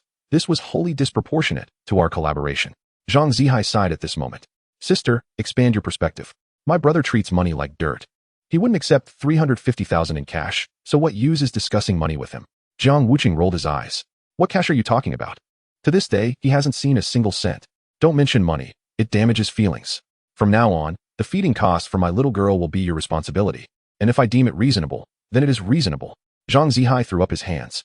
Sister, look at my brother's perspective. He is essentially allowing us to take advantage of him. This is just an excuse. One serving of food for a level beast in exchange for the Zhang family's opportunity to step onto the national stage? Zhang Jingya felt uncomfortable, even blushing with shame. To be honest, she had never engaged in such a profitable deal throughout her life. Xiaohao was right. This was indeed taking advantage. Taking advantage? Jiang Wuqi was speechless. His little girl was currently at level, but what about the future? Do you know how many spiritual materials a level beast master can consume in a day? Do you know how many spiritual materials that amounts to in a year? One trade, lifetime warranty, what a profit. In this world, one must maintain their conscience. Beasts will grow, and your investment will increase as well. Just ensure it is well fed, and I will help you soar. Each party's needs are met, reasonable and fair. There is no need for you to feel embarrassed. Jiang Wuqi's candidness only heightened Zhang Jingya's sense of discomfort. I completely understand this, but I still feel somewhat uneasy. After all, you cannot remain in Lijiang indefinitely. Even if we have the intention, it may be difficult to locate you. How about this? You could add a more straightforward condition. Zhang Zihai chuckled along with Zhang Jingya. Brother, for my sake, can you add a little more? Your reputation is so grand now. If this matter gets out, won't the Zhang family be condemned? To deceive even your brothers, wouldn't that make you a true and scrupulous merchant? Laughter ensued as everyone struggled to discern who was the buyer and who was the seller in this transaction. It was absurd. Jiang Wuqi looked at the two siblings, who were exchanging glances, and couldn't help but cover his face. All right. A merchant who does not aspire to be trustworthy is not a good merchant. It appears that I must indeed teach the Zhang family how to conduct business. Once I return with the champion trophy, prepare a few small goals for me. I will lead you to achieve great things. If there's a loss, it's on you. If there's a gain, we split it 50-50. Is that enough of a deal? The siblings nodded vigorously without hesitation. Brother, you truly have a conscience. If you can return with the champion trophy, you will indeed be a true top-tier influencer. With this wave of champion influence, what can't we accomplish? Zhang Jingya, apprehensive that Jiang Wuqi might have second thoughts, hastily extracted a piece of white paper from her bag to draft an extensive collaboration proposal on the spot. The specific details of the project were left blank for the time being, with the Zhang family's funds readily available for investment. We can further discuss this upon your return. Thank you. This gesture was undoubtedly filled with sincerity, albeit somewhat lacking in flair. However, Jiang Wuqi, standing nearly 1.80 meters, understood the nutritional constraints involved, considering his long legs. To commemorate this fruitful collaboration, Zhang Jingya graciously hosted a sumptuous banquet for the entire class of 11, treating them to an exquisite dinner at Li River City's most luxurious establishment, the renowned Si Haijin Fong, a high-end chain synonymous with Yubao Ge. Each dish was prepared using premium ingredients, whether it be spiritual herbs or beast meat, complete with grade labels and descriptions of their sources and effects. The only drawback was that none of the guests had ever tasted such delicacies before, leaving them to sample each dish one by one. With every bite, silence enveloped the table as their eating pace quickened, demonstrating a commendable resolve to savor each morsel without uttering a word. It was only after the meal concluded that they began to express their profound satisfaction with life. Thank you. Chi-gu, thank you. Hao-gu, thank you. Yijia. It was simply delightful. I feel a bit dizzy. The aroma has completely captivated me. The classmates nodded in agreement, including Wang Zil and Shin Mingqi, who both subtly acknowledged the feast. Not only was it delicious, but it was also quite nourishing. They could feel a gentle warmth radiating through their bodies. As Jiang Wuqi sensed the surging energy within him, he could not help but inquire about the most pressing matter. How much would it cost for over 30 of us at 3 tables? Upon hearing such a sensitive topic, everyone perked up their ears. Zhang Jingyao smirked. Previously you mentioned that discussing money could strain relationships. It's not a significant sum, as long as you all enjoy yourselves. The group nodded vigorously. Indeed, their sole desire was to revel in joy.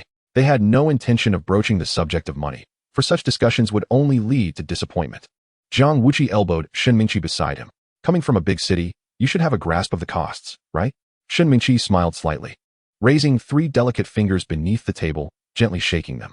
These ingredients were selected to enhance your foundational Beastmaster physique. Their quality is relatively low, thus more affordable.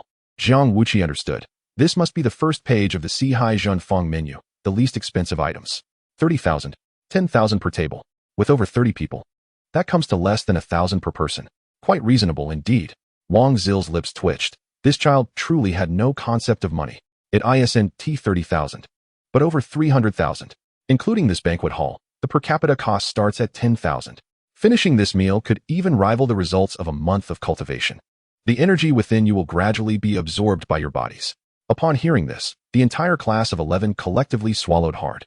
How much? Over 30,000? My goodness. I've heard that Sihai Zhenfeng is exorbitantly priced, but today I finally witnessed it firsthand. Having never tasted such luxurious fare, we cannot afford to waste it. Just as some classmates were planning to savor the sauce from their chopsticks, Gao Tianxiang suddenly raised his hand and asked, Big brother, there are just 3 of you, including our class leader and Hao Gu, but that still leaves 2 spots. How about I join you for the national university competition? The expressions of those who had just eaten turned stiff, and the chopstick-wielding brothers' hands trembled. Memories of the past suddenly resurfaced. Those vividly intense flavors seemed to replay in their minds, and everyone instinctively covered their mouths. Oh no, are you trying to ruin our chance to enjoy this meal? You can't be serious. That's the national university competition, not a comedy contest. Do you want the whole nation to know you raised a chicken with diarrhea? Brother Xiang, heed our advice. We must not go. We cannot afford to lose face. Yes. You must listen to our counsel. You can soar in front of us, but not in front of the entire nation. We, the people of Li River, cannot bear such embarrassment. Gao Tianxiang's face darkened as he turned to Wang Zil. Director Wang, they not only discriminate against me, but also against my chicken. Wang Zil felt a pang of sympathy, but knew that such a creature was indeed inappropriate for a serious competitive setting. How could a dignified royal-level dean allow such a thing to tarnish the reputation of national competitors? Where would that leave the dean's dignity? Yet, such sentiments contradicted professional ethics, preventing him from openly expressing them. Clearing his throat, Wang Zil contemplated for a moment before picking up a pair of chopsticks. How about this? For the last 2 spots, we shall randomly select using a roulette format. With that, Wang Zil placed the chopsticks at the edge of the round table's spinning wheel. Come. Everyone gather around this table. When the chopsticks stop at someone, they will be chosen. Fair. Just. The group, eager to avoid Gao Tianxiang's potential embarrassment, all stepped forward to participate. Excellent. With 30 students, excluding Qi Gu, Hao Gu, and the class leader, that leaves 27. With a ratio of 26-1, our probability of victory stands at an impressive 96%. Indeed, we cannot possibly lose. For the sake of honor, spin. Wang Zil gently nudged the wheel, and everyone's attention shifted to the chopsticks at the edge. Stop. As the speed of the wheel diminished, it seemed to be nearing a halt. Just past the chopsticks, Gao Tianxiang felt a wave of unease. Is it true that a 4% chance cannot yield a win? All right, steady. It must not land on Brother Xiang. As long as it's not him, we can send anyone else to accumulate points. Just as these sentiments were exchanged, the chopsticks came to rest in front of Jiang Na. Wow, is it me? Is it really pointing at me? How fortunate I am. As a roommate and confidant, Lin Ruoshui was the first to initiate applause. Congratulations. Now I'll have a companion to share a hotel room with. Jiang Na slyly glanced at Jiang Wuqi, then narrowed her eyes at Lin Ruoshui with a mischievous smile. Am I ruining your good fortune? Lin Ruoshui's face flushed, and she quickly pulled Jiang Na away. You mischievous rascal.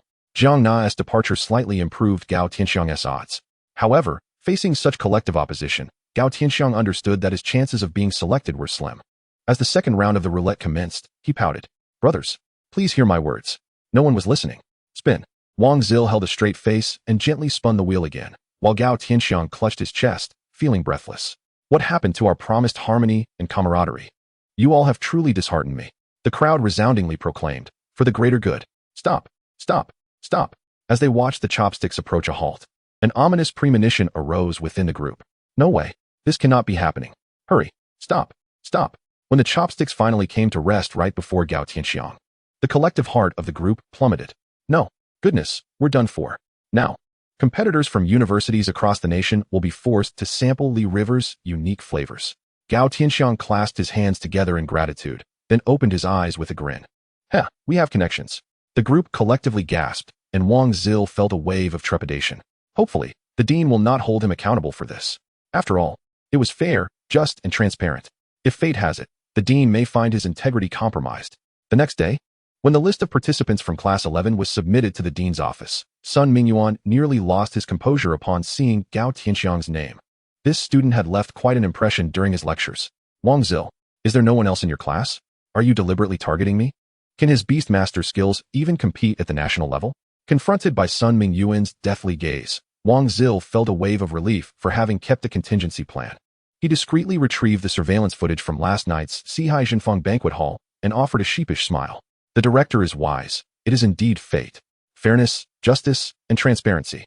After watching the video, Sun Mingyuan let out a grunt and slumped onto the sofa. Black fire is still fire. I hope this fellow doesn't make too many appearances. Send me that video. Wang Zil restrained his amusement and transmitted the video. It seems even the director is a bit anxious. This is his last piece of evidence for exoneration. Upon receiving the video, Sun Mingyuan sighed. I have received some news. This year's Intercollegiate League may be the most intense in history. Ensure they train diligently. Teach them all that is necessary. Other subjects can be set aside for now. Wang Zil's expression changed as he realized the urgency of the situation. The pressure on his shoulders suddenly intensified. Rest assured, Director, I shall do my utmost. Once the 5-member team was assembled, the students of Class 11 officially entered a rigorous preparation phase. Upon returning to class, Wang Zil also began to reinforce some essential courses. He shared numerous unique insights, particularly on practical combat tactics, while dedicating an entire day to practicing the giantization technique with the students. As the most representative spell among beginner external techniques, it is also the most direct and effective method to enhance the strength of summoned beasts. However, the training difficulty is immense. It not only demands a high intensity of spiritual power from the Beastmaster, but also imposes certain limitations based on the beast's qualifications. The higher the potential level of the summoned beast, the larger its size, which consequently increases the energy expenditure during augmentation. There is also the matter of the spell's efficacy. If the Beastmaster's spiritual power is depleted midway, the duration of the giantization will quickly diminish. Some students with insufficiently refined spiritual power have found themselves collapsing immediately after activating the technique. Such scenes have already occurred more than 10 times in Class 11. Exhausted, the students lay on the lawn, panting heavily, some with vacant stares and expressions of utter fatigue. After rounds of training, only Jiang Wuqi remained steadfast. The challenging giantization technique, which had stumped many, was effortlessly mastered by Jiang Wuqi, who possessed peak 3rd-tier spiritual power. His wind chaser horse, nearly 2 meters tall, swelled in size, nearly trampling Zhang Zihao's little wolf pup with a single hoof. Faced with such a stark disparity in practice matches, Jiang Wuqi, even without a manual, understood that in this caliber of combat, scoring points was utterly unattainable. The students did not gasp at the outcome of the duel. Instead, they unanimously sat up and applauded. Bravo, how go! Strive to last one more second next time. Zhang Zihao pounded his chest, producing a resonant thud. Brothers, do not worry. I feel slightly stronger. I promise to do better next time. Dinner will be on me. Thanks, Hao Gu. Hao Gu is generous. As night fell and everyone was satisfied and prepared to return home, the system chimed with a 48-hour notification. Ding. Host summoned beast, Xiao Zak, has successfully leveled up. Please check the summoned beast space. Jiang Wuqi's face lit up with joy as he swiftly exited the cafeteria, turning left to slip into the restroom. Such matters must be conducted discreetly, especially from Shun Mingqi. Seizing the opportunity, Jiang Wuqi released Xiao Zak from the summoned beast space. To his astonishment, upon inspection, Xiao Zak had indeed shrunk despite leveling up. Previously, he had grown to the size of a basin, yet now appeared akin to a volleyball. Recently upgraded, Xiao Zak was quite elated, opening his mouth and emitting curious sounds. Jiang Wuqi was taken aback, realizing his son had developed a mouth. He quickly pulled out the beginner-summoned Beast Evolution Atlas to examine Xiao Zak's attributes. Level: Poison Marsh Gel Beast. Species: Spirit Clan Spirit Beast System. Personality: Lively, active. Attributes: Nerve Toxin System, Semi-Fluid Gel-like Spirit Beast. Potential level: Talent: Formless body, can alter its shape at will. Vegetation consumption can consume any plant life growing after digestion. Body splitting. Upon receiving a fatal blow, can split its body to evade death once, at the cost of all attributes dropping back to level 0. Active skill, slime missile. Fires nerve-paralyzing slime missiles from its body to attack enemies at a distance.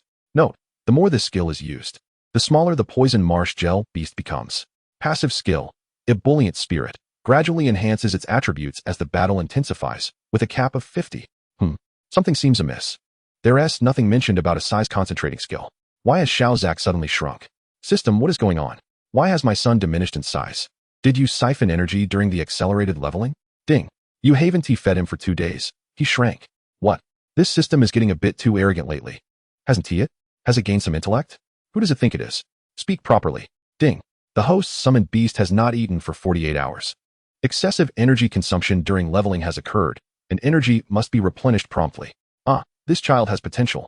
Understanding the reason behind Xiaozak's reduction in size, Jiang Wuqi hurriedly spread out some plant spirit materials gifted by Luchi in the summoned beast space.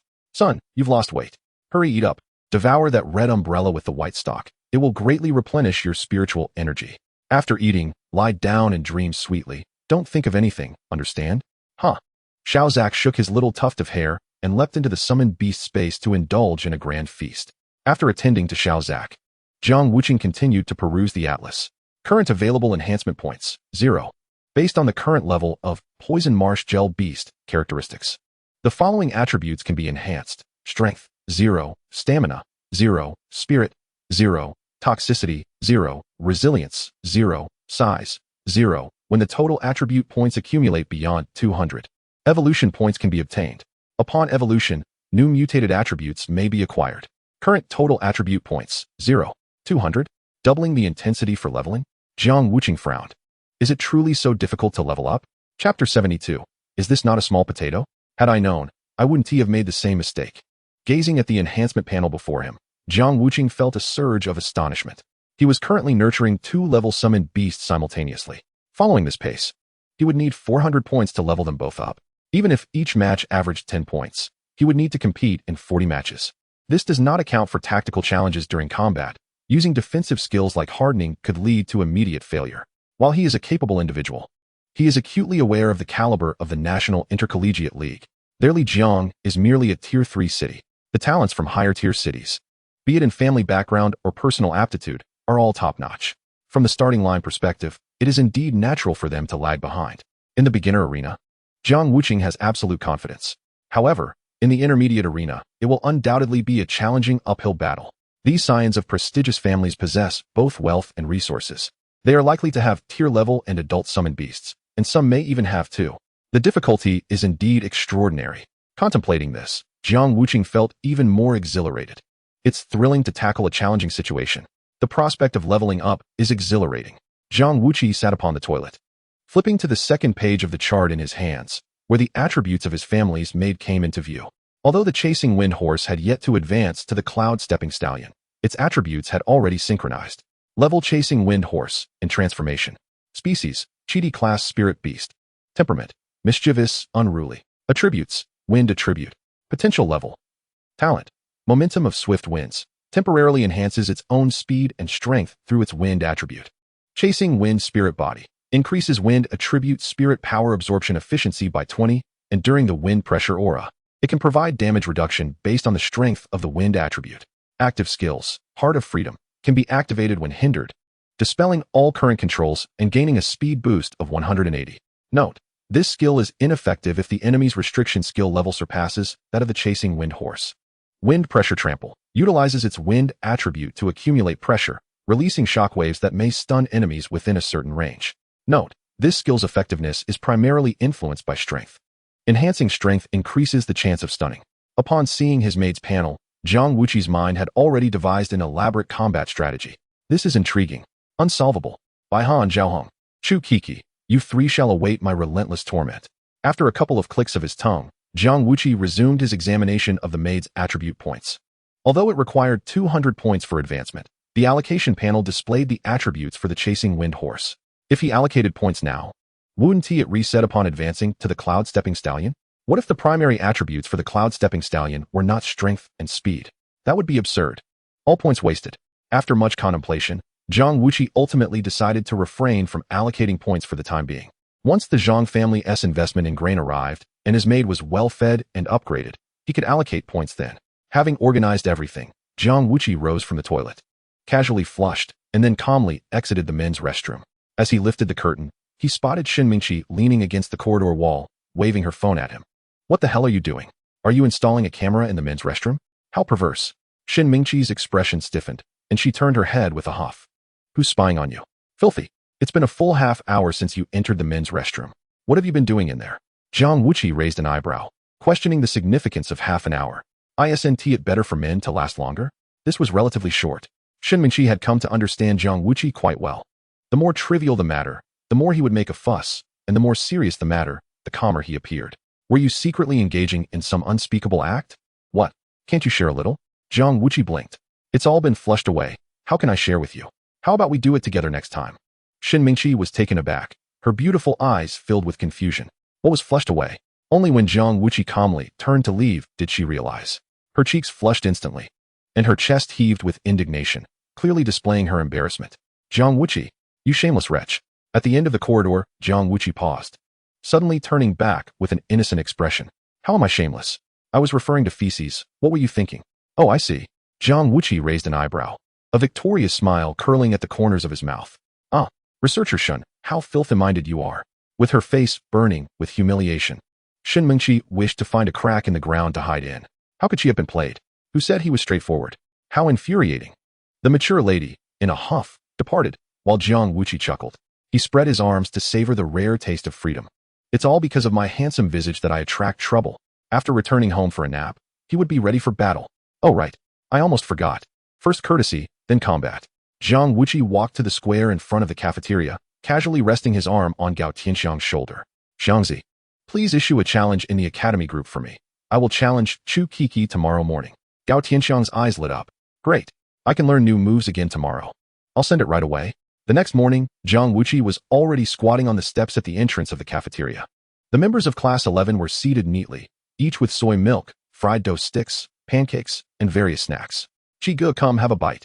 Jiang Wuqi took the large fried dough stick handed to him by his friends and took a big bite. Do you think Chu Jia will come to the cafeteria? She wouldn't run away, would she?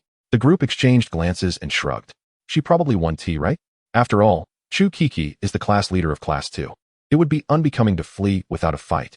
Moreover, she is one of the top 10 beauties of Lijiang Academy. Maintaining her dignity is of utmost importance.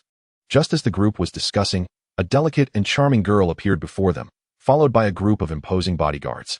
She is here. She is here. Chi-ge, look. The cute girl walking in front of the old men from Class 2 is Chu Kiki. Jiang Wuqi tugged the fried dough stick in his hand, and the excitement on his face instantly faded. What the hell? Wasn't it said that Chu Kiki is also one of the beauties of Lijiang Academy? Is this it? Isn't this just a little potato? The reference to a little potato caused the members of Class 2 to collectively break down. Chu Kiki nearly fell to her knees in front of Jiang Wuqi, her rosy cheeks flushed with anger, resembling a freshly steamed bun. The bodyguards from Class 2 rallied to defend their class leader, encouraging her. Class leader, this is called cute and adorable. Chi-ge is a big straight man who doesn't understand aesthetics. Exactly. Class leader, don't take it to heart. All women look the same in his eyes. He is face blind and doesn't know what beauty is. Chu Kiki puffed out her cheeks and glared with wide eyes. Jiang Wuqi, who are you calling a little potato? Staring at the little girl with her hands on her hips questioning him, Jiang Wuqi sighed skyward. What a calamity. Had I known, I wouldn't have made such a remark. Chapter 73. Chu Kiki, the scheming little potato. The phrase I wouldn't have made such a remark caused Chu Kiki to break down again. Infuriated and jumping up and down. Ah, Jiang Wuqi, I'll fight you. Just as Chu Kiki stepped forward to claw at Jiang Wuqi, a shadow suddenly loomed overhead. Looking up, she saw two nostrils larger than her eyes exhaling hot air, tousling her bangs. The chasing wind horse, showing its large teeth, lowered its head to give a snort at Chu Kiki, tilting its neck as if to say, "What is going on with you?" Startled, Chu Kiki quickly raised her little hand to smooth the wrinkles on Jiang Wuqi's uniform. I'm fine. I just thought his clothes were wrinkled." Though the potato was small, it was quite clever. Chu Kiki's big eyes darted around, silently retreating back to Class 2, hands on her hips. Jiang Wuqi, do you want to battle with the chasing wind horse? It's so big, it's already an adult. That is unfair. I want to battle with little Zack. Jiang Wuqi raised his hand to brush off his uniform, his eyes sharpening. Are you retreating in the face of difficulty? How could that be? Chujia, you know very well that my son is in the midst of transformation and cannot battle. This excuse 1T hold water. How about this? You can choose any form of combat. I 1T interfere. Is that acceptable? If you still refuse to fight after this, don't blame me for personally turning you into mashed potatoes. Mashed potatoes? Just imagining that soft, mushy scene made Chu Kiki shiver. This ironclad straight man truly has no decorum. How could he bring himself to do such a thing to someone as adorable as her? Upon hearing Jiang Wuqi's intent to go all out, the brothers and sisters of Class 11 became excited. This is far more entertaining than a beast fight. Brothers, have you ever seen mashed potatoes? No, I genuinely want to see it. Chigo, how do you make mashed potatoes? Jiang Wuqi raised his hand and clenched it tightly, producing a sound that echoed sharply. Just crush it. Hiss. Chu Kiki's complexion turned pale, and she vigorously shook her head. No, I cannot crush it. I will accept the challenge. We agreed beforehand that you cannot use any magical techniques, including the giant transformation technique.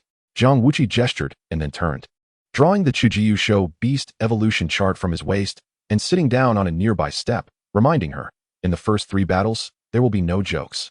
Do not hold back. Please make sure to use all your strength to show respect. If you do not give your all, then I will do as I please. Chu Kiki shivered slightly, pouted, and then raised her small hand to point. All right, I will see just how strong your newly contracted wind chaser horse is. Xiao Haizi, go. As Chu Kiki turned and shouted, her skirt flared up, revealing a glimpse of springtime. The surrounding male companions gasped in astonishment. Damn those safety shorts. Jiang Wuqi raised an eyebrow. Indeed, men from any world despise such inventions. At that moment, a shadow darted out from the beast's space at an astonishing speed, leaping in front of the wind chaser horse in the blink of an eye. With 3 splashes of blood, the wind chaser horse raised its front hooves and neighed. Enhancement point 1. Enhancement point 1. Enhancement point 1. Jiang Wuqi observed the crimson claw marks on his little girl's fair neck, gradually frowning. Such speed.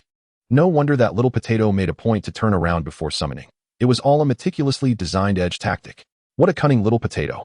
The successful attack from the shadow spirit cat did not linger for battle. It bared its teeth and quickly retreated. However, this provocation thoroughly enraged the wind chaser. In its eyes, the cat's sneak attack was nothing short of blatant insolence. The giant hooves came crashing down, creating a whirlwind around it, as it suddenly leapt towards the shadow spirit cat with tremendous force. Bang! The shadow spirit cat's afterimage flickered, easily dodging the heavy blow, and it flicked its tail while baring its teeth, as if taunting. After several rounds, the shadow spirit cat, relying on its incredibly swift reflexes, managed to evade each attack effortlessly.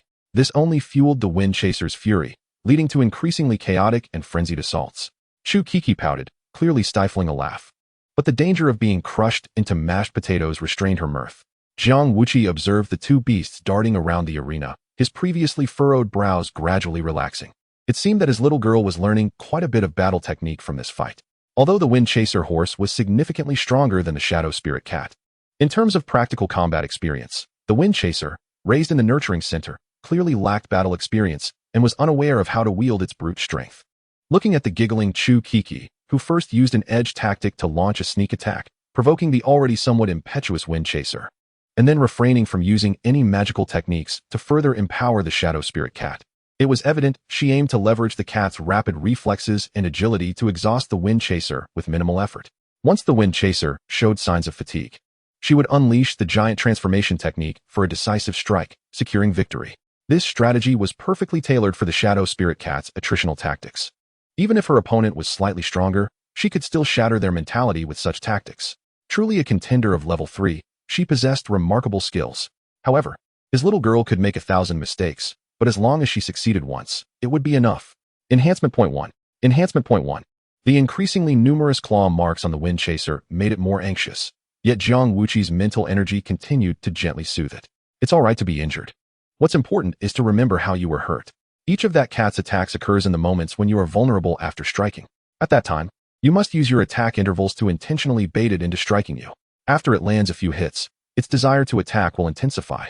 When it believes it can overpower you, that is the moment to unleash all your strength and execute giant hoof trample. Remember, my dear, it can be impatient, but you must remain calm. Enhancement point 1. Enhancement point 1. After being scratched twice by the shadow spirit cat, the wind chaser snorted loudly. Following Jiang Wuqi's guidance, it began to kick and stomp with its hooves. Although it wasn't using much strength, to the onlookers, This was undoubtedly a sign of the beast breaking through its defenses. Clearly, Jiang Wuqi's newly contracted wind chaser horse had mediocre practical experience. Perhaps wanting to perform better, the more it tried to impress, the more impatient it became. Seeing his little girl grasp the essence of performance, Jiang Wuqi felt a wave of satisfaction. Aside from his mental energy support, he made no other movements and continued to leisurely read his book. However, the members of Class 11 were no longer calm. The wind chaser horse's snow-white body had accumulated no less than 10 claw marks, and Zhang Zihao, who had been feeding it for 3 days, was pouting in distress. Goodness, that cat is so vile. Brother, it's bleeding, don't you care? Are you really not going to lend a hand? Jiang Wuqi closed his book with a sigh. Of course, he felt pained, but this was a trial it must endure. It had been well fed and cared for at Wen Yuan's place. Lacking in combat experience and crisis awareness even compared to little Zack. Rest assured, while it may be a girl, its resilience exceeds your imagination. Such minor injuries are nothing to it. This trial has only just begun. Nearby, Chu Kiki was all ears, clearly hearing Jiang Wuqi's intention to let the wind chaser horse undergo this training, and her thoughts began to stir. Since he had such an idea, she would not hesitate to take advantage of the situation. Giant Transformation Technique. Amplification. Chapter 74, Surprising Victory. My brother's Beast Taming is truly wicked. When Chu Kiki shouted this, the shadow spirit cat's tail stood up, its black fur flaring wildly, and its body suddenly doubled in size. Whoa! The members of Class 11 rose in unison, all sweating for the wind chaser horse. Yet, Jiang Wuqi's lips curled into an almost imperceptible smile. Getting anxious, are we? Little potato, those words were intentionally spoken for you to hear. Focus, my dear. While the giant transformation technique temporarily enhances its attributes, it also increases its size, raising the probability of hitting it. First, stack the talent, momentum of the swift wind, sacrificing speed enhancement to focus entirely on strength. When the opportunity arises, decisively unleash the skill, wind pressure trample. The wind chaser horse raised its front hooves with a neigh, activating momentum of the swift wind. Utilizing the wind attribute, it began to gradually amplify its strength, kicking up a cloud of dust. The surrounding wind pressure intensified, and the unusual cloud patterns on its body glowed with a bluish hue. Chu Kiki, who had just expended a significant amount of divine energy, waved her hand. Shadow Clone. Triple Claw Strike. In the arena, the shadow spirit cat let out a strange cry, flickering several times to create 2 afterimages. One on the left and one on the right, launching an assault on the wind chaser horse. Jiang Wuqi furrowed his brow as he observed the 3 incoming shadow spirit cats from different directions. If his eyes hadn't deceived him, the one in the middle should be the real one, but he felt something was off.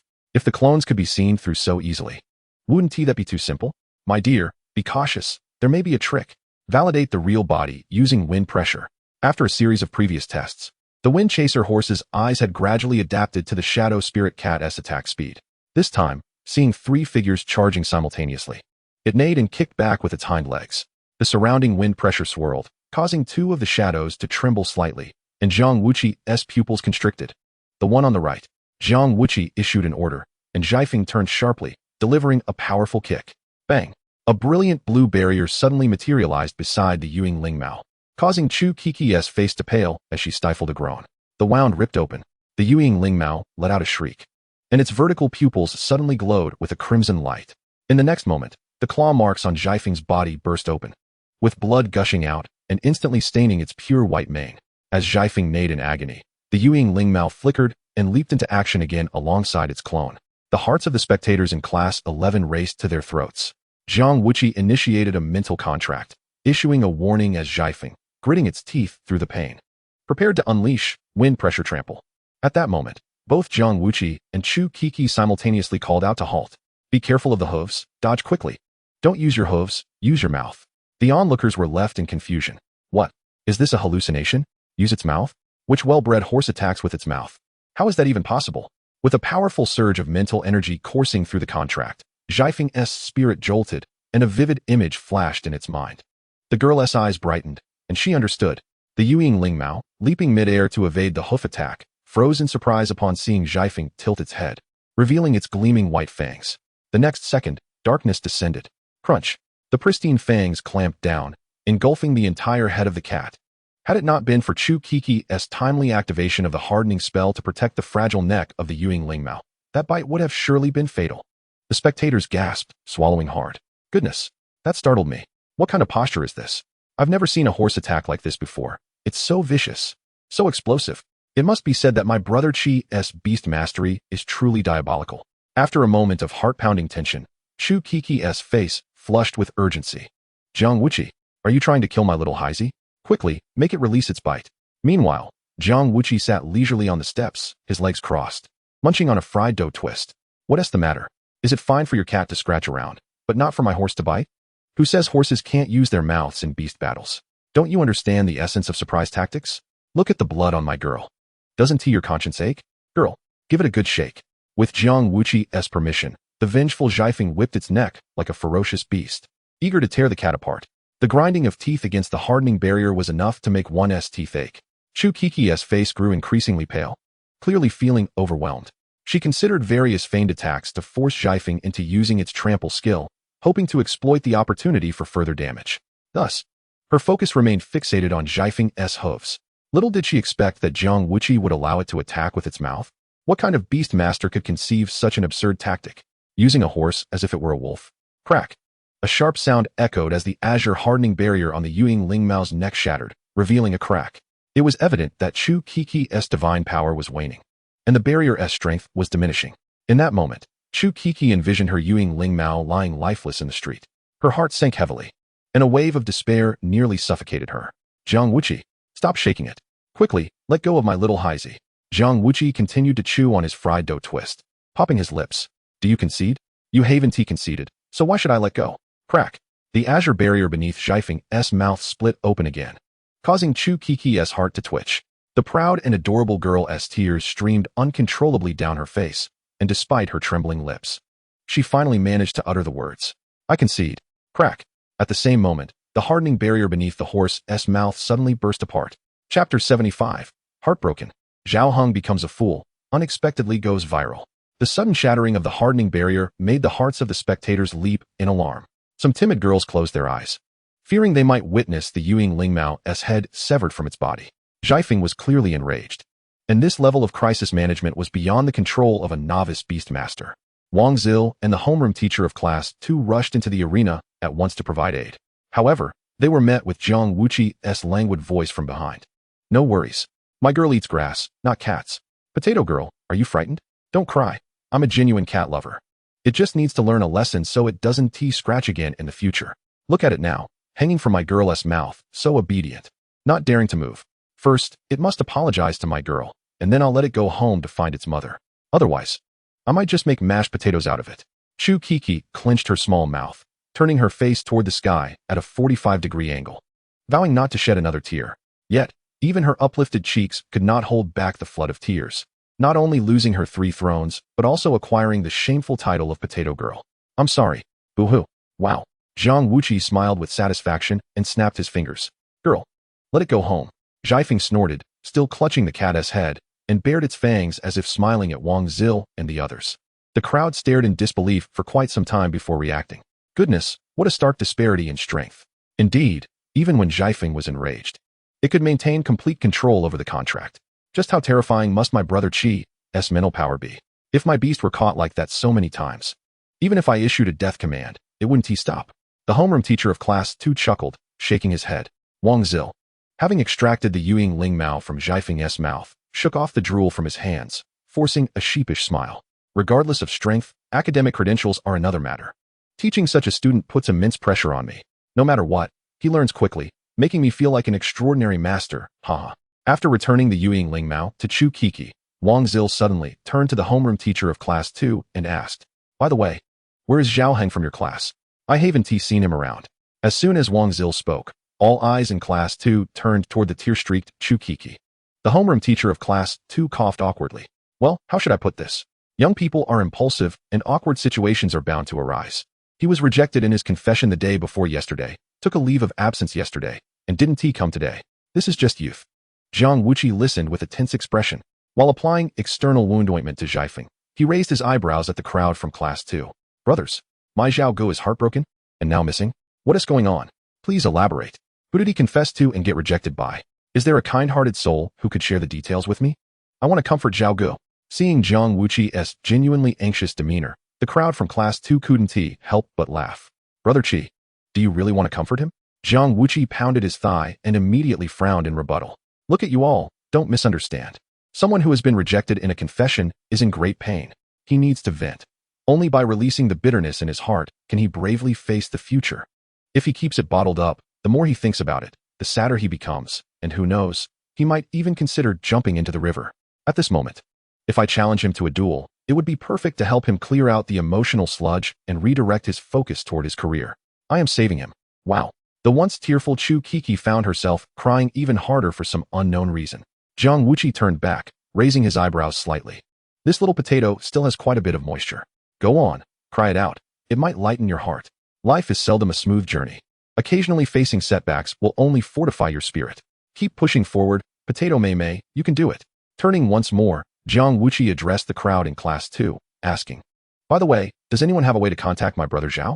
Let us bridge the gap. We shall meet tomorrow."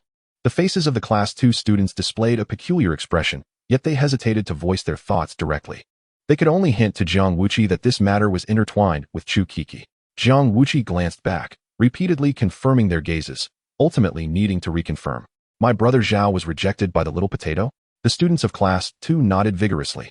The members of Class 11 were momentarily taken aback, suddenly realizing another issue. Oh no, my brother Chi has now filled the hatred meter to the brim. Indeed, it is widely known that he is the unfortunate male lead of gossip. A poor fellow who suffers heartbreak before even beginning a romance, compounded by the sight of his crush weeping like a fragile pear blossom. This is quite the conundrum. I sense that Zhao Heng is about to explode. You don't need to sense it. He will certainly explode. The lively atmosphere was ruthlessly interrupted by the school bell, compelling everyone to return to class, their hearts heavy with gossip. For the members of Class 11, Zhao Heng became the hottest topic of the day. Yet their focus was not solely on Zhao Heng. If one were to blame, it would be Jiang Wuqi's overwhelming presence. For anything related to him would swiftly become common knowledge. Unsurprisingly, within half a day, the news of Zhao Heng confessing to the campus belle, Chu Kiki, only to be rejected, spread like wildfire throughout Lijiang Academy. Moreover, Jiang Wuqi's impending challenge to Zhao Heng for a beast duel tomorrow only stoked the flames further. Details regarding Zhao Heng's confession to Chu Kiki were also leaked by some unnamed students from Class 2, including the infamous opening line, "I've endured for 2 years and can no longer hold back." This bizarre persona propelled Zhao Heng into the limelight. Many girls, lamenting their own lack of suitors, teased him in the group chat, suggesting he could seek them out if he was so desperate. This only served to further unravel Zhao Heng, who had finally mustered the courage to confess after 2 years, only to find himself branded as a desperate, perverted suitor of the campus belle. Jiang Wuqi, you truly are toxic. Just you wait. This matter is far from over between us. Zhao Heng's comment in the campus group chat, a declaration of challenge, sent shockwaves through the community. That night, Gao Tianxiang, perched on the upper bunk, laughed heartily, slapping the bedboard.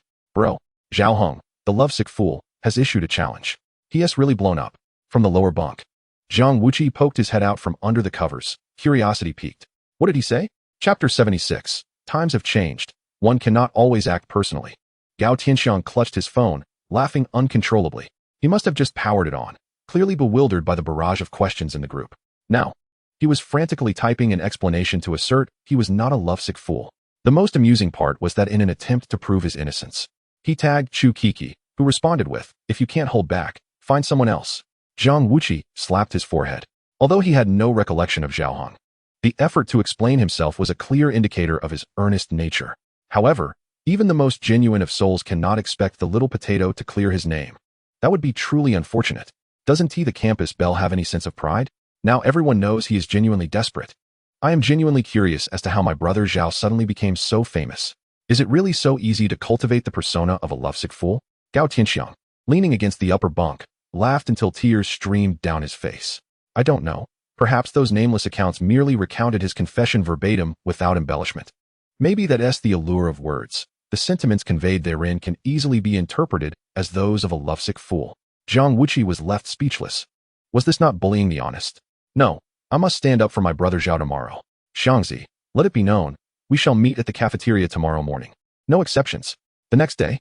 Oh, you're up early today? Of course. Today is the day of the lovesick brother Zhao. I must rise early. Let us go? We need to grab some food and secure a good spot. The cafeteria was already buzzing with chatter as numerous students awaited the spectacle. The members of Class 11 had taken their positions early, craning their necks to catch a glimpse of the plaza. It's been an hour. Where on earth is my brother Zhao? Could it be he is not coming? Surely not. He wouldn't stand us up, would he? Here he comes, look. The Class 2 students slowly entered the plaza, yet Zhao Hong was nowhere to be seen. Gao Tianxiang raised an eyebrow. This isn't right. My brother Zhao isn't with them. Upon hearing this, Jiang Wuqi sprang to his feet and called out from afar to Chu Qiki, "Sister, where is my brother Zhao?" Upon spotting Jiang Wuqi waving, Chu Qiki lifted her leg and swiftly turned to walk away. "I don't know. Don't ask me. I have nothing to do with him. Disgusting." Huh. Jiang Wuqi clicked his tongue, realizing the gravity of the situation. Look at the disdain in the campus belle's attitude. How much does she detest my brother Zhao? One act of bravery has left my brother utterly deflated before graduation. The crowd chuckled. With Zhang Zihao counting on his fingers in earnest, 2 years in the intermediate class, 3 years in the advanced class. If he wishes to stay on and teach, he must strive for the level of a master beastmaster. At this rate, he won't hold his head high for at least 20 years. This tale of the lovesick fool will surely become a classic. Just as Jiang Wuqi was about to defend his brother, a thunderous roar echoed across the plaza. Jiang Wuqi. All eyes turned toward the opposite side of the plaza. Even Chu Qiki and her companions, who were about to leave, paused in their tracks. Emerging from the shade of a tree was a formidable figure, sporting a buzz cut and a fierce expression. His bronzed skin exuded a wild, masculine energy, and his muscular build suggested immense strength. The newcomer was none other than Zhao Hong, the lovesick male lead who had unexpectedly gained notoriety yesterday. Ranked second among the junior beastmasters, Jiang Wuqi's pupils constricted, his spirit invigorated. "Oh wow, is this?" Halfway through his sentence, Jiang Wuqi turned to Zhang Zihao, quietly confirming, "Is this muscular fool Zhao Hen?" Zhang Zihao, taken aback by the question, replied, "Huh, Chigu, you don't recognize him?" "Of course not. I had amnesia. Otherwise would I ask you?" "Oh right, I completely forgot. That's him." Jiang Wuqi finally understood why Chu Qiki had refused to date Zhao Hong. Just from his observation, Zhao Hong stood at least 6 feet tall, a remarkable height for a 19-year-old. The key point was his physique, which rivaled that of a bodybuilder, weighing at least 200 pounds. While it's true that as long as the middle aligns, the ends don't necessarily need to match. This stark difference in physique would indeed be daunting for the little potato. Moreover, such an imposing figure uttering the words, "I simply could not restrain myself," would naturally lead one's thoughts astray. He certainly resembled a desperate, lovesick fool. Seeing Zhao Hong's youthful, acne-ridden face, Jiang Wuqi couldn't help but click his tongue in acknowledgement, then suddenly turned to give Chu Qiki a thumbs up. "Sister, you are not to blame at all. You must not compromise your own feelings. I truly understand you." Chu Qiki stared at him wide-eyed, filled with confusion. "What are you talking about?" "Jiang Wuqi, you better come here." A thundering sound of heavy footsteps approached, as Zhao Hong charged at Jiang Wuqi like a ferocious warrior. Ready for battle. The crowd parted to make way, eagerly anticipating the unfolding drama. At this rate, it certainly seemed like the lovesick fool was about to challenge Qi to a duel. Do you think that the colossal YNGJS can overpower QG? In a hand-to-hand combat scenario, it seems likely that the brute could prevail, given its imposing presence. My QG, on the other hand, is more of a technical fighter. Strength alone is not the decisive factor. With a strategic maneuver like T in Lu Dwing, victory would be assured. However, I doubt that QG would resort to such tactics. "Oh, why do you say that?" "Look, my QG wields the power of a peak-level Sanji-SHNY, while ZHOH-ing is merely at the late stage of Sanji. Furthermore, QG also commands 2 formidable YSHU that can reinforce his power. Even in a test of sheer strength, the outcome might not be as one-sided as you think." That does hold some merit. This is certainly something to watch. As ZHOH-ing charged forward with an aggressive intent, GWQ felt a twitch at the corner of his mouth. Engaging in a brawl would yield no points. It would merely squander his energy and potentially disrupt his upcoming beast battle. Moreover, in a harmonious society, he should refrain from direct confrontation. After all, he is now a prominent figure at Lijiang Academy, a representative. Such childish quarrels would only bring shame if they were to become public. One must broaden their perspective. Just as ZHOH-ing closed the distance to within 5 meters, GWQ sighed. "ZHOG, she doesn't harbor feelings for you. I am not an outsider.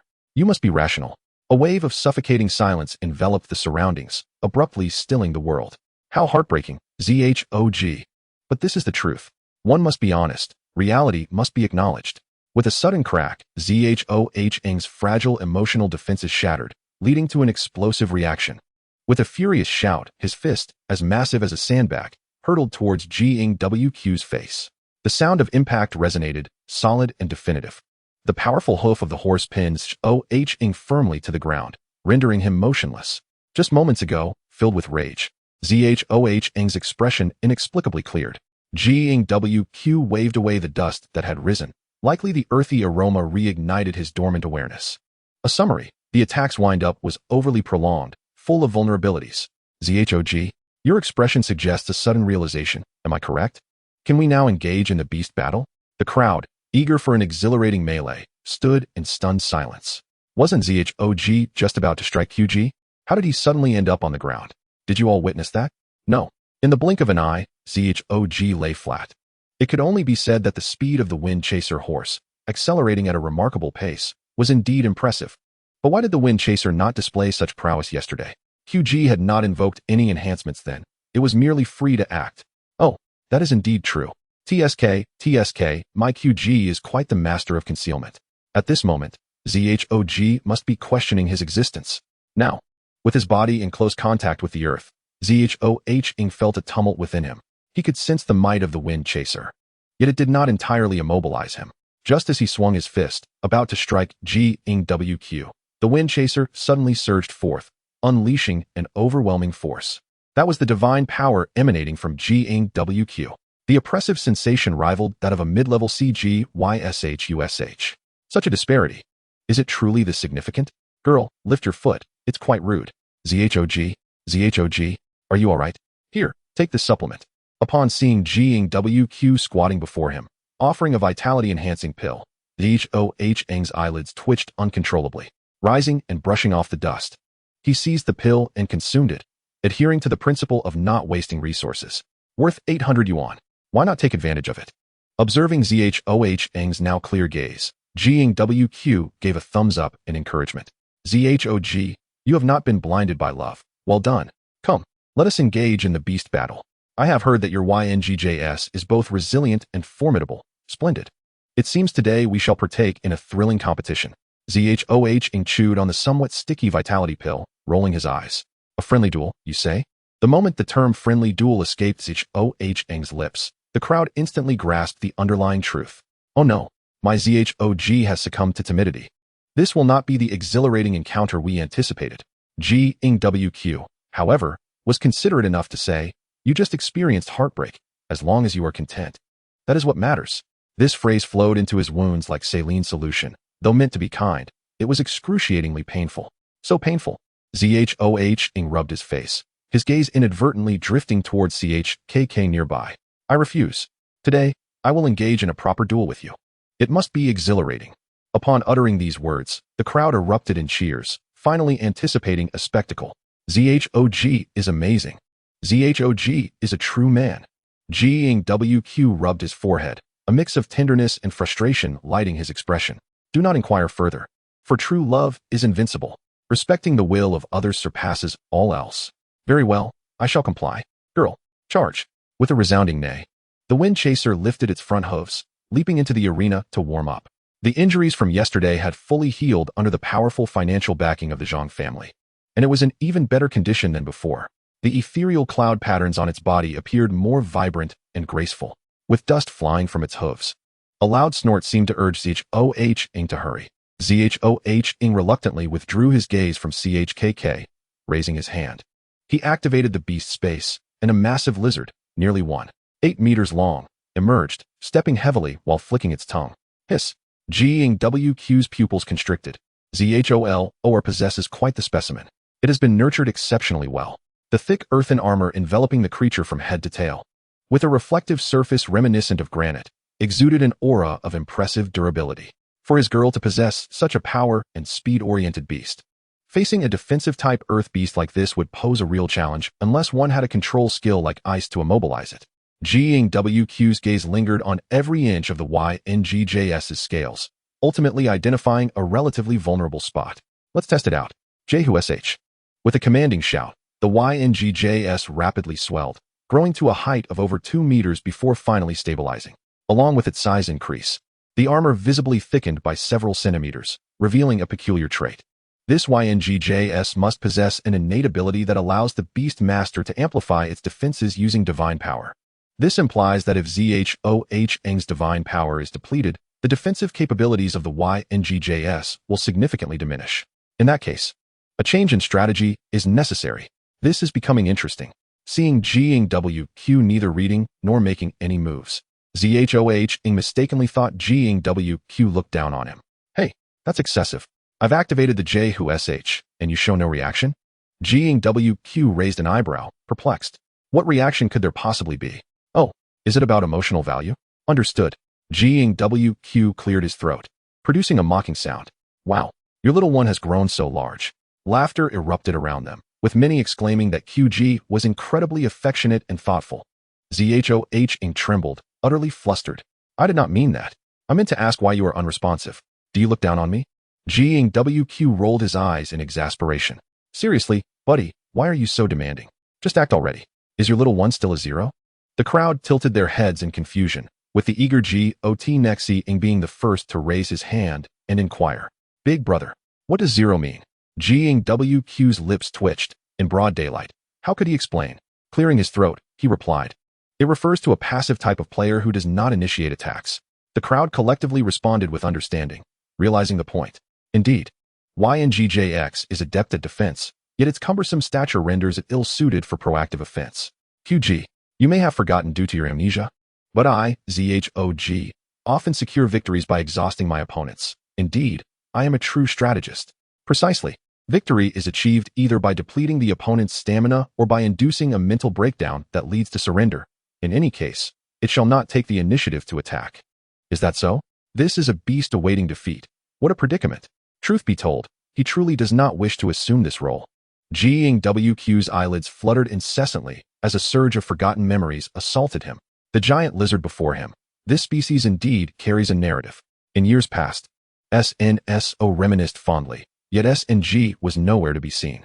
Coupled with ZHOH's exclamation of I cannot hold back any longer. I shall leap. This damned memory of the blue star. How could it resurface at such a moment?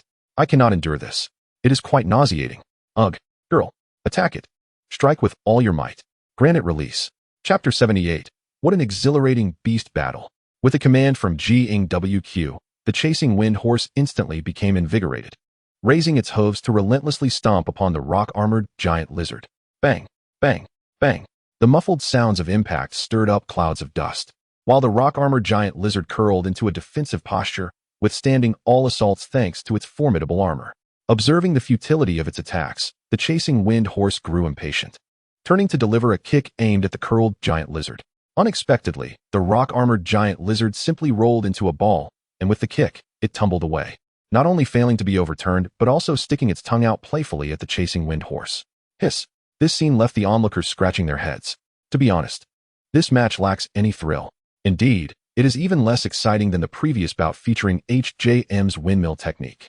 It is so dull that I wish to withdraw my ticket. It would be better to let QG crush the competition outright.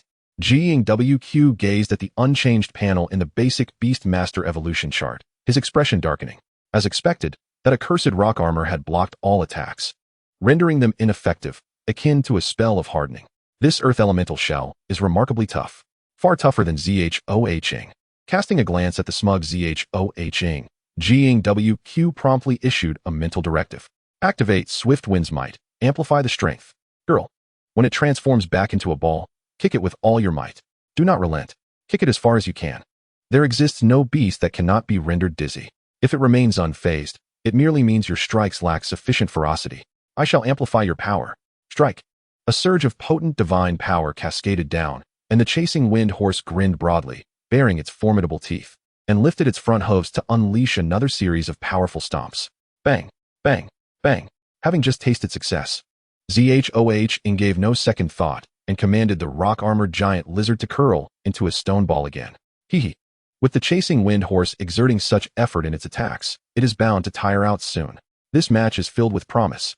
Jiang Wuqi must have begun to secretly amplify his power, right? Yet upon witnessing Jiang Wuqi put down his book and suddenly shout giantization technique before charging forth, ZHOH was left dumbfounded. What is this? Giantization technique? Why is the Beastmaster running alongside? What is this new version? The chasing wind horse, already standing at 2 meters tall, nearly reached 2.5 meters under Jiang Wuqi's amplification through the giantization technique, its already robust muscles swelling even further. Onlookers gasped in astonishment. It is known that this is the potential-laden chasing wind horse, starting at a height of 2 meters and capable of such amplification. One can only imagine the intensity and refinement of our QG's divine power.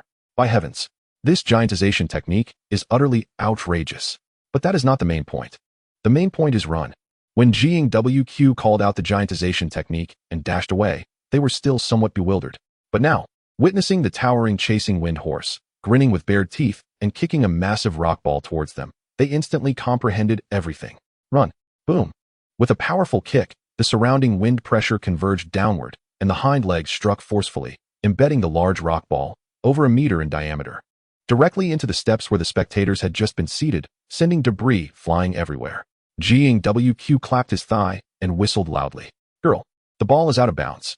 Kick it back. Ho. Compensate for damages. Zho, hiding nearby, grinned widely and patted his chest. Brother, rest assured. I will cover the costs. Whatever gets broken, I will pay for it. Let our dear niece kick to her heart's content. Jiang Wuqi pointed into the distance and shouted again at the chasing wind horse. Girl, do you see the alloy pillar fence over there in the square? Kick it against that. It's solid. Understand? With the whistle blowing, the chasing wind horse let out a snort and hurriedly continued to kick the large rock ball, embarking on a wild run. Alongside, Jiang Wuqi sprinted while providing guidance. 2 o'clock direction, low angle, take the shot. Boom. The large rock ball was once again sent flying, crashing violently against the square's protective barrier. Zhoh's stout figure trembled, letting out a muffled grunt. His eyes filled with disbelief. What kind of tactic is this? Wasn't it supposed to be a strategy of exhausting the opponent to win effortlessly? How did it turn into him being the one exhausted? As both beasts gradually strayed from the optimal viewing area, the spectators had no choice but to follow suit. Brothers, shall we charge? If we don't, we want to be able to see. All right. I have never witnessed a competition that requires the audience to run alongside. Now this is truly exhilarating. Let us go. Brothers, charge. Jiang Wuqi guided the chasing wind horse as they sprinted farther ahead, occasionally delivering powerful strikes, while the onlookers could only chase behind, munching on buns and clutching their breakfast. The circular steps in front of the cafeteria were now left solely to Zhoh's, who stood alone, bewildered in the wind. What on earth is happening? Should he also keep up? Son, hold on. Father is coming. Jiang Wuqi glanced back at the foolishly sprinting Zhoh's, a smirk forming on his lips. Do you know what a marathon is? High defense is impressive, is it? Let us see who succumbs first, you or your son. You shall not escape my grasp. Girl, kick for me. Turn left out the door, onto the Riverbank Expressway. Charge. The duo accelerated once more, kicking the large rock ball as they sped along, while the second-class instructor was already in a state of shock. In all my years, I have never witnessed such a manner of beast battling. Wing Diosh, is this the strategy you taught? May I inquire what it is called? Wing Zl's lips twitched as he hastily waved his hands. How would I know such a thing? Yet, it must be said that for the chasing wind horse, which lacks stable control skills, this tactic is indeed the optimal solution against the rock-armored giant lizard. It is highly probable that Zhoh's has already overextended his stamina. Jiang Wuqi is truly a remarkable talent. The second-class instructor found himself at a loss for words. The essence of beast battling is to stimulate the adaptability of beast masters in real time, as well as to accumulate combat experience for genuine future confrontations. If one were to view this exhilarating beast battle as a life-and-death struggle, Jiang Wuqi has already secured victory, for he has thoroughly extracted the enemy's beast from the control of its beast master. Were it not for the constraints of the beast battling rules, he would have no doubt that Jiang Wuqi would personally restrain the rock-armored giant lizard and slay it, or directly employ a contract to force it into servitude. Alas, a sigh escaped, filled with envy. Why can't I teach such an exceptional student? Observing Zhoh's still trailing behind, kicking up dust in his frantic pursuit, the second-class instructor covered his face, overwhelmed with unspeakable sorrow. What an embarrassment. Wing Zl cast a glance, also feeling a twinge of regret. Ahem, the outcome remains uncertain. Let us watch a bit longer. What if there is a reversal? The second-class instructor glared with wide eyes, his lips trembling uncontrollably. The beast has already been captured. What chance is there for a reversal? Victory is undoubtedly impossible. Wait, something is amiss. The YNJIJX possesses the ability to burrow underground. Chapter 79, a rare opportunity, first come, first served. Let us make an appointment. Burrow? Indeed. The YNJIJX has a skill for escaping underground, but the problem lies in Jiang Wuqi not granting it the chance. With the frequency at which Zhu Fing is kicking the ball, if the YNJIJX were to drop its spherical defense, It would be tantamount to self-destruction. Once it shows itself, Jiang Wuqi is certain to unleash F-Ing-E-G-N-T. With Jiang Wuqi's peak third-tier divine power backing him, even if he cannot stun it, he can certainly inflict damage. Girl, focus, just hold on a bit longer. Jiang Wuqi sensed through their bond that Zhu F-Ing-M was beginning to slide, and he encouraged it in time. Even with Jiang Wuqi's support, it was still a considerable endurance challenge for the creature. With a piercing cry, the ethereal cloud patterns illuminated beneath its snowy coat once more. One hoof struck precisely against the low right flank of the rock ball. Bang! Crack! Point increased by 1. Suddenly shattering a piece of the rock armor made Jiang Wuqi's pupils constrict. Could it be that Zhong's enhancement has failed? He is holding back? Girl, press the attack, kick it again. Bang! Crack! Point increased by 1. Another piece of rock armor shattered, solidifying Jiang Wuqi's judgment. Zhong truly held back. Victory is in sight. Girl, let us get excited. Kick it. Bang! Bang! Bang! Point increased by 1. Point increased by 1. Point increased by 1. As large fragments of rock armor fell, the YNJIJX's condition began to decline rapidly. Aware of its impending defeat, the YNJIJX suddenly erupted, violently blasting off all its rock armor. The flying armor pieces forced Jiang Wuqi to utilize hardening technique to temporarily shield the girl from the onslaught. However, when he attempted to unleash F-Ing-E-G-N-T on the YNJIJX, he discovered that without its armor, the creature not only shrank in size, but also experienced a surge in speed, swiftly burrowing into the ground. Witnessing the mound of earth on the ground suddenly retreating, Jiang Wuqi quickly switched tactics. Girl, it's heading back to find Zhong. Use XNF-ing-ZHSH to maximize your speed. And be sure to intercept it before it returns. If it gets back, Zhong will undoubtedly enhance it again, and it will surely regrow its armor. Zhu F-Ing-M skidded to a halt, raising its snowy neck to turn and pursue. The gale surrounding Jiang Wuqi nearly made him stumble as he raced back. Just as those who had gathered to watch the spectacle finally caught their breath. They were astounded as Zhu F-Ing-M soared past them. Huff, huff, oh my goodness. This match is exhausting. No way. We must see it through to the end. Brothers, let us chase back. I'm on it. The crowd hurriedly raced back to the cafeteria square, while L.N. Rusu, soaring above, began to sweat. Are you tired? Do you need a lift? Jiang Wuqi, panting, waved his hand. We agreed to enjoy it thoroughly. How could I slack off? Don't worry. I'm even sturdier than you think. Let us go. With a whoosh, the azure flying lock was deployed, allowing Jiang Wuqi to grasp the shoulders of those running ahead, leaping over them. After several exchanges of locks, he successfully caught up to the two beasts. The runners stumbled, exclaiming in awe, incredible. This new technique is amazing. The flying lock can even grab people to fly. QG is so skilled. This is true mastery. Bro, catch the lock. We're coming. With fervor, a dozen flying locks simultaneously seized the first-place runner. The tremendous force from behind sent him flying backward. Whoa. Don't all grab at once. Oh no. Bang. The immense inertia toppled everyone, leaving them dizzy. However, the subsequent flying locks caught on, allowing them to soar over the crowd. Thanks, brothers, for being our stepping stones. We'll take the lead. 666. Confirmed. It's extremely useful. Whoosh. Whoosh. Whoosh. We caught up. Look. Zhu F-Ing has caught the YNJIJX. It's unleashed its ultimate move.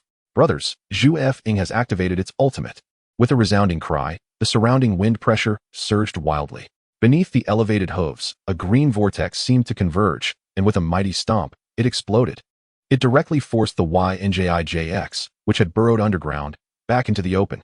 Point increased by 1. Point increased by 1.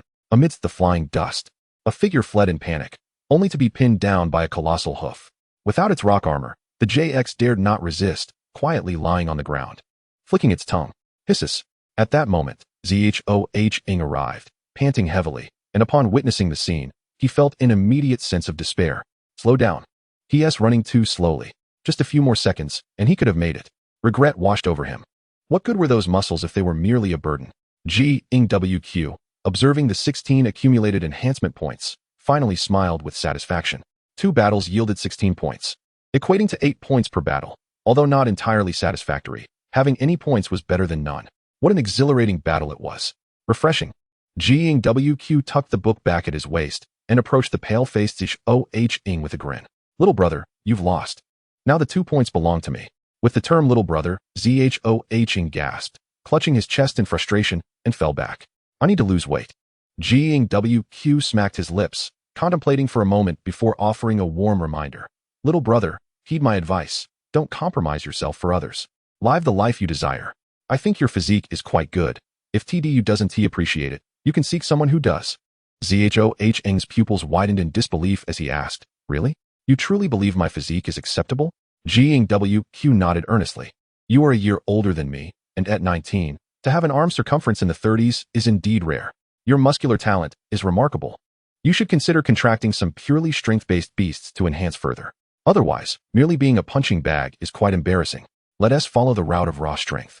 Delivering knockout punches. How exhilarating that would be, wouldn't it, little brother? Although the term little brother stung, Zhohng felt that Jiang Wuqi's words resonated with him. His former confidence returned, and upon seeing Jiang Wuqi extend his hand, he grasped it firmly and stood up. Since QG says it's possible, then I shall give it a try.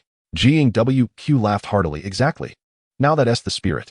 Rest assured, I'll handle this matter for you. Before Zhohng could react, Jiang Wuqi turned to the crowd and shouted, Ladies who admire my little brother's solid muscles, come sign up. This is a rare opportunity. First come, first served. Let us make an appointment. Chapter 80. BIHN, An Extraordinary Existence. Jiang Wuqi's shout immediately transformed Zhohng, the muscular man, into a blushing flower, embarrassed like a bashful maiden. Brother, please don't do that. Jiang Wuqi waved his hand. Oh, I promise to support you, so don't be afraid. Are there any ladies willing to sign up? You all look too shy to admit it in public, huh? All right, let us exchange contact information privately and chat leisurely later. Jiang Wuqi turned to Zhohng and instructed, At least 4 ladies were intrigued just now. Don't doubt my judgment. Make sure to engage in a good conversation, understood? There's definitely potential. With a crimson face, Zhohng nodded repeatedly. His gratitude unspoken yet palpable. Retrieving his YNJIJX, Zhohng hurriedly pulled out his phone, his eagerness eliciting laughter from the crowd. It seems my brother Zho is already getting attention. Springtime is arriving for him. At this moment, Chu Kiki suddenly revealed a smile reminiscent of one who has survived a calamity. Quickly, let a kind-hearted soul take him in. Does one comprehend the sensation of being silently observed by a burly fool for 2 years? The safety shorts have indeed played a significant role. Observing the expression of relief on Xiao Tudo's face, Jiang Wuqi felt as though he had accomplished something that satisfied everyone. It appears he has begun to integrate into this blissful and harmonious world. Wudao Biyugu. The news of Jiang Wuqi's victory over Zhao Heng spread throughout the entire academy within just a morning. Those who witnessed the battle praised the remarkable efficacy of his tugging tactics. Among junior beast tamers, Zhao Heng's presence was akin to a tyrant. He could easily rank within the top 2, having tormented countless individuals. Even Bai Han, ranked first, was subjected to considerable distress. After much effort in shattering the first layer of the rock-armored lizard, Zhao Heng roared and restored another layer of armor. If it weren't for Bai Han's Ice Thorn Battle Bear possessing a strong freezing control skill, there would have been no straightforward method to subdue the rock-armored giant lizard. This creature is notoriously energy-consuming and exceedingly vexing. Today, Jiang Wuqi's tugging tactics imparted valuable lessons to many. Some even coined a catchy and memorable tactical name, Ma La Shi. The emergence of this name received widespread acclaim for its vividness.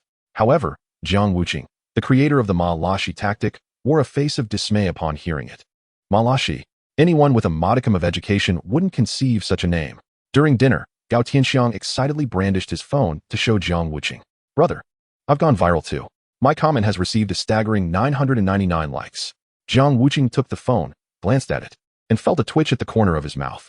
Indeed, those capable of creating the name Ma La Shi truly lack cultural refinement. So it was you rascal. Xiangzi, can we cherish our reputation a bit more? You can't keep oscillating between scanty and lizard. Gao Tianxiang paid no heed to this, instead proudly declaring, Ever since I spiced up my turkey with chili water, it has gradually come to relish this sensation. Ordinary chilies can no longer satisfy its cravings. I recently acquired a batch of potent goods from Haogo. They pack a punch. Promotion is just around the corner. Jiang Wuqi felt a wave of suffocation. He indeed hadn't seen the turkey in quite a while. What a torment it has endured. Xiangzi, are you sure your turkey is all right? Gao Tianxiang chuckled. What could possibly be wrong? It's in peak condition, feasting splendidly. Jiang Wuqi blinked. This too was a nefarious endeavor. It seemed he had led him down this wicked path. Ahem. By the way, is there any news about Bai Han? With Zhao Heng's defeat, he should be restless. Right?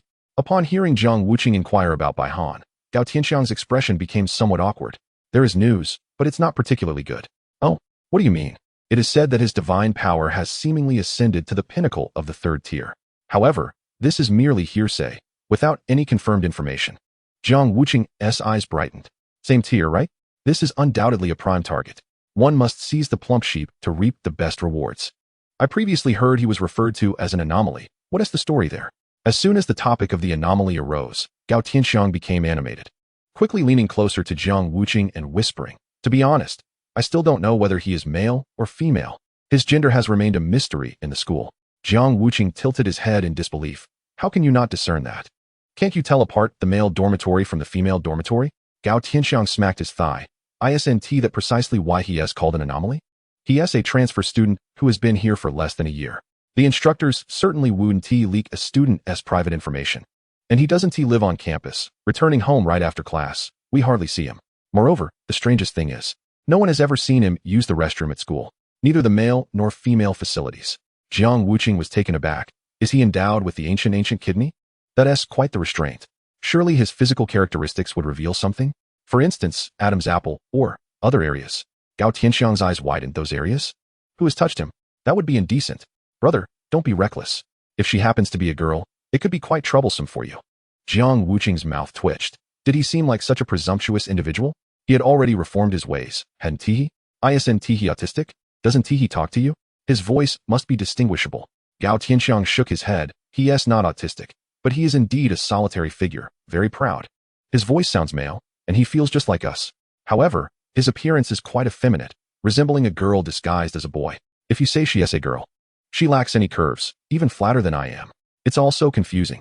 Gao Tianxiang's commentary piqued Jiang Wuqi's interest in Bai Han, the #1 contestant. Even the desire to explore gender had surpassed his thirst for points. What am I to call him tomorrow? Should I address him as Brother Bai or Sister Bai? Gao Tianxiang stifled laughter. There are very few who can perplex my brother. Bai Han, 666. Ahem, brother, when you go to class 1 tomorrow to find him, why not just ask directly? Perhaps, with your looks, he might even tell you. Fine then. Please help me make an appointment. After all, it's a battle of the top tier. It should be formal. Let us schedule it for after school tomorrow at the training field of class 1. All right, but wait. He returns home punctually every day after lunch and after school. There hasn't been a single exception. If we are to arrange a meeting, it must be in the morning. He returns home after lunch and school. This situation resembles someone who has a sick family member to care for. Does he dine in the cafeteria? Gao Tianxiang shook his head. Never seen him. So, is he in the same predicament as I am, a true underprivileged student? Gao Tianxiang let out a muffled grunt, barely containing his laughter. Don't joke around, brother. Your wallet is cleaner than your face. Who in our junior college could be more destitute than you? Bai Han is not lacking in funds. Otherwise, how could he afford to nurture such powerful mutated beasts? He even purchased dozens of your photo endorsements from me. Zizi. A jolt of electricity coursed through Jiang Wuqi, raising every hair on his body. What a perverse fiend. I will take him down tomorrow. Chapter 81. Bai Han accepts the challenge. Pre-match analysis. In the heart of Lijiang City, within a private training facility, Bai Han, with his short blue hair, slumped on the frost-laden ground beside a completely frozen sandbag. Jiang Wuqi. Bai Han straightened his posture, containing the cold energy within. His somewhat effeminate profile was strikingly handsome, with slender brows concealing a hint of feminine allure. Sigh. I had hoped to secure a prominent position in Lijiang, but I never anticipated encountering such a formidable opponent. Had I known, I wouldn't have sponsored him. Bai Han had not missed a single video of Jiang Wuqi's ascent and had scrutinized each one meticulously. He had failed to predict the downfall of both the Yueying Ling Miao and the rock-armored giant lizard. To Bai Han, Jiang Wuqi, being at the pinnacle of the 3rd tier, posed the greatest threat with his extraordinary thought processes. Such opponents often catch one off guard with their moves. In terms of beast tamers, Bai Han was utterly unconcerned. Watching the videos on his phone, he allowed a smile to grace his lips. Fortunately, his little Zack could not participate in the battle. Otherwise, it could indeed pose a threat to me. As for the chasing wind horse, it's rather ordinary. Bai Han held no regard for Jiang Wuqi's chasing wind horse. His ice thorn battle bear was a comprehensive suppression in a one-on-one. Victory was assured. Recalling the notification that their homeroom teacher had conveyed on behalf of Dean Sun, Bai Han sighed repeatedly. He understood the advantages of being divided into 2 teams, as it was the optimal arrangement for Lijiang College to expand its victories in the preliminary matches. However, this opportunity was not favorable for him. What he sought was not merely to advance, He yearned for the honor of being part of the champion team. Only in this way could he return to Fima City, back to the Bai family, adorned with this glory. If he and Jiang Wuqi each led a team, should Jiang Wuqi's two beast companions successfully undergo their transformations, he would stand no chance. In that event, he would be relegated to the role of a supporting character, ultimately gaining nothing. The current strategy was to defeat Jiang Wuqi before his two beasts achieved their transformations. This way, the dean's intentions would waver. He could seize the opportunity to request that he and Jiang Wuqi be placed on the same team, allowing him to serve as a substitute, which would be more secure. When the intercollegiate tournament commenced, Jiang Wuqi, armed with dual transformed beasts, would undoubtedly clinch the championship. He could then naturally become a champion player and seize the trophy. This was the outcome he desired. Perhaps he could even use this competition to place a wager with him. Bam! Bai Han turned and kicked out, the frozen sandbag beside him exploding with force. Jiang Wuqi, tomorrow's match is surely mine. After sending a challenge message to the college group, Lijiang Junior College erupted in excitement. The battle for supremacy, ignited by Bai Han's challenge, stirred a significant uproar. The thought of witnessing a peak showdown the following morning kept everyone awake with excitement that night, as they eagerly shared their opinions in the campus group. If Bai Han truly was at the pinnacle of the third tier, I would favor him in this battle. How so? Let's not forget that my brother Qi has two enhanced beasts. Indeed, it appears that my brother Qi holds a slight edge. Fighting beasts isn't the same as fighting humans. Stop focusing solely on my brother Qi's individual combat ability. Currently, with only the Wind Chaser horse able to battle after Little Zack's promotion, this alone gives the Ice Thorn War Bear a significant advantage. Moreover, the Ice Thorn War Bear's control is remarkably stable. Once the Wind Chaser horse is restrained, it would spell disaster. Come on, stop with the nonsense. Spend more time studying. Does the Wind Chaser horse fear control?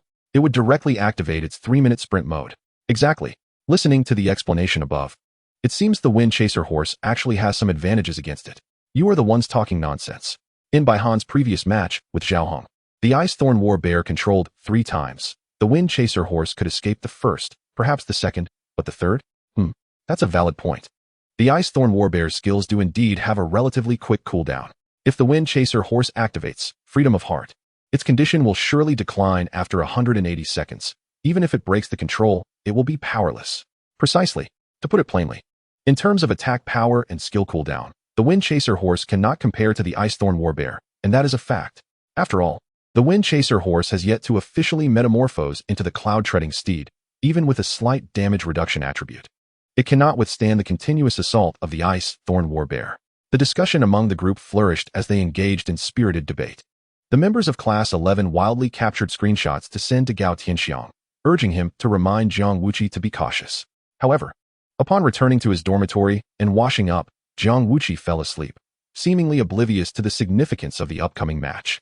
Gao Tianxiang found the perfect angle from his upper bunk, capturing a photo of Jiang Wuqi sleeping soundly and shared it in the Class 11 group. Fellow siblings, your concerns are truly unnecessary. Look how well my brother is sleeping. You should also wash up and sleep. My brother is guaranteed to win tomorrow. Once this photo was shared, silence fell over the class group, as if everyone had suddenly lost their voices simultaneously. Realizing this, Gao Tianxiang hurriedly retracted the message. After seeing Gao Tianxiang retract the photo, the members of Class 11 each sent a screenshot. Lin Ruoxua, I have saved the original image, thank you. Zhang Zihao so. What is the negotiation for the confidentiality fee? Gao Tianxiang, I'm crying. It's all my fault for being careless. Can we not discuss money? Zhang Nao? So you're confessing, huh? Gao Tianxiang, no. I've realized my mistake. How about this? I'll cover breakfast expenses at the cafeteria tomorrow. Dear brothers and sisters, please go easy on me. Thank you, Brother Xiang. Brother Xiang is generous. Wang Zil. Thanks, classmate Gao, for breakfast. Shenmingqi, hehe. Gao Tianxiang. Okay. You all hurry and delete it. Gao Tianxiang, Lin Ruoxua, class leader, I know you want to delete it, so just keep it to yourself. Please don't let it leak. Lin Ruoxua, deleted. Jiang Na. I report her, she didn't delete it. Everyone stared at the suddenly interrupted text on the screen, followed by a series of mysterious characters, collectively exclaiming, oh, behind their phones. In the girls' dormitory, it must have been quite intense. Whoosh. Jiang Na retracted a message. Jiang Na, good night, everyone. I'm going to sleep now, see you tomorrow. The others raised their eyebrows. Had they already secured the enemy's information stronghold? Had Jiang Na lost in a single round? Gao Tianxiang, class leader, you're amazing. Zhang Zihao, impressive. Good night, brothers and sisters. Let us not miss each other tomorrow morning. Lin Ruoxua, good night. Jiang Na. Good night. See you in the morning. Chapter 82 Limitless Duel? Some pressures I cannot feign. The next morning, Gao Tianxiang, with tears in his eyes and a pout, found his meal card depleted amidst the chorus of gratitude from his peers. It was Jiang Wuqi's first time witnessing Gao Tianxiang treat others, leaving him somewhat puzzled. What is with you today? Why the sudden generosity? Gao Tianxiang cleared his throat and raised his hand. Well, brother, you're about to rise to the top of the rankings. As brothers, we must maintain the momentum. Jiang Wuqi, moved, clapped Gao Tianxiang on the shoulder and sincerely exclaimed, Good brother. With this meal, I shall surely emerge victorious today. Jiang Wuqi turned to the cafeteria lady with a gentle smile. Ma'am, one supreme deluxe breakfast set, please. Since my brother is treating, I shall indulge. The members of Class 11 suppressed their laughter as they quickly dug into their meals. Brother Qi is indeed generous. He just ordered the cafeteria's top breakfast. Treating his brothers with such warmth. Gao Tianxiang felt a wave of darkness wash over him, his heart aching as if he could hardly breathe. Yet his lips remained fixed in a rigid smile. Yes, my brother will undoubtedly win. With Gao Tianxiang's breakfast sponsorship, the members of Class 11 appeared spirited and full of energy. After experiencing the 888 value Supreme Deluxe breakfast, Jiang Wuqi felt invigorated. A wonderful day begins with a bang.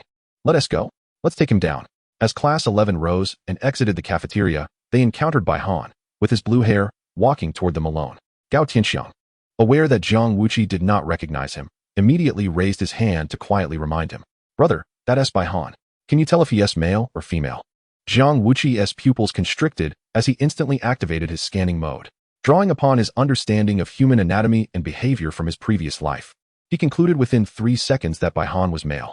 As for that perplexing face, Jiang Wuqi chose to ignore it. He was far from Wanggang. Oh, Bai Jia. Is it? I was just about to seek you out. Upon seeing Jiang Wuqi's enthusiastic greeting, Bai Han smiled knowingly. No need for such formalities, Jiang Lao Di. The group gasped. Bai Han had actually stolen a line from Brother Qi. This was a deliberate provocation. Gao Tianxiang was taken aback. Bai Jia? How did my brother figure that out? Brother, she is really a girl? Jiang Wuqi smiled mysteriously. How could there be any doubt? She must be a girl. Just look at how small her Adam's apple is. The hair on her head is a wig, her chest is bound, and her voice is deliberately lowered. Wait for a moment while I reveal her true form, and then you will understand. The crowd gasped in astonishment, their eyes wide with disbelief. Indeed, I had my suspicions before, and now I can finally confirm them. Sister Bai, disguised as a man, must have her reasons for concealing her identity. Undoubtedly.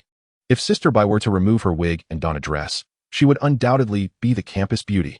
Even Bai Han, who was fully prepared for battle, could not maintain his composure at this moment. Jiang Wuqi was clearly intent on provoking him. I am a man.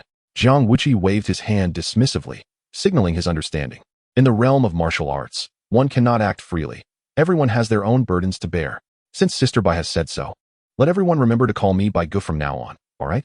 The crowd nodded knowingly, quickly joining in. Bai Gu hello. Bai Gu hello.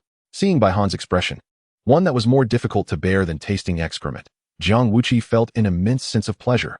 Little brother, do you think you can call out to me? Have you considered how many fans I have? Do you really think I have achieved this status without merit? With each person shouting Bai Gu, you can explain yourself until the end of time. Bai Gu, in such a formal setting today, how do you intend to compete? With a grim expression, Bai Han fixed his gaze on Jiang Wuqi and spoke each word deliberately. Unlimited combat, do you dare to accept? This declaration shocked not only the audience, but even Wang Zilv and the homeroom teachers could not help but be moved. Unlimited combat is a style of battle reserved for advanced beast tamers and is akin to a life and death struggle. Any injury to a tamed beast or its master during the competition could tip the scales of victory. It is arguably the most effective method to showcase a beast tamer's prowess. However, such a style of competition is far too perilous for novice beast tamers. Wang Zilv quickly intervened, urging, you two students should not escalate a mere argument into a fight. This style of competition is clearly unsuitable for your level. The homeroom teacher also stepped forward, softly advising, Bai Han, there is no need to create such a rift. You are teammates, not enemies. Rest assured, teacher. I am doing this solely because I believe it will best showcase our talents. Do you not agree? There can be only one champion team, and I wish to claim that title. Bai Han turned to Jiang Wuqi with a slight smile. How about we make a wager? If I win, I join your team, and one of your members must transfer to mine. If I lose, I will content myself with my team and one T trouble you, striving to clear obstacles for you in the grand competition. What do you say? Upon hearing this, Jiang Wuqi comprehended the situation entirely. His plan was quite clever. He even hoped to ride his coattails to the championship trophy. Ha ha. Not particularly impressive in appearance, yet his ambitions are rather grand. It seems you have misplaced confidence in your abilities. You have chosen unlimited combat, which must mean your Ice Thorn Battle Bear has granted you some form of offensive capability. This gives you one more means of attack than I possess, hence your desire for a thrilling contest. Is that correct? Jiang Wuqi's piercing gaze exposed by Han's thoughts, leaving his expression somewhat awkward. So what? Whether you accept or decline, the choice is yours, is it not? Jiang Wuqi chuckled coldly. You wish to wager my brother's place as the stake? No wonder you are so out of touch. Little tadpole-patterned frog. You show your mother, huh? With a swift motion, a binding beast lock was launched, aimed directly at Baihan's face. Baihan was startled and immediately ducked. Activating his beast taming space. Ice Thorn Battle Bear. Charge. Whoosh. As the Ice Thorn Battle Bear burst forth from the beast taming space, icy spikes shot out from its back. The Wind Chaser horse, eager to protect its master, immediately activated its wind speed to shield Jiang Wuqi. Remaining calm, Jiang Wuqi gently patted the head of the girl. Silly girl, don't engage in such risky maneuvers next time. Just focus on amplifying my speed. Since you enjoy unlimited combat, I shall show you that arrogance must be backed by substance. Some displays of bravado are beyond your capability. The icy spikes and the returning binding beast lock synchronized perfectly as Jiang Wuqi sidestepped, the azure chains ensnaring his fists and striking out. Boom! Following the explosion of ice crystals, a smirk appeared on Jiang Wuqi's lips, and a blue wind pressure began to rise around him, causing his white hair to stand upright. He raised his arms in front of him, the dangling chains fluttering in the wind. Chapter 83, Astonishing. The ultimate evolution of the Flying Lock's application. Jiang Wuqi's decision to have the Wind Chaser horse retreat and amplify his own power was unexpected for everyone. Oh, is my brother Qi planning to take on two opponents by himself? It certainly seemed that way. Wow, this ticket is extremely valuable. My brother Qi's current appearance must have some new techniques to teach. Look at Sister Bai, or rather, my brother Bai. He appears utterly bewildered. Baihan's right eyelid twitched uncontrollably. He never anticipated that Jiang Wuqi would choose to fight alone without the Wind Chaser horse. Can he truly manage that? Observing the swirling wind pressure around Jiang Wuqi, which seemed ready to erupt at any moment, he could not fathom Jiang Wuqi's intentions. However, upon reflection, it seemed that Jiang Wuqi's desire to engage without using his beast aligned perfectly with his motives. In this case, victory would be well within his grasp. With that thought, a disdainful smile crept onto Baihan's lips. Enjoying the display, are we? Without summoning your beast, I wonder how you plan to win. Ice Thorn Battle Bear, attack. Upon issuing the command, Baihan activated the binding beast lock to coordinate with the Ice Thorn Battle Bear's assault, cutting off Jiang Wuqi's escape route. Faced with such an antiquated man-beast coordinated attack, Jiang Wuqi merely chuckled. Is this not an easy victory? Watch closely. Just as the binding beast lock was about to block his retreat, Jiang Wuqi twisted his foot, suddenly propelling himself forward with the wind's momentum. Easily dodging the Ice Thorn Battle Bear's claw strike, he seized Baihan's binding beast lock and yanked it fiercely. Baihan stumbled. Catching a glimpse of Jiang Wuqi moving like the wind, a blue afterimage flashing by, when he reappeared, he was already before Baihan. Baihan's eyes widened in shock. So fast. Boom. The azure binding beast lock ensnared fist struck with devastating force. Baihan's body instantly curled up like a shrimp. A wave of nausea surged in his stomach, nearly causing him to regurgitate his breakfast. Ugh. Cough cough. The Ice Thorn Battle Bear, sensing its master's danger, immediately turned and charged. Its heavy body leaped into the air, massive claws striking towards Jiang Wuqi's back. The crowd gasped, their hearts racing. If struck in the back of the head, he would not just be injured, but might even face death. Baihan's actions were exceedingly ruthless. Brother, be careful. Qi Gu. Watch out. The bear's paw, propelled by its inertia, swept through the air, and Jiang Wuqi appeared to have eyes on the back of his head, leveraging Baihan to evade the attack. Just as Baihan raised his head, still reeling from the earlier blow, he saw the shadow of the bear's paw magnifying before him. No. Boom. Baihan's face met the bear's paw, his delicate features contorting in agony. Blood gushed from his nose, launching him skyward. The Ice Thorn Battle Bear gaped in shock, retracting its claws in horror. It seemed it had just struck its master. The previously tense crowd collectively tilted their heads in disbelief. Sister Bai was struck by her own beast? What a sight to behold. Is this the true worth of a mutated beast? Remarkable. It seems the beast tamer is far weaker than expected. Calmly standing his ground, Jiang Wuqi flashed a grin at the Ice Thorn Battle Bear, which was still gnawing on its fingers. The Bearman clan will never be enslaved. Well done, Ice Thorn Battle Bear. Uncertain of the sudden surge of fervor, Jiang Wuqi gazed upwards at Baihan, who was passionately soaring through the air. He crouched low, and with a swift motion, the flying lock shot forth, ensnaring Bai Han's ankle in midair. With a powerful thrust, Jiang Wuqi propelled himself upward, launching a kick that sent Bai Han, already dazed, into even greater heights. Utilizing Bai Han's upward momentum, Jiang Wuqi unleashed another flying lock, seamlessly executing the rising dragon fist. The impact resonated through the air, a cacophony of strikes echoing as the flying lock and his swift punches intertwined, deftly manipulating Bai Han's flight path. Jiang Wuqi danced like a zephyr in the sky, elevating Bai Han higher with each blow. The spectators below gazed in awe at this extraordinary spectacle, their eyes wide with admiration. They were witnessing a breathtaking display of skill, realizing for the first time just how captivating a person could be. Wuqi is simply magnificent. I'm utterly enchanted.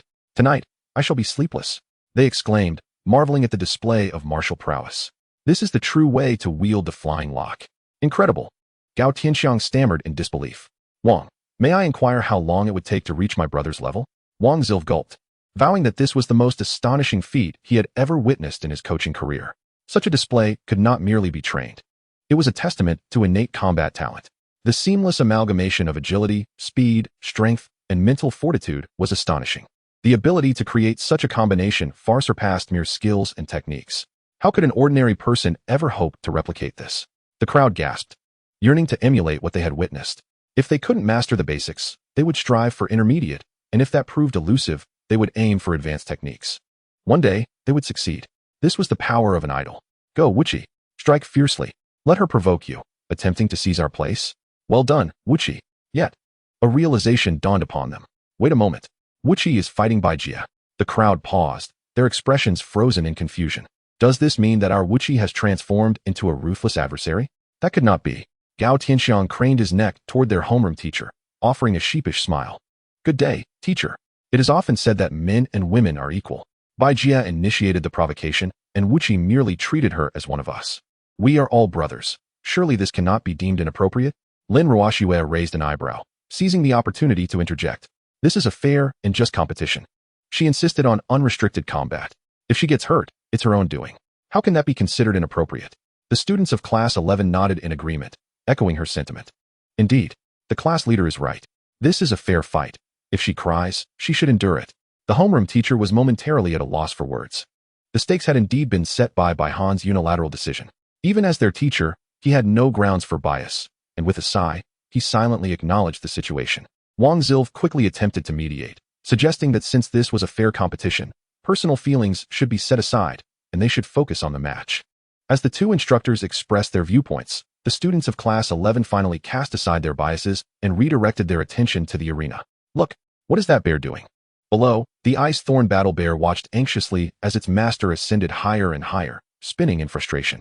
Unable to reach, it refrained from launching a long-range ice attack, fearing to cause unintended harm.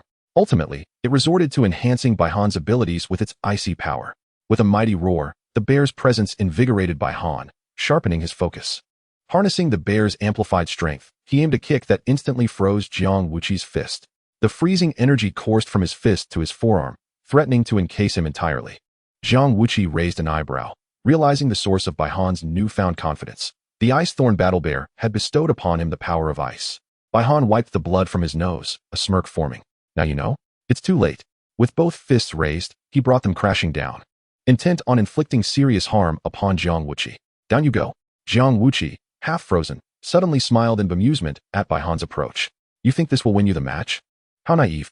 With a sudden eruption of power, Jiang Wuqi unleashed the pinnacle of his divine might, activating Passion Unleashed. His attributes surged as he shattered the ice encasing his body. Bai Han's eyes widened in disbelief, his victorious grin frozen in place as he pondered the source of such power. What is this strength? Where did it come from? Could it be from little Zack? Jiang Wuqi executed a mid-air flip, delivering a powerful kick to Bai Han's jaw, propelling him to new heights. Did your instructor not teach you to remain focused in battle? The flying locks circled behind, ensnaring Bai Han in a binding embrace, leaving him dangling upside down. Aware of Jiang Wuqi's intentions, Bai Han struggled in a frantic attempt to escape. Yet the gap in divine power rendered him helpless, compelling him to unleash the ice power once more, attempting to freeze Jiang Wuqi's arm in the process. Trying to force me to concede? Not a chance. If you have the ability, let us fall together. The ice thorn battle bear swelled in size, its eyes ablaze with a fierce determination. Jiang Wuqi quickly deduced Bai Han's strategy. He aimed to bring him crashing down. So you prefer a thrill, do you? Very well. I shall grant you a more exhilarating experience. To prevent Baihan from being seriously injured and causing the bear to go berserk, Jiang Wuqi suddenly had a brilliant idea. The chains tightened, straightening Baihan's body instantly, cutting off his breath and turning his face pale. What are you planning now? Jiang Wuqi easily dispelled the ice binding his arms, maintaining a calm demeanor as he lifted Baihan's ankle high above. This is rather convenient. Human-shaped sword, online to strike the bear. The wind surged as Jiang Wuqi, with an exuberant shout, swung Baihan down toward the ice-thorn battle bear. Baihan was left dumbfounded, unable to comprehend Jiang Wuqi's unconventional tactics. What the hell? What kind of mind devises such a strategy? As Jiang Wuqi descended, he executed a skillful strike, delivering a devastating blow that rendered the bear momentarily silent. Its eyes, once fierce, now appeared hollow. Should it catch or not? How could it possibly intercept this?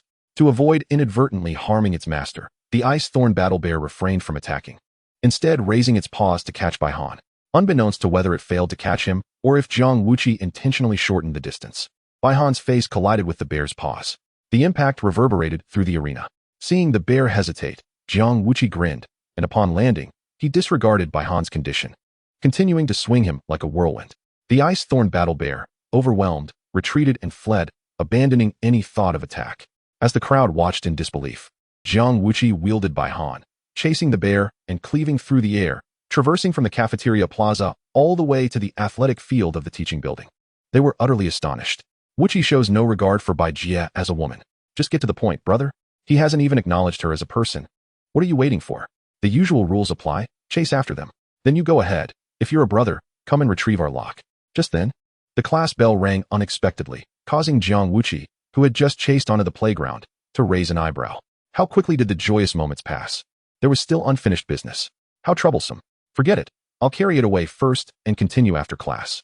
The humanoid giant sword, still bound by chains, remained remarkably upright as Jiang Wuqi swaggered up the stairs, nearing class 11. The brothers following him could no longer contain themselves. Hey, Chigu, are you really not going to return our Baijie? Jiang Wuqi propped Baihan against the wall behind the class 11 door, beside a mop. No rush. Class hasn't started yet, and I haven't won yet. After class, I'll go down and deal with that bear. I want him to admit defeat in person before I return it to you. The head teacher of class 1 wore a grim expression but had no counter-argument. According to the rules of unrestricted combat, this duel had indeed not concluded without outside interference. But had he not already kidnapped the contestant? Was that not a win? Wang Daosher, what do you say? Wang Zil's face flushed as he quickly shot Jiang Wuqi a glance. Ahem, Jiang, why don't you? No way. Jiang Wuqi decisively waved his hand. This is a battle for the title of the strongest junior Beastmaster. After class, he should be awake by then. And I will ensure he witnesses my ascension as the #1 at Lijiang Academy. I need him to concede willingly. Otherwise, winning while he is unconscious is akin to thievery. I absolutely disdain such underhanded tactics. He would never accept it. At the very least, I must let him see me defeat his bear. Wang Zil paused, realizing the logic behind Zhang's reasoning. He turned to the class 1 head teacher and forced a smile. A class is not too long. Let's allow Bai to rest in our class for a bit. We will witness the outcome together after class. The class 1 students collectively groaned. What a blatant act of kidnapping. Just as the crowd in the corridor was at a standstill, a wild neigh echoed from the playground below. An ambush. With a roar from the bear, Jiang Wuqi feigned innocence as he sat at his desk, opening the Beginner Beastmaster Evolution Atlas. Upgrade point 1. Upgrade point 1. Jiang Wuqi, fueled by his still simmering excitement, silently chanted, "Girl, if it chases you, run. If it doesn't, turn around and keep attacking. I've already incapacitated its father. Don't hold back. Go for it." Chapter 85. Winning you is actually quite simple. One finger is enough.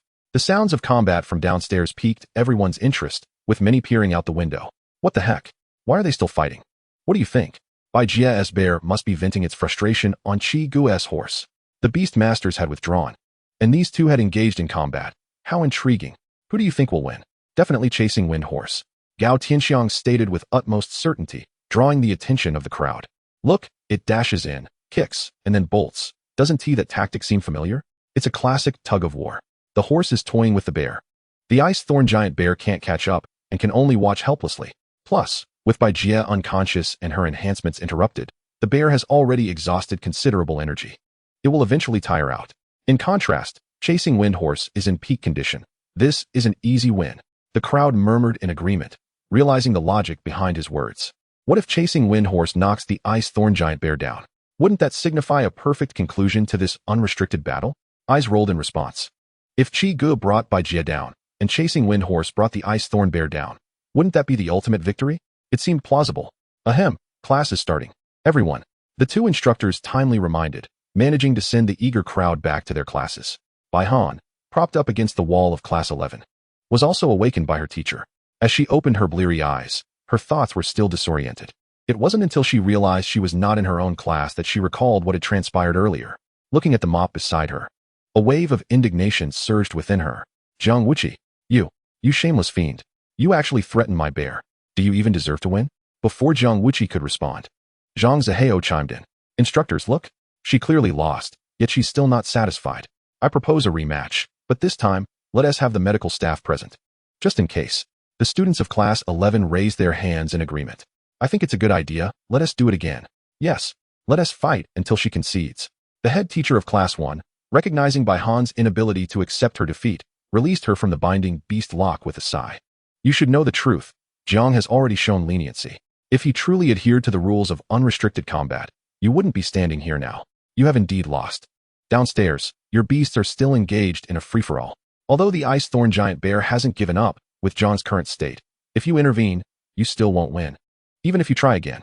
Since you arrived at Lijiang Academy, you've maintained the top position, and this pride has significantly altered your mindset. Only by confronting your failures can you grow stronger in the future. If you wish to continue improving, you must reflect on yourself. The head teacher of Class 1 sighed. Choosing to say no more, Bai Han stood there, glaring at Jiang Wuqi, filled with fury. She had never experienced such humiliation. All thanks to him. Jiang Wuqi, I refuse to accept this. If it weren't for your threat against my bear, I would never have lost. Sitting at his desk, Jiang Wuqi glanced at the 12 additional upgrade points and closed the book with satisfaction. Including the previous 2 matches, he had accumulated nearly 30 points. The free points were over. It was time for this match to formally conclude. Jiang Wuqi rose and approached the classroom window. Gazing down at the girl joyfully playing on the playground, a smile of satisfaction gracing his face. Ever since the day I awakened my talent, I've said that I don't care about winning or losing. Every battle has been an uphill struggle. Aside from my own strength, my beasts have always been at a disadvantage. Xiao Zak is like this, and so is chasing Wind Horse. You can calculate the days since I formed a contract with it and compare that to the days you've had with the Ice Thorn Giant Bear. My girl is less gifted, has less battle experience, and even has 1 less attack skill than your Ice Thorn Bear. But look at her now, how clever she is. Already mastering guerrilla tactics. At this point, Jiang Wuqi turned to gaze at Bai Han. I still maintain my stance. The prowess of a beast master ultimately relies on the individual. The individual is the foundation of strength. In unrestricted combat, defeating you is indeed quite simple. 1 finger is sufficient. With that, Jiang Wuqi slipped his hands into his pockets and leapt from the window. He didn't even use the flying lock. Instead, gliding down using the wind pressure around him, diving towards the Ice Thorn Giant Bear on the playground. This spectacle drew gasps of astonishment from the onlookers from various classes. Whoa, Qi Ge jumped off the building. Where? Oh my, he really jumped. He didn't even use the flying lock. What kind of stun is this? Hands in his pockets? Is he leaving the Ice Thorn Bear with both hands? As Jiang Wuqi drew closer to the Ice Thorn Giant Bear, it noticed him. Realizing that Jiang Wuqi was not holding its owner, it unleashed its full fury, sending shards of ice flying from its back. Whoosh, whoosh, whoosh. Wai Dao Jin E, Tian Luo Di Wang. With a resounding clang, azure chains intricately wove into a curtain, effectively intercepting the oncoming ice shards, which instantly froze upon contact. Jiang Wuqi stepped down forcefully, shattering the frost. The azure chains sprang into action once more, binding the Ice Thorn Battle Bear firmly in place. This maneuver left the onlookers utterly astonished, but their shock was only heightened by what transpired next. They had anticipated that Jiang Wuqi would unleash the legendary intentional punch, yet instead, he merely withdrew a hand from his pocket and raised an index finger towards the Ice Thorn Battle Bear. The dark red waves of mental energy emanating from his fingertip caused everyone's hearts to race to a staggering 180 beats per minute. Could it be? A contract of enslavement? My elder brother is about to forcibly strip Bai Han of his control. What has Bai Jie done to provoke him? As Jiang Wuqi's fingertip deftly traced the contours of the contract, both the Ice Thorn Battle Bear below and Bai Han above trembled simultaneously. The frantically struggling Ice Thorn Battle Bear forced Bai Han to spit out a mouthful of blood, a piercing pain surging through his mind. The golden equality contract in his consciousness was being torn apart by a dark red hand, and the overwhelming mental force rendered him nearly powerless to resist. Only at this moment did he truly comprehend that the disparity between him and Jiang Wuqi extended beyond mere beast-taming techniques. In a swift response, the head teacher of Class 1 promptly provided mental support, obstructing Jiang Wuqi's psychic invasion, while glancing at Wang Zilv and advising him, "Instructor Wang, you've won. Best to cease now." Wang Zilv rubbed his forehead. "Of course, it's a matter of stopping at the right moment. This contract is something I taught him. If he intended to go all out, it would have been over already. Have you all forgotten how swiftly he can forge a contract?" The crowd fell silent, finally grasping the truth. So this was the true prowess of their remarkable brother. Had he employed this tactic from the very beginning, my goodness. The intensity was beyond anything they had anticipated. Regrettably, some were oblivious to the situation and continued to jest about him playing tricks, threatening their beasts. How laughable. At this moment, Bai Han was weakly kneeling on the ground, the dark hand attempting to tear apart his contract fading quietly from his mind. Surviving the ordeal, Bai Han was drenched in cold sweat, his head bowed in silence, and his tightly clenched fists slowly relaxed. "I concede." Jiang Wuqi gazed at the trembling ice-thorn battle bear and gently withdrew his finger, a slight smile gracing his lips. "If I am not mistaken, it seems you were just about to submit to me. Do you wish to abandon the shadows for the light?" The ice-thorn battle bear's massive head trembled slightly, leaving its true intentions ambiguous. Reflecting on the entirety of the battle, Jiang Wuqi perceived Bai Han's peak 3-tier divine power to be painfully hollow, even less enduring than Zhao Hong, who had run marathons with him. It was evident that Bai Han's deceptive battle prowess relied entirely on the bear's assistance. This illustrated the terrifying amplification an anomalous beast could provide to its tamer. Considering the ice-thorn battle bear's previous hesitations, it was clear that some bond existed between it and Bai Han. At the very least, it was unwilling to harm him. Jiang Wuqi released the beast-binding lock and patted the ice-thorn battle bear's head. "Though the Bearman tribe will never submit, you must understand the importance of gratitude. My sister Bai has invested considerable resources and effort in raising you well. Now that you have become powerful, grant her the time to catch up. I trust this battle has made my sister aware of her shortcomings, and she will strive harder in the future. As for you, I shall not accept you. The reason? It feels rather effeminate for a grown man to play with ice. Truth be told, I cannot abide that." Just a moment ago, Bai Han was feeling moved and humbled, but now he was suddenly seized by a fit of rage and chest pain. Jiang Wuqi's words echoed in his mind like a sinister melody. "Shrimp and pork heart." In the next instant, his vision darkened, and he collapsed. Wang Zilv was startled and quickly came forward to check. "Oh, this child has quite the temper. Hurry, get him to the medical department." With Bai Han's heart now constrained, it effectively signified Jiang Wuqi's ascension to the pinnacle of the primary beast tamers of Lijiang Academy. With a mere gesture, Jiang Wuqi claimed victory. This battle showcased not only Jiang Wuqi's extraordinary beast-taming abilities, but also vividly displayed his terrifying combat talent. Following the release of the battle video and the joint promotion by the Zhang family and the Academy, Jiang Wuqi's name became a dazzling star known throughout Lijiang. The citizens of Lijiang, once students of the Academy, took pride in the miracles Jiang Wuqi created. Who does not admire a handsome, cool, strong, and kind junior?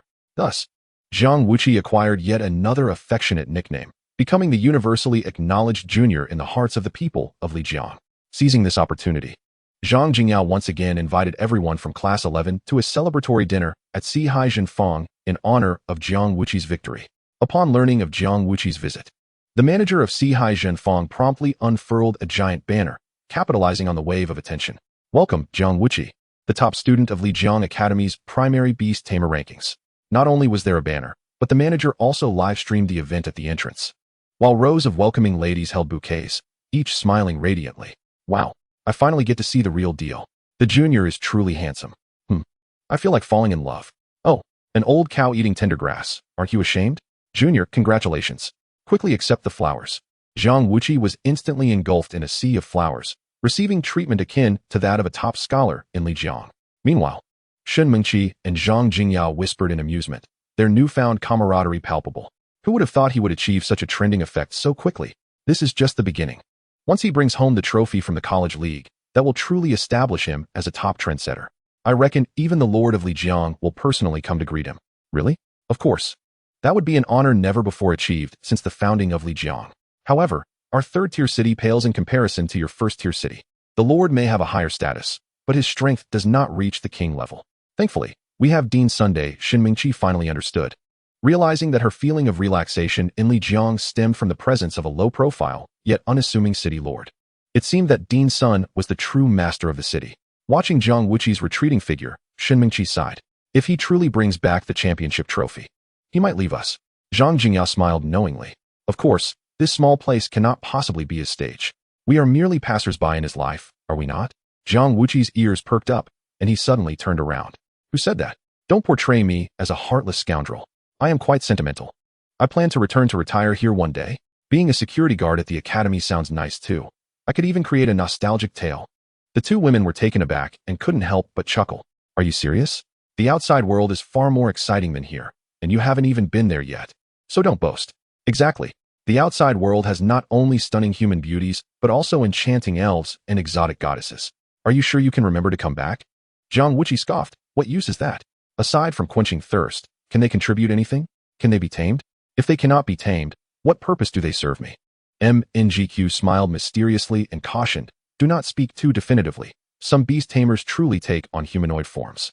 Jiang WQ raised an eyebrow, pondering the implications of her words. Humanoid? Are we speaking of snake-tailed maidens, centaur maidens, spider maidens, slime maidens, or perhaps those formidable shape-shifting demons and spirits? Pray tell, is there reproductive isolation involved? Chapter 87. His lack of scientific rigor is not my concern. MNGQ's beautiful eyes sparkled with surprise at Jiang WQ's inquiries. You are well versed in such specialized terminology? You must be an avid reader. Although they may take on humanoid forms, they cannot reproduce with humans. Oh. Jiang WQ waved his hand dismissively. I find that far less interesting. I would rather engage with you. The two women instantly flushed with embarrassment, taken aback by his suggestive words. What a lewd statement. How dare he suggest? Ugh. Despicable. Shameless.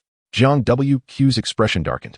One was a voyeuristic pervert, and the other a provocative, alluring lady. How had these seasoned fans turned to personal attacks against him? Who was truly lacking in purity here? Well, no need to explain. It was all in good fun. Let us go. Let us commence the banquet. As they turned the corner into the room, Gao Ti Nexi Ing quietly reminded Jiang WQ, Brother, you must stay on the straight and narrow. Being involved with both of them is truly against the law. Jiang WQ's lips curled in a sardonic smile.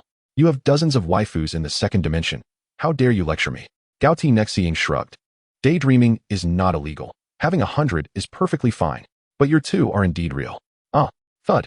The two women unleashed their killing intent, each striking him down with a palm. Watching Gao Ti Nexi Ing fall asleep at the drop of a hat, Jiang WQ smiled faintly at the two ladies. The law represents the minimum moral requirement for humanity. Ti Nexi Ing's awareness is clearly lacking and requires improvement. Zhang J. Ingi scoffed, and MNGQ followed suit. Wang Ziel silently observed, revealing a hint of a knowing smile. Ladies and gentlemen, the banquet is officially underway. Hurrah! Gratitude to our benefactor, YG. And to QG. Cheers. Cheers. Ti Nexi Ing. Snap out of it. If you don't wake up soon, you'll only be left licking the plates. By the time the festivities concluded, Gao Ti Nexi Ing remained in a stupor, and Jiang WQ was left with no choice but to carry him back. Tap, tap, tap. Zhang Zho waved goodbye to Jiang WQ while leading his steed. Brother, I'll be taking my niece home now. Jiang WQ glanced at Zhang Zho and then at the system panel. His daughter's transformation progress had reached 97, suggesting she would soon begin her ascension. All right, focus on her nourishment in the coming days. Feed her plenty of wind elemental materials. Zhang Zho chuckled, rest assured. My niece is receiving the best care at the Zhang Family Breeding Center. I shall take my leave now. See you tomorrow. As the new stars ascended in the night sky, illuminating more than just the Lijiang River, the video of Jiang WQ's battle with BIHN swiftly spread to nearby cities, gradually garnering influence across the entire league. In the dead of night, a persistent phone ring jolted Gao Ti Nexi Ing from a hunger-induced dream. Hello? Have you eaten yet? Hello? Ti Nexi Ing. Quickly wake QG. My niece at the Zhang Family Breeding Center has suddenly begun her transformation. Gao Ti Nexi Ing opened his bleary eyes to see the caller's name. THOG? Niece. Zhu effing M. No way. Is this real? On the other end, Zhang Zho was frantic. Of course it's true. Hurry and wake QG. All right, I'm on it. Hanging up, Gao Ti Nexi Ing hastily put on his pants and leapt from bed, wasting not a second. The moment his feet hit the floor, he saw Jiang WQ already standing by the door, adjusting his collar. Let us go. Whoa, QG. How did you get ready so quickly? Did you not hear? Jiang WQ rolled his eyes, pointing to his head. You must be in a daze. The spiritual contract is in place. How could I not sense it? Gao Ti Nexi Ing smacked his forehead, realizing how disoriented he had been. Let us hurry. Wait. Take this with you. Gao Ti Nexi Ing turned to glance at the bag on the dresser, puzzled. What is it? When I called you for dinner at SHIZHNF Ing, and you didn't wake up, I had no choice but to pack a portion to bring back. Gao Ti Nexi Ing was immediately touched. Brother is always the best. I'm so grateful. He seized the bag, and the two hurried downstairs. Upon exiting the dormitory, they spotted MNGQ and Zhang Jingyi standing by the road, beside a luxurious BMW. What brings you here? Did you come to pick me up? MNGQ tightened her coat and rolled her eyes. Jingyi is here to collect me. Do not be too self-absorbed. The transformation of Zhu F Ing M into T Oi Nj is a rare research opportunity. However, since we have crossed paths, let us all ride together. Gao Ti Nexi Ing shook his head vigorously, aware of how dangerous these two women could be. They might decide to eliminate him at any moment. Brother, my stomach hurts. I just remembered I need to use the restroom. Without looking back, he dashed upstairs with the takeout, moving as smoothly as a Spider-Man. Jiang WQ felt a surge of pride. His progress was indeed evident. You two are quite the troublemakers. You frightened him so much he has developed a complex. Next time, exhibit a bit of the qualities of a strong individual, understand? With that, he boldly climbed into the BMW. Zhang Jingyi scoffed. That little yellow-haired lad is rather foolish. Let him learn his lesson. MNGQ, get in. All right. With 4 horsepower, this car is no less impressive than Lijiang Academy's. The spacious interior, luxurious decor, delightful music, and intoxicating fragrance revealed Zhang Jingyi's affinity for the finer things in life. As the hoofbeats echoed alongside the car's whinnies, the nighttime scenery outside rapidly receded. Jiang WQ closed his eyes, and the golden contract flickered in his mind, allowing him to keenly sense his daughter's joyous emotions, as if she were eagerly awaiting his praise. Inside the car, the two women assumed Jiang WQ was merely pretending to be asleep. Why is he closing his eyes upon entering? Is it to avoid seeing something inappropriate? Hearing Zhang Jingyi's remark, Jiang WQ not only kept his eyes shut, but also replied with a chuckle. In the dead of night, you two are bundled up so tightly. What is there to see? The two women felt a wave of frustration. You dare to flirt? Of course. I am a man of normal inclinations and refined tastes. Without something to admire, who would even look? As soon as he finished speaking, a sudden spatial fluctuation erupted. Jiang WQ abruptly opened his eyes, and the car shook violently. Oh no, the second space is about to activate. It seems my daughter is officially beginning her transformation. MNGQ reacted swiftly, instructing the driver to halt. Jingyi, before he could finish, a force of distortion enveloped Jiang WQ. A typical phenomenon accompanying the expansion of the second space. Jiang WQ, quickly utilize your mental energy to suppress it. Do not rush the expansion. Once your second space is fully stabilized, there will be ample time. Trust me, I will help guide you. Jiang WQ glanced at the system progress bar, which remained steady, and waved his hand reassuringly at the visibly anxious women. Do not panic, it is not a grave matter. Let the music play on, continue to enjoy. With that, Jiang WQ closed his eyes again, mentally probing into the new space being opened by the system. This second space felt significantly larger than the first, giving him the impression that it was tailored specifically for his daughter. The verdant grasslands appeared splendid and welcoming, quite nice indeed. Yet, since his daughter was free range, she likely would not require it. This space could serve as a repository for his books. After all, knowledge is power. He might also gather some potions and useful tools from the YBO pavilion to prepare for unforeseen circumstances. Outside the mental realm, the two women observed Jiang WQ skillfully expanding the beast taming space, leaving them in quiet astonishment. The power of space is far more challenging to master than mental energy. Many master-level beast tamers are cautious, so how is it that Jiang Wuqi, an elementary beast tamer, seems to navigate through this with such ease?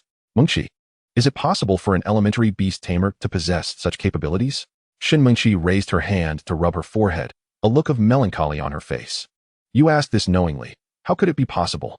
Yet, it is not surprising that extraordinary things happen around him, for he has indeed created countless miracles. Just as he himself stated, it is not merely a matter of exceptional talent. What can one do? Shin Mengqi chuckled at her own statement. Apart from believing, there is no other option. This is what we call talent. Zhang Jingya also let out a scoff. It is ironic for you, a researcher, to say such things. Shin Mengqi's face flushed, and she defended herself, stating, I am merely basing this on factual records. If he is unscientific, what does it have to do with me? Chapter 88. Promotion. Stepping Cloud Steed. As the luxurious carriage entered the Zhang family estate, Jiang Wuqi completed the expansion of the second beast taming space. Upon disembarking, he was greeted by a row of security personnel from the Lijiang family who came forward to pay their respects. Sixth miss. Zhang Jingya replied with a sound, raising her hand to introduce. This is Shun Mingqi, a researcher from the Great Xia Exotic Beast Research Institute, and also my good friend. The person you all should be familiar with. I will not elaborate further. Henceforth, when these two come to my Zhang family, there is no need for prior notification. Understood. Sixth miss. Looking at the vast expanse of the estate filled with various spiritual plants, Jiang Wuqi clicked his tongue in admiration. No wonder you said that my family's spiritual materials are insignificant. It turns out your family has a plantation. Isn't your family in real estate? Why grow so many spiritual plants? A hint of worry crossed Zhang Jingya's exquisite features. With so much land, it would be wasted if left vacant. We are also considered cooperative suppliers to the Lijiang Beast Treasure Pavilion. An additional pathway means an additional possibility. Jiang Wuqi strolled along the path leading to the Zhang family's breeding center, lost in thought.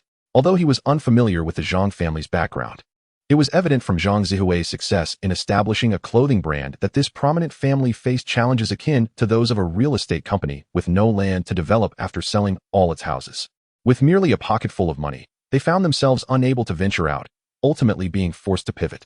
The younger generation of the family dabbled in various industries, attempting to carve out new paths. The current situation of the Zhang family would be trivial on Blue Star, as long as there is money. One can easily switch industries and invest in anyone. However, it is indeed quite troublesome here. Cities have level restrictions, and even if one wishes to invest, outsiders are not permitted. Moreover, without a formidable contender to represent the family, engaging with outsiders becomes unfeasible, as they are looked down upon due to the disparity in strength.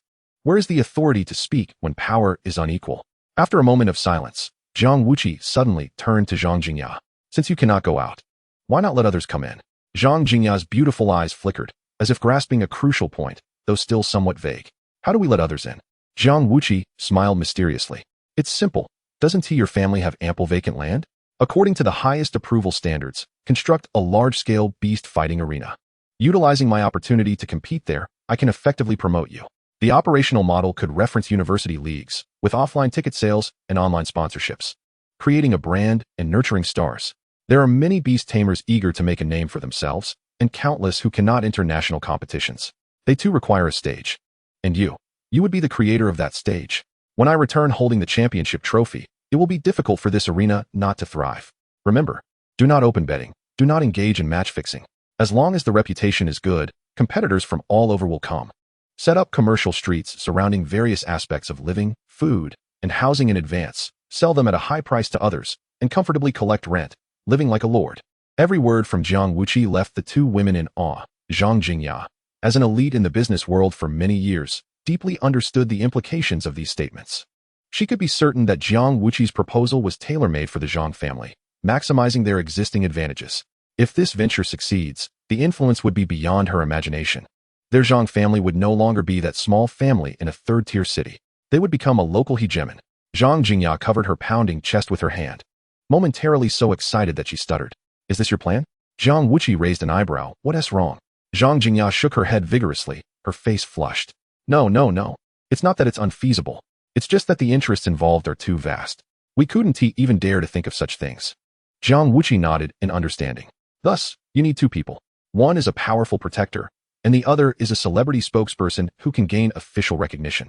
Make time to discuss with Dean Sun. He wants nothing more than for the students of Lijiang to shine and step onto a broader stage. Remember, do not discuss money. Just talk to him about aspirations. Zhang Jingya stood upright, sincerely bowing to Jiang Wuqi. Thank you. I don't know how to express my gratitude, if you don't mind. Before Zhang Jingya could finish her sentence, a beam of azure light shot into the sky. Jiang Wuqi's pupils constricted, and he launched into the air. Well done. My girl. Father is here to commend you, haha. Watching Jiang Wuqi fly away, Zhang Jingya stomped her foot in frustration. I am truly at my wit's end. Mingqi, tell me, is my allure still less than that of a mere horse? After venting her frustration, she noticed there was no response behind her and turned to find Shin Mingqi had also vanished. Oh, you all are simply too much. Inside the Zhang family breeding center, Jiang Wuqi held his newly promoted daughter, his eyes gleaming with admiration. Beautiful. So stunning. You are almost on par with a Qilin. Chapter 89. Ao Jingjing, my daughter is simply too beautiful. At this moment, his daughter had a subtle bulge atop her head.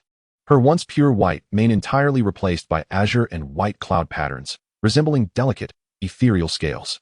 Her already robust limbs had grown considerably thicker, with striking azure clouds swirling around her hooves. This image in Jiang Wuqi's mind was undoubtedly that of an adolescent Qilin. So beautiful. Absolutely stunning. Would she not develop in the direction of a blue-eyed white dragon? A dragon maiden, perhaps? Very well. Just like your elder brother Zack, both are wild kings. Since that is the case, I must bestow upon my daughter a resounding name. What was the white dragon horse called? Damn it, I can't recall. Never mind. My daughter is so stunning. Let us call her Ao Jingjing. Jingjing, how does that sound? Do you like the new name your father has given you? The daughter lowered her head affectionately, nuzzling Jiang Wuqi's cheek, emitting a soft whinny as if in response to her fondness. A gentle whirlwind lifted Jiang Wuqi, safely placing him atop her back. The tranquil night sky echoed with a resounding neigh as the stepping cloud steed raised its front hooves high and leaped into the air. The azure cloud beneath its hooves sent ripples cascading outward, achieving the very flight Jiang Wuqi had longed for. Plop, plop, plop. Jiang Wuqi pressed his hand against his chest, feeling a sense of satisfaction. I have also learned the steps of the Qilin. How splendid. In his excitement, Jiang Wuqi began to check his daughter's new profile. Stepping Cloud Steed. Nickname, Ao Jingjing. Species, Spirit Clan, Spirit Beast. Personality, strong, unrestrained. Attribute, Wind attribute. Potential level. Talent, stepping on clouds. Capable of traversing the skies using its wind attribute without being affected by stamina. Remarks, Wind attribute enhancement. Related to the agility attribute within the stat panel. Cloud pattern protection. While in motion, the cloud steed automatically absorbs the wind attribute, generating a spiritual cloud barrier that possesses damage reduction properties. The faster the movement, the stronger the damage reduction effect. Note, after ceasing movement, the strength of the spiritual cloud barrier will rapidly diminish within 10 seconds. Active skill, Cloud Trace Step, a displacement skill that instantly enhances speed, creating afterimages to confuse enemies. Tip, this skill consumes considerable stamina. Avoid using it consecutively unless necessary. Rift Wind Hoof, releases a fan-shaped wind blade with a stomp, effective range, 10 meters. Note, the attack range and damage of this skill are influenced by strength. Oh, is there also a 10-meter area attack skill? Mastering offense, defense, speed, stamina, and agility. Truly a versatile Pentagon warrior. His daughter is remarkably well-rounded. How can fellow beast tamers shine at the same level? Truly impressive. At this moment, Jiang Wuqi genuinely understood the reluctant expression of Wentai back then. Sun Mingyuan's insight is indeed sharp. Setting aside the rarity of the cloud steed in the spirit beast category, with its attributes, no matter what effect is amplified, it can thrive effortlessly. Truly a man like the wind. Ahem, it seems I must adopt an elegant and formidable path from now on. Lin Ruoxue, oh Lin Ruoxue, your ostentation has led him down an irreversible path. Jiang Wuqi sat upright on horseback, slowly retrieving the beginner beast evolution diagram. The night breeze gently rustled the pages. The moonlight radiated brilliantly, captivating the heart. Below, the two women gazed up at the person and horse standing in the night sky, shining like celestial beings under the luminous moonlight. Zhang Jingya, with her beautiful eyes shimmering, said dreamily, "Is this the legendary Prince Charming?" Observing Zhang Jingya's slightly dazed demeanor, Shen Mingqi rolled her eyes. Who said riding a white horse necessarily makes one a prince? Clearly, he is a madman. Available enhancement points, 31. Based on the current level of Cloud Steed, the following attributes can be enhanced. Strength, 0. Stamina, 0. Spirit, 0. Agility, 0. Speed, 0. Size, 0. Once the total attribute points exceed 200, evolution points can be obtained. After evolution, new mutated attributes will be acquired. Current total attribute points, 0. The panel just mentioned that agility is the measure of enhancing wind attribute values. It should be prioritized. Next is strength to enhance attack, stamina to improve skill duration or usage frequency, and speed is sufficient as it is, easily overpowering all primary spirit beasts. 31 points. Let us leave a little. A balanced approach is essential. Strength, 10. Agility, 10. Stamina, 10. Much better. The girl in the night sky radiated with vibrant cloud patterns, letting out a fierce cry, and took Jiang Wuqi on a galloping journey towards the moon. At the moment they leaped through the moonlight, Shen Mingqi decisively captured the precious scene. Jiang Wuqi's observation diary has gained a new illustration. The second mutated spirit beast, level Cloud Steed. At this rate, this book is bound to sell immensely. Shen Mingqi's exclamation prompted Zhang Jingya to quietly approach. Good friend, shall we, the Zhang family, assist you in publishing? No charge, it's free. Shen Mingqi scoffed. You, willing to do anything to elevate the Zhang family's reputation. Planning to sell books now? What? Unable to capture his attention, you turned to me. Hearing this, Zhang Jingya suddenly wilted. So what? You say he is handsome, talented, and understands business. Who wouldn't he want to develop a relationship? But the problem is, mid-sentence, Zhang Jingya suddenly cast a forlorn glance at the white horse beneath Jiang Wuqi. I feel his taste is truly questionable. Shen Mingqi tilted her head, observing the changes in Zhang Jingya's expression, ultimately arriving at a shocking conclusion. Heaven, you can't possibly be jealous of a horse, can you? You. Ah, don't say that, I'm not. You clearly are. You envy it being petted and ridden, huh? Zhang Jingya was so provoked that her face turned crimson. I'm not. Be quiet. Jiang Wuqi, having just returned from a circle in the sky, caught the tail end of the conversation. What are you two discussing? Riding what? Riding whom? My daughter? Zhang Jingya hurriedly covered Shen Mingqi's mouth, shaking her head vigorously. No, you heard wrong. We were discussing names for the arena. Not riding anything. Jiang Wuqi responded with an O. Have you thought of a name then? Zhang Jingya's expression stiffened, her beautiful eyes darting quickly.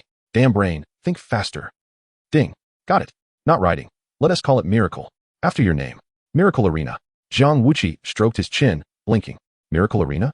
Pursuing his radiant footprints? This is shaping him into a legendary figure. The corners of his mouth involuntarily lifted higher, unable to suppress his joy. It seems that Zhang Jingya's brilliance extends beyond just her stockings. This girl possesses genuine depth.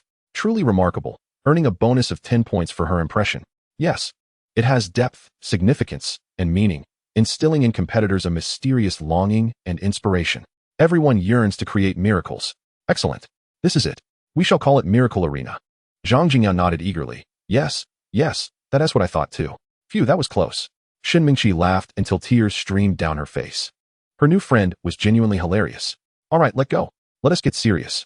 Shaking off Zhang Jingya's hand, Shen Mingqi turned to Jiang Wuqi, suddenly asking with gravity, Jiang Wuqi, newly advanced spirit beasts often become weak due to exhausting their powers. May I ask why yours suddenly surged so significantly? Chapter 90 Jiang Wuqi expounds. Zhang Jingya comprehends. Zhang Zihao falters. The corners of Jiang Wuqi's mouth, which had just lifted, instantly fell back down. This camera is truly dedicated. This question is straightforward. During the day, my girl amplified my strength, and I subdued the ice thorn giant bear with just a finger. Therefore, I accumulated the unused power and returned it when she was weak. As a source of shared power, her absorption naturally leads to rapid enhancement. If you find it strange, you can only blame my comprehensiveness and attention to detail.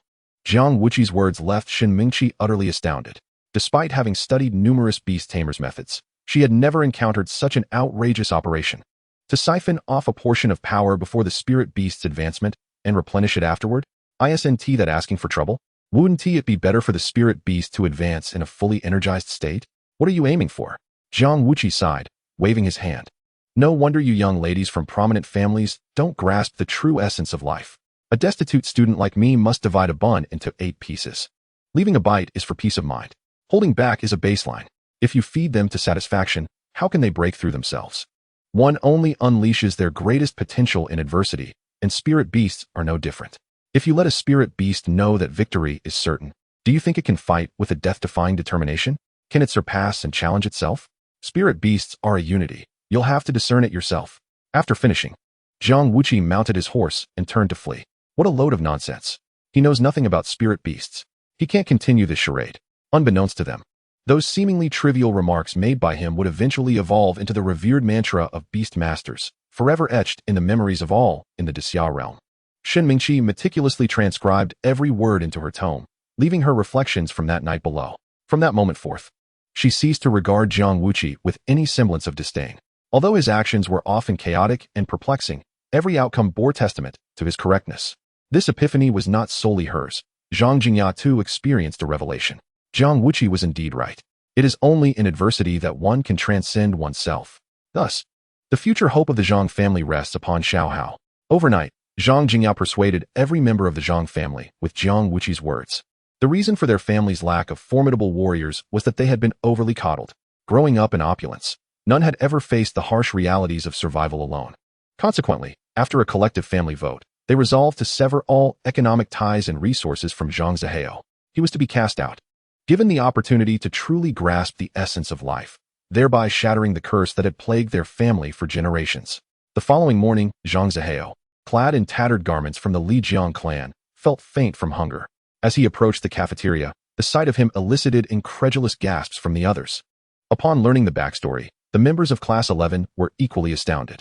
Sister Ye truly had their best interests at heart. Indeed, for Brother Hao, whose mental fortitude was lacking, such extreme measures were necessary to provoke his growth. Brother Hao, hold on. As long as we are here, there will always be a meal for you. Absolutely. Whenever you wish to share a meal, you are always welcome.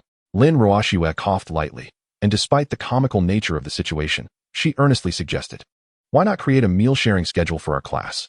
This way, it would be easier for Brother Hao to know when and where he can join us. Everyone eagerly raised their hands in agreement. The class leader spoke wisely. Fairness is key. Jiang Wuqi was moved to tears, feeling immensely grateful for such supportive siblings. Thank you. You guys are truly amazing. Jiang Wuqi's mouth twitched repeatedly, expressing his admiration for Zhang Jingya.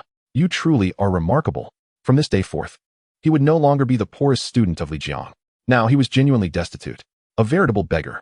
No, even the beggars had something left to their name. At least they had a bowl for alms.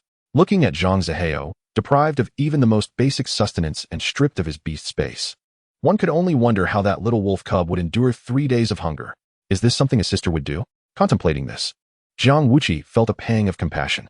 That how the experience of life was indeed a harsh teacher. Jiang Wuqi grasped Jiang Wuqi's hand firmly, his expression serious.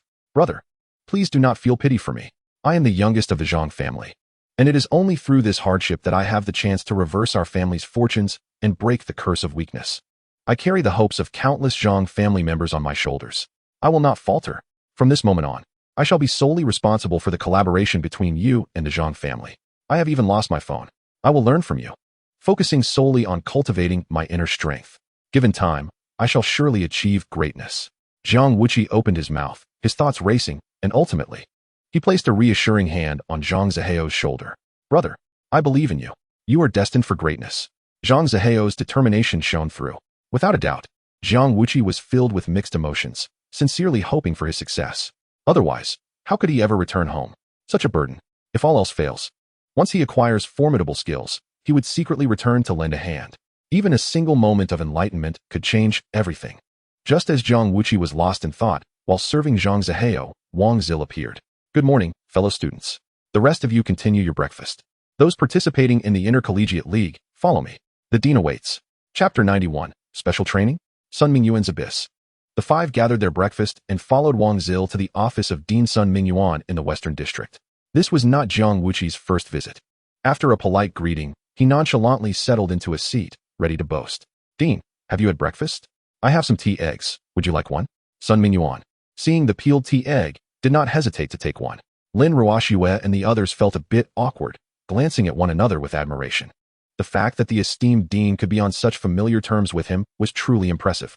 Sun Mingyuan gestured for everyone to sit. Please enjoy your breakfast first. Then we shall discuss matters further. As they settled down, another group of 5 entered, led by the class teacher, consisting of another team preparing for the league's preliminary rounds. Team leader, Bai Han. Team members, Zhao Heng, Chu Kiki, Gao Xiong, Wu Yu. Jiang Wuqi had not seen 2 of them before, but judging by their lineup, they were likely among the top 5 in the primary Beastmaster rankings. Everyone was astonished to find Jiang Wuqi seated at the center, casually flaunting his tea eggs. With such an aura, one might mistake him for the dean. Good morning, Chigo. Zhao Heng greeted first, his enthusiasm tinged with a hint of swagger. His acne noticeably diminished. He clearly had been living well. Jiang Wuqi smiled knowingly, raising an eyebrow. It seems you are doing quite well. Zhao Heng, blushing, scratched his head. Yes, all thanks to Chigo. Thank you. Bai Han, just out of the hospital, swiftly moved to a corner, sitting alone. His prior arrogance was still evident, albeit more restrained. Good progress, sister. At least you are holding your ground. Keep it up. Bai Han leaned back, letting out a muffled sound of frustration. After that battle, the entire school believed he was a girl, even though he was called Bai Go as he walked through the halls. The knowing smiles of his peers conveyed a different sentiment. They called him Bai Go, but in their hearts, they thought of him as Bai Jia. No amount of explanation could change that. Thus, he secretly resolved that once on the National Intercollegiate League stage, he would make a spectacle of himself, proving his masculinity before the audience. Once everyone had finished breakfast, Sun Mingyuan stood up, distributing documents to each of them. This is the competition schedule. You must memorize the timings. This year is unlike any other. Not only are there many talented individuals, but the number of anomalous beast participants exceeds last year's figures by more than double. The challenges will be formidable. Therefore, I have decided to arrange a 30-day intensive training camp for you all starting today. Inform your families as necessary. If you wish to visit home, do so. The academy has arranged for living supplies, and we will have a day off today. Tomorrow morning, we will gather for departure. This announcement caught everyone off guard. However, realizing the opportunity for rapid improvement in their abilities was rare, they quickly pulled out their phones to inform their families. In contrast, the 5 from Class 11 remained steadfast, sitting with unwavering resolve. Jiang Wuqi, the seasoned orphan, had no family. Zhang Zihao had just become a beggar, with nowhere to go. Gao Tianxiang was a left-behind child. The dormitory was his home. Lin Ruoxue was studying away from home and unable to return. Zhang Na, though having a family, felt a deep sense of camaraderie with her siblings and chose to share both joys and hardships. After quietly sending a reassuring message home, she smiled gently at the 4 friends. Rest assured, we are a team. I would never abandon you to go solo. The 4 turned their heads in unison, giving her a thumbs up. Sister, well done. Truly a good friend. Najia, your loyalty is commendable. A bond forged in brotherhood. Observing the carefree demeanor of the 5, Sun Mingyuan felt a pang of sadness in his heart. They are all such good kids. Jiang, please come with me for a moment. Jiang Wuqi followed Sun Mingyuan to the rooftop, silently sipping soy milk while admiring the picturesque scenery along the Lijiang River. Recognizing the melancholic expression on Sun Mingyuan's face without prying, Sun Mingyuan glanced at the composed Jiang Wuqi, and his bold idea grew stronger within him. How long can your mysterious talent, which grows stronger with each battle, sustain? Is there a period of decline? Jiang Wuqi raised an eyebrow, curious about this so-called mysterious talent. Are you referring to my prowess in battles? Or perhaps my ability to gain strength through competition? He took a sip of soy milk. If the dean has something to say, please be direct. Are you suggesting I complete the beginner's tournament before moving on to the intermediate one? Sun Mingyuan nodded, his eyes gleaming with cunning. This morning, that girl from the Zhang family sought me out. Your proposal has truly piqued my interest. Do you understand what it would mean for the miracle arena to establish itself in Lijiang? Jiang Wuqi pointed to the scenery below while gripping a fried dough stick.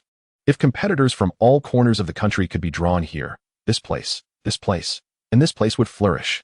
Within a few years, we could at least elevate it to a second-tier city, or at the very least, earn a reputation as a city of competition, thus gaining fame throughout the Great Xia.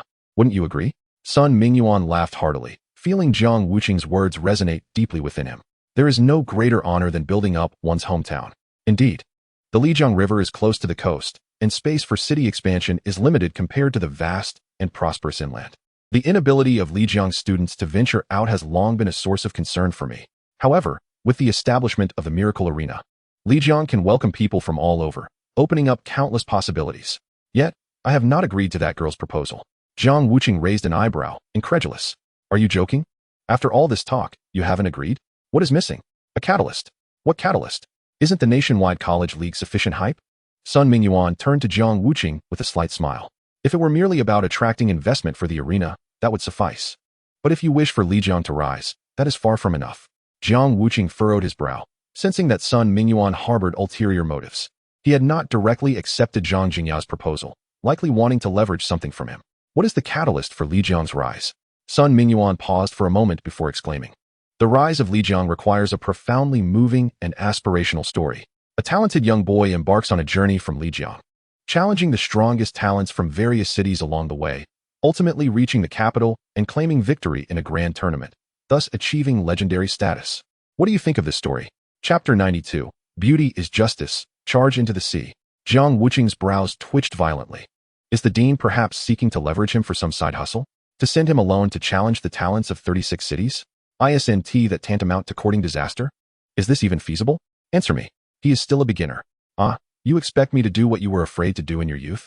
What about the dignity of the people from the 36 cities? In the entirety of Great Xia, who would dare to undertake such a foolish endeavor? Is life no longer worth living? Jiang Wuqi turned on his heel, leaving the conversation behind. I think a tale of a 300-year-old elder venturing out of Lijiang alone would also be quite moving. After all, at 300 years old, with a king-level prowess, it is indeed an opportune age for adventure. Sun Mingyuan, caught off guard by Jiang Wuqi's retort, let out a muffled grunt, his face flushing with embarrassment. Jiang Wuqi, at his age, setting off for adventure would embody youthful ambition. His age and strength, however, would render it an act of rebellion. Cough, cough. Wait. Earlier, we discussed the lack of a catalyst, but now this catalyst has presented itself, courtesy of the neighboring Guihai city. Jiang Wuqi hesitated, as clarity dawned on him regarding the catalyst Sun Mingyuan alluded to. Is someone looking for trouble with me? Sun Mingyuan instantly donned a cheerful expression. Indeed. Look, After your battle video with Baihan was released, it stirred quite a commotion next door. Just check out these envious comments. How talented can a Lijiang genius truly be? If he has any skill, let him come to Guihai and get beaten to a pulp. And this one, what does signing a contract in the Beast Arena even mean? Clearly, he couldn't defeat the Ice Thorn Battle Bear, so he deliberately set up an unlimited duel. It's all a conspiracy. Strong mental fortitude is impressive, but it's clearly being overhyped. And this one, they even attacked your looks, claiming you only have a pretty face. Can you tolerate this? Let us take the fight to Guihai and prove ourselves. Jiang Wuqi grimaced at the selection of hateful comments curated by Sun Mingyuan. Dean, is it really entertaining for you to set me up like this? I'm only 18. This is a bit too much. Sun Mingyuan placed a reassuring hand on Jiang Wuqi's shoulder, resembling a concerned father. A strong youth leads to a strong nation. This is what you have said. As an educator, I teach according to the talents of my students. Your gift is meant for battle. And the path I have laid out for you is the most suitable, bar none. For the public good, I aim to discover and nurture talent, showcasing the individual gifts of students to the various powers of Great Xia. That is my duty as dean. For personal gain, if you can catch the eye of certain special organizations, how can Lijiang not thrive? The arena is merely a means to attract attention. You are the bedrock of Lijiang's ascendance. Just think, if you can forge connections with those in power, a single word from you could propel Lijiang to greatness. Isn't that the essence? Jiang Wuqi pondered, recognizing the rationale behind Sun Mingyuan's words, yet he was reluctant to engage in such a contentious endeavor. But make no mistake, pulling such stunts could incite animosity.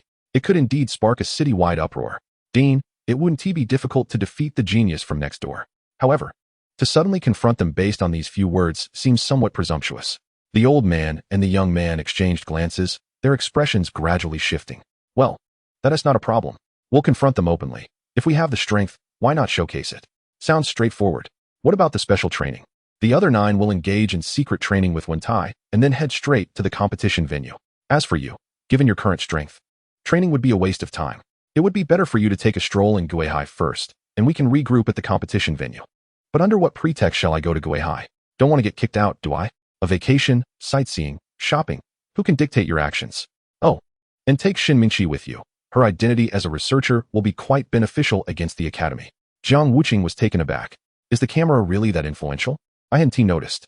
All right, when do we set off? Today is a rest day. You all enjoy your time together. And tomorrow, you can each go your separate ways. After leaving the dean's office, Jiang Wuqi and the others held a small gathering. Once the 4 learned that Jiang Wuqi was being sent by the dean to handle matters out of town, they were ecstatic. Although the time was limited to just a month, and they wouldn't be able to conquer many cities, this act was undeniably impressive. In the entirety of Great Xia, such an audacious beginner beastmaster had never been seen before. Gao Tianxiang exclaimed, "Big bro, don't forget to bring me some local specialties." Zhang Zihong chimed in. "Count me in for the specialties. I'm starving. I'm broke. Bring back something substantial." Jiang Wuqi laughed awkwardly. "All right, in Guihai, I cannot speak to the other local specialties, but I can certainly attest to the abundance of salted fish. There is no shortage of it." Ha ha. As 5 friends revel in their time together, news that had been suppressed by Sun Mingyuan begins to circulate across various platforms of Lijiang. The sarcastic remarks from Guihai also find their way into the public eye, particularly those casting doubts on Jiang Wuqi's combat prowess, which incites outrage among the people of Lijiang. Can Jiang Wuqi possibly be involved in match fixing? How absurd. With such astounding strength, is there really a need for him to be propped up? He is, after all, the junior whom they have witnessed creating countless miracles. While mindless flattery can be tolerated, slander is absolutely intolerable. Especially those who criticize Jiang Wuqi's appearance have stirred immense indignation among the female netizens of Lijiang, aged 18 to 188. Is Guihai blind? Do they not have eyes? Who could possibly possess such a magnificent visage? Share the images. Let me see what kind of looks they think qualify them to critique our junior. Sisters, charge at them. A multitude of sisters, rallying to defend Jiang Wuqi's looks, flood into the Guihai forum, launching a counterattack regarding his appearance. To their astonishment, their fervor surprises even themselves. Originally, Jiang Wuqi did not possess much notoriety in Guihai City. He only held a degree of influence within the junior college at Guihai Academy, as it pertained to information about their opponents. However, now that the Guihai forum has been overwhelmed, an avalanche of handsome photos and videos of Jiang Wuqi inundates the space, leaving the female netizens of Guihai City in a state of disarray. My goodness, is this truly the junior from Lijiang? Have the sisters from Lijiang been living so well? Do not rush, sisters. There must be a misunderstanding. Yes, let us remain calm. Do you have any more photos or videos? Please share more so we can discern the truth. As the women of Guihai City learn about Jiang Wuqing's miraculous rise, many become instant fans. Poor child. Without parents since childhood, working part-time to support his education by selling photos. My heart aches for him. I will say no more. My dear Chi-Chi is innocent and must not be subjected to such slander. Indeed, little Chi-Chi is right. Thus, the sisters of the two cities shift their focus and directly confront the false claims circulating within the Junior College of Guihai. The president of Guihai Academy, unaware of the commotion, finds the college's official website under siege during his lunch break. Most professors are left bewildered. What? The website has been overwhelmed by Lijiang? Who is Jiang Wuqi? Chapter 93, Cross-City Challenge. Off to Guihai. A single stone stirs 1,000 waves, and the name Jiang Wuqi instantly trends on Guihai's hot search. Gossiping netizens flock to the forum, eager to consume the spectacle. Is he truly an unrivaled genius from Lijiang? Is this for real? How extraordinary could he possibly be? Can he compare to our Guihai's twin stars? Come, let me see. Oh my goodness. What do you call this, a junior beastmaster? The esteemed senior mentors at Guihai Academy, upon viewing Jiang Wuqing's videos, wilt like frostbitten eggplants. It's over. The newly risen twin stars of Guihai are utterly overshadowed by this young man from Lijiang.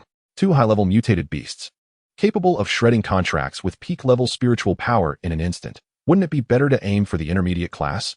This is a pure dimensional assault. Lijiang Academy must have done this on purpose.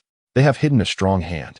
With just 2 months until the competition, they can no longer contain their desire for publicity. Right?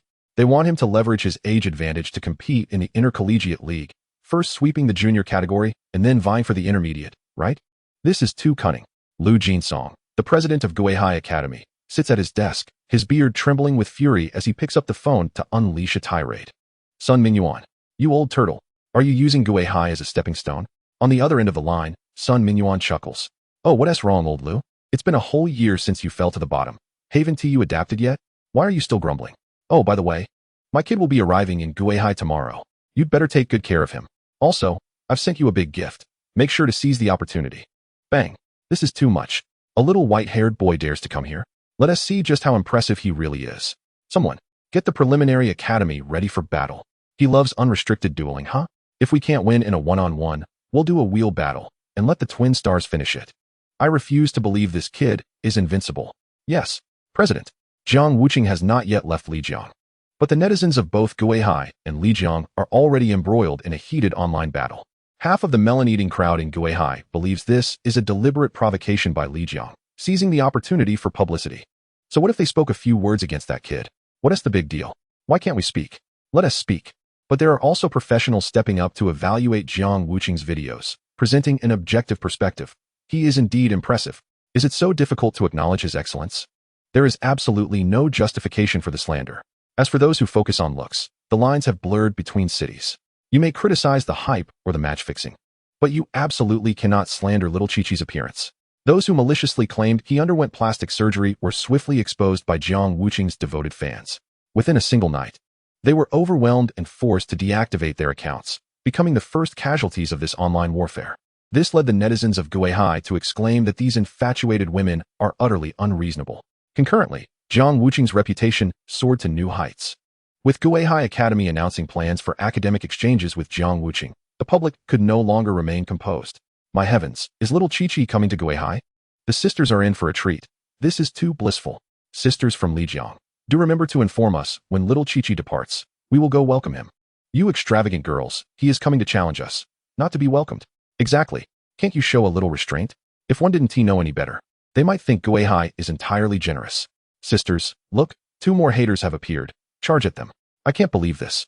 We are the ones on our side. Jiang Wuqing glanced at the fierce online battle unfolding on his phone, then cast a sidelong glance at Shen Mingqi beside him. To be honest, I never realized you were so adept at stirring the pot.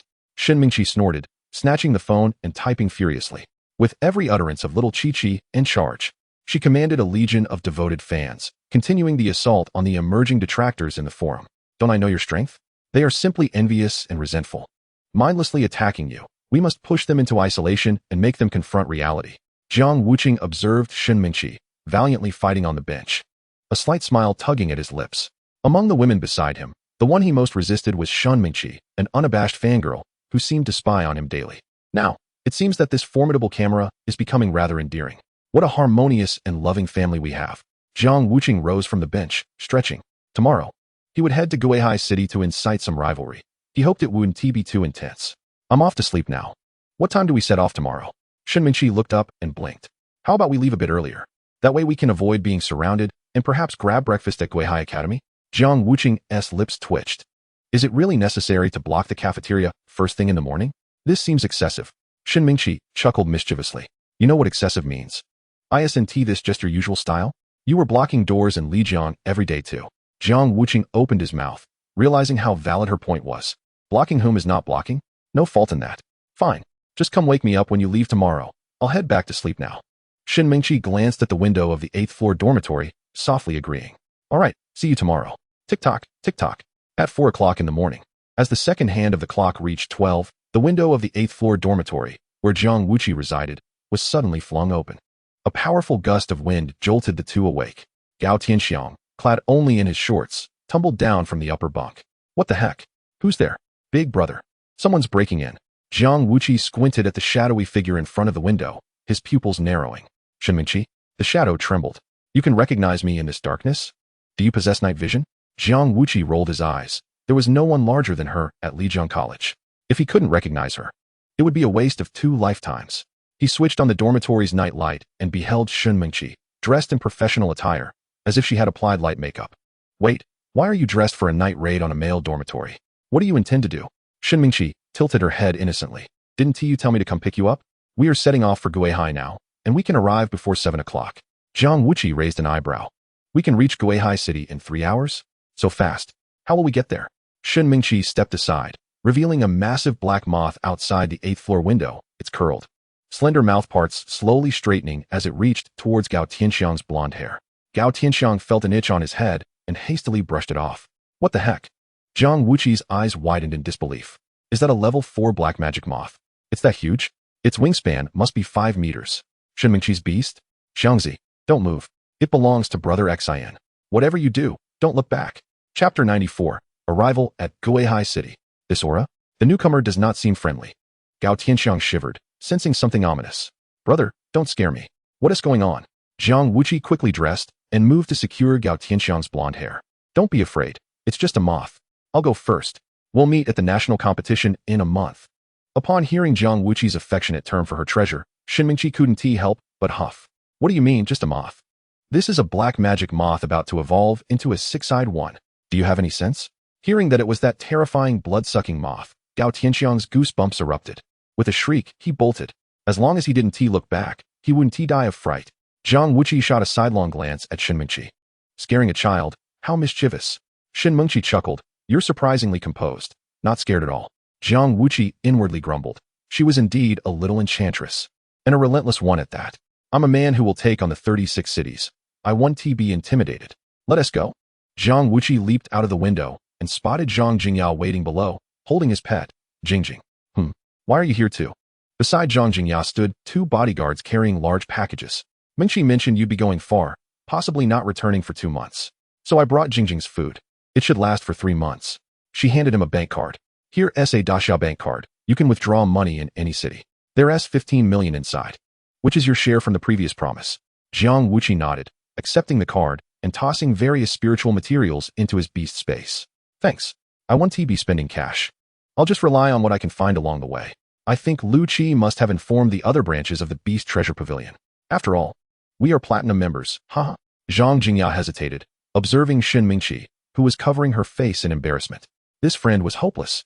She resembled a love-struck wife sending her husband off, worried he might forget to return home, even donning stockings as a reminder.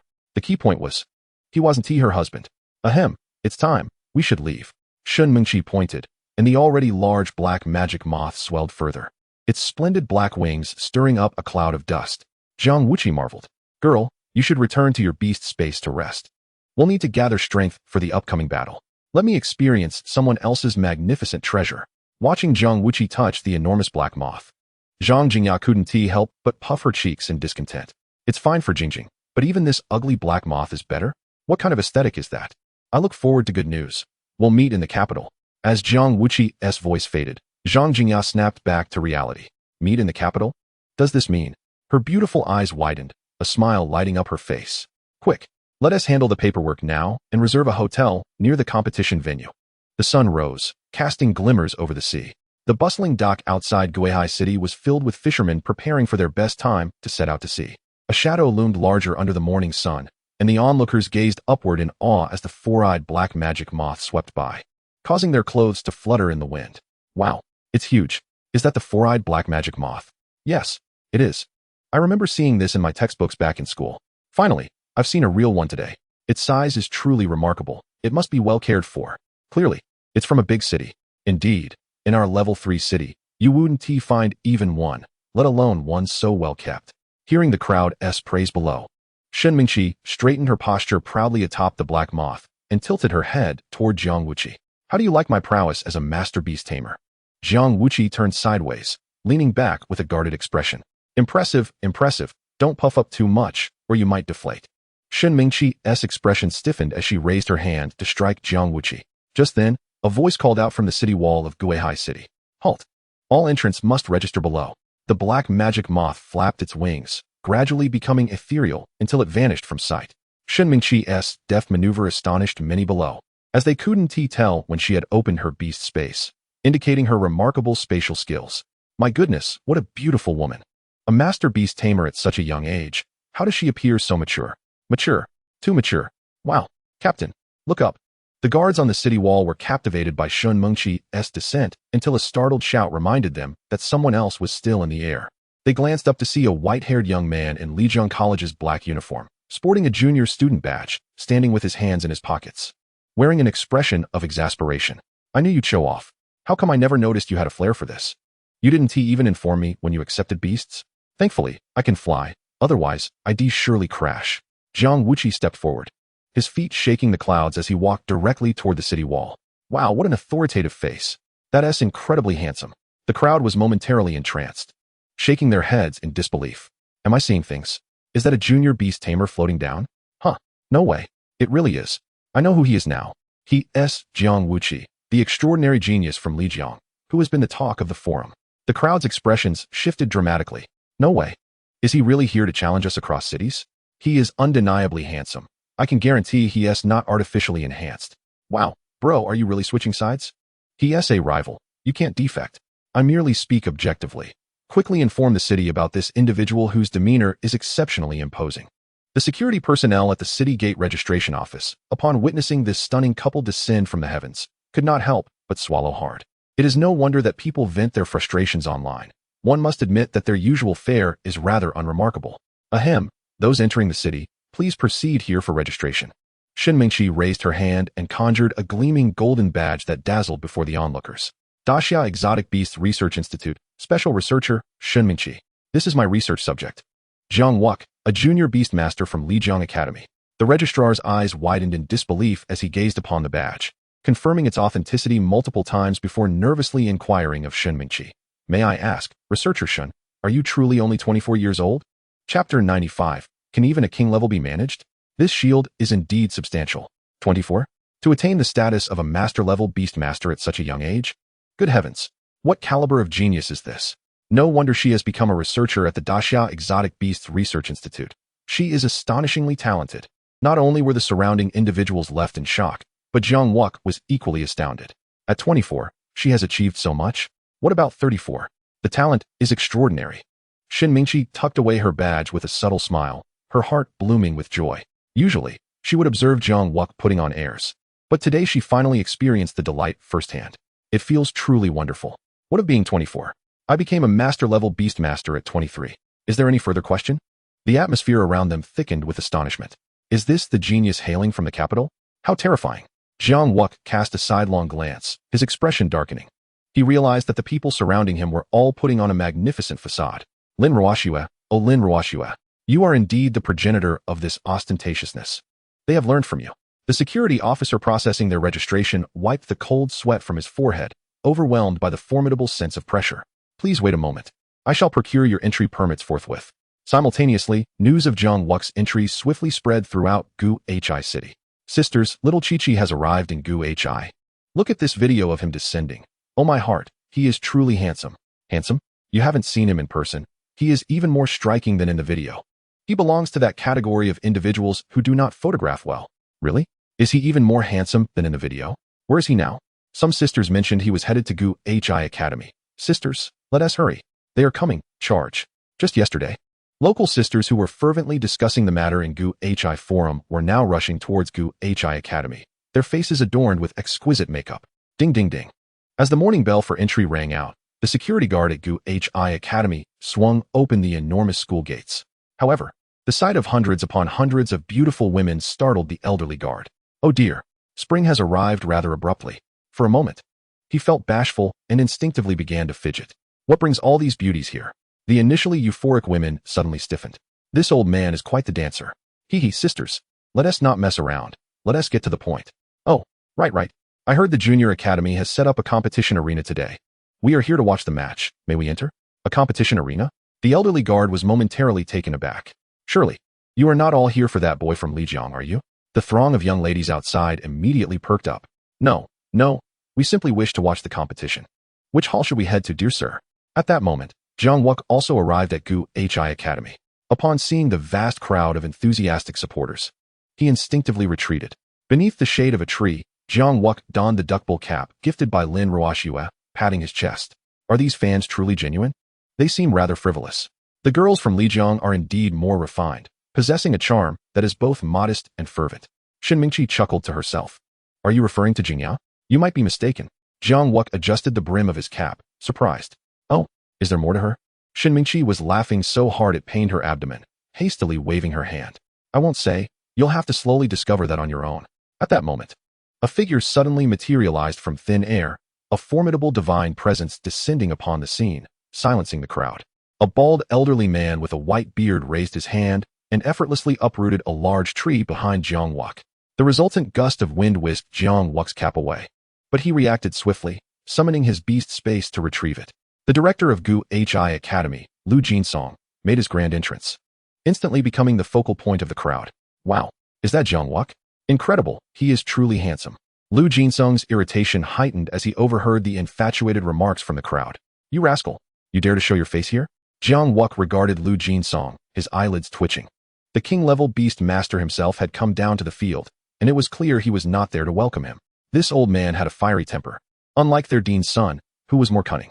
A king-level actually resorts to violence against a junior beastmaster? What a disgrace. Before Jiang Wuqi could respond, Shinmingqi interjected, causing Lu Jinsong to stumble. Who is this little girl? How dare you speak to the director like that? Shinmingqi lifted her chin and summoned her badge once more. Special researcher at Daxiao Exotic Beasts Research Institute, Shinmingqi. My father is Shun Tianhong. Lu Jinsong's eyes widened in surprise, and 3 seconds later, he quietly returned the uprooted tree to the ground. Ah, what a splendid day for planting trees. Welcome to Gu Hi. Do enjoy your visit. The old man turned and walked away, as if resolved to a particular decision. Sun Mingyuan, is this the grand gesture you spoke of? I curse your ancestry. Shinmingqi cast a triumphant glance, raising an eyebrow. Fear not, when we are outside, I will protect you. Jiang Wuqi blinked in surprise. A king level can protect me? That is quite the assurance. It seems he must now refer to her as Sister Protector. No wonder their old cunning dean emphasized the importance of bringing Shinmingqi along before they set out. He truly understood the nuances of social interaction. Lu Jinsong must now be on his way to confront their dean, which is beneficial. This way, he can naturally transfer any hostility towards the old fox. A cross-city challenge, harmonious and graceful, is indeed the correct approach. Do not inquire, for it is solely the old fox's fault. He may not have wanted to come, but he could not defy his master's orders. Indeed, this is how it must be done. As a newcomer, reputation is indeed of paramount importance. With the king-level director no longer obstructing him, Jiang Wuqi felt liberated. With the timing, location, and support all aligned, there was no better moment to shine. With a single leap, Jiang Wuqi soared towards the Junior Academy cafeteria, exuding a calm demeanor and a signature charming smile. Observing Jiang Wuqi's trademark smile, Shinmingqi knew he was up to something mischievous. How splendid. I have new material for my writing. Good morning, Annie. May I pay for my meal in cash? The cafeteria's beautiful staff member, just as she picked up her ladle, was momentarily blinded by Jiang Wuqi's radiant appearance. Upon recognizing Jiang Wuqi's face, the ladle clattered to the floor. Oh, you are little Chi-Chi. Jiang Wuqi presented his tray with a shy smile. Yes, our director urged me to arrive quickly, so I departed in the middle of the night and have yet to have breakfast. Thank you, Auntie. Jiang Wuqi's polite demeanor instantly evoked maternal affection from the cafeteria staff. Very well. Come this way. I have plenty of meat. Do not crowd. I shall serve first. The child is at a crucial stage of growth and should eat more. Thank you, Aunt. Wow, Xiao Qiqi is truly obedient. Beside them, Shen Mingqi wore a puzzled expression, sensing that the plot was awry. What is this atmosphere? What kind of scheme is this? Chapter 96. Winning people over by appearance, initiating with courtesy, and engaging with sincerity. I must say, Jiang Wuqi's ability to win people over with his looks instantly diffused the tension between both parties. The students dining in the cafeteria gradually relaxed their furrowed brows. His politeness left a positive first impression. Some smitten girls exchanged glances, and eventually, a sweet-looking girl, likely a campus beauty, stood up. Jiang Wuqi, there's a seat here. Jiang Wuqi, holding a plate overflowing with a feast, slightly nodded. Thank you for your invitation, but my status is sensitive. I would prefer not to trouble you. With that, he found an empty table and sat down with Shen Mingqi. His words immediately stirred admiration among the nearby beauties. Wow, he is really gentle. I told you, those online critics are just haters. How could a quiet and bookish gentleman be a rebellious scoundrel? Yes, I love him. Watching Jiang Wuqi's charming demeanor, Shen Mingqi lost her appetite. You make me feel nauseous. How can I write? Jiang Wuqi wiped his chopsticks and posed a soul-searching question. During the times I don't engage in battles, I have always been gentle. A beastmaster as loving as I am is merely unfriendly towards opponents. But if you carefully recall, have I not treated everyone I battled with kindness? Shen Mingqi's pupils narrowed. It indeed seemed that way. So, does that mean you have a split personality? Jiang Wuqi shrugged. Who knows? Humans have no fixed form. It's how others perceive me that shapes my image. Just like when you say I'm a lunatic, that's also a form of image. I assent it? You've used the term lunatic more than anyone else. You have the most authority to speak on it. Shen Mingqi's beautiful eyes instantly darted away. After a moment of contemplation, she mumbled, I'm sorry, I didn't really know you back then. But I've changed my opinion quite a bit since then, and Haven T mentioned it again. Jiang Wuqi waved his hand, pushing the food tray to the center. Let us eat first. I believe that writing should be truthful. You should write as you see it without concerning yourself with my opinion. I'm quite broad-minded. But do not criticize my looks. That fact cannot be distorted. Shen Mingqi chuckled, her feelings of shame dissipating. All right. No criticisms. The cafeteria fell silent, with everyone straining to eavesdrop on the gossip. As the two began to eat in silence, the atmosphere became awkwardly tense. Clearing his throat, Jiang Wuqi pondered. What should we talk about? Eating in silence is the way to go. Just then, a pair of twin brothers stepped into the cafeteria, synchronously asking, Who is Jiang Wuqi? Who is Jiang Wuqi? Jiang Wuqi did not look back, but slowly raised his hand while continuing to eat. At this moment, it was evident that they were the dazzling Qi brothers from Guihai City. Qi Shan and Qi Hai. Both possessed the power of divine beasts at the late stage of the third tier. Although they lacked mutated beast companions, their mental strength was formidable, and their contracted beasts were all adult grade. In Jiang Wuqi's eyes, their strength was merely a minor challenge, even less than that of his younger sister. Upon seeing Jiang Wuqi's back, the brothers approached him, but Shen Mingqi straightened her posture, causing the brothers to stand at attention. The next moment, they covered their eyes in unison. Oh no, it's a beauty trap. Brother, how do we deal with this? Avert your gaze. Let him leave. Follow the dean's original plan. All right. The brothers turned in tandem, facing away from Jiang Wuqi, snorting in unison. Don't say we're taking advantage of you. The venue is ready. If you have the guts, come with us.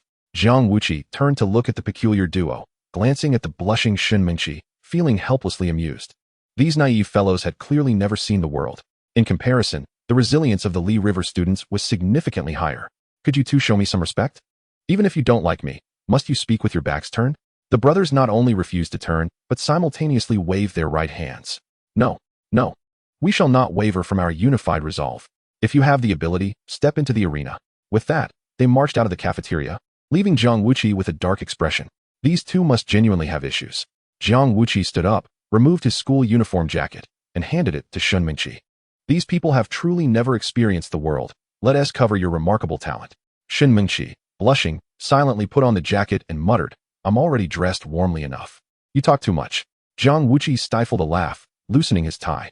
The show is about to begin. Today, I will present you with some unique material. Shen Mingqi's eyes sparkled as she promptly pulled out her notebook. Great. I'll treat you to dinner tonight.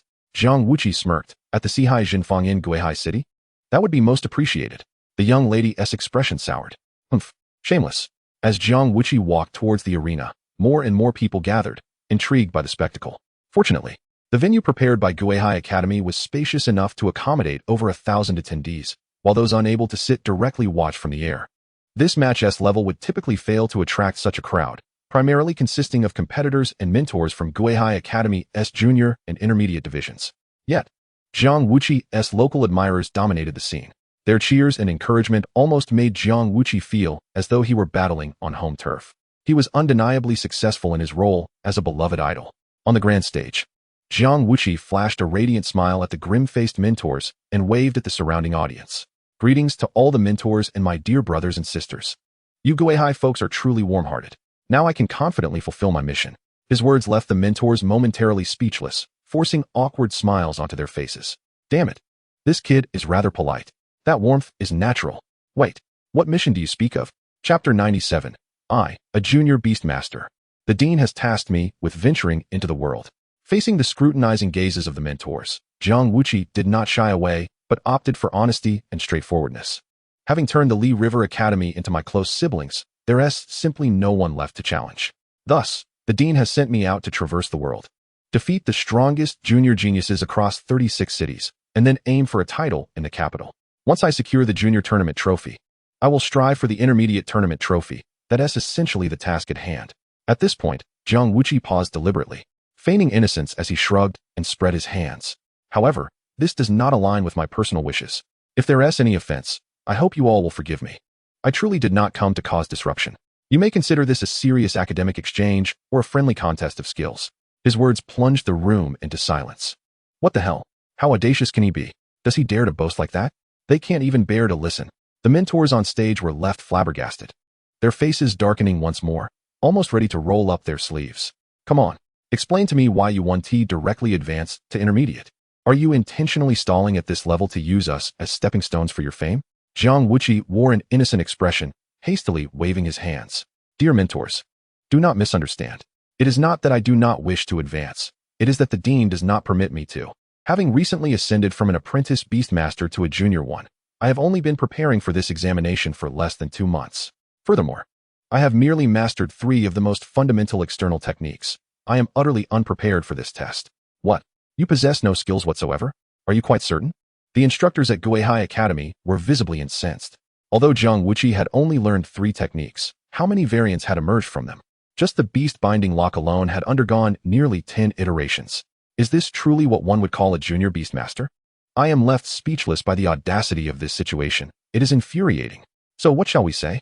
What else can be done but to adhere to the rules? A genius from the outer city has come to challenge us. Thus, we must engage in a round-robin format at the same level. If he triumphs, he is indeed formidable. If he fails, he must retreat. Jiang Wuqi, do you comprehend? This is the regulation. Unrestricted combat, a round-robin battle. Do you have any objections? Jiang Wuqi smiled gently, exuding an aura of harmlessness and extreme politeness. Very well, esteemed instructors, I will conform to local customs and follow your lead. Jiang Wuqi's courteous remarks rendered the instructors momentarily speechless. Continuing to argue would only make them seem petty. Since there are no objections, let us commence. The top 30 of Guihai Academy's junior leaderboard stepped forth. 30 young men and women stood tall, their spirits high. Yet many bore anxious expressions that betrayed their inner turmoil. A glance from Jiang Wuqi revealed their lack of cohesion. It would be no exaggeration to say they were utterly vulnerable. Moreover, even if they summoned their beasts to confront him one by one, they would scarcely achieve any points. Only that pair of back-to-back brothers might contribute a few. Given this, there was no reason to squander time. Jiang Wuqi bowed respectfully. I implore all esteemed brothers and sisters to exert your utmost effort. Standing upright, Jiang Wuqi beckoned with a finger. Let us engage together. The competitors on the stage collectively emitted a murmur, their complex expressions beyond words. No way. The rumors were true. This fellow is indeed insane. Do you think he is unaware of the meaning of a round-robin battle? Surely not. That would be akin to being illiterate. He has experienced amnesia, hasn't he? Who can say for certain? Instructors, this individual appears to be a patient. Should we not be a bit more cordial? The few instructors preparing to officiate the match were visibly agitated. Unrestricted combat, and all at once. To risk one's life for showmanship. How dedicated you are. Such an absurd request has never been heard of before. Since the newcomer is a guest and has expressed a need, we must accommodate him. Do not hold back. Unleash your fury. Buzz, buzz, buzz. The expansive arena suddenly opened numerous spatial gates, and all 30 of Guihai Academy's junior beasts made their entrance, leaving Jiang Wuqi dazzled. Brothers, charge. Let him witness the combat prowess of Guihai Academy. Charge. Observing the throng of competitors rushing forth, Jiang Wuqi smirked. Two spatial gates burst open, one to his left and one to his right, as he withdrew the junior Beast Evolution blueprint. The camaraderie of Guihai's brothers and sisters is truly heartwarming. My dear, showcase your strength. A flash of azure light surged forth, the fierce wind causing the pages to rustle. The moment the great beast emerged from the spatial realm, it charged into the crowd, initiating an attack with an explosive move. Riftwind Hoof. Its speed was so astounding that the opponents had no time to react. Incredible. Wait a moment. Boom. Two fan-shaped wind blades, imbued with Jiang Wuqi's peak third-tier divine power, surged forth, sending those around them into disarray. Competitors with strength below the late third tier were sent sprawling. What the? His strength is extraordinary. Brothers, this is a trap. How can we possibly contend with this? Point increase 1. Point increase 1. A profound sense of despair enveloped the crowd, and the brothers Qi Shan and Qi Hai were left utterly astonished. 30 junior competitors, with merely a single encounter, had already been reduced by half. How could this be? The audience rose to their feet. What is happening?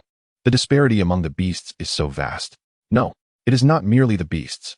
Jiang Wuqi had not employed the giant transformation technique. Yet he amplified the skills of the treading cloud steed with his exceptionally refined divine power. Or perhaps it was that his other beast, which had yet to appear, was also receiving a simultaneous enhancement. The crowd buzzed with fervent discussion, speculating on how Jiang Wuqi had fortified the skills of the treading cloud steed. At that moment, Shen Mingqi's beautiful eyes widened in astonishment. Truth be told, she could not comprehend it.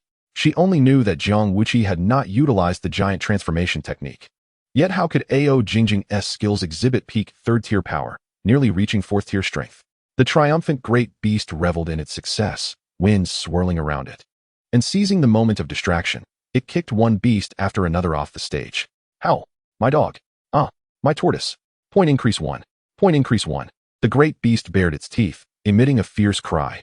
As its hooves struck the air, it leaped towards the soaring swallow, the ethereal bird. I shall. Boom. Hardening technique. Below, the Beastmasters executed a familiar scene, and Jiang Wuqi smiled. Hardening technique? Let us see who is truly resilient. Hardening, entwining. The treading cloud steed's four hooves suddenly glowed with a brilliant blue shield, and it charged forth. Boom, boom, crack. The sound of the hardening shield shattering echoed through the air as the great beast, using treading on clouds, in conjunction with cloud pattern protection, rampaged with unrestrained enthusiasm. Qi Shan bellowed from below. Brothers, prepare all ranged attack skills. Attack.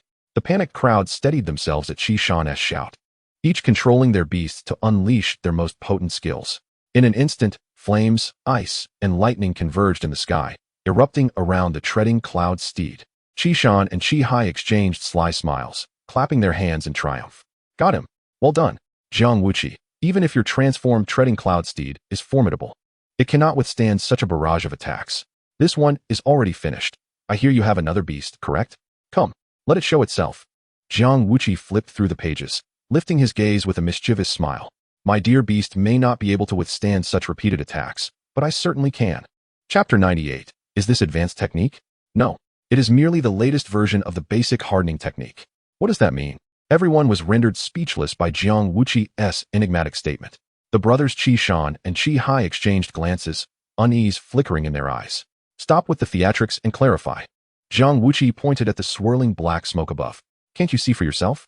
The crowd collectively tilted their heads upward, only to hear a resounding neigh from within the black smoke, as a whirlwind of azure emerged, shattering the clouds. The treading cloud steed, emerging unscathed, donned a magnificent azure armor. The arena fell into a stunned silence. No way. Isn't that the external technique of advanced beastmasters, the armor technique? Is this not still classified as basic? This is far too much. The instructors from Guihai Academy could no longer contain themselves, erupting in a frenzy of questions at the referee's table. Jiang Wuqi, do you dare claim you have not learned this? Do you dare assert that you only know 3 techniques? It appears you have indeed learned quite a bit. You can even wield advanced techniques. Yet you claim this is not a dimensional suppression? There is no need for a competition. This is blatant cheating. Jiang Wuqi smiled gently, snapping his fingers. The azure armor on the treading cloud steed shattered instantaneously, and the divine power that flowed forth resembled the hardening technique. What are you referring to as the armor technique? I am not familiar with that. I merely employ the most ordinary of elementary techniques, known as Wai Dao hardening. It is simply a novel technique constructed upon the foundation of hardening and entwining, composed of regional combinations. I have dubbed it hardened armament. Although it may resemble armor at first glance, it fundamentally remains an upgraded application of the hardening technique, formed through the overlay of independent barriers across distinct regions. How could this possibly be deemed cheating? Behold, as Jiang Wuqi concluded his statement, he snapped his fingers, causing the azure barrier armor to materialize once more around the cloud steed, save for the exposed joints. With another snap, the barrier armor shattered in response. Crack! With 2 consecutive snaps, he unleashed the power of divine might as though it were without cost, exhibiting a series of explosive displays. Crack! Crack! The audience erupted in astonishment, exclaiming in disbelief. Such a creature! How can such a genius be allowed to remain within the academy? Brothers, I finally comprehend why the dean of Lijiang opted to send him out. He is a pure scourge upon us.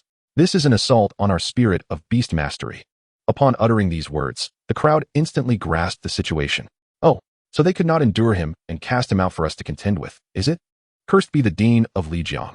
His intentions are treacherous. How insidious. Such a creature. Jiang Wuqi smiled with satisfaction, affirming that indeed. The eyes of the masses are sharp and discerning, recognizing grievances with clarity. This is the mark of a true audience. It was yet another day of garnering admiration.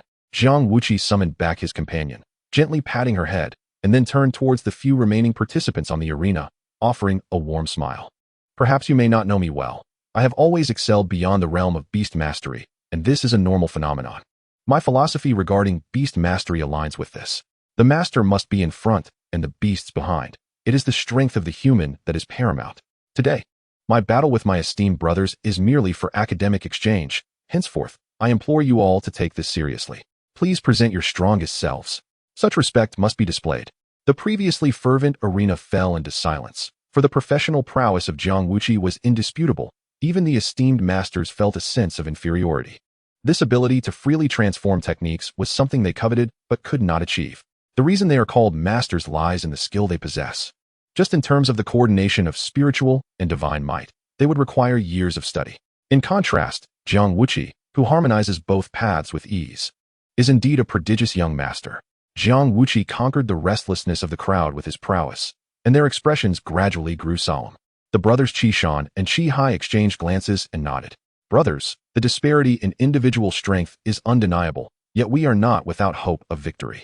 His divine might has been considerably depleted. It is now time for my brother and I to launch a concerted offensive. Focus your attacks on his cloud steed, and as long as we ensure no further losses, victory is within our grasp. Excellent. The crowd responded with fervor, maneuvering their beasts into formation. The brothers Qishan and Qihai stepped forward, summoning a golden-maned tiger and a white-scaled python. Jiang Wuqi raised an eyebrow. Mountain tiger? Sea python. One to attack, the other to control. They possess a combination of tactics. Attempting to siphon points from these two would be quite the challenge, especially if that long serpent ensnares them. Enlarge technique. Enlarge technique. Go. The tiger and python surged in size, charging towards the cloud steed. Jiang Wuqi turned a page of his book and casually retrieved a handful of wind spirit grass from his beast mastery space. Rest a while, my dear. Have a bite to eat. It is time for your elder brother to shine, after 7 days of confinement. He is growing restless. Just as the tiger and python coordinated their assault, a youth-sized green figure, enveloped in a swirling azure whirlwind, spiraled forth. Ha! Zack, imbued with the passive ability of boundless passion, erupted onto the scene with a ferocious roar, utilizing the wind pressure from his sister to compensate for his slower speed. He swiftly positioned himself between the two beasts. 2 large green hands suddenly emerged from his abdomen, one on the left and one on the right, grasping them firmly. Catching both the python and tiger off guard, the brothers Qishan and Qihai's pupils dilated, their expressions shifting dramatically. Wait, why does your cloud steed's ability enhance his? This is utterly unscientific. Jiang Wuqi smiled enigmatically, his lips parting slightly. Trust me, it is simply a matter of believing in science. Grab far and near, squat, and strike. Unleash their power. Ha! Zack's body suddenly swelled, his arms entwining the tiger and python as he forcefully pulled them inward. Bang!